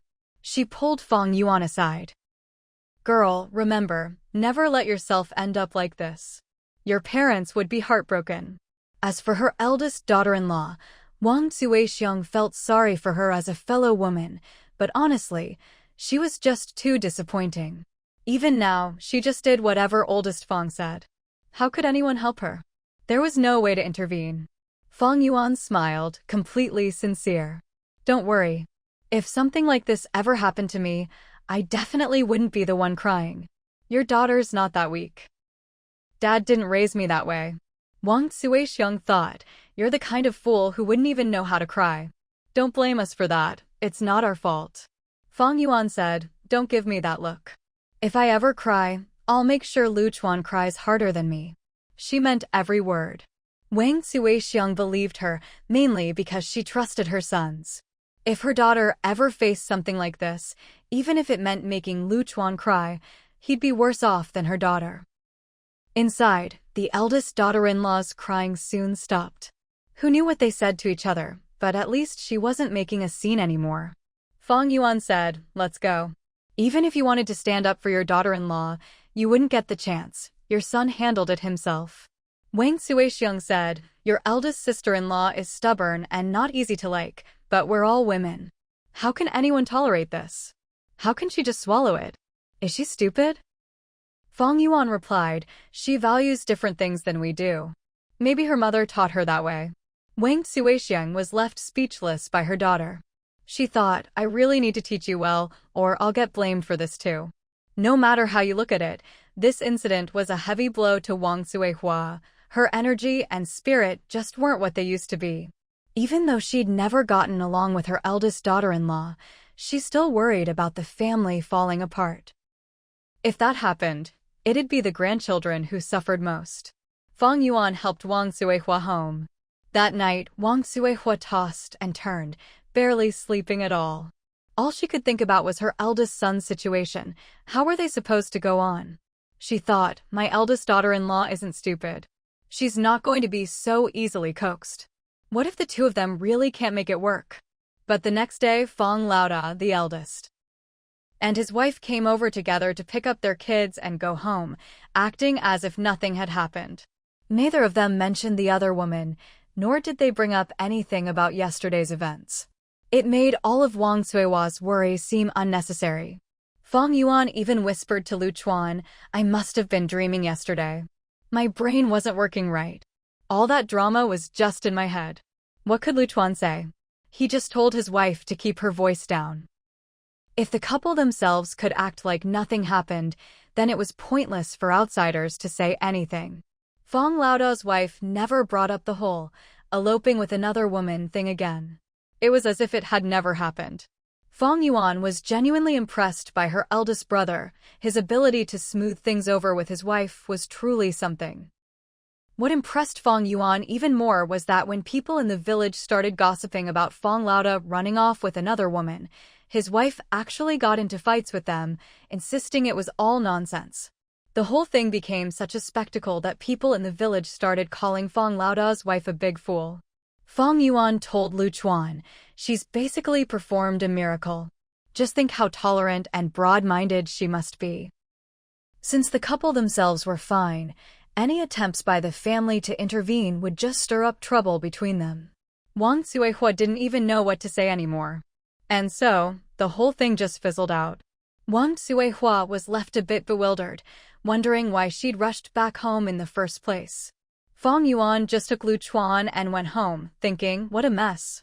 But before she left, Fang Yuan gave Lu Chuan a long, searching look, at least 3 minutes. Lu Chuan started to panic, then steadied himself and said, coaxing my wife is just to make you happy. I'm not like my brother-in-law, I'd never do something like that. Besides, you're not like my sister-in-law, you're not that easy to coax, right? Fang Yuan replied, that last part's true. I'm not your sister-in-law, not that easy to fool, and not that easy to brush off. Then she added, usually I have a good temper because I let you coax me. Got it? Lu Chuan immediately replied humbly, got it, I understand. We can't let your eldest brother's mess affect our own lives. We'll just live our own way. Wasn't he always a warning for us? We won't follow in his footsteps. Only then was Fang Yuan satisfied. She told Lu Chuan, remember what you just said. Lu Chuan quickly nodded. Of course he'd remember. His wife was giving him a warning. Good thing he was sharp enough to know what she was thinking, or else she'd have made him suffer for days. Lu Chuan even thought to himself that he'd better keep a closer eye on his brother-in-law in the future and avoid any of the pitfalls he'd fallen into. Wang Suihua and Fang Daoling stayed in the village, keeping an eye on the butcher shop, and never brought up going to the provincial capital again. As they always said, you can't just walk away. They didn't trust their eldest son, so they had to stick around and keep an eye on things. But everyone understood one thing, no matter when the fourth son came back, this matter wouldn't be over. What Fang Lauda did was a real slap in the face, completely shameless. Even though they all lived in the same village, Fang Lauer, the second son, and Fang Lao San, the third son, stopped talking to Fang Lauda. The brothers barely interacted anymore. When Wuhu, the fifth son, heard Fang Yuan mention what had happened, he was dumbfounded. Has the eldest gone crazy? Honestly, Wuhu couldn't believe his eldest brother could do something so brainless. Wasn't he just greedy for money? When did he become greedy for women too? And it wasn't just about a woman, it involved the bonds between brothers. They'd all been through thick and thin together. For Wuhu, it felt like a real betrayal. The Fang brothers had always been known as the 5 tiger generals outside the family, and Wuhu used to feel proud of that. Now, look at them. Fang Yuan said calmly, I think he's just gone mad. She'd long since stopped wanting anything to do with Fang Lauda. I never thought he could be so shameless. Fang Laowu, the fifth son, gritted his teeth. Is anyone still willing to associate with him? Didn't he think about the consequences? Ding Min kicked Wuhu under the table. Why are you acting like you've been personally wronged? Your wife's fine. Honestly, Woohoo's expression was like his own wife had run off with someone. Fang Yuan was puzzled. He and the fourth brother weren't even that close, so why was he so upset? Lu Chuan felt a bit awkward and poured Woohoo a glass of water to help him calm down. Fang Yuan said, "The second and third brothers definitely won't bother with him anymore. If the fourth brother comes back and doesn't cut ties with him, that'll be a miracle." Fang Laowu took a deep breath. "Count me out too. I don't have a brother like that, he's a disgrace."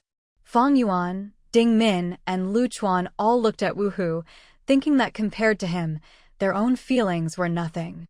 Well, what Fang Lauda did was truly disgusting. Even Fang Lauda himself knew he'd done something wrong. His reputation in the village was ruined. Where there used to be crowds gossiping at his doorstep, now people avoided his house altogether. He and his wife kept busy, visiting this house and that, trying to rebuild their standing in the village. But anyone thinking of doing any serious business with Fang Lauda had to think twice about his character. If he could stab his own brothers in the back, what would he do to outsiders? Who wouldn't be wary? Wang Suihua and Fang Daoling kept a close watch in the village, worried that something else might go wrong with the eldest.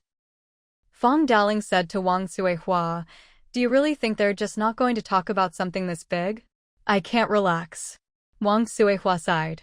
If she could relax, she'd have gone to the provincial capital to see her granddaughter by now. But she couldn't. "I'm not even hoping for the fourth to come home anymore. If he's doing well out there, maybe it's better for him to just marry and settle down elsewhere." Fang Daoling fell silent. Was this whole mess really going to keep his fourth son from ever coming home? He didn't dare think about it. He was afraid he'd end up hating his eldest son. It showed just how much the old couple dreaded the situation.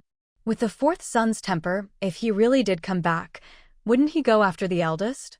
But no matter how worried they were, they couldn't live their children's lives for them. The eldest and his wife were busy trying to win back some respect and standing in the village. When Ding Min's baby turned a month old, Wang Suihua finally brought the second and third sons over to celebrate and throw a lively party for the new baby girl. Fang Lauda's wife didn't even bother to show up. As far as she was concerned, the Fang family was nothing to her anymore. Ever since that incident, Fang eldest's wife had completely let herself go. She'd talk to whoever she wanted and ignore whoever she didn't. As for her parents-in-law, she did whatever she pleased, not taking them seriously at all. Maybe it was because she felt her in-laws hadn't stood up for her during that whole affair.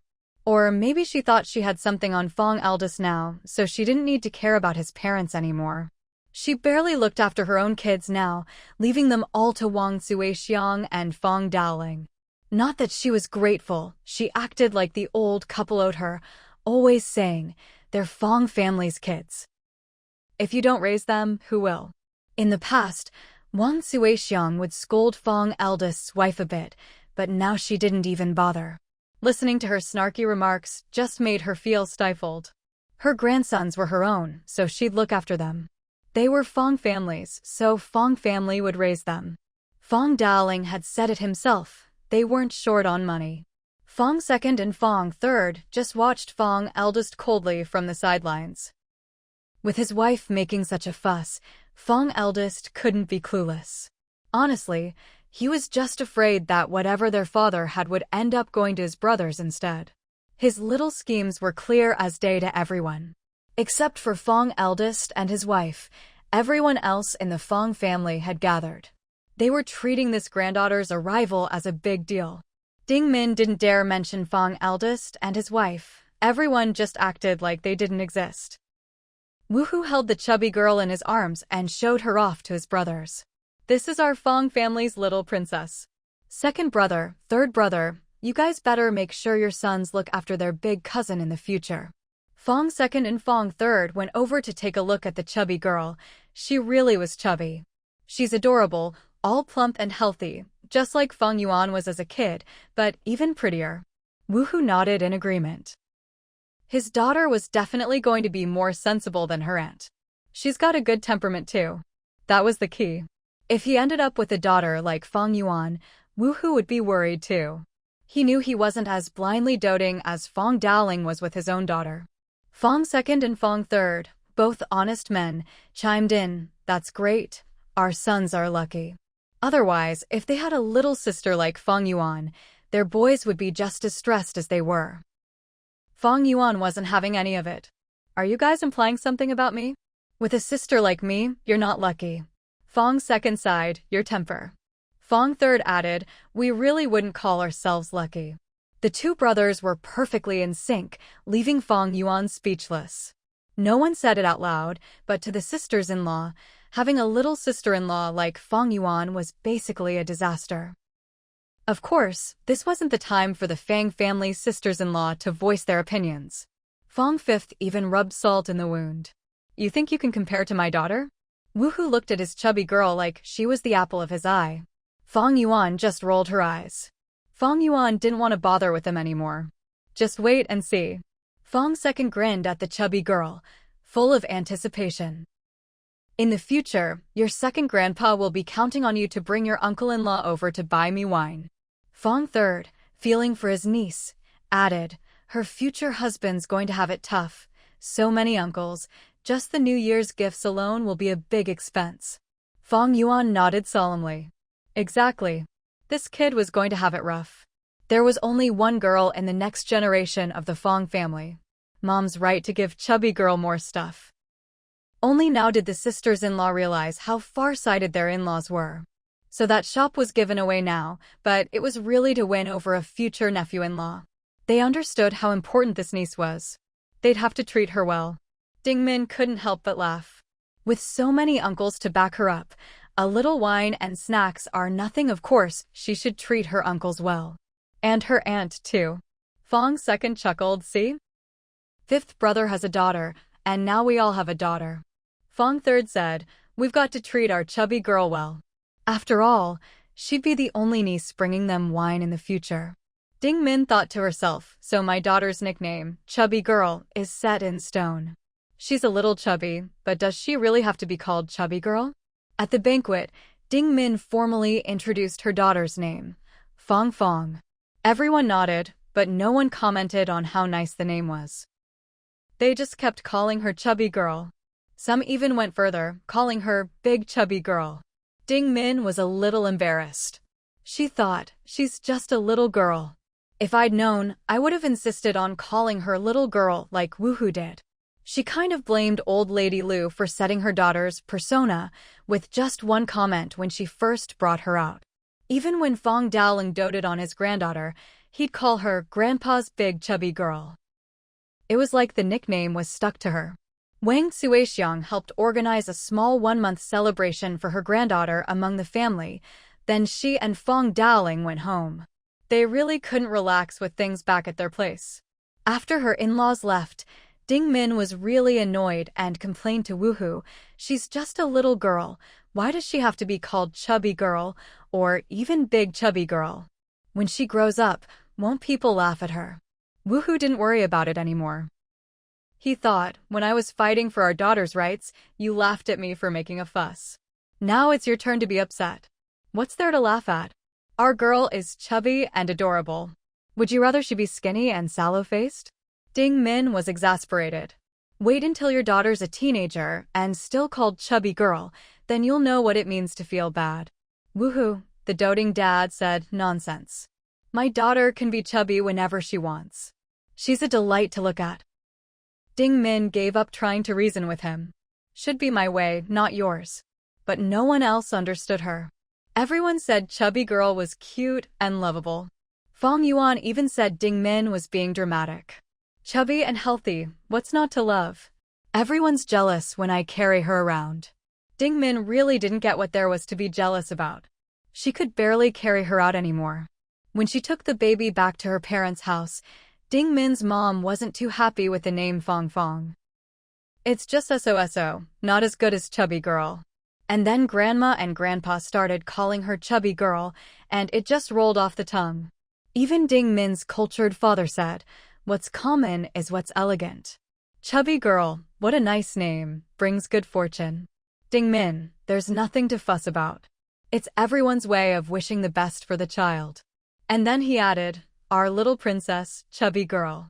Ding Min was exhausted. Chubby princess? Please don't wish for that. How chubby would she have to be? After staying at her parents' place, Ding Min took her husband and child straight to Fang Yuan's house. The three of them planned to stay there until the baby started daycare. There were plenty of people there to help with the baby, so it was no problem. Ding Min had planned it this way all along. Old Lady Lu was happy to stay there too. It made taking care of the baby easier, and she was thrilled. If she went home, it really would be like having a little sister for her own daughter. Man Yi even hugged Woohoo and said, "Uncle, you really kept your word and gave me a little sister." Woohoo was proud. "You'd better learn wrestling from your aunt, or how will you protect your little sister?" Satisfied, he nodded. He had to learn well. After all, as the older brother, it was his job to protect his little sister. Then he tossed the current problem to his uncle.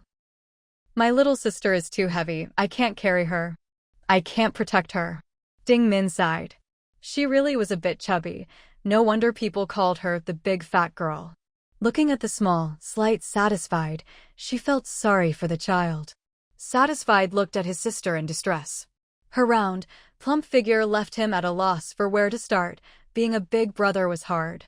Woohoo, ever the doting father, addressed his nephew's problem by going straight for the heart of the matter. "Is that your sister's problem? It's because you're not strong enough." Satisfied, how can you not be able to carry your sister? So, clearly, it was the nephew's problem, not his precious daughter's. Lu Chuan almost lost his temper with fifth brother. How could he say that and still claim to be good to his nephew? Satisfied looked at his uncle, dumbfounded. So now he was the problem? He felt wronged. "But I really can't carry my sister." Woohoo replied, "No buts. If your sister is thin, it means you, as her brother, didn't take good care of her." Satisfied suddenly felt a heavy weight on his shoulders. The responsibility was huge. "I'll work hard," he promised. How could he not take good care of his sister? That would be all wrong. Lu Chuan, face dark, argued with Woohoo, "Fifth brother, your daughter is your own flesh and blood, but my nephew isn't an outsider either." Woohoo coughed. "I'm just trying to cultivate a sense of responsibility in our Satisfied. He's a boy, he needs to have that sense of duty." If Ding Min hadn't stepped in to smooth things over, these two brothers-in-law would have come to blows. After that, Satisfied would come to see his sister after school every day, first asking what she'd eaten and whether she'd lost any weight. He took his responsibility very seriously. When Ding Min didn't know the reason, she thought Satisfied was just being sweet. The two kids had grown up together, after all, how close they were. But once she realized Satisfied was worried that if his sister lost weight, it meant he wasn't doing his job as a big brother, Ding Min started to feel uneasy.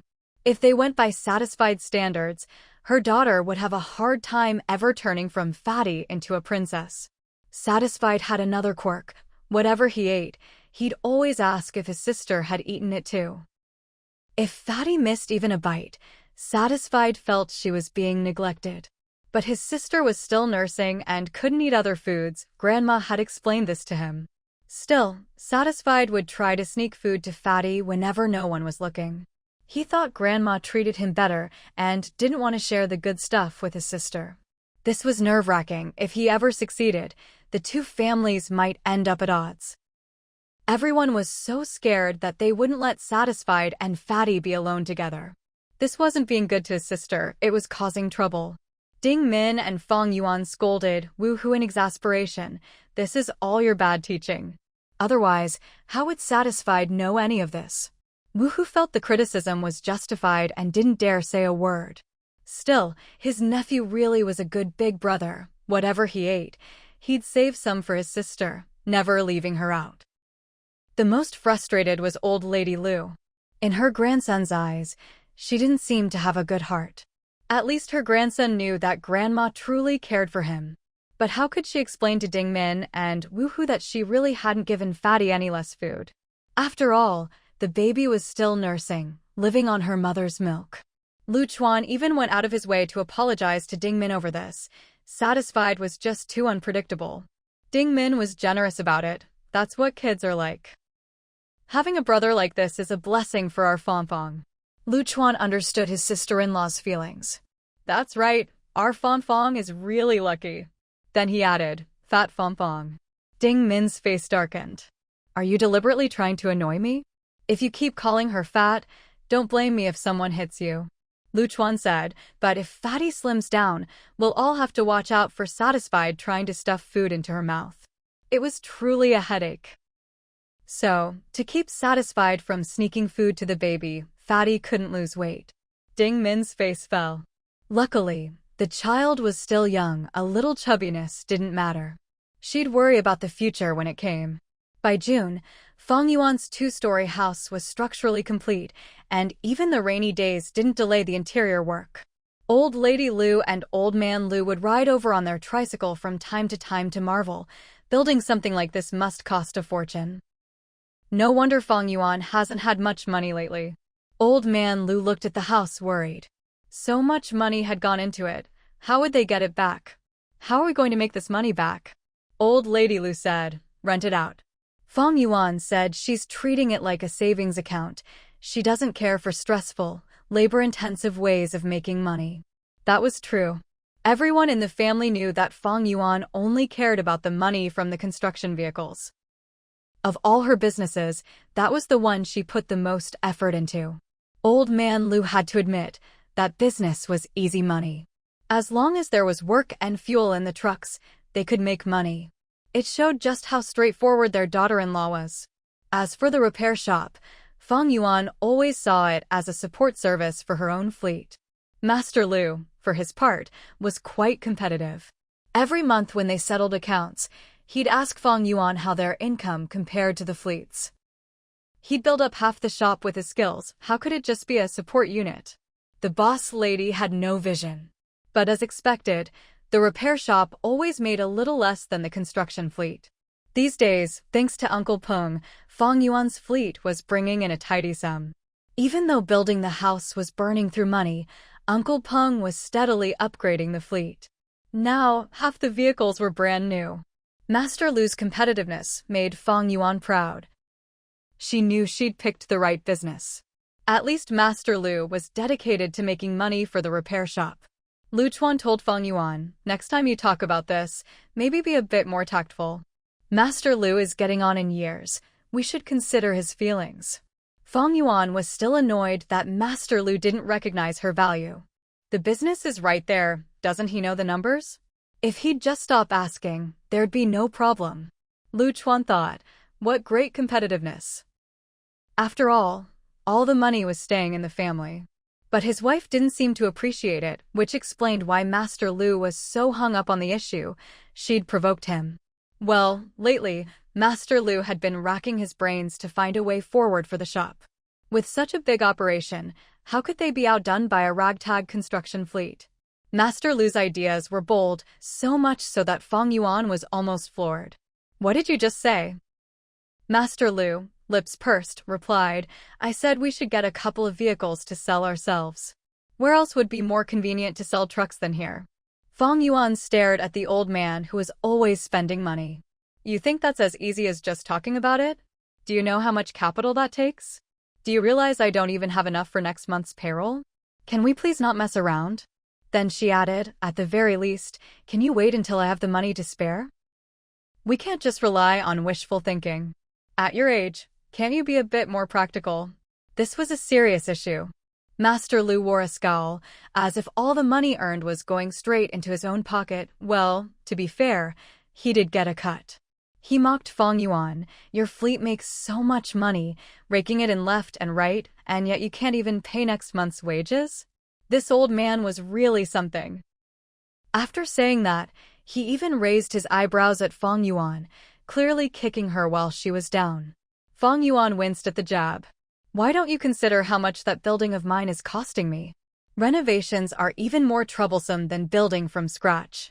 Master Lu replied, you should count your blessings. At least you're spending your own money on your own place. Go ask around to see how much others are shelling out. Fang Yuan nodded. That's true. I heard Zhang Wei's 5-story hotel is even more expensive. He's been so stressed lately, he's got mouth ulcers. Master Lu waved her off. Enough about that. Are you going to do this or not? You know, some things you have to be ahead of the curve on.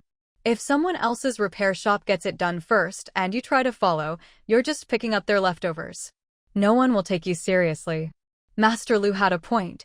Seizing the market early was important, and Fang Yuan understood that. It's not just about what I want. It all depends on what's in my pocket. Master Lu snorted. Don't try to fool me. Your husband and your brother-in-law's car shop. Never saw you guys put much capital in there. Fang Yuan replied, that's consignment sales. We're familiar with the hardware store crowd. Which car manufacturer do I have that kind of relationship with? Why would they let me sell their cars here? Master Lu glared. If he had those connections, would he need to discuss it with the boss lady? He'd just go make the money himself. You're the biggest repair shop in the provincial capital. Why can't you think bigger? Your heart's just not in it. Fang Yuan didn't want to argue with the old man. Consignment sales still require capital. Why would anyone trust you otherwise? Master Lu didn't just go to Fang Yuan, he also approached Lu Chuan. In his opinion, Fang Yuan was just a woman. Long hair, short insight, so the real decision should be made by the man of the house. Lu Chuan nodded, but he didn't dare claim to be the real head of the family. In their home, Fang Yuan still had the final say. Master Lu's idea was reasonable, but Fang Yuan really didn't have much money. It was a practical problem. Lu Chuan's way of supporting Fang Yuan was to distribute company dividends. He explained that the land he and fifth brother bought was just waiting to appreciate in value. No rush to invest. When there's money, there'll be dividends. Quietly, he solved his wife's immediate problem. That way, Master Lu wouldn't keep giving his wife the side-eye, saying she was all hair and no brains. Family matters are family matters. Fifth Tiger thought to himself, as if I don't know you. Your wife must be short on cash. Fifth Tiger wanted to give all his share to Lu Chuan, but Lu Chuan refused. My wife's problems are for me to handle. No need to trouble you, fifth brother. Fifth Tiger thought, just because you don't take it doesn't mean your wife won't. In the end, it'll still end up in her hands. In my house, my wife doesn't hold the money, but in yours, Fang Yuan still manages the family assets. Of course, if it didn't go to Fang Yuan, Zhang Wei would probably find a way to spend it anyway. Lately, money just didn't seem to stick around. Fifth Tiger realized that in the past 6 months, any money he had ended up being invested by his friends. He was quietly annoyed. If everyone else's businesses took off and he was left with nothing, that wouldn't do. When it came to making money and building a family fortune, Fifth Tiger wasn't about to fall behind. Over on Fang Yuan's side, she was delighted to see the money Lu Chuan gave her, just in time. I was just short on cash. Lu Chuan saw her expression and couldn't help but smile, feeling both proud and satisfied. Wait, this isn't for your building. It's for the repair shop. Didn't Master Lu say you need 2 cars to display? Lu Chuan felt he should make Fang Yuan even happier. He hadn't brought back enough money. Fang Yuan looked at the cash, calculating how much better she could make the renovations. Who cares about that right now? No rush. Lu Chuan's pride deflated a bit, not enough for his wife's needs, and Master Lu was still urging them. This won't do. Leave it to me. The money is earmarked for this. Fang Yuan pursed her lips, not exactly thrilled, and grumbled about Master Lu always making her spend money. Master Lu is such a spendthrift. I knew I wasn't wrong about him. Lu Chuan said, be grateful. He's holding down the fort for you. Without Master Lu, could you have built that building? Fang Yuan couldn't deny it. They really did rely on the repair shop's income. It might not match the engineering vehicles, but it was still substantial. Then Lu Chuan took Man Yi on a business trip for a few days. He was working on setting up consignment sales. Fang Yuan was seriously jealous. Wasn't this just like being in school? How could they just take off whenever they wanted? Didn't the teachers care? If I'd known university was this easy, I would have gone to college first. Ding Min glanced at her sister-in-law and couldn't help but tease. That kind of freedom comes with a foundation. Could you even get into college? Fifth Tiger piled on, your sister-in-law means, even if you wanted to go to college, they wouldn't want you. Fang Yuan pursed her lips and huffed. She had to admit, she really couldn't get into college. But she genuinely admired that kind of go where you want, learn what you want education. Later, Fifth Tiger and Fang Yuan received their correspondence course diplomas. Fang Yuan treasured it. The two of them even made a special trip to the village to show it to Fang Daling. This was the highest academic qualification in the Fang family so far. Fang Daling was so emotional, he wiped away tears. If Wang Xuexiang hadn't stopped him, he would have burned the diploma as an offering to their ancestors. Fifth Tiger thought, good thing Dad didn't get so emotional, he burned us instead. That would have turned a comedy into a tragedy. Neither Fang Daling nor Wang Xuexiang had expected their daughter and son to get a diploma, even if it was just from a correspondence course. It was still a bit lower than their son-in-law's, though. Fang Yuan said, "Be content. This is probably the best we'll ever do." Fang Daling replied, I am. I never expected you to get anything higher. Don't go yet, let me throw a few tables of food so the whole village knows our Fang family has scholars now. Wang Xuexiang twitched her mouth. It's not like you got into a real college. Aren't you embarrassed to throw a party? People wouldn't even know what to say. Fifth Tiger and Fang Yuan also cared about saving face. Fang Yuan said, we're busy at home. Let's wait until the kids get into college before we celebrate. Fifth Tiger added, Dad, let's have Pangya study hard, just like her brother-in-law. When the time comes, we'll throw a big celebration. Fang Daling said, you couldn't do it, so don't push my granddaughter. She can do whatever she wants. I'm telling you, don't pressure her. Fang Yuan felt a bit sour. Why is it that your granddaughter gets off easy, but you had all these expectations for me? Fang Daling replied, that was for your own good. Pangya's different. She's got your fifth sister-in-law and her mother-in-law to look after her studies. I don't have to worry at all. He really did have more confidence in Pangya than in Fang Yuan. With her mother-in-law around, there was no way Pangya would fall behind. Wang Xuexiang maintained her reserved, proud demeanor as she said, whether we have this or not isn't really important. What matters is that my daughter and son are both educated and sensible. Fang Daling couldn't come up with any profound reasoning, but somehow, when Wang Xuexiang said the same thing, it just sounded right and pleasing to the ear. He quickly chimed in, yes. Your mom's right about everything. Then, clutching the two graduation certificates, he went out to show them off. Wang Xuexiang didn't say much else. All right, since you're back, I'll make you something good to eat. Really, it was just a small, private family celebration. Good thing Lu Chuan and Ding Min didn't come. If they'd seen how Fang Daling was flaunting his correspondence diploma, they definitely would have had some thoughts about it. Second brother Fang and third brother Fang both came over and looked at Wuhu's graduation certificate. Well, looks like our family finally has someone who looks respectable. Wuhu replied, the way you say it, it makes me feel like I studied for nothing. What do you mean, looks respectable? I actually learned real stuff. I went to class every night. Fang Yuan nodded along. She'd gone with him every night too. It had been years, it hadn't been easy. When it came to education, a few words were enough. The brothers didn't care as much as Fang Daling did, but they genuinely congratulated Wuhu and Fang Yuan.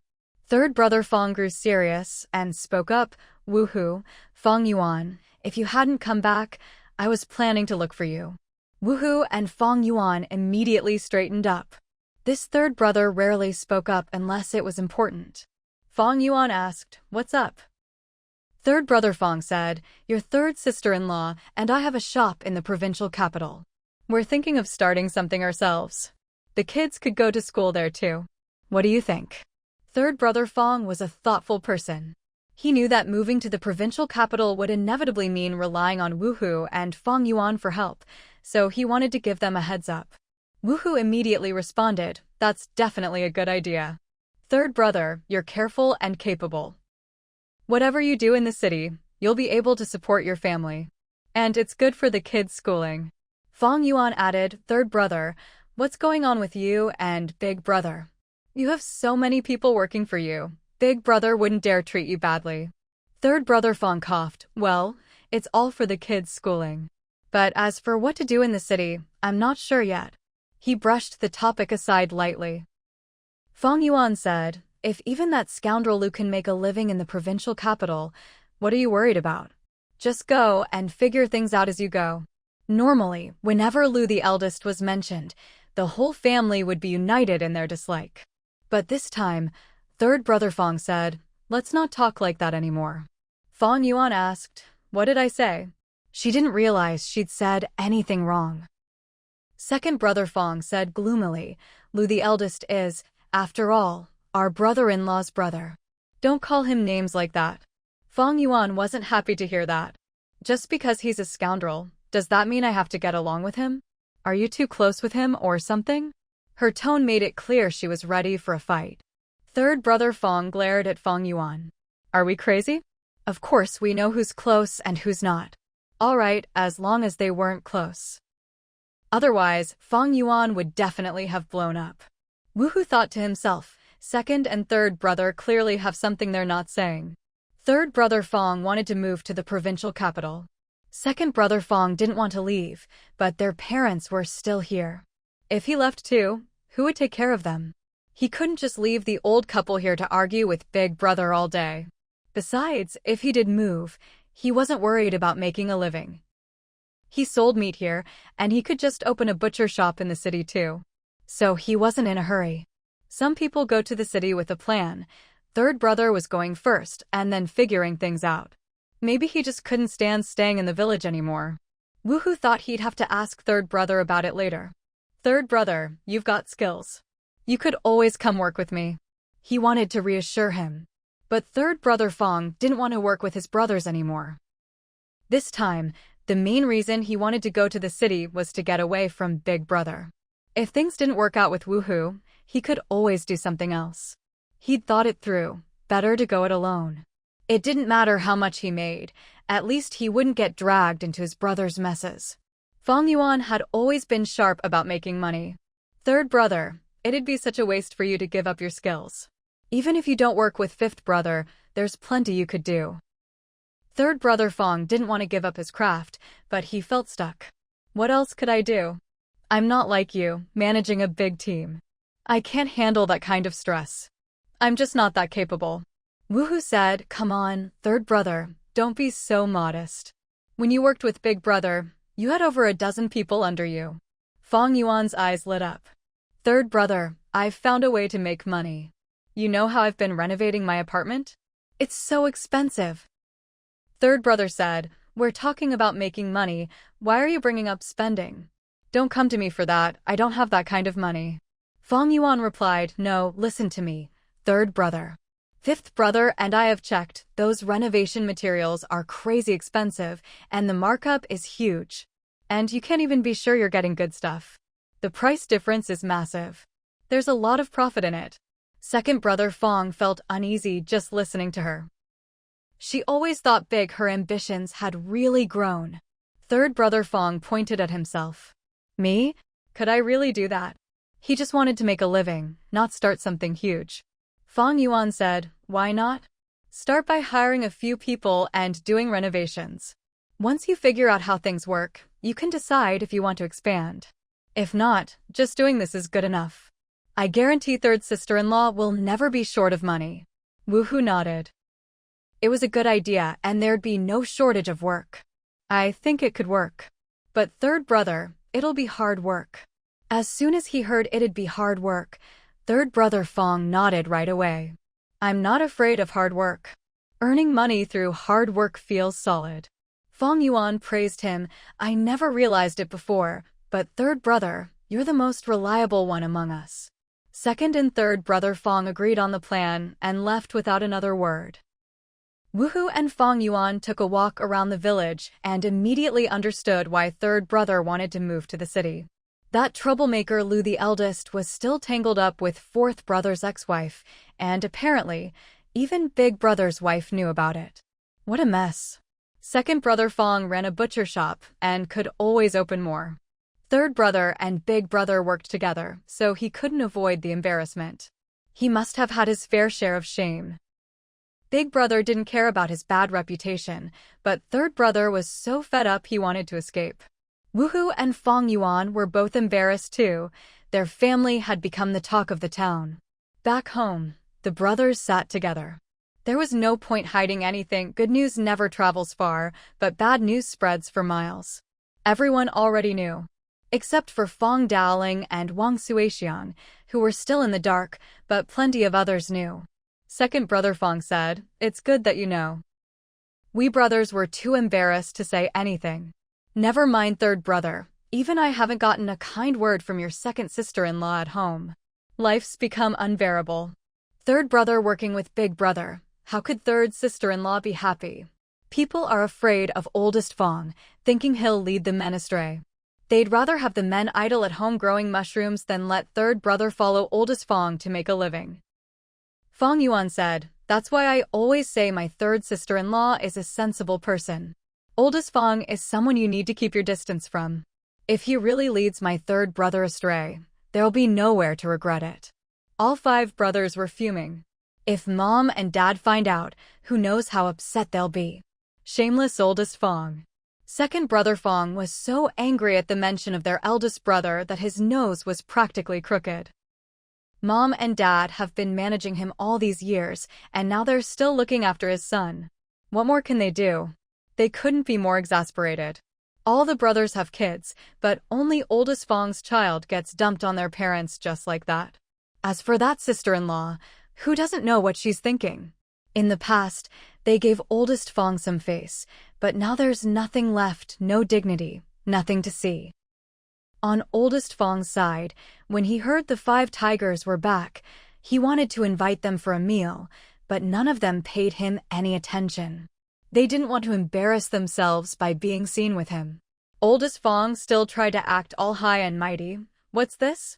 Your big brother invites you to dinner and you don't even show me any respect." 5 tigers gritted his teeth. "We'll wait till fourth brother comes back. When he invites us, we'll all go together and have a good drink." Oldest Fang didn't even dare fart, let alone call himself their big brother anymore.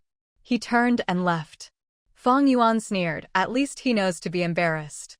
Mention fourth brother, and he runs off. 5 tigers was still fuming. He's just shameless. In the past, Fang Yuan couldn't keep her mouth shut. If she knew something, Wang Chuixiang would definitely hear about it. But this time, Fang Yuan didn't mention a word about oldest Fang in front of Wang Chuixiang. Last time, Wang Chuixiang was so upset about oldest Fang that she was shaking. Fang Yuan couldn't bear to see her mom get worked up over someone like that. The 5 tigers just felt their parents were getting old. When the 5 brothers got married and needed money, their parents weren't this worried. But now, after just a few days of oldest Fang's drama, their dad's hair was already thinning. Fang Yuan said, "Aren't you overthinking it? What does baldness have to do with this?" If he was really upset, wouldn't his hair turn white instead? 5 tigers replied, "Tell me the truth, have you been secretly reading martial arts novels?" Fang Yuan glanced at him. "Why would I need to read in secret?" Well, she wasn't a middle schooler anymore, no teachers to control her. She could read openly now. The heavy mood was lightened by Fang Yuan's banter, and the brothers didn't mention oldest Fang again on the way. Back in the provincial capital, Fang Yuan ranted about oldest Fang in front of Lu Chuan. How could someone be so useless, even splitting up his family? He was so capable that even the village and the township couldn't contain him anymore. Lu Chuan couldn't help but laugh. His brother-in-law was a man with grand ambitions, no wonder the village couldn't hold him. But now? It was like a hero's grave in the land of beauties. Who knew if he'd ever crawl out of that mess? Fang Yuan shot him a cold look. "You think this is funny?" Lu Chuan didn't dare laugh. This was a serious issue. He had to learn from his brother-in-law's mistakes. He put on a serious face. "Not funny at all. We should learn from oldest Fang's example. Summarize the lessons." Fang Yuan's expression didn't soften at all. She said icily, "Who are you calling big brother?" Lu Chuan quickly caught on to what had annoyed her. "I mean, we should learn from oldest Fang's mistakes. Look, from the village to the county to the provincial capital, hasn't he always been paving the way for us by falling into every pit first? The holes he's fallen into, we won't step in." Fang Yuan nodded. "That's more like it. There are some things you just shouldn't do. Not just for the sake of our marriage. If word gets out, we'll never be able to hold our heads up again." Thinking of her two nephews at home, Fang Yuan was so angry at oldest Fang she could almost kick him to death. The kids were so young, yet already affected by their parents' mess, too scared to even look people in the eye. Lu Chuan didn't dare nod at that. Why should the kids come before their marriage? The main thing is still our relationship. In my heart, there's no one but my wife. Fang Yuan was all about what's real and tangible. Don't give me that useless talk. Lu Chuan thought, how's that useless? You're upset over this. Shouldn't I be making vows and promises? That's the right thing to do. His wife just didn't put enough heart into him. Lu Chuan asked, aggrieved, what counts as useful then? I think our solid relationship is the most real thing there is. Fang Yuan said, just behave yourself and don't embarrass me and our daughter. Otherwise, see if we'll even bother with you. That's what matters. Then she added, got it. Lu Chuan was especially hurt. You're so picky about everything. Can you be a little more picky about this? Is that really embarrassing? That just means you're in my heart. Heaven and earth, if only this woman would care just a little more. But before he could say anything, Fang Yuan smacked his mouth with a wet towel. Shut up, you're embarrassing. Lu Chuan pulled the towel off, heartbroken. Is there anything more embarrassing than not behaving yourself? Fang Yuan replied, you still have to talk properly. Speak like a normal person. Lu Chuan got anxious. Did you buy that correspondence diploma of yours? How could she be so dense? Then Fang Yuan chased him around to hit him, saying, my dad had our ancestors check that diploma. How dare you question if it's real? Diplomas were a big deal in her family. Lu Chuan couldn't joke about them, not even in jest. Lu Chuan's mother was holding their chubby daughter and pulling Man-Yi along, calling into the room, what are you two doing? You're adults, still playing around like this. Lu Chuan thought, if it were just a light punch, fine, but his wife was really hitting him. Your daughter-in-law is chasing me around to hit me. His mother, always biased, immediately took sides. Well, you yelled and woke up the baby. Who else should she hit? Then she told Fang Yuan, don't go easy on him, teach him a lesson. He's a grown man, still yelling like that. When my grandson cries, you make such a fuss. Well, she could connect anything. Lu Chuan was so mad. There's no reasoning with you people. At this point, Man-Yi figured it out and clapped her little hands. Run, daddy, run. Go, mommy, go. Lu Chuan grimaced, betrayed by everyone. Was his own kid really rooting for his mom to catch him and give him a beating? Ding Min came home from work to this lively scene. What's going on? Is the family having a competition, practicing in advance? Fang Yuan stopped chasing Lu Chuan. As if. Even if there was a competition, it wouldn't be for this. The first prize isn't for you. Ding Min laughed. Yeah, this is my specialty. Don't bully your brother-in-law. If mom were here, she'd definitely scold you. Lu Chuan nodded in agreement, missing his mother-in-law. I'll bring mom over next time. She could help keep things in order. After Lu Chuan finished speaking, he still glanced warily at Fang Yuan. He had to admit, his mother-in-law was the real powerhouse here. Fang Yuan looked down on Lu Chuan's expression. A grown man calling for backup. How embarrassing. Ding Min, as the sister-in-law, naturally sided with her husband's younger sister. She immediately chimed in, but seriously, if our brother-in-law does something wrong, we can't just let it slide. You have your brother and sister-in-law here. Want me to step in? Lu Chuan hadn't expected his fifth sister-in-law to still be thinking about taking action. He instinctively took several steps back, feeling even more sympathy for his fifth brother. What kind of environment was he living in? Fang Yuan grumbled, forget it. We'll handle it internally. It's not a big deal. Ding Min raised an eyebrow. I've already offered. Don't you want a little more backup? Fang Yuan replied, I'm just teaching him how to talk properly. Ding Min really didn't get it. With Lu Chuan's education, does he really need Fang Yuan to teach him how to speak? Fang Yuan, a bit embarrassed and annoyed, snapped, what are you looking at? I'm teaching him how to speak like a human being. Ding Min couldn't help but laugh. She knew all too well what counted as speaking like a human being in this family. Lu Chuan's face reddened a bit, as if he'd become the butt of the joke. This fifth sister-in-law really didn't know how to be discreet. Meanwhile, Man E was happily treating it all like a game. Auntie, let's play together. Let my mom chase us. Lu Chuan picked up Man E. My silly boy. Then the father and son went off to find Grandpa Lu. Only then did Ding Min go over to feed her chubby daughter. The more I see of Man E, the more I adore him. Fang Yuan said, I think my son is great too, just a little silly. Let's hope our little girl doesn't turn out so goofy. With just the two sisters-in-law left, Fang Yuan started grumbling about the eldest brother's situation. If anyone's embarrassed, it's big brother, not mom. Ding Min thought to herself, I doubt mom and dad see it that way. Otherwise, why would third brother have been allowed to come to the provincial capital?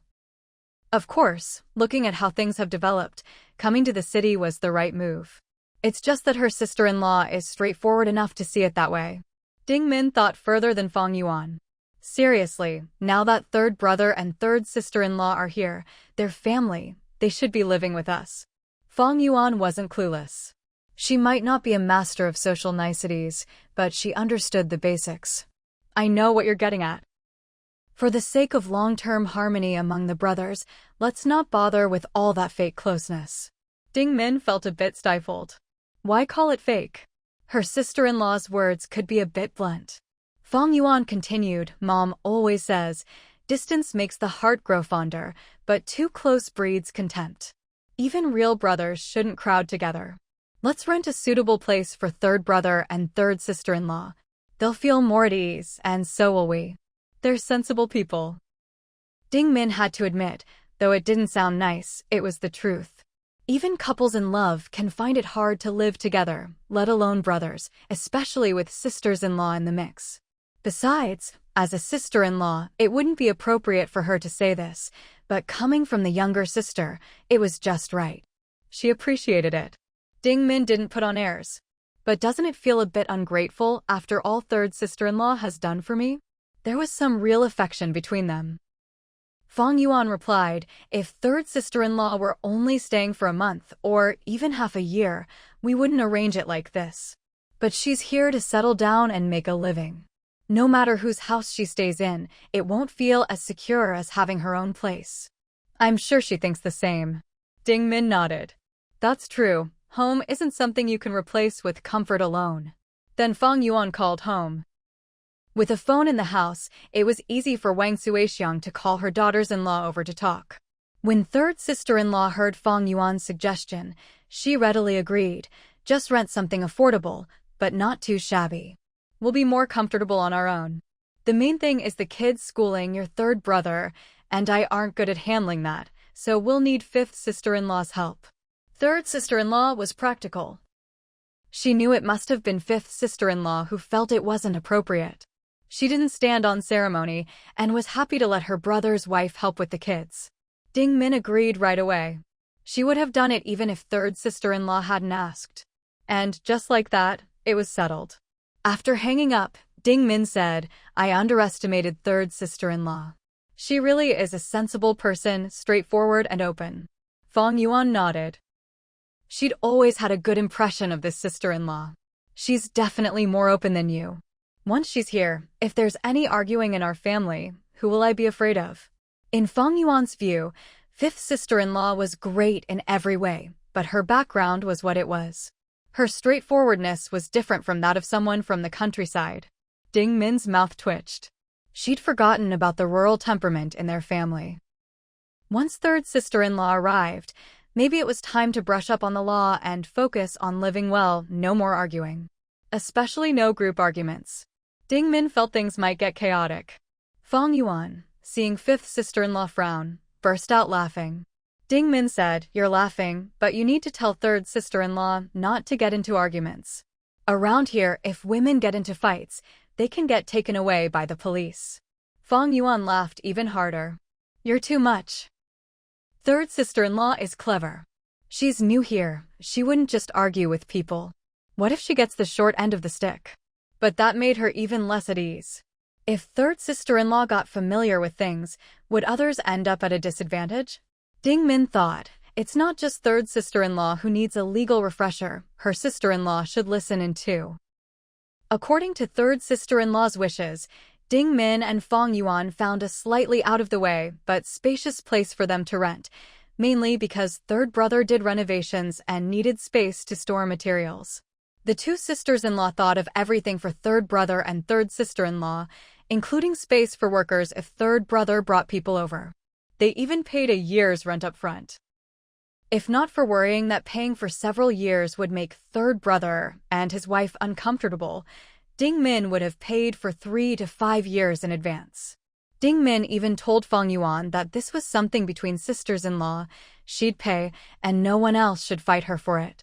Fang Yuan thought, "You two get along so well, I'm not going to fight you for the chance to spend money. Besides, it's not that much anyway." Fang Yuan said, "Fifth sister-in-law, be honest. Are you deliberately trying to win over third sister-in-law?" Ding Min replied, "I see through you, but I won't say it. You're the younger sister, and in our family, younger sisters have higher status. You don't need to curry favor with the sisters-in-law, leave that to me.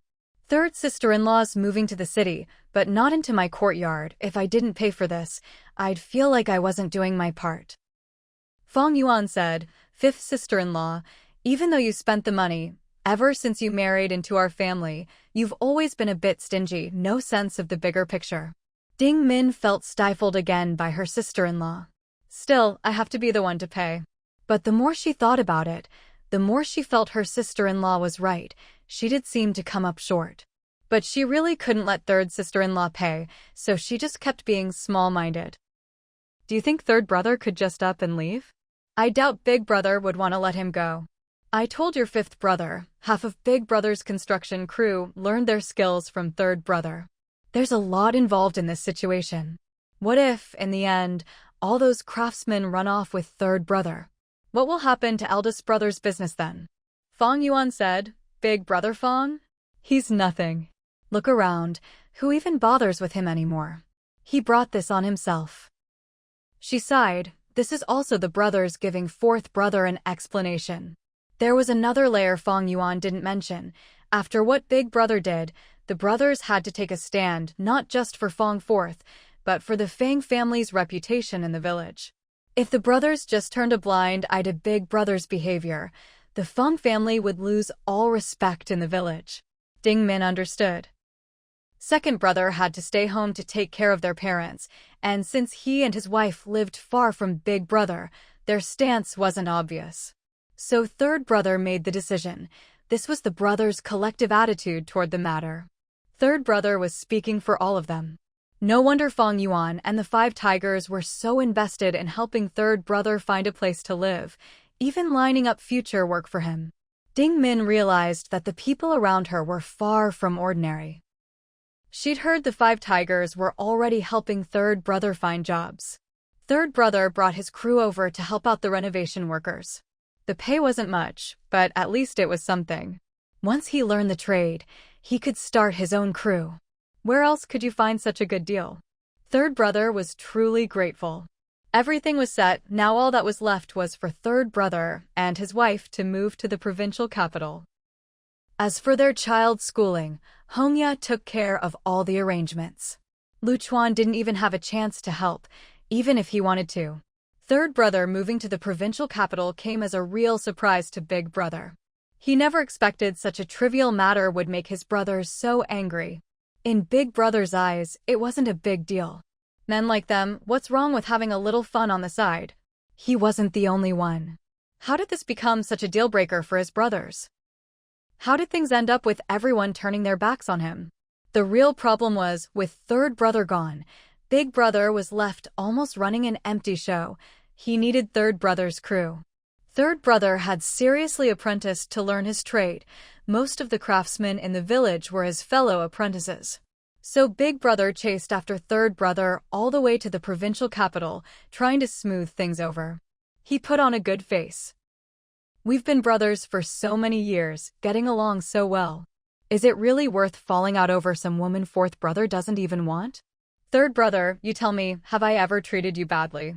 Third brother snorted. "Big brother, I know you're capable, but no matter how capable you are, flaunting it at the expense of your own brother's dignity makes me sick.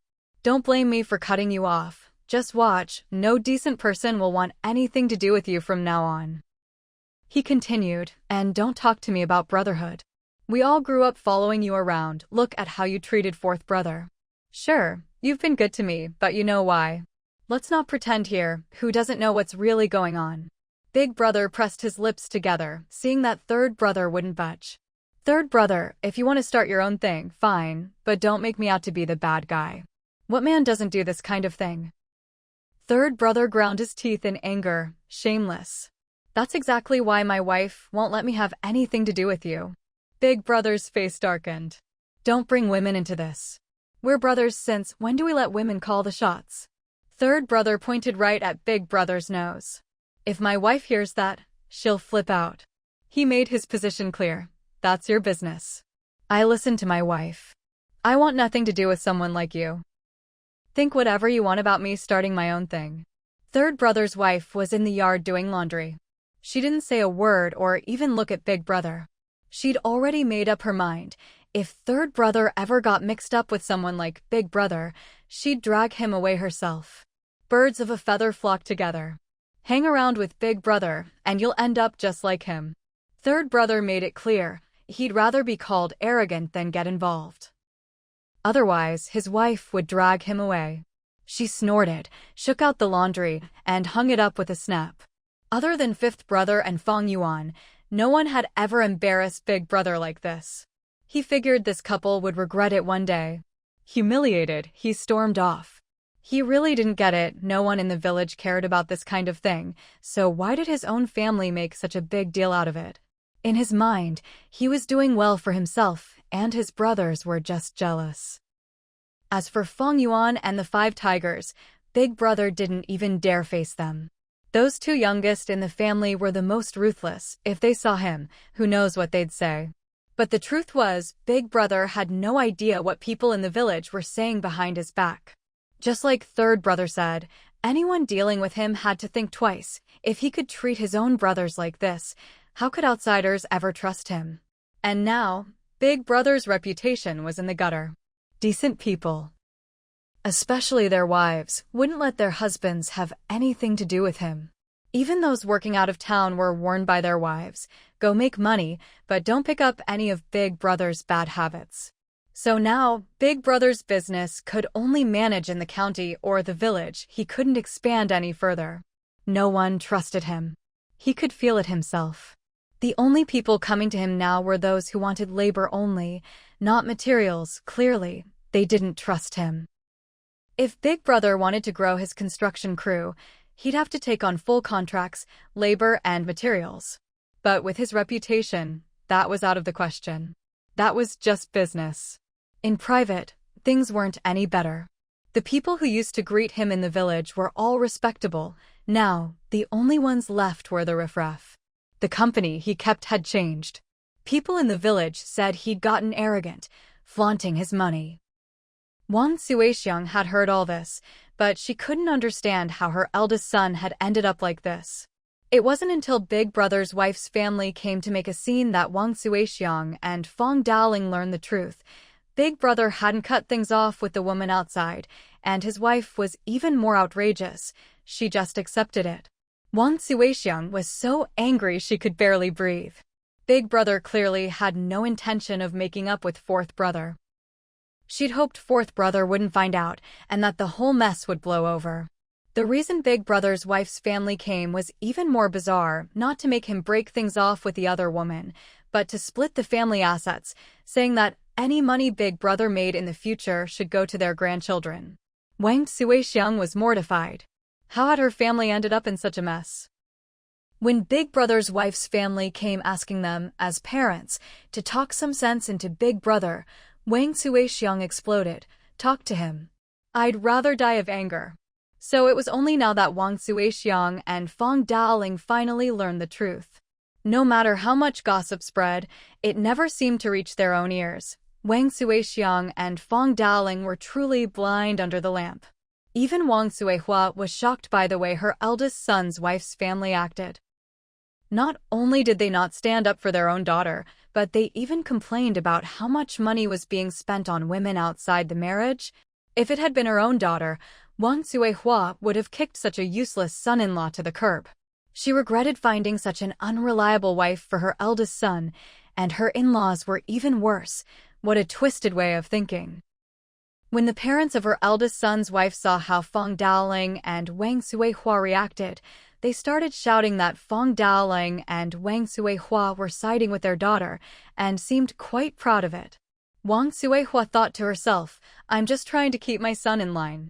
Who cares about your daughter? If I'd known your family was this messed up, would I have let my son marry into it? Such a big issue, and everyone just puts up with it." At home, she acts all high and mighty, even feels pleased with herself. What a fool. What's the point of a marriage certificate for someone like that? It's a waste. But with a bunch of idiots like this, talking is pointless. They've managed to take a son who was already heading down the wrong path and completely ruined him. Seeing his wife shaking with anger, Fang Daoling went straight over and gave his eldest son a beating. Shameful. Our family doesn't tolerate this kind of nonsense. The eldest son's wife, seeing her husband getting beaten, felt sorry for him and tried to pull her father-in-law back. "Dad, can't we talk this out? Our whole family depends on him." Her mother-in-law on the other side finally looked a little embarrassed, but didn't say anything. Wang Suihua ignored her daughter-in-law and questioned her son. "What kind of family are we? This sort of thing brings shame to our ancestors. Can you cut off the women outside? If this wife won't live a proper life, we'll find you a good one. Can't you just settle down?" At this point, Wang Suihua had made up her mind. A daughter-in-law this clueless would ruin not just her son, but her grandson too. Better to cut their losses. If her eldest son could just see sense, she'd rather have people gossip that both her sons got divorced than let her eldest stay stuck in this mess. The look she gave her eldest was full of fire. But her eldest son looked away, unable to meet her gaze. Ahem. It's not that easy to just remarry. She's the mother of my child. It wasn't that he didn't want to remarry, he just didn't want to live an honest life. Anyone could see that. Using the child as an excuse was just nonsense. Wang Suihua was at her wit's end with this son. She couldn't blame anyone else, it was her own fault for not raising him right. Of course, her daughter-in-law didn't get it at all. She resented her in-laws. How could they say she wasn't living a proper life?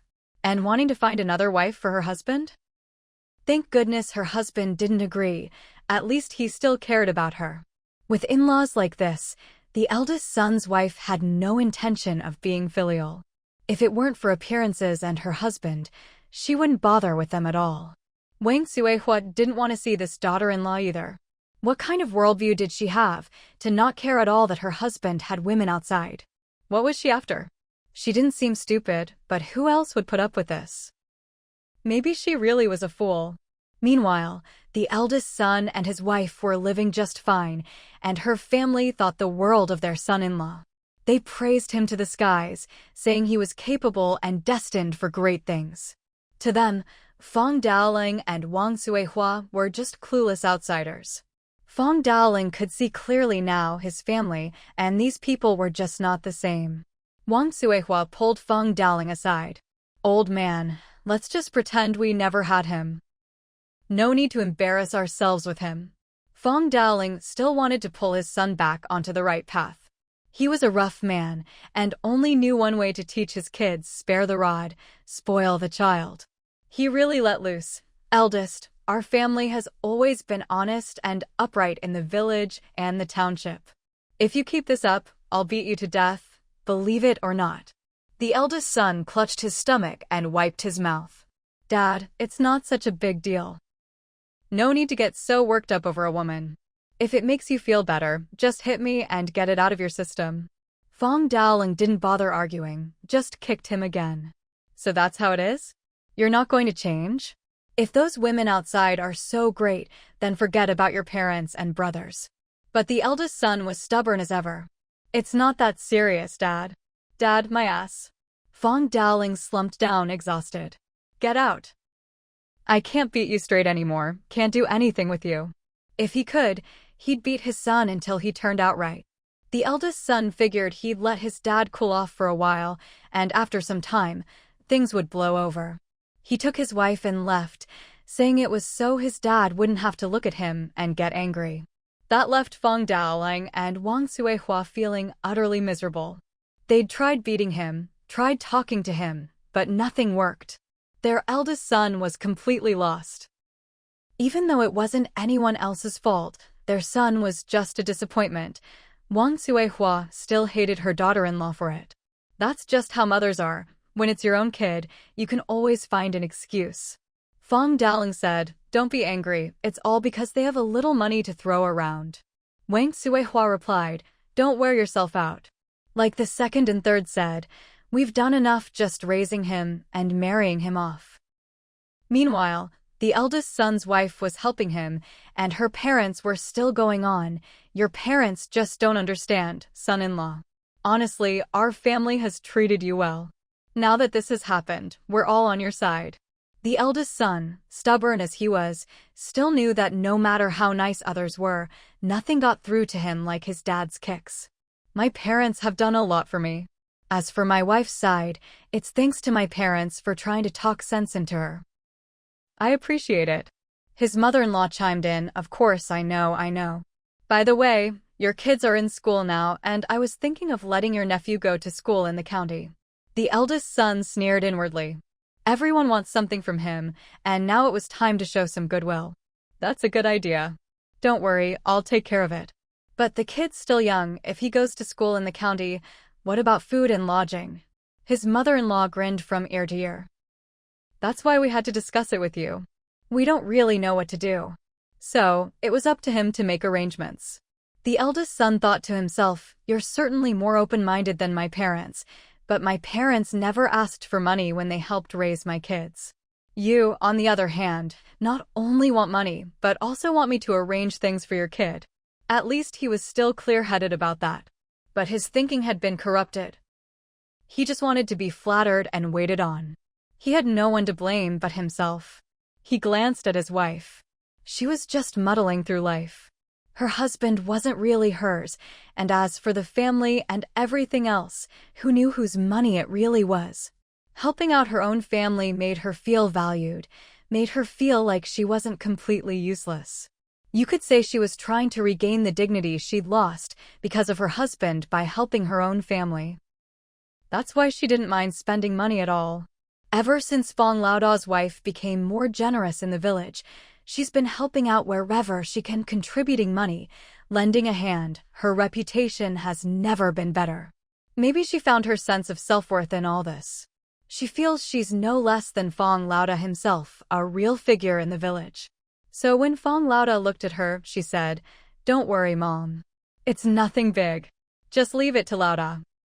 Find a place to stay, and let Bauer's wife go along to keep her company while she studies."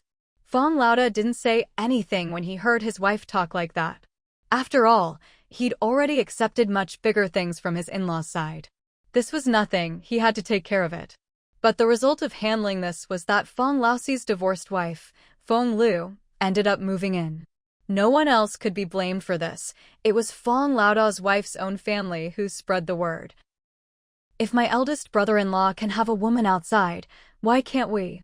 Whatever she has, our family should have too. Once that got out, wasn't it just admitting it publicly? Feng Lu had already come this far. What did she have to be afraid of? Behind closed doors, Fang Laodao's wife was shaking with anger, but when she went out, she straightened her back and told everyone, "It's just a woman. If a man's like a cat that smells fish and brings her home, she's still here to serve me." This was all about saving face, not dignity. Still, she had some skills. She managed to bring the kids home. If Fang Laodao had any shame, he wouldn't have let that woman move in. But Fang Laodao's wife never considered how the kids would handle it emotionally. Fang Laodao knew he had to save face in front of the kids, so he coaxed that woman to leave. But in the end, Fang Laodao's business was out in the open in the village. When the two kids saw their parents with that woman at home, their heads hung low. Hearing their parents' conversation, they just slung on their backpacks and left. Some young people in the village teased Fang Laodao's wife, "Sis-in-law, you're really generous. Our brother is lucky to have married you." Fang Laodao's wife just replied, "If a man has money, this is nothing." If anyone said she wasn't capable, she'd say, "Didn't Lousy keep quiet about it? I know I cannot do the men." Well, she really could let things go. But she ended up dragging Lousy down with her. But Wang Xuexiang couldn't let it go. The whole village was buzzing about their family's business, and she got sick over it. With so many children and grandchildren, when had she ever lost so much face? And that eldest daughter-in-law, bad-mouthing her in-laws outside even more than she bad-mouthed Feng Lu. And she stepped all over their Lousy in the process. Wang Xuexiang, who'd always been so formidable, was humiliated for the first time. Besides, Fang Laoda's kids were already grown and sensible. Would they still respect their father after all this? Wang Xuexiang now had to worry about her sons' and grandkids' relationships. Don't be fooled by Laoda's current glory. What about the future? It's all just a famine waiting to happen. As a mother, watching her son make mistake after mistake, how could she not be anxious? But even when she called Lauda home and talked herself hoarse, he just wouldn't listen. It wasn't until Fang Laosan's wife came back from the provincial capital that someone really understood what was on her mind. She got straight to the point. Let's move. The Lu family couple can live with their son in the provincial capital. Why can't you? Is it that our Laosan isn't filial? Or is it Air Ji or Wudi who aren't filial? Mom, you're making us three brothers look bad. Then she egged her mother-in-law on. My place might be rented, but it's big enough. You and I get along. Dad can open a butcher shop in the city, and we'll be happy every day. Plus, you can see our Pengya. Wang Xuexiang, talking to her straightforward daughter-in-law, couldn't help but worry. But what about your eldest brother? I can't just leave him. Fang Laosan's wife said, but even when we're here, isn't it still the same? That left Wang Xuexiang silent. True, being here hadn't helped. Instead, her daughter-in-law resented her, saying as in-laws, they didn't want the best for their son, stirring up divorce and trying to find someone better for him. Then Fang Laosan's wife played her trump card. Besides, Wuhu in the provincial capital is doing great, and he's richer than my eldest brother. You'd better think carefully, aren't you worried? Wang Xuexiang instantly perked up and called out to Fang Daoling, hurry up, let's move right now. After all, saving one son is better than losing them all. She had to keep a close eye on Wuhu and also on Lauer and Laosan. So, they moved. Turns out, Fang Laosan's wife really knew what her mother-in-law cared about. She happily went off to show off to her husband. Fang Lauer was left to take over his father's butcher shop, merging it with his own and giving his brother-in-law half the shares. Then, Fang Lauer and his wife freed up one person to go with Fang Daoling's family to the provincial capital. In the city, Fang Lauer already had a shop and was doing the same business as before. When Fang Daoling moved to the city, Lauer's shop had a lively grand opening. Looks like they'd planned it all along, just couldn't leave their parents alone. The brothers all realized that, when it came to ability, Lauer was the sharpest. In one move, he got 2 shops and a reputation for filial piety. Everyone had to admit, Lauer stayed in the village for his parents' sake, but he also got the best deal. Thinking about it, none of the Fang men were really any good. When Fang Lauda thought he was at the top of his game, better than all his brothers except Wuhu, he suddenly realized they'd all moved to the city. There was no one left to compare himself to. Fang Lauda was frustrated. Thinking about it, he wanted to move to the city too, but he was a step behind his brothers. People still gave him face, saying Fang Laohu was the leader among the Fang brothers, but deep down, he knew that wasn't true anymore. None of his brothers wanted anything to do with him. Truth is, he was trying to figure out how to make it in the city, but he just couldn't find a way in. The threshold was too high. There were too many small construction teams like his. In the city, who would pay attention to him? It wasn't easy to make connections or get a foot in the door. He actually had a ready-made connection, but that person guarded it closely against him. Fang Lauda knew Wuhu was wary of him. Even in the county, his projects weren't going smoothly. When Laosan left, he took people with him, which was a loss for Fang Lauda. The people he found now just weren't up to par. Without Laosan managing things, nothing went smoothly. Others just couldn't compare to his brothers, who worked so diligently for him. And there was a trust issue too. Fang Lauda wasn't exactly trustworthy. He didn't trust just anyone. That useless brother-in-law of his kept trying to meddle, and his in-laws kept coming around to call in favors. It was all so annoying. Meanwhile, that woman Feng Lu wouldn't settle down either. She wanted money, wanted the kids, wanted marriage. Feng Lu made it clear. As long as he agreed to any one of her demands, she'd stop making trouble. She just needed something to rely on. Feng Lu never stopped making a fuss. Whenever Boss Fang gave her money and she spent it all, she'd start up again, demanding a child, demanding marriage. For the time being, Boss Fang had no way to deal with her, so he could only give her more money. Boss Fang could see what was going on. This woman, Feng Lu, just wanted to stir up trouble and force him into a divorce. But deep down, Boss Fang knew that, at most, he could keep things ambiguous with her. Marrying her was out of the question. Maybe he was a little blinded by lust, but he wasn't stupid. Money, though, was a different story. In the past, his wife at home didn't really care about it, and Boss Fang always held the purse strings. But now things had changed. His wife was watching him like a hawk. Once she found out Boss Fang was giving Feng Lu money, she started demanding even more to send back to her own family.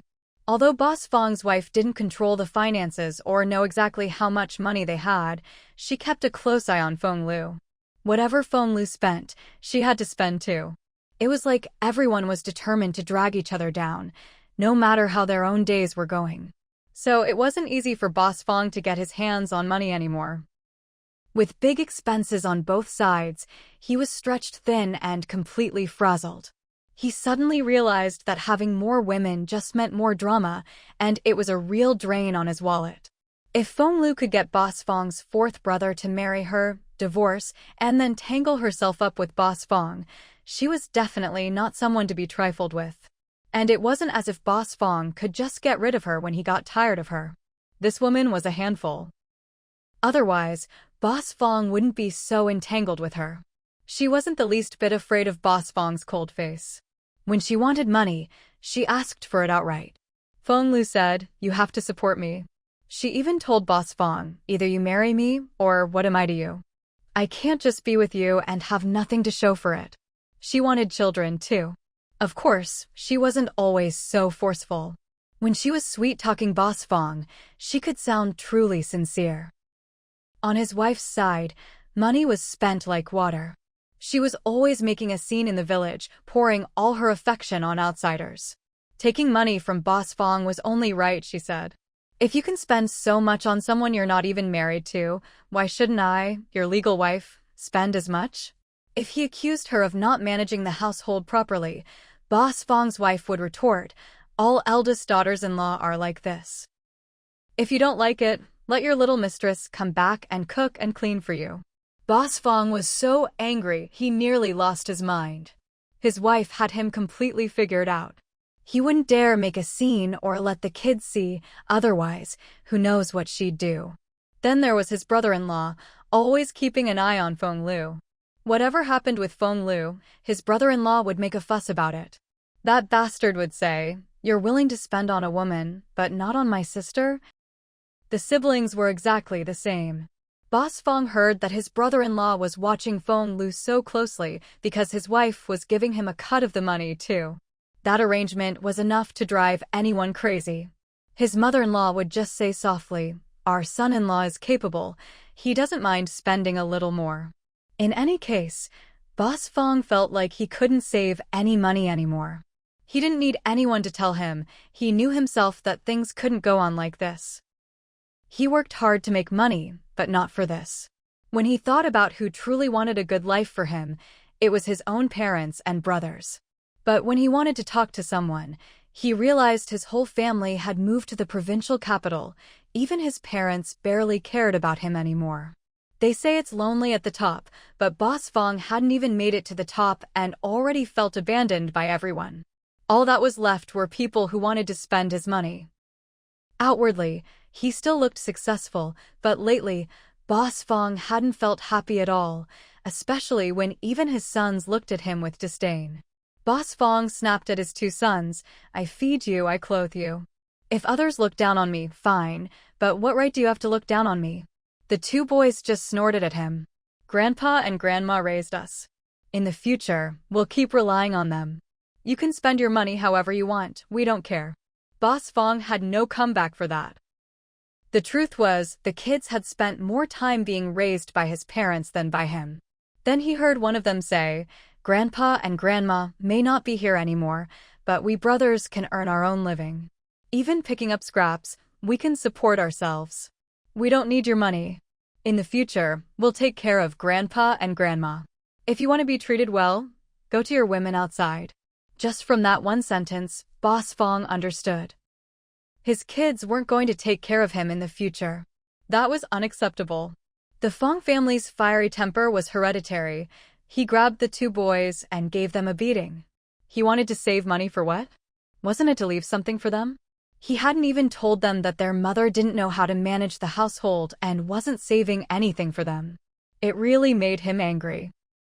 Honestly, even though Boss Fang's own father had disciplined them plenty, Boss Fang himself had never hit his kids like this before. After a few smacks, the boys didn't cry, but Boss Fang couldn't bring himself to hit them anymore. Stubborn kids, why wouldn't they admit they were wrong? But the boys didn't give him any way out. Their little faces were set, their eyes so cold they sent a chill through Boss Fang. It was like they were destined to become enemies. When Boss Fang's wife came in, she was crying and wailing. "What are you doing? Why are you taking your anger out on the kids? What did they do wrong?" Then she started howling. "Is it because that woman outside is pregnant? You don't care about us anymore? You want her to give you a child? I'm telling you, that's absolutely not happening. This house belongs to my sons." Boss Fang thought, "You know it's for your sons, yet you keep sending money back to your own family." He turned to look at his sons, who stared back at him with determined eyes. "Give all your things to your women and their kids outside. We don't care." Boss Fang's wife was anxious when she heard that. "What nonsense are you talking? He's your father. Why would he give anything to someone else's kids?" The boys looked at their mother like they couldn't understand her. "He's not yours anymore. Why do you still want his money?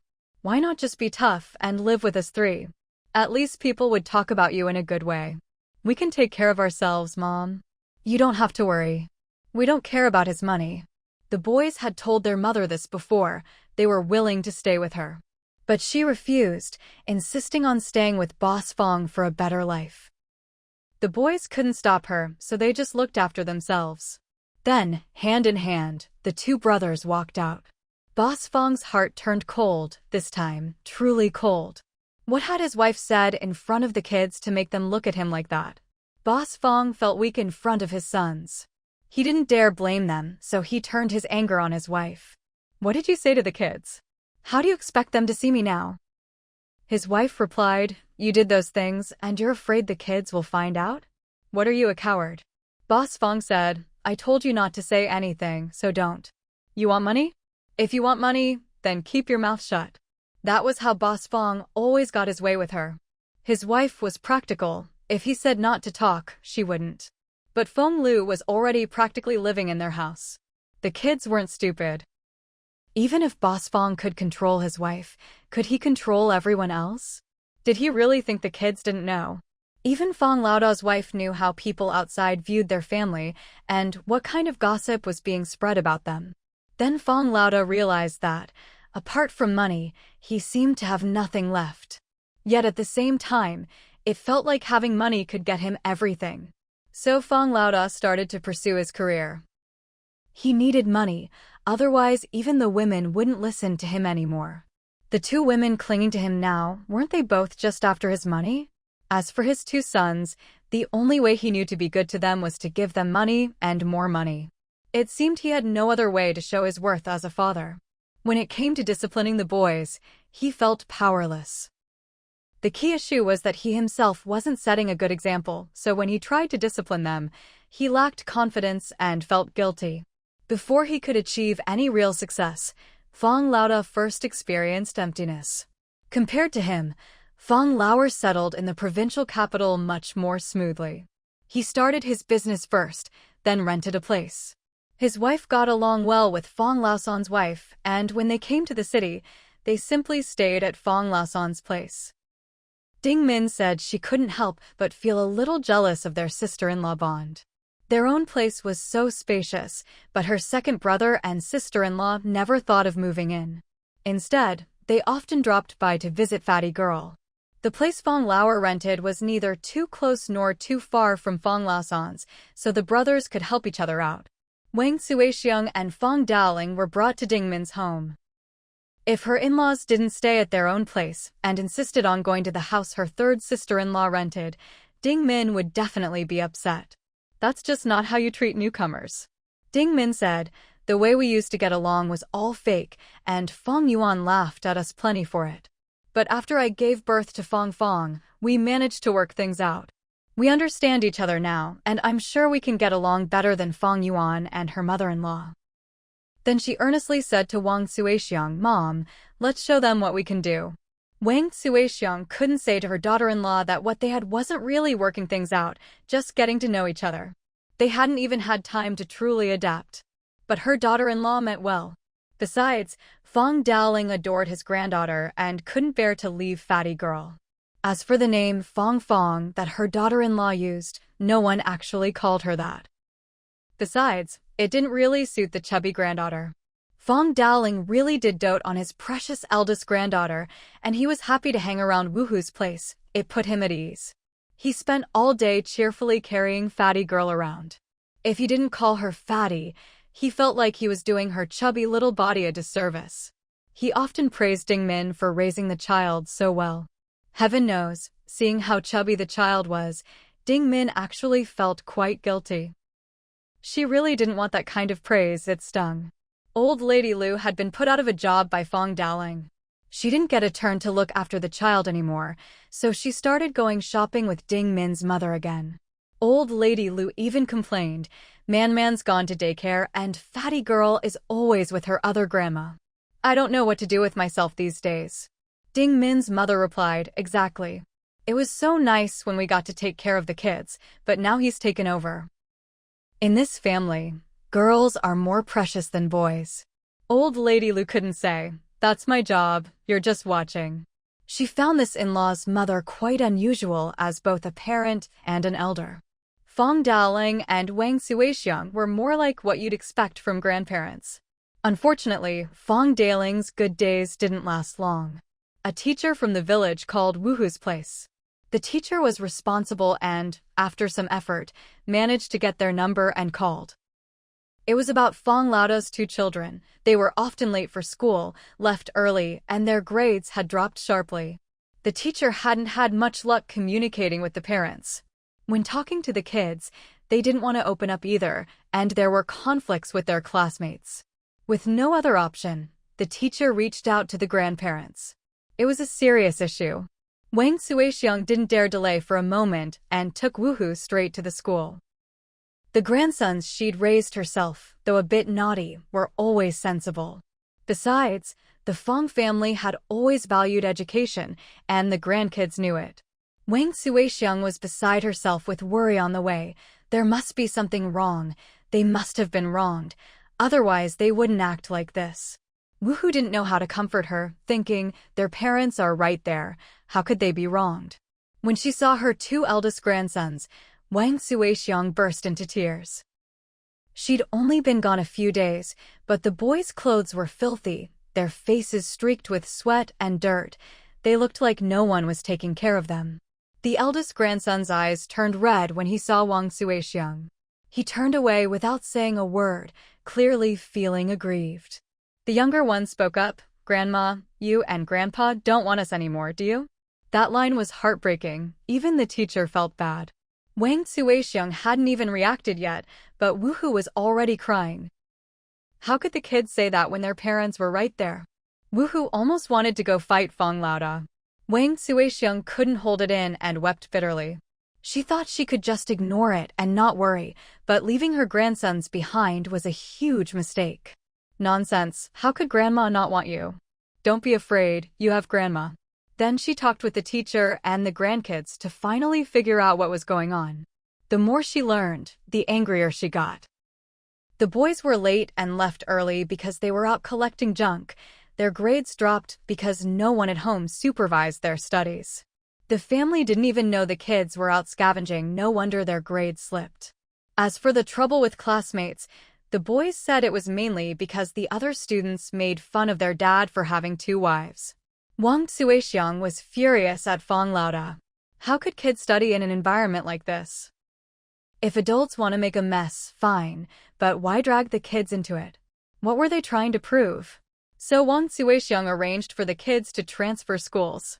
If the eldest son couldn't behave properly, at least the kids shouldn't be held back. She definitely wasn't going to let go of her grandsons. Wu Hu sighed, he couldn't just ignore his nephews. But Fang Laoda's wife didn't appreciate it. Even when money was spent to send the boys to school, she was ungrateful. Fang Laoda's wife accused Wang Xuexiang of meddling and said to Wu Hu, "Do you think you're the only one with money? You think I can't afford to send my kids to school?" Wu Hu was so angry his nose was practically smoking. The 2 boys were stubborn too.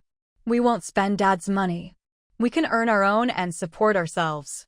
Fang Laoda's wife was so mad she wanted to hit them, saying, "Why not spend it? Are you trying to become little monsters?" Wu Hu frowned at this. Who teaches kids like that? The eldest couple really had lost their way. Wang Xuexiang kicked them out. She couldn't trust people like that to look after her grandsons.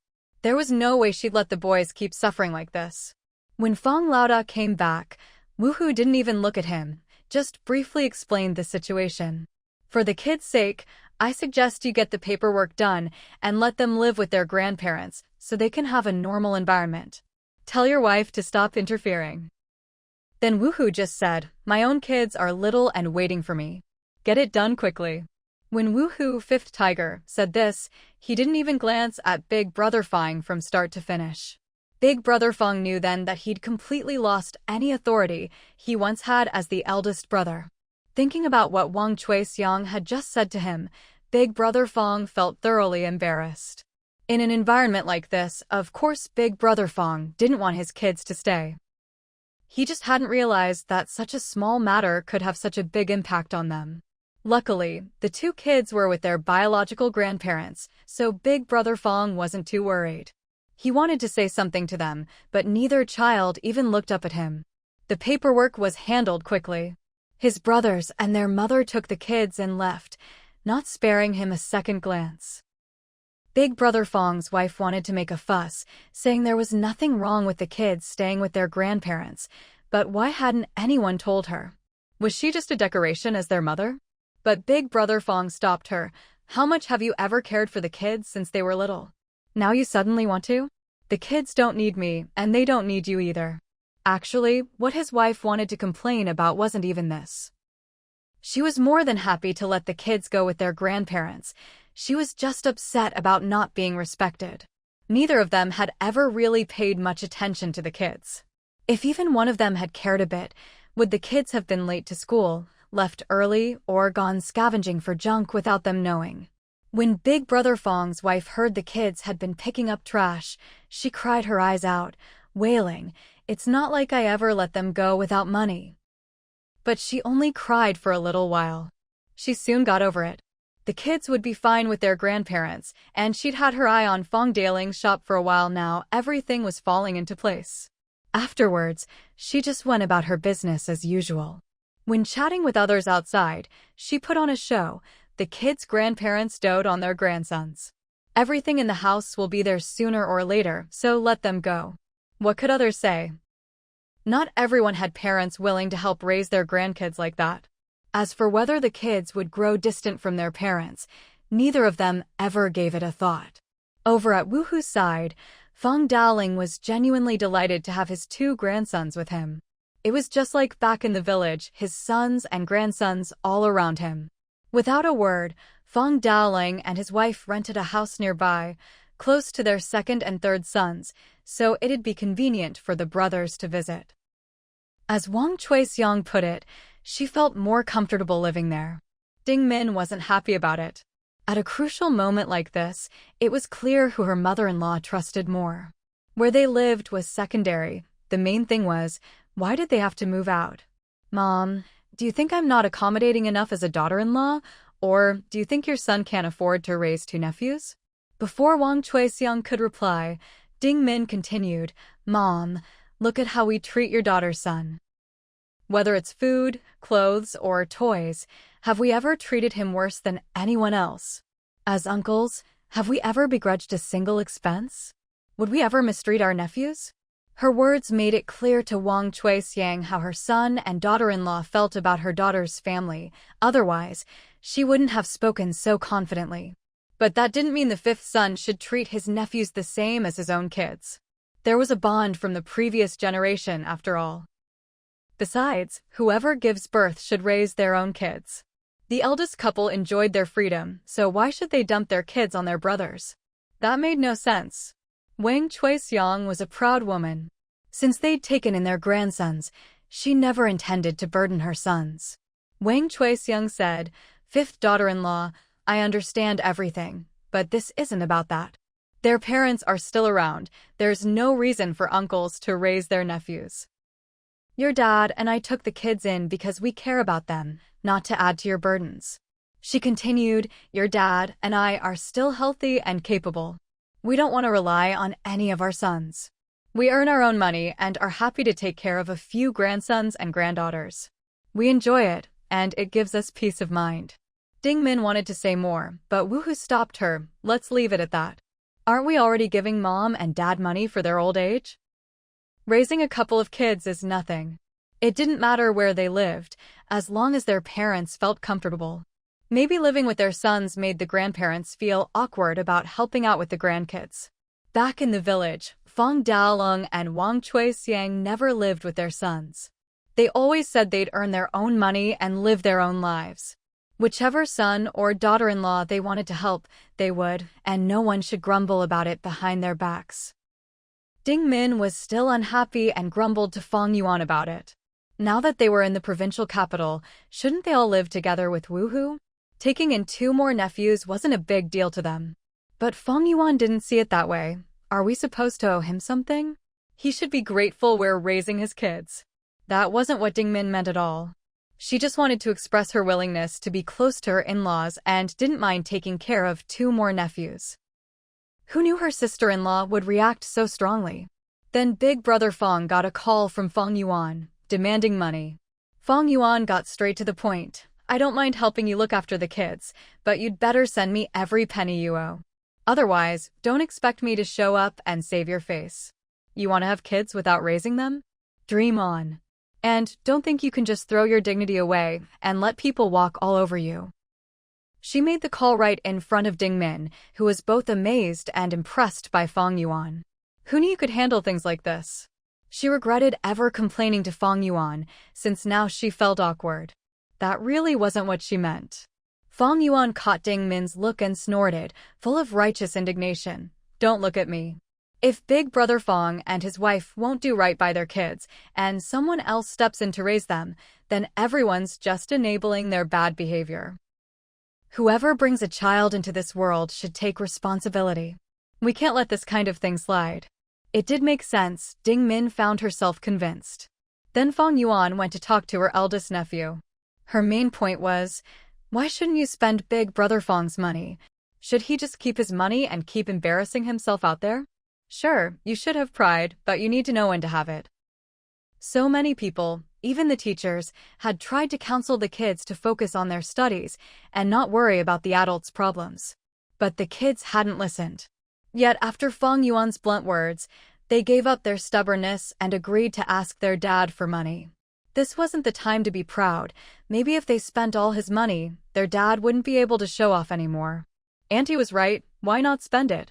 If their dad ran out of money, he'd have nothing to brag about. Fang Yuan also told them, don't feel bad for your 4th uncle. Get the money, save it up, and when your 4th uncle comes back, use it to help him find a wife. The 2 kids felt a weight lifted from their hearts. It was like a mountain had been removed. Will that really work? Fang Yuan had no idea if it would work. She just wanted to disgust Big Brother Fang. Why should he get away with being irresponsible, leaving their parents to raise his kids and spoiling him? So she had to get her nephews to go get money from Big Brother Fang. Make him so busy he wouldn't have time for any more nonsense. Fang Yuan nodded. Compensate him with 2 daughters-in-law? Your grandparents wouldn't agree to that. That would just be a mess. So now, the issue wasn't whether to compensate or not, but how much compensation was appropriate. The 2 kids naturally assumed that giving 1 daughter-in-law was just right.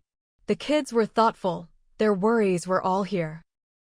They felt their dad had wronged their 4th uncle, and now they realized this could be a way to make up for it. When Luchuan heard Fang Yuan's reasoning, his mind went numb for a moment. He really wanted to say, "Can't we be a little more responsible with our words?" But looking at his 2 nephews, who had finally found some direction, Luchuan couldn't bring himself to say anything. Maybe it was best to leave it for now. At least his wife's nephews had found a small goal to work toward. As a result, oldest Fang was delighted his kids suddenly called him, were willing to talk to him, and even spend his money. To oldest Fang, this meant the kids had come around and understood their dad. The family was reconciled. Of course, that happiness only lasted a few days because the kids started spending a bit too much and asking for a bit too much. But if you don't raise your kids and then refuse to give them money when they ask, what kind of parent are you? Even if it's a lot, you just have to shoulder it. Oldest Fang still wanted to be a good dad. For a while, the women outside and his father-in-law's family didn't matter. No amount of praise meant anything. All his money was reserved for his 2 sons. Back when the family was united, everyone worked together and expenses weren't so high.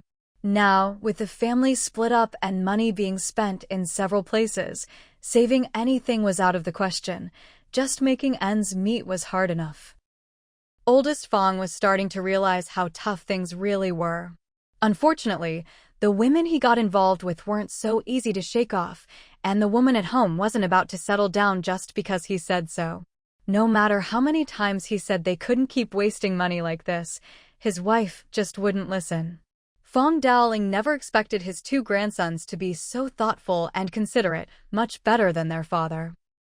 They were even worried about having wronged their 4th uncle. And using the kids to deal with oldest Fang was more effective than anything he could do himself. Fang Daoling would often encourage the 2 boys to squeeze some money out of their dad, rather than letting it go to people who didn't deserve it. Wang Suixiang sighed, "I don't think oldest Fang's antics are any good. Even if the kids want to come back, we should help them save up, leave them a way out." So, no matter how disappointing oldest Fang was, as parents, they still cared. Wu Hu also sighed. Oldest Fang's 2 kids were raised by him, 4th Fang and Fang Yuan together. No wonder the kids turned out this way. Wu Hu whispered to Fang Yuan, "Good thing oldest Fang didn't raise them. Their honest nature comes from us brothers." Fang Yuan nodded in agreement. Definitely not from their dad. Otherwise, they wouldn't be so kind-hearted. Luchuan overheard and quietly kept his mouth shut, thinking, if the 2 nephews are squeezing their own dad like this, where's the kindness? Still, whatever the case, the 2 kids had become a bit more cheerful since coming to the provincial capital. They were doing better than back in the countryside, but academically, they were still struggling to catch up. And their personalities were a bit stubborn and self-conscious after all they'd been through. That wasn't going to change overnight. It definitely had an impact on the kids. Whenever the kids weren't around, everyone would curse oldest Fang and his wife for the mess they'd made. Now that the Fang family had all moved over, for their first gathering, they invited Lu Xiaosan and his wife as honored guests. The reason was that all the kids' school transfers had been handled by Hongye, who ran around making arrangements. Hongye had even gotten to know the teachers at the new schools and put in a good word for the kids. Since the kids came from the countryside, their coursework was behind, and the quality of teaching in the provincial capital was different. Hongye took time out every Sunday to help the kids catch up. That was no small favor.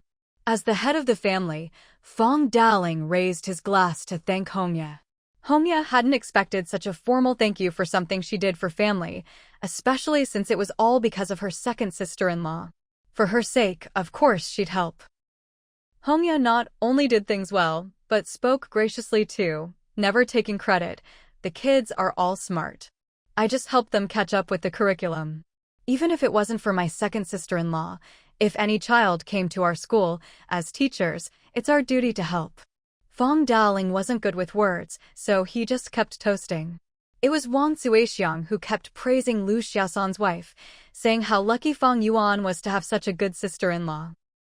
For families like theirs, education was everything.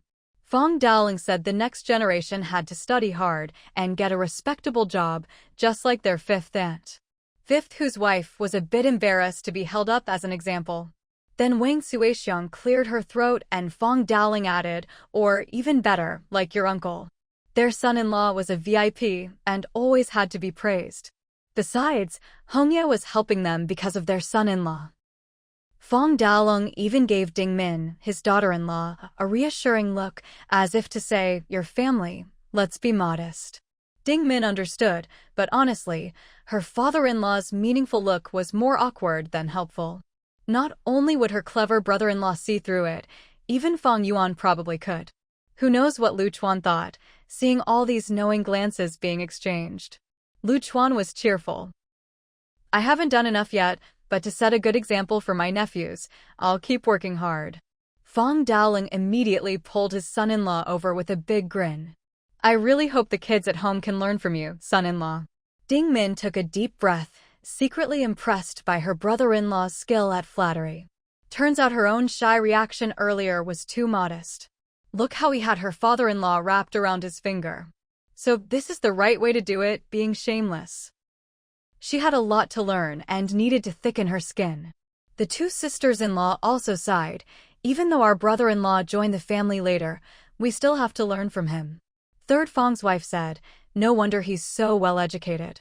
I can't compare. From now on, don't call me the number one daughter-in-law in front of the in-laws. I don't deserve it. Wu-Hu whispered in Dingmin's ear. Did you hear what the sisters-in-law said? Did you see what Lu Chuan did? Learn from him. Dingmin nodded. I've learned. Hongye realized she'd learned something too. Her second brother-in-law could really be shameless. As a son-in-law, he'd managed to step all over the sisters-in-law. Honestly, that wasn't wise. Wouldn't they gang up on him later? But thinking back to the Lu family situation, being shameless was the only way to get ahead. She instantly understood and was grateful her own in-laws were simple people. If she had a brother-in-law like that, she'd have a hard time too. Lu Xiaosan thought, this is just second brother. If it were big brother in the Fang family, he'd never get anywhere, always living under their thumb. Hongye watched the way the Fang family interacted and couldn't help but feel moved. She made a conscious effort to absorb their family dynamics, thinking it would help her own big family get along better in the future. She also thought to herself that the Lu brothers got along just as well as the Fang family, well, except for the unlucky eldest, Lu Laoda. Then Hongye grew a little indifferent. Why is it always the eldest who gets the short end of the stick? Does the world have a bias against firstborns? Wang Suixiang and Fang Daoling were busy preparing this meal, mainly to thank Hongye, but also to make it clear to their sons that from now on, the two of them would be living on their own in the provincial capital. It wasn't that their sons were unfilial or that they couldn't get along, it was just that the old couple preferred to live by themselves, more comfortable that way. They wanted their sons to understand, and not to have any ideas about the two nephews, either. No matter which son's kids came over, they'd all be welcome. Their own grandparents' home was the same for everyone. At the end of the day, it was all for Fang Laoda's two kids. None of the sons or daughters-in-law were fools. Fang Laoda was a piece of work, but the nephews had grown up before their eyes, so there was nothing to say. When the kids weren't around, Fang Laoer said, back when we were at home, no one ever made a fuss about this. Why go to all this trouble now? Wang Suixiang replied, back then, the kids were little, they didn't think so much. Besides, even at home, we lived on our own. But after everything that's happened, we have to think more carefully. The kids are grown now, they have more on their minds. We can't let them carry any emotional baggage because of this. She continued, your dad, and I know this is making things awkward for you all. No matter which of you we live with, we know we'd be well taken care of. Wu-Hu said, there are nephews too. Let the kids do whatever makes them comfortable. Besides, when our fatty comes to visit her grandparents, she'll be welcomed, and she won't have to worry about getting the stink eye from her second or third uncle. Fang Yuan glared at Woohoo. Nonsense. I'm not so sure about my own son going to your place. Haven't you given him the stink eye before? The conversation veered off track. Fang Yuan nodded in agreement. Kids going to their grandparents' house isn't the same as going to their uncle's and aunt's place. This arrangement was pretty good. Fang Daling said, "See, I told you we needed our own place." That settled the matter. But behind Wang Zuixiang and Fang Daling's backs, Lauer and Laos and each gave Wu Hu 1,000 yuan to help buy a courtyard house for the old couple in the provincial capital. The money wasn't enough, so Wu Hu would have to cover the rest himself. The brothers did what they could. No need to stand on ceremony. How could the old couple spend their twilight years renting? Having their own place was much more comfortable. Wu Hu happily agreed. If he bought it himself, his parents might not want to live there, but this way, no matter how much he chipped in, he was happy to do it. The key was that the sons were all filial, so the old couple had nothing to complain about. When Wang Zuixiang and Fang Daling found out, they didn't bother with any polite words. As Fang Daling put it, "I'm enjoying my son's good fortune. What's there to be polite about?" But Wang Zuixiang went straight to Fang Yuan and handed her a slip of paper, clearly listing how much each of Lao Wu, Lao Er, and Lao San had contributed to the house. When they were gone, the house would have nothing to do with Lao Si or Lao Da. This was to prevent any future squabbles over inheritance. That's just how parents do things, clear and straightforward, not leaving behind any historical issues for their sons, and making sure the brothers stay united. Fang Yuan nodded as she read the note, thinking it was a good idea.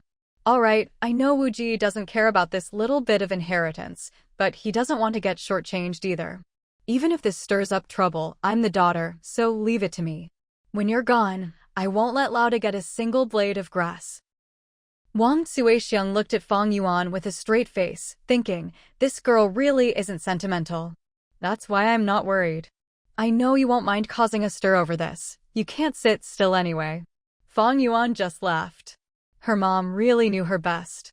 This job was made for her. Lu Chuan overheard the mother-daughter conversation and felt a little uneasy. What kind of family role does my wife have? The vicious little sister? Is my mother-in-law a bit too ruthless? When the whole Fang family was gathered to take Fatty's 100-day photo, Fang Siho returned from the south after being away for half a year. At Fang Yuan's house, Wang Zuixiang and Lu's mother stared blankly at the stylish young man at the door, who had a girl on his arm with wild curly hair, rosy lips, and big dark eyes. Wang Zuixiang considered herself more worldly than Lu's mother, so she spoke up first. Who are you looking for? She thought, this girl must have something wrong with her eyes, otherwise why would she have that black thing covering them? And in broad daylight, hanging on the young man's arm, maybe they're looking for a hospital? Lu's mother had been in the provincial capital longer and had heard from Lu Chuan and Woohoo that southern girls dressed fashionably and holding hands was no big deal. So this probably wasn't a hospital visit. Who are you looking for? Did you get the wrong place? Fang Siha grinned, looking himself up and down. He hadn't changed that much. Why didn't they recognize him? Then he called out, "Mom." Lu's mother waved her hand. She definitely didn't have a son with hair like that. You've got the wrong person. I don't have such a handsome kid. And blonde too. Wang Zuixiang didn't have a son with messy hair either. Who is this rascal calling everyone mom? She stared at the pair and said, your accent sounds odd, but kind of familiar. Then Fang Siha grinned and walked over to tease Wang Zuixiang, and I'm your son. Oh my, this rascal. Wang Zuixiang grabbed his hand, her face full of surprise and joy. And how my foot? You little brat, you finally came back. I thought you'd forgotten where home was. She tugged at Siha's head of blonde hair. What's this? How did you end up like this? Don't embarrass us, go fix it right now. If your dad sees you, he'll shave you bald. She even spat on her hand and tried to wipe his hair. The girl next to them looked a bit grossed out, but didn't back away. Wang Zuixiang said, what am I supposed to do? The color won't come off. Fang Sihu protested, Mom, what are you doing? Why are you spitting? Wang Suixiang replied, otherwise I'll just shave it off. Go fix it, you look ridiculous. If people know you're my son, they'll think I'm loose and had someone else's kid. Your hair's a different color. Fang Sihu's face darkened. What are you saying? Don't joke about that. This is just trendy. The girl next to him giggled. The whole scene was just too funny. Fang Siha laughed. Mom, look at my hair. Don't you recognize me? Aren't I especially handsome? Wang Suixiang shot back. Handsome my foot. Look at yourself. Go change it, you're an eyesore. What happened to your hair? Did you fall on hard times? How long did you go without eating to end up like this? She'd never heard of trendy meaning mutant. Old Lady Lu thought to herself, there are outsiders here, and said, he really is handsome, isn't he? That hair must have cost a pretty penny, right? Fang Sihu flicked his stylish, flowing hair and said, just got a little perm and a bit of color. It's got nothing to do with eating, don't worry. I haven't suffered at all while I was away. Old Lady Lu commented, a perm, huh? Whoever did it has real skill. Much better than that barbershop where our Fang Yuan works on this street. Fang Siha thought, we really have nothing in common to talk about. There's no comparison. Back then, Fang Yuan's hair looked like it had been chewed by a dog. Forget it. Better not to think about hair anymore. Otherwise, Sihu would just get upset about his own hair, and he'd probably get an earful later. He pulled the young woman next to him over to introduce her to Wang Suixiang. Mom, Auntie, this is my girlfriend, Liang Liang. Isn't she beautiful? Liang Liang took off her sunglasses, revealing big, bright eyes under her long lashes. Hello, Auntie. All right then. Seeing that the girl's eyes were clear and spirited, Wang Suixiang felt relieved. At least she didn't seem to have any issues. Wang Suixiang handed the chubby little girl to old Lady Lu and took the pretty young woman with rosy lips by the hand. Girlfriend, dear, come sit down. Where are you from? You must be tired. Why didn't you say something earlier? Auntie will cook for you. Fang Sihu's girlfriend Liang Liang let herself be led inside, her voice sweet as honey. Auntie, I'm all good. I eat anything, I'm not tired at all. Her Mandarin wasn't perfect, but the tone made Wang Suixiang absolutely adore her. Good, good, good. If only she didn't add that at all at the end. The girl's eyes were fine, but she seemed a bit tongue-tied. Thinking about her son's second marriage, Wang Suixiang decided not to be picky. The girl even called out to Sihu at the door to bring in the gifts and said earnestly, I heard this is my brother-in-law's sister's home, so I brought a gift for her child. Auntie, do you think it's suitable? Wang Suixiang didn't even look at what the gift was, she just felt the girl was sensible. It's perfect, perfect, of course it's suitable. You shouldn't have gone to the trouble. Old Lady Lu took the gift. No need to be so polite, we're all family. Come inside and sit. You speak so nicely, does everyone talk like that where you're from? Liang Liang blushed a little. I knew I'd be coming back with Sihu, so I practiced for a long time. If I don't speak well, Auntie, please forgive me, okay? Oh my, Wang Suixiang felt all soft inside. Not even her own daughter or granddaughter, the chubby girl, could act this sweet. Wang Suixiang wondered how this girl's family raised her to be so lovable. She wanted to agree to anything the girl said. Even old Lady Lu couldn't help but be charmed. Not wanting to get involved in the in-law drama, she went off to call Wu Hu, Lu Chuan, and Fang Yuan. After all, an important guest had arrived. When Fang Yuan and Ding Min came back and saw this fourth sister-in-law, they had to admit Fang Siha had really lucked out. The girl wasn't just pretty, she was poised and well-spoken. Even though she dressed fashionably, anyone could tell at a glance she was a proper young lady. Compared to Fang Sihu's ex-wife, it was a whole different level. Both Wu Hu and Lu Chuan wondered if Fang Sihu was just imagining things. What could a girl like this possibly see in him? Was she really his girlfriend? Then Liang Liang brought out more gifts, boots for Ding Min, boots for Fang Yuan, and presents for both Man Yi and the chubby girl. Old Lady Lu thought, the earlier gifts were for the family, these are personal. This girl is really generous, she must have spent a lot. Liang Liang said, it's our first meeting, just a small token. Ding Min replied, Oh, you really shouldn't have. You're too kind. Thank you for thinking of me and our chubby girl. Fang Yuan also accepted the gift. You really went to a lot of trouble. Liang Liang gave her future sister-in-law a bright smile. I'm happy to spend a little if it makes you happy. Well, she just came right out and said her intentions.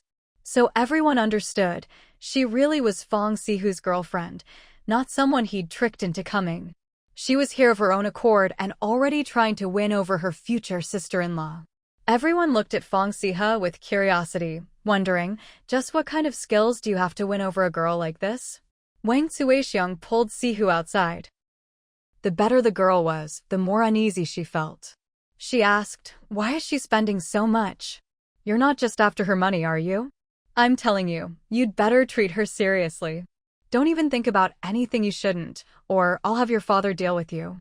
Feeling wrongly accused, Fang Sihu said, I wouldn't dare treat her badly.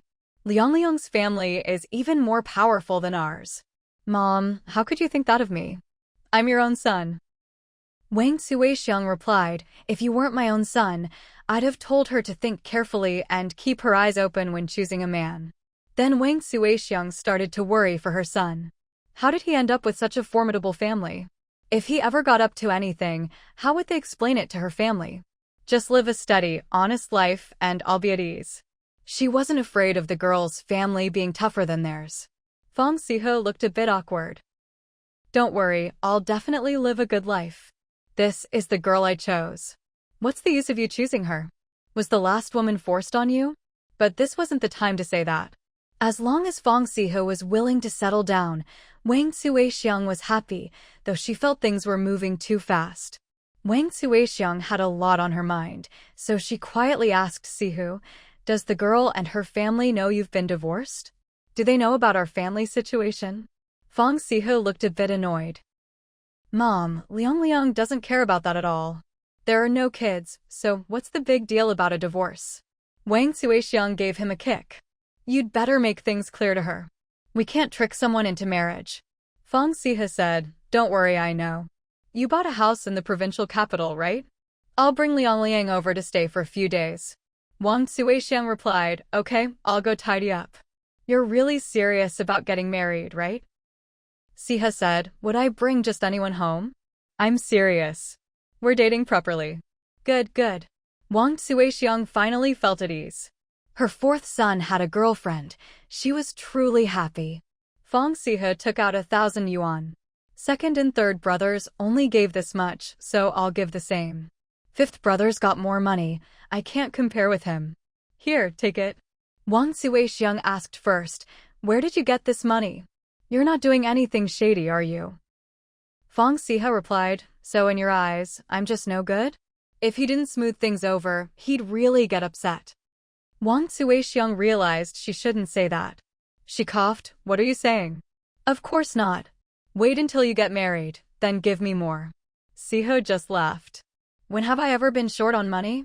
That cocky attitude made Wang Cuixiang worried. Who knows what he's been up to outside? She wondered if her son had struck it rich, or if he was just being kept by a rich woman. The money felt hot in her hand, but after Sihu handed it over, he took his girlfriend to settle in at the best guest house in the provincial capital.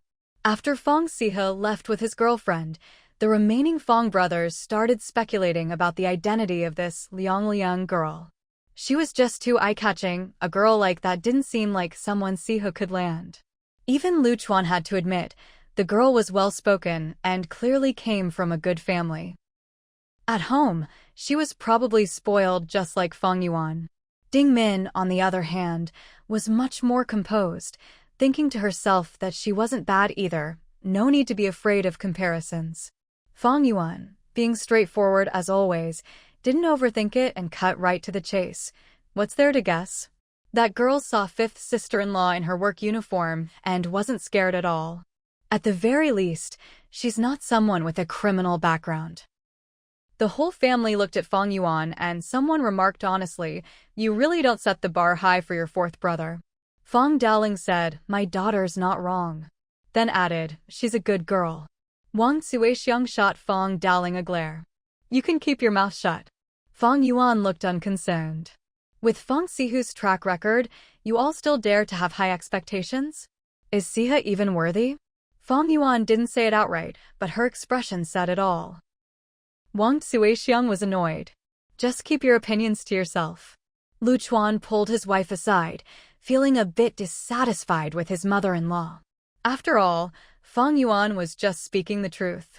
The third daughter-in-law coughed. Well, the girl is pretty, but she does wear a bit much makeup. She didn't dare say anything bad about her brother-in-law, only Fang Yuan dared to speak so bluntly. Second sister-in-law quickly changed the subject. She dresses fashionably, just like the movie stars. In the provincial capital, she'd be considered top tier. Then the two sisters-in-law looked at Ding Min, who had no choice but to find something unique to praise. I'll just say, her voice is really nice. Since everyone else had said something, Fang Yuan had to chime in too, and she really nailed it. See? I said she's not a good match for Siha, he's not worthy of her. Wang Suixiang, you can stop talking now, no need to say more. She didn't expect much from her daughter. How could it be like this? Clearly, the mother-in-law was biased against her daughter-in-law. Lu Chuan coughed. Mom, Fang Yuan was just complimenting my future fourth sister-in-law. Wang Suixiang ignored Fang Yuan and sighed to Lu Chuan. You're the only one in this family I can actually discuss things with. I'm just worried your fourth brother might be deceiving that girl. Lu Chuan, a bit dizzy from the praise, quickly replied, deceiving her? Siha brought her home to meet the family. That shows he's serious. Fang Yuan nodded in agreement. Exactly, it's like letting someone take over your base camp. So, there was a reason not to let Fang Yuan speak. Her words were always a bit harsh. Fifth Tiger said, why does that sound so creepy? If Sihu's willing to bring her home, there shouldn't be any problem. The girl doesn't seem naive. After spending some time in our family, nothing can be hidden from her. Mom, you don't need to worry. Wang Suixiang nodded. That made sense. Their family would never conspire to trick a girl. Fang Daling said, no matter what, I'm just happy he brought a girl home. Everyone was happy for Siha, thinking that maybe having someone new in his life would help him care less about his ex-wife. Then came the issue of how to tell Sihu about what happened between Fang Lauda and Feng Lu. The whole family hesitated. No one brought it up, but it was a problem that couldn't be ignored. It was right there in front of them. They couldn't just keep quiet. If Sihu found out later and realized everyone else knew, he'd be furious. Someone in the family had to break the news to him first. The whole family fell silent, stuck on this issue. Wang Suixiang, at a loss for words, slapped her thigh. What a mess. Fang Yuan said, it's Fang Lauda who made the mess. Lu Chuan quickly pulled Fang Yuan out of the room, afraid his mother-in-law would take it out on his wife if she kept talking. I'll take Fang Yuan to pick up Mani. Fang Daling hurried to get his daughter out too. Her bluntness took after him, and his wife didn't like it. Fine. When Sihu finally came back alone after settling his girlfriend, the brothers circled around, rubbing their hands awkwardly, not knowing how to start the conversation. But Fang Sihu was perfectly clear about what was going on. Otherwise, why would he wait until his girlfriend left to come back and talk? He scoffed, is it really that big a deal? It's just a woman. Fang Daling thought he was talking about the girl he brought home. What are you saying? She came home to meet the family, that means she's a good girl. You can't have that attitude, Siha. Don't take advantage of her. We're honest people, we don't do things like that. He felt a bit guilty saying that. They used to be honest folks, but after what happened with Lu Lauda, Fang Daling wasn't so sure anymore. Fang Sihu's expression softened at those words. I know. She's someone I care about, of course I'll treat her well. Don't be fooled by her gentle looks, she's tough. I'm lucky if she doesn't boss me around. Fang Daling was pleased. It's good for her to be tough. Being afraid of your wife isn't shameful, it's a family tradition for our men. Nothing to be embarrassed about. Even with his sons around, he spoke without a filter. Wang Suixiang scolded him, nonsense. That's not true at all. Chastised by his wife, Fang Daling immediately shut up, a perfect example of being afraid of your wife. The brothers looked at their dad. Clearly, being henpecked ran in the family. The daughters-in-law couldn't say much, but they thought, you guys still have a way to go to catch up with Dad. Learn from him, carry on this fine family tradition. Then each brother glanced at his own wife, trying to say with their eyes that they didn't have this problem. But the communication was a bit off, their looks didn't quite get the message across. Fang Yuan scoffed. Look at you all, showing off your marriages. He brought the conversation back. Let's just be straight, just because I'm not around doesn't mean I don't know what's going on at home. All the things I should know, I already know. You don't have to worry about how to tell me. Fang Daling was a bit stunned. How did you know? Fang Yuan replied, even Qin Hui had 2 lovers. I've been around this village long enough, did you really think you could keep this from me? He didn't think much of Fang Lauda, he just didn't have that kind of power. Fang Daling felt awkward and guilty toward his son. It's just that you haven't been home. It's my fault, I didn't raise my kids right. See how this whole thing. He really felt sorry for his 4th son. It's my fault, I didn't teach you all well. Fang Yuan couldn't stand hearing that. That's like blaming all his brothers for Lauda's mistakes. Then he looked at his brothers. Even though we've all gone our separate ways in the provincial capital, we're still connected. I didn't expect to have such a reputation. Second brother Fang looked a bit embarrassed and said, this doesn't have much to do with you. The main thing is, it's just disgusting. I don't want to see eldest brother acting like that. Third brother Fang chimed in, we don't want to deal with him anymore. The 2 of us don't get along with him, so don't overthink it. They had already done what they could, and never expected 4th brother to get involved. It's not like they managed to do anything to that pair of scumbags anyway. Honestly, the brothers just weren't strong enough. Then 5th tiger spoke up, that's all there is to it. If you don't treat it like a big deal, then it's nothing at all. 4th brother, your current girlfriend is amazing, she's miles better than that Feng Lu. Fang Yuan agreed, of course. You can't even compare the 2. 4th tiger said, don't worry, I'm not that petty. But if I ever run into him, I definitely won't let him off easy. When that time comes, don't say I'm being unreasonable. If 4th tiger hadn't even said that, the brothers would have felt even more uneasy. That just wouldn't be like him. As for whether 4th tiger and eldest brother could get along, the others didn't want to get involved. Anyone in his shoes would need to vent. De Lengfang and Wang Suixiang had been silent for a while, probably understanding full well that they couldn't just let their 4th son be wronged like this. 5th tiger changed the subject, so, what's the story with this Liang Liang? How did you 2 meet? He didn't want to dwell on what 4th tiger just said. He was done with that topic. The other 2 brothers stayed quiet, and 4th tiger understood his brothers weren't going to meddle. 4th tiger was happy to talk about this. When it came to Liang Liang, he was proud, it was fate. Only after meeting Liang Liang did I realize what kind of woman I really like. Isn't she beautiful? Lu Chuan felt that 4th brother was holding back a bit, like he wanted to show off, but wasn't doing it right. What kind of woman? That was the real question. 4th tiger grinned, a very capable woman. She's rich and beautiful too. This time, even the corners of his eyes lifted, he was really showing off. Fang Yuan snorted and summed it up, so you're a kept man now. She didn't say it out loud, but she thought, what's there to brag about? You're not any better than eldest brother. 4th tiger didn't want to hear it. What kind of talk is that? It's just that right now, I'm not as good as her. Wang Suixiang added, that's right, your 4th brother is capable too. He doesn't need to rely on a woman to get by. Even she sounded unsure. Truth was, 4th son wasn't as great as she made him out to be. He'd never been that ambitious, and, honestly, he did have a bit of a reputation for freeloading. Fang Yuan nodded, so you're still a kept man. The brothers all nodded along. Fang Yuan wasn't wrong. For now, he was still a kept man. Lu Chuan felt a bit uncomfortable. He could relate. Back then, this group probably saw him the same way. 5th tiger thought for a moment and said, 4th brother, don't overthink it. You've always had the skill since you were a kid. He was just playing to his strengths. 2nd brother Fang pointed out, you've been sweet-talking girls out of their candy since you were little, and not just one girl either. 3rd brother Fang said, whatever the case, treat her well.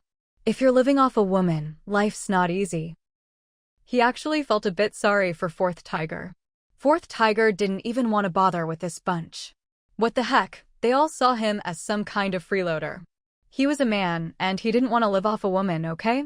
The sisters-in-law didn't say anything, but they were all cracking up. This family really didn't hold back when it came to teasing their own. Wang Suixiang felt bad for her son. She's a good girl, just speaks differently from us. Everything she says sounds like she's acting cute. It doesn't sound great when we're out and about.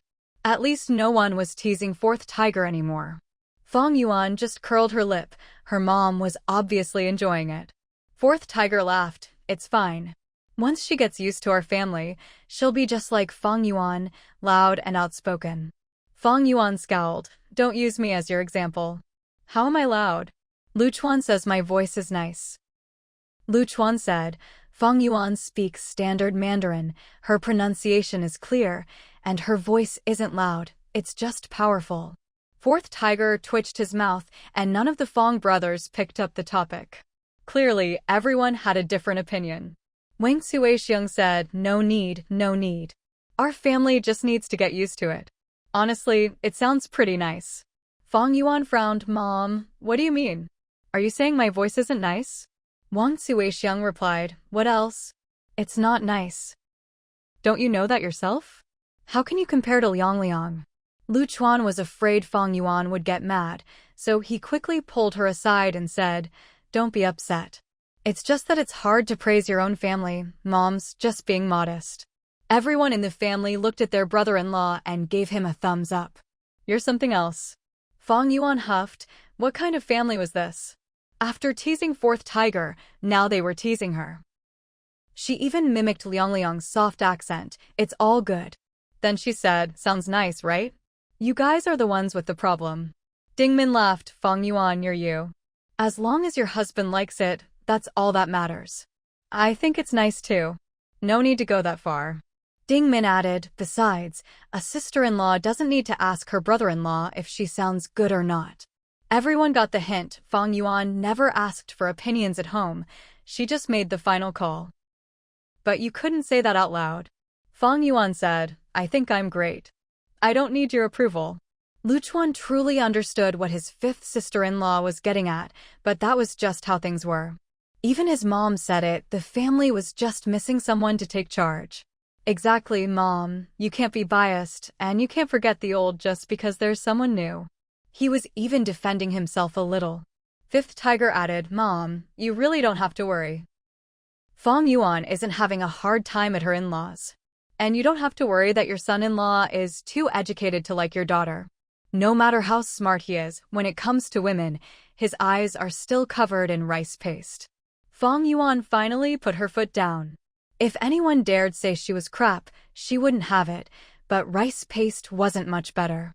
Wang Suixiang ignored the troublemakers and said to Fourth Tiger, I'll tidy up the house. The girl came all this way, we can't let her stay outside. That's not how country folks treat their guests. Fourth Tiger thought the house was too simple, and considering Liang Liang's usual lifestyle, he said, she's not used to living here. She should stay over there. Wang Suixiang wouldn't have it. What do you mean, not used to it? Tell me what she likes, and I'll make it work. How could she not get used to it? Are you stupid? If she can't get used to it now, how will you get married later? Fourth Tiger hadn't even thought that far ahead. Mom, let's talk about it later. Wang Suixiang insisted, no way. Whether you two end up together or not, since you've brought her home, you can't let her stay outside. We can't explain that to her parents. If anything happens, it'll be even worse. Wang Suixiang took charge and tidied up a room, having Fang Yuan help buy new bedsheets, covers, and curtains. All the most fashionable styles. She even put a potted plant in the room. The conditions weren't anything special, but she did her utmost to make their guest comfortable. Then she had Woohoo drive, taking herself, Fang Yuan, and Sihu to pick up their guest. She treated the matter with great seriousness, showing respect for the young woman at every step. Although Miss Liang Liang spoke with a bit of a lisp, she was cheerful and straightforward, readily agreeing. Auntie, thank you for your invitation. I'd be very happy to visit your home. Perhaps Sihu had given her a heads up, because when she spoke, she paused awkwardly, deliberately avoiding her usual de la or how to law at the end of her sentences. Wang Suixiang, delighted, took Liang Liang's hand. I'm even happier that you're coming to stay with us. Don't worry, with me here, I guarantee you'll be comfortable and safe. She then asked Liang Liang about her family and whether they'd be worried about her. Liang Liang gave a detailed introduction, saying her parents knew she was here with Sihu. He'd already met her family. She explained who was at home and told Wang Suixiang everything clearly. Wang Suixiang felt reassured. This was even more reliable than she'd imagined. The girl's family sounded dependable too. Sensing something, Wang Suixiang asked, "You've come such a long way by yourself. Aren't your family worried? When we get to my house, why don't you call them? I can talk to your parents and reassure them. What do you think? I'll follow your lead." She was careful to use a consultative tone, afraid the girl would feel uncomfortable. Liang Liang was clearly a thoughtful child. She thought to herself, if Sihu's family talks and arranges things like this, they must be trustworthy. She replied, "Sure. My parents would be happy to get to know Uncle and Auntie." She pulled out her big cell phone and made the call right away, didn't even wait to get home or discuss it with Sihu. Liang Liang chatted away in her dialect on the phone. Honestly, Wang Suixiang and Fang Yuan didn't understand a word. Turns out, when she spoke to them, she'd already been trying her best to accommodate their language. Liang Liang then handed the phone to Wang Suixiang. "Auntie, my parents wanted me to thank you for taking care of me here."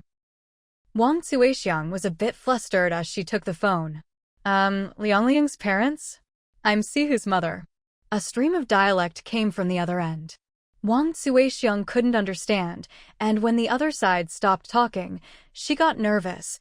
What should she do if she couldn't understand? She looked at her daughter for help, but Fang Yuan was just as lost. "Just talk about us." After thinking for a while, Wang Suixiang agreed. "Liang Liang's parents, I just wanted to say, I'm inviting Liang Liang to stay at our home. Don't worry, I'll look after her here. She won't have to stay outside." She glanced at Liang Liang and then at Fang Yuan, feeling like the conversation couldn't go on. Fang Yuan asked Liang Liang, "Can they understand? Should you translate?" Wang Suixiang nodded right, have the girl explain again.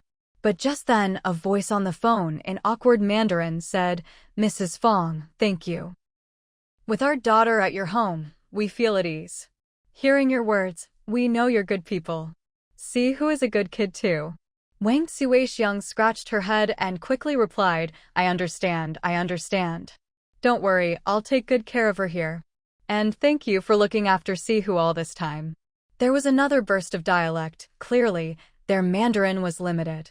There really was no way to have a deep conversation. Wang Suixiang handed the phone back to Liang Liang, who chatted a bit more and then hung up. She turned to Wang Suixiang and said, "Auntie, sorry for troubling you these days. My parents asked me to thank you, and I'll be diligent. Please don't mind me." Wang Suixiang understood. Her parents were telling her to be a good guest. What a reasonable family. Wang Suixiang said, "No need to be so diligent. Such a lovely girl coming to stay with me, how could I not be proud? Come on, let's go home." Fang Yuan noticed that Liang Liang was even more likable to her mother than her own fifth sister-in-law. Because along the way, Liang Liang kept holding Wang Suixiang's hand, chattering away in her dialect, always ending with la la la, or how bu how da. She really knew how to win people over.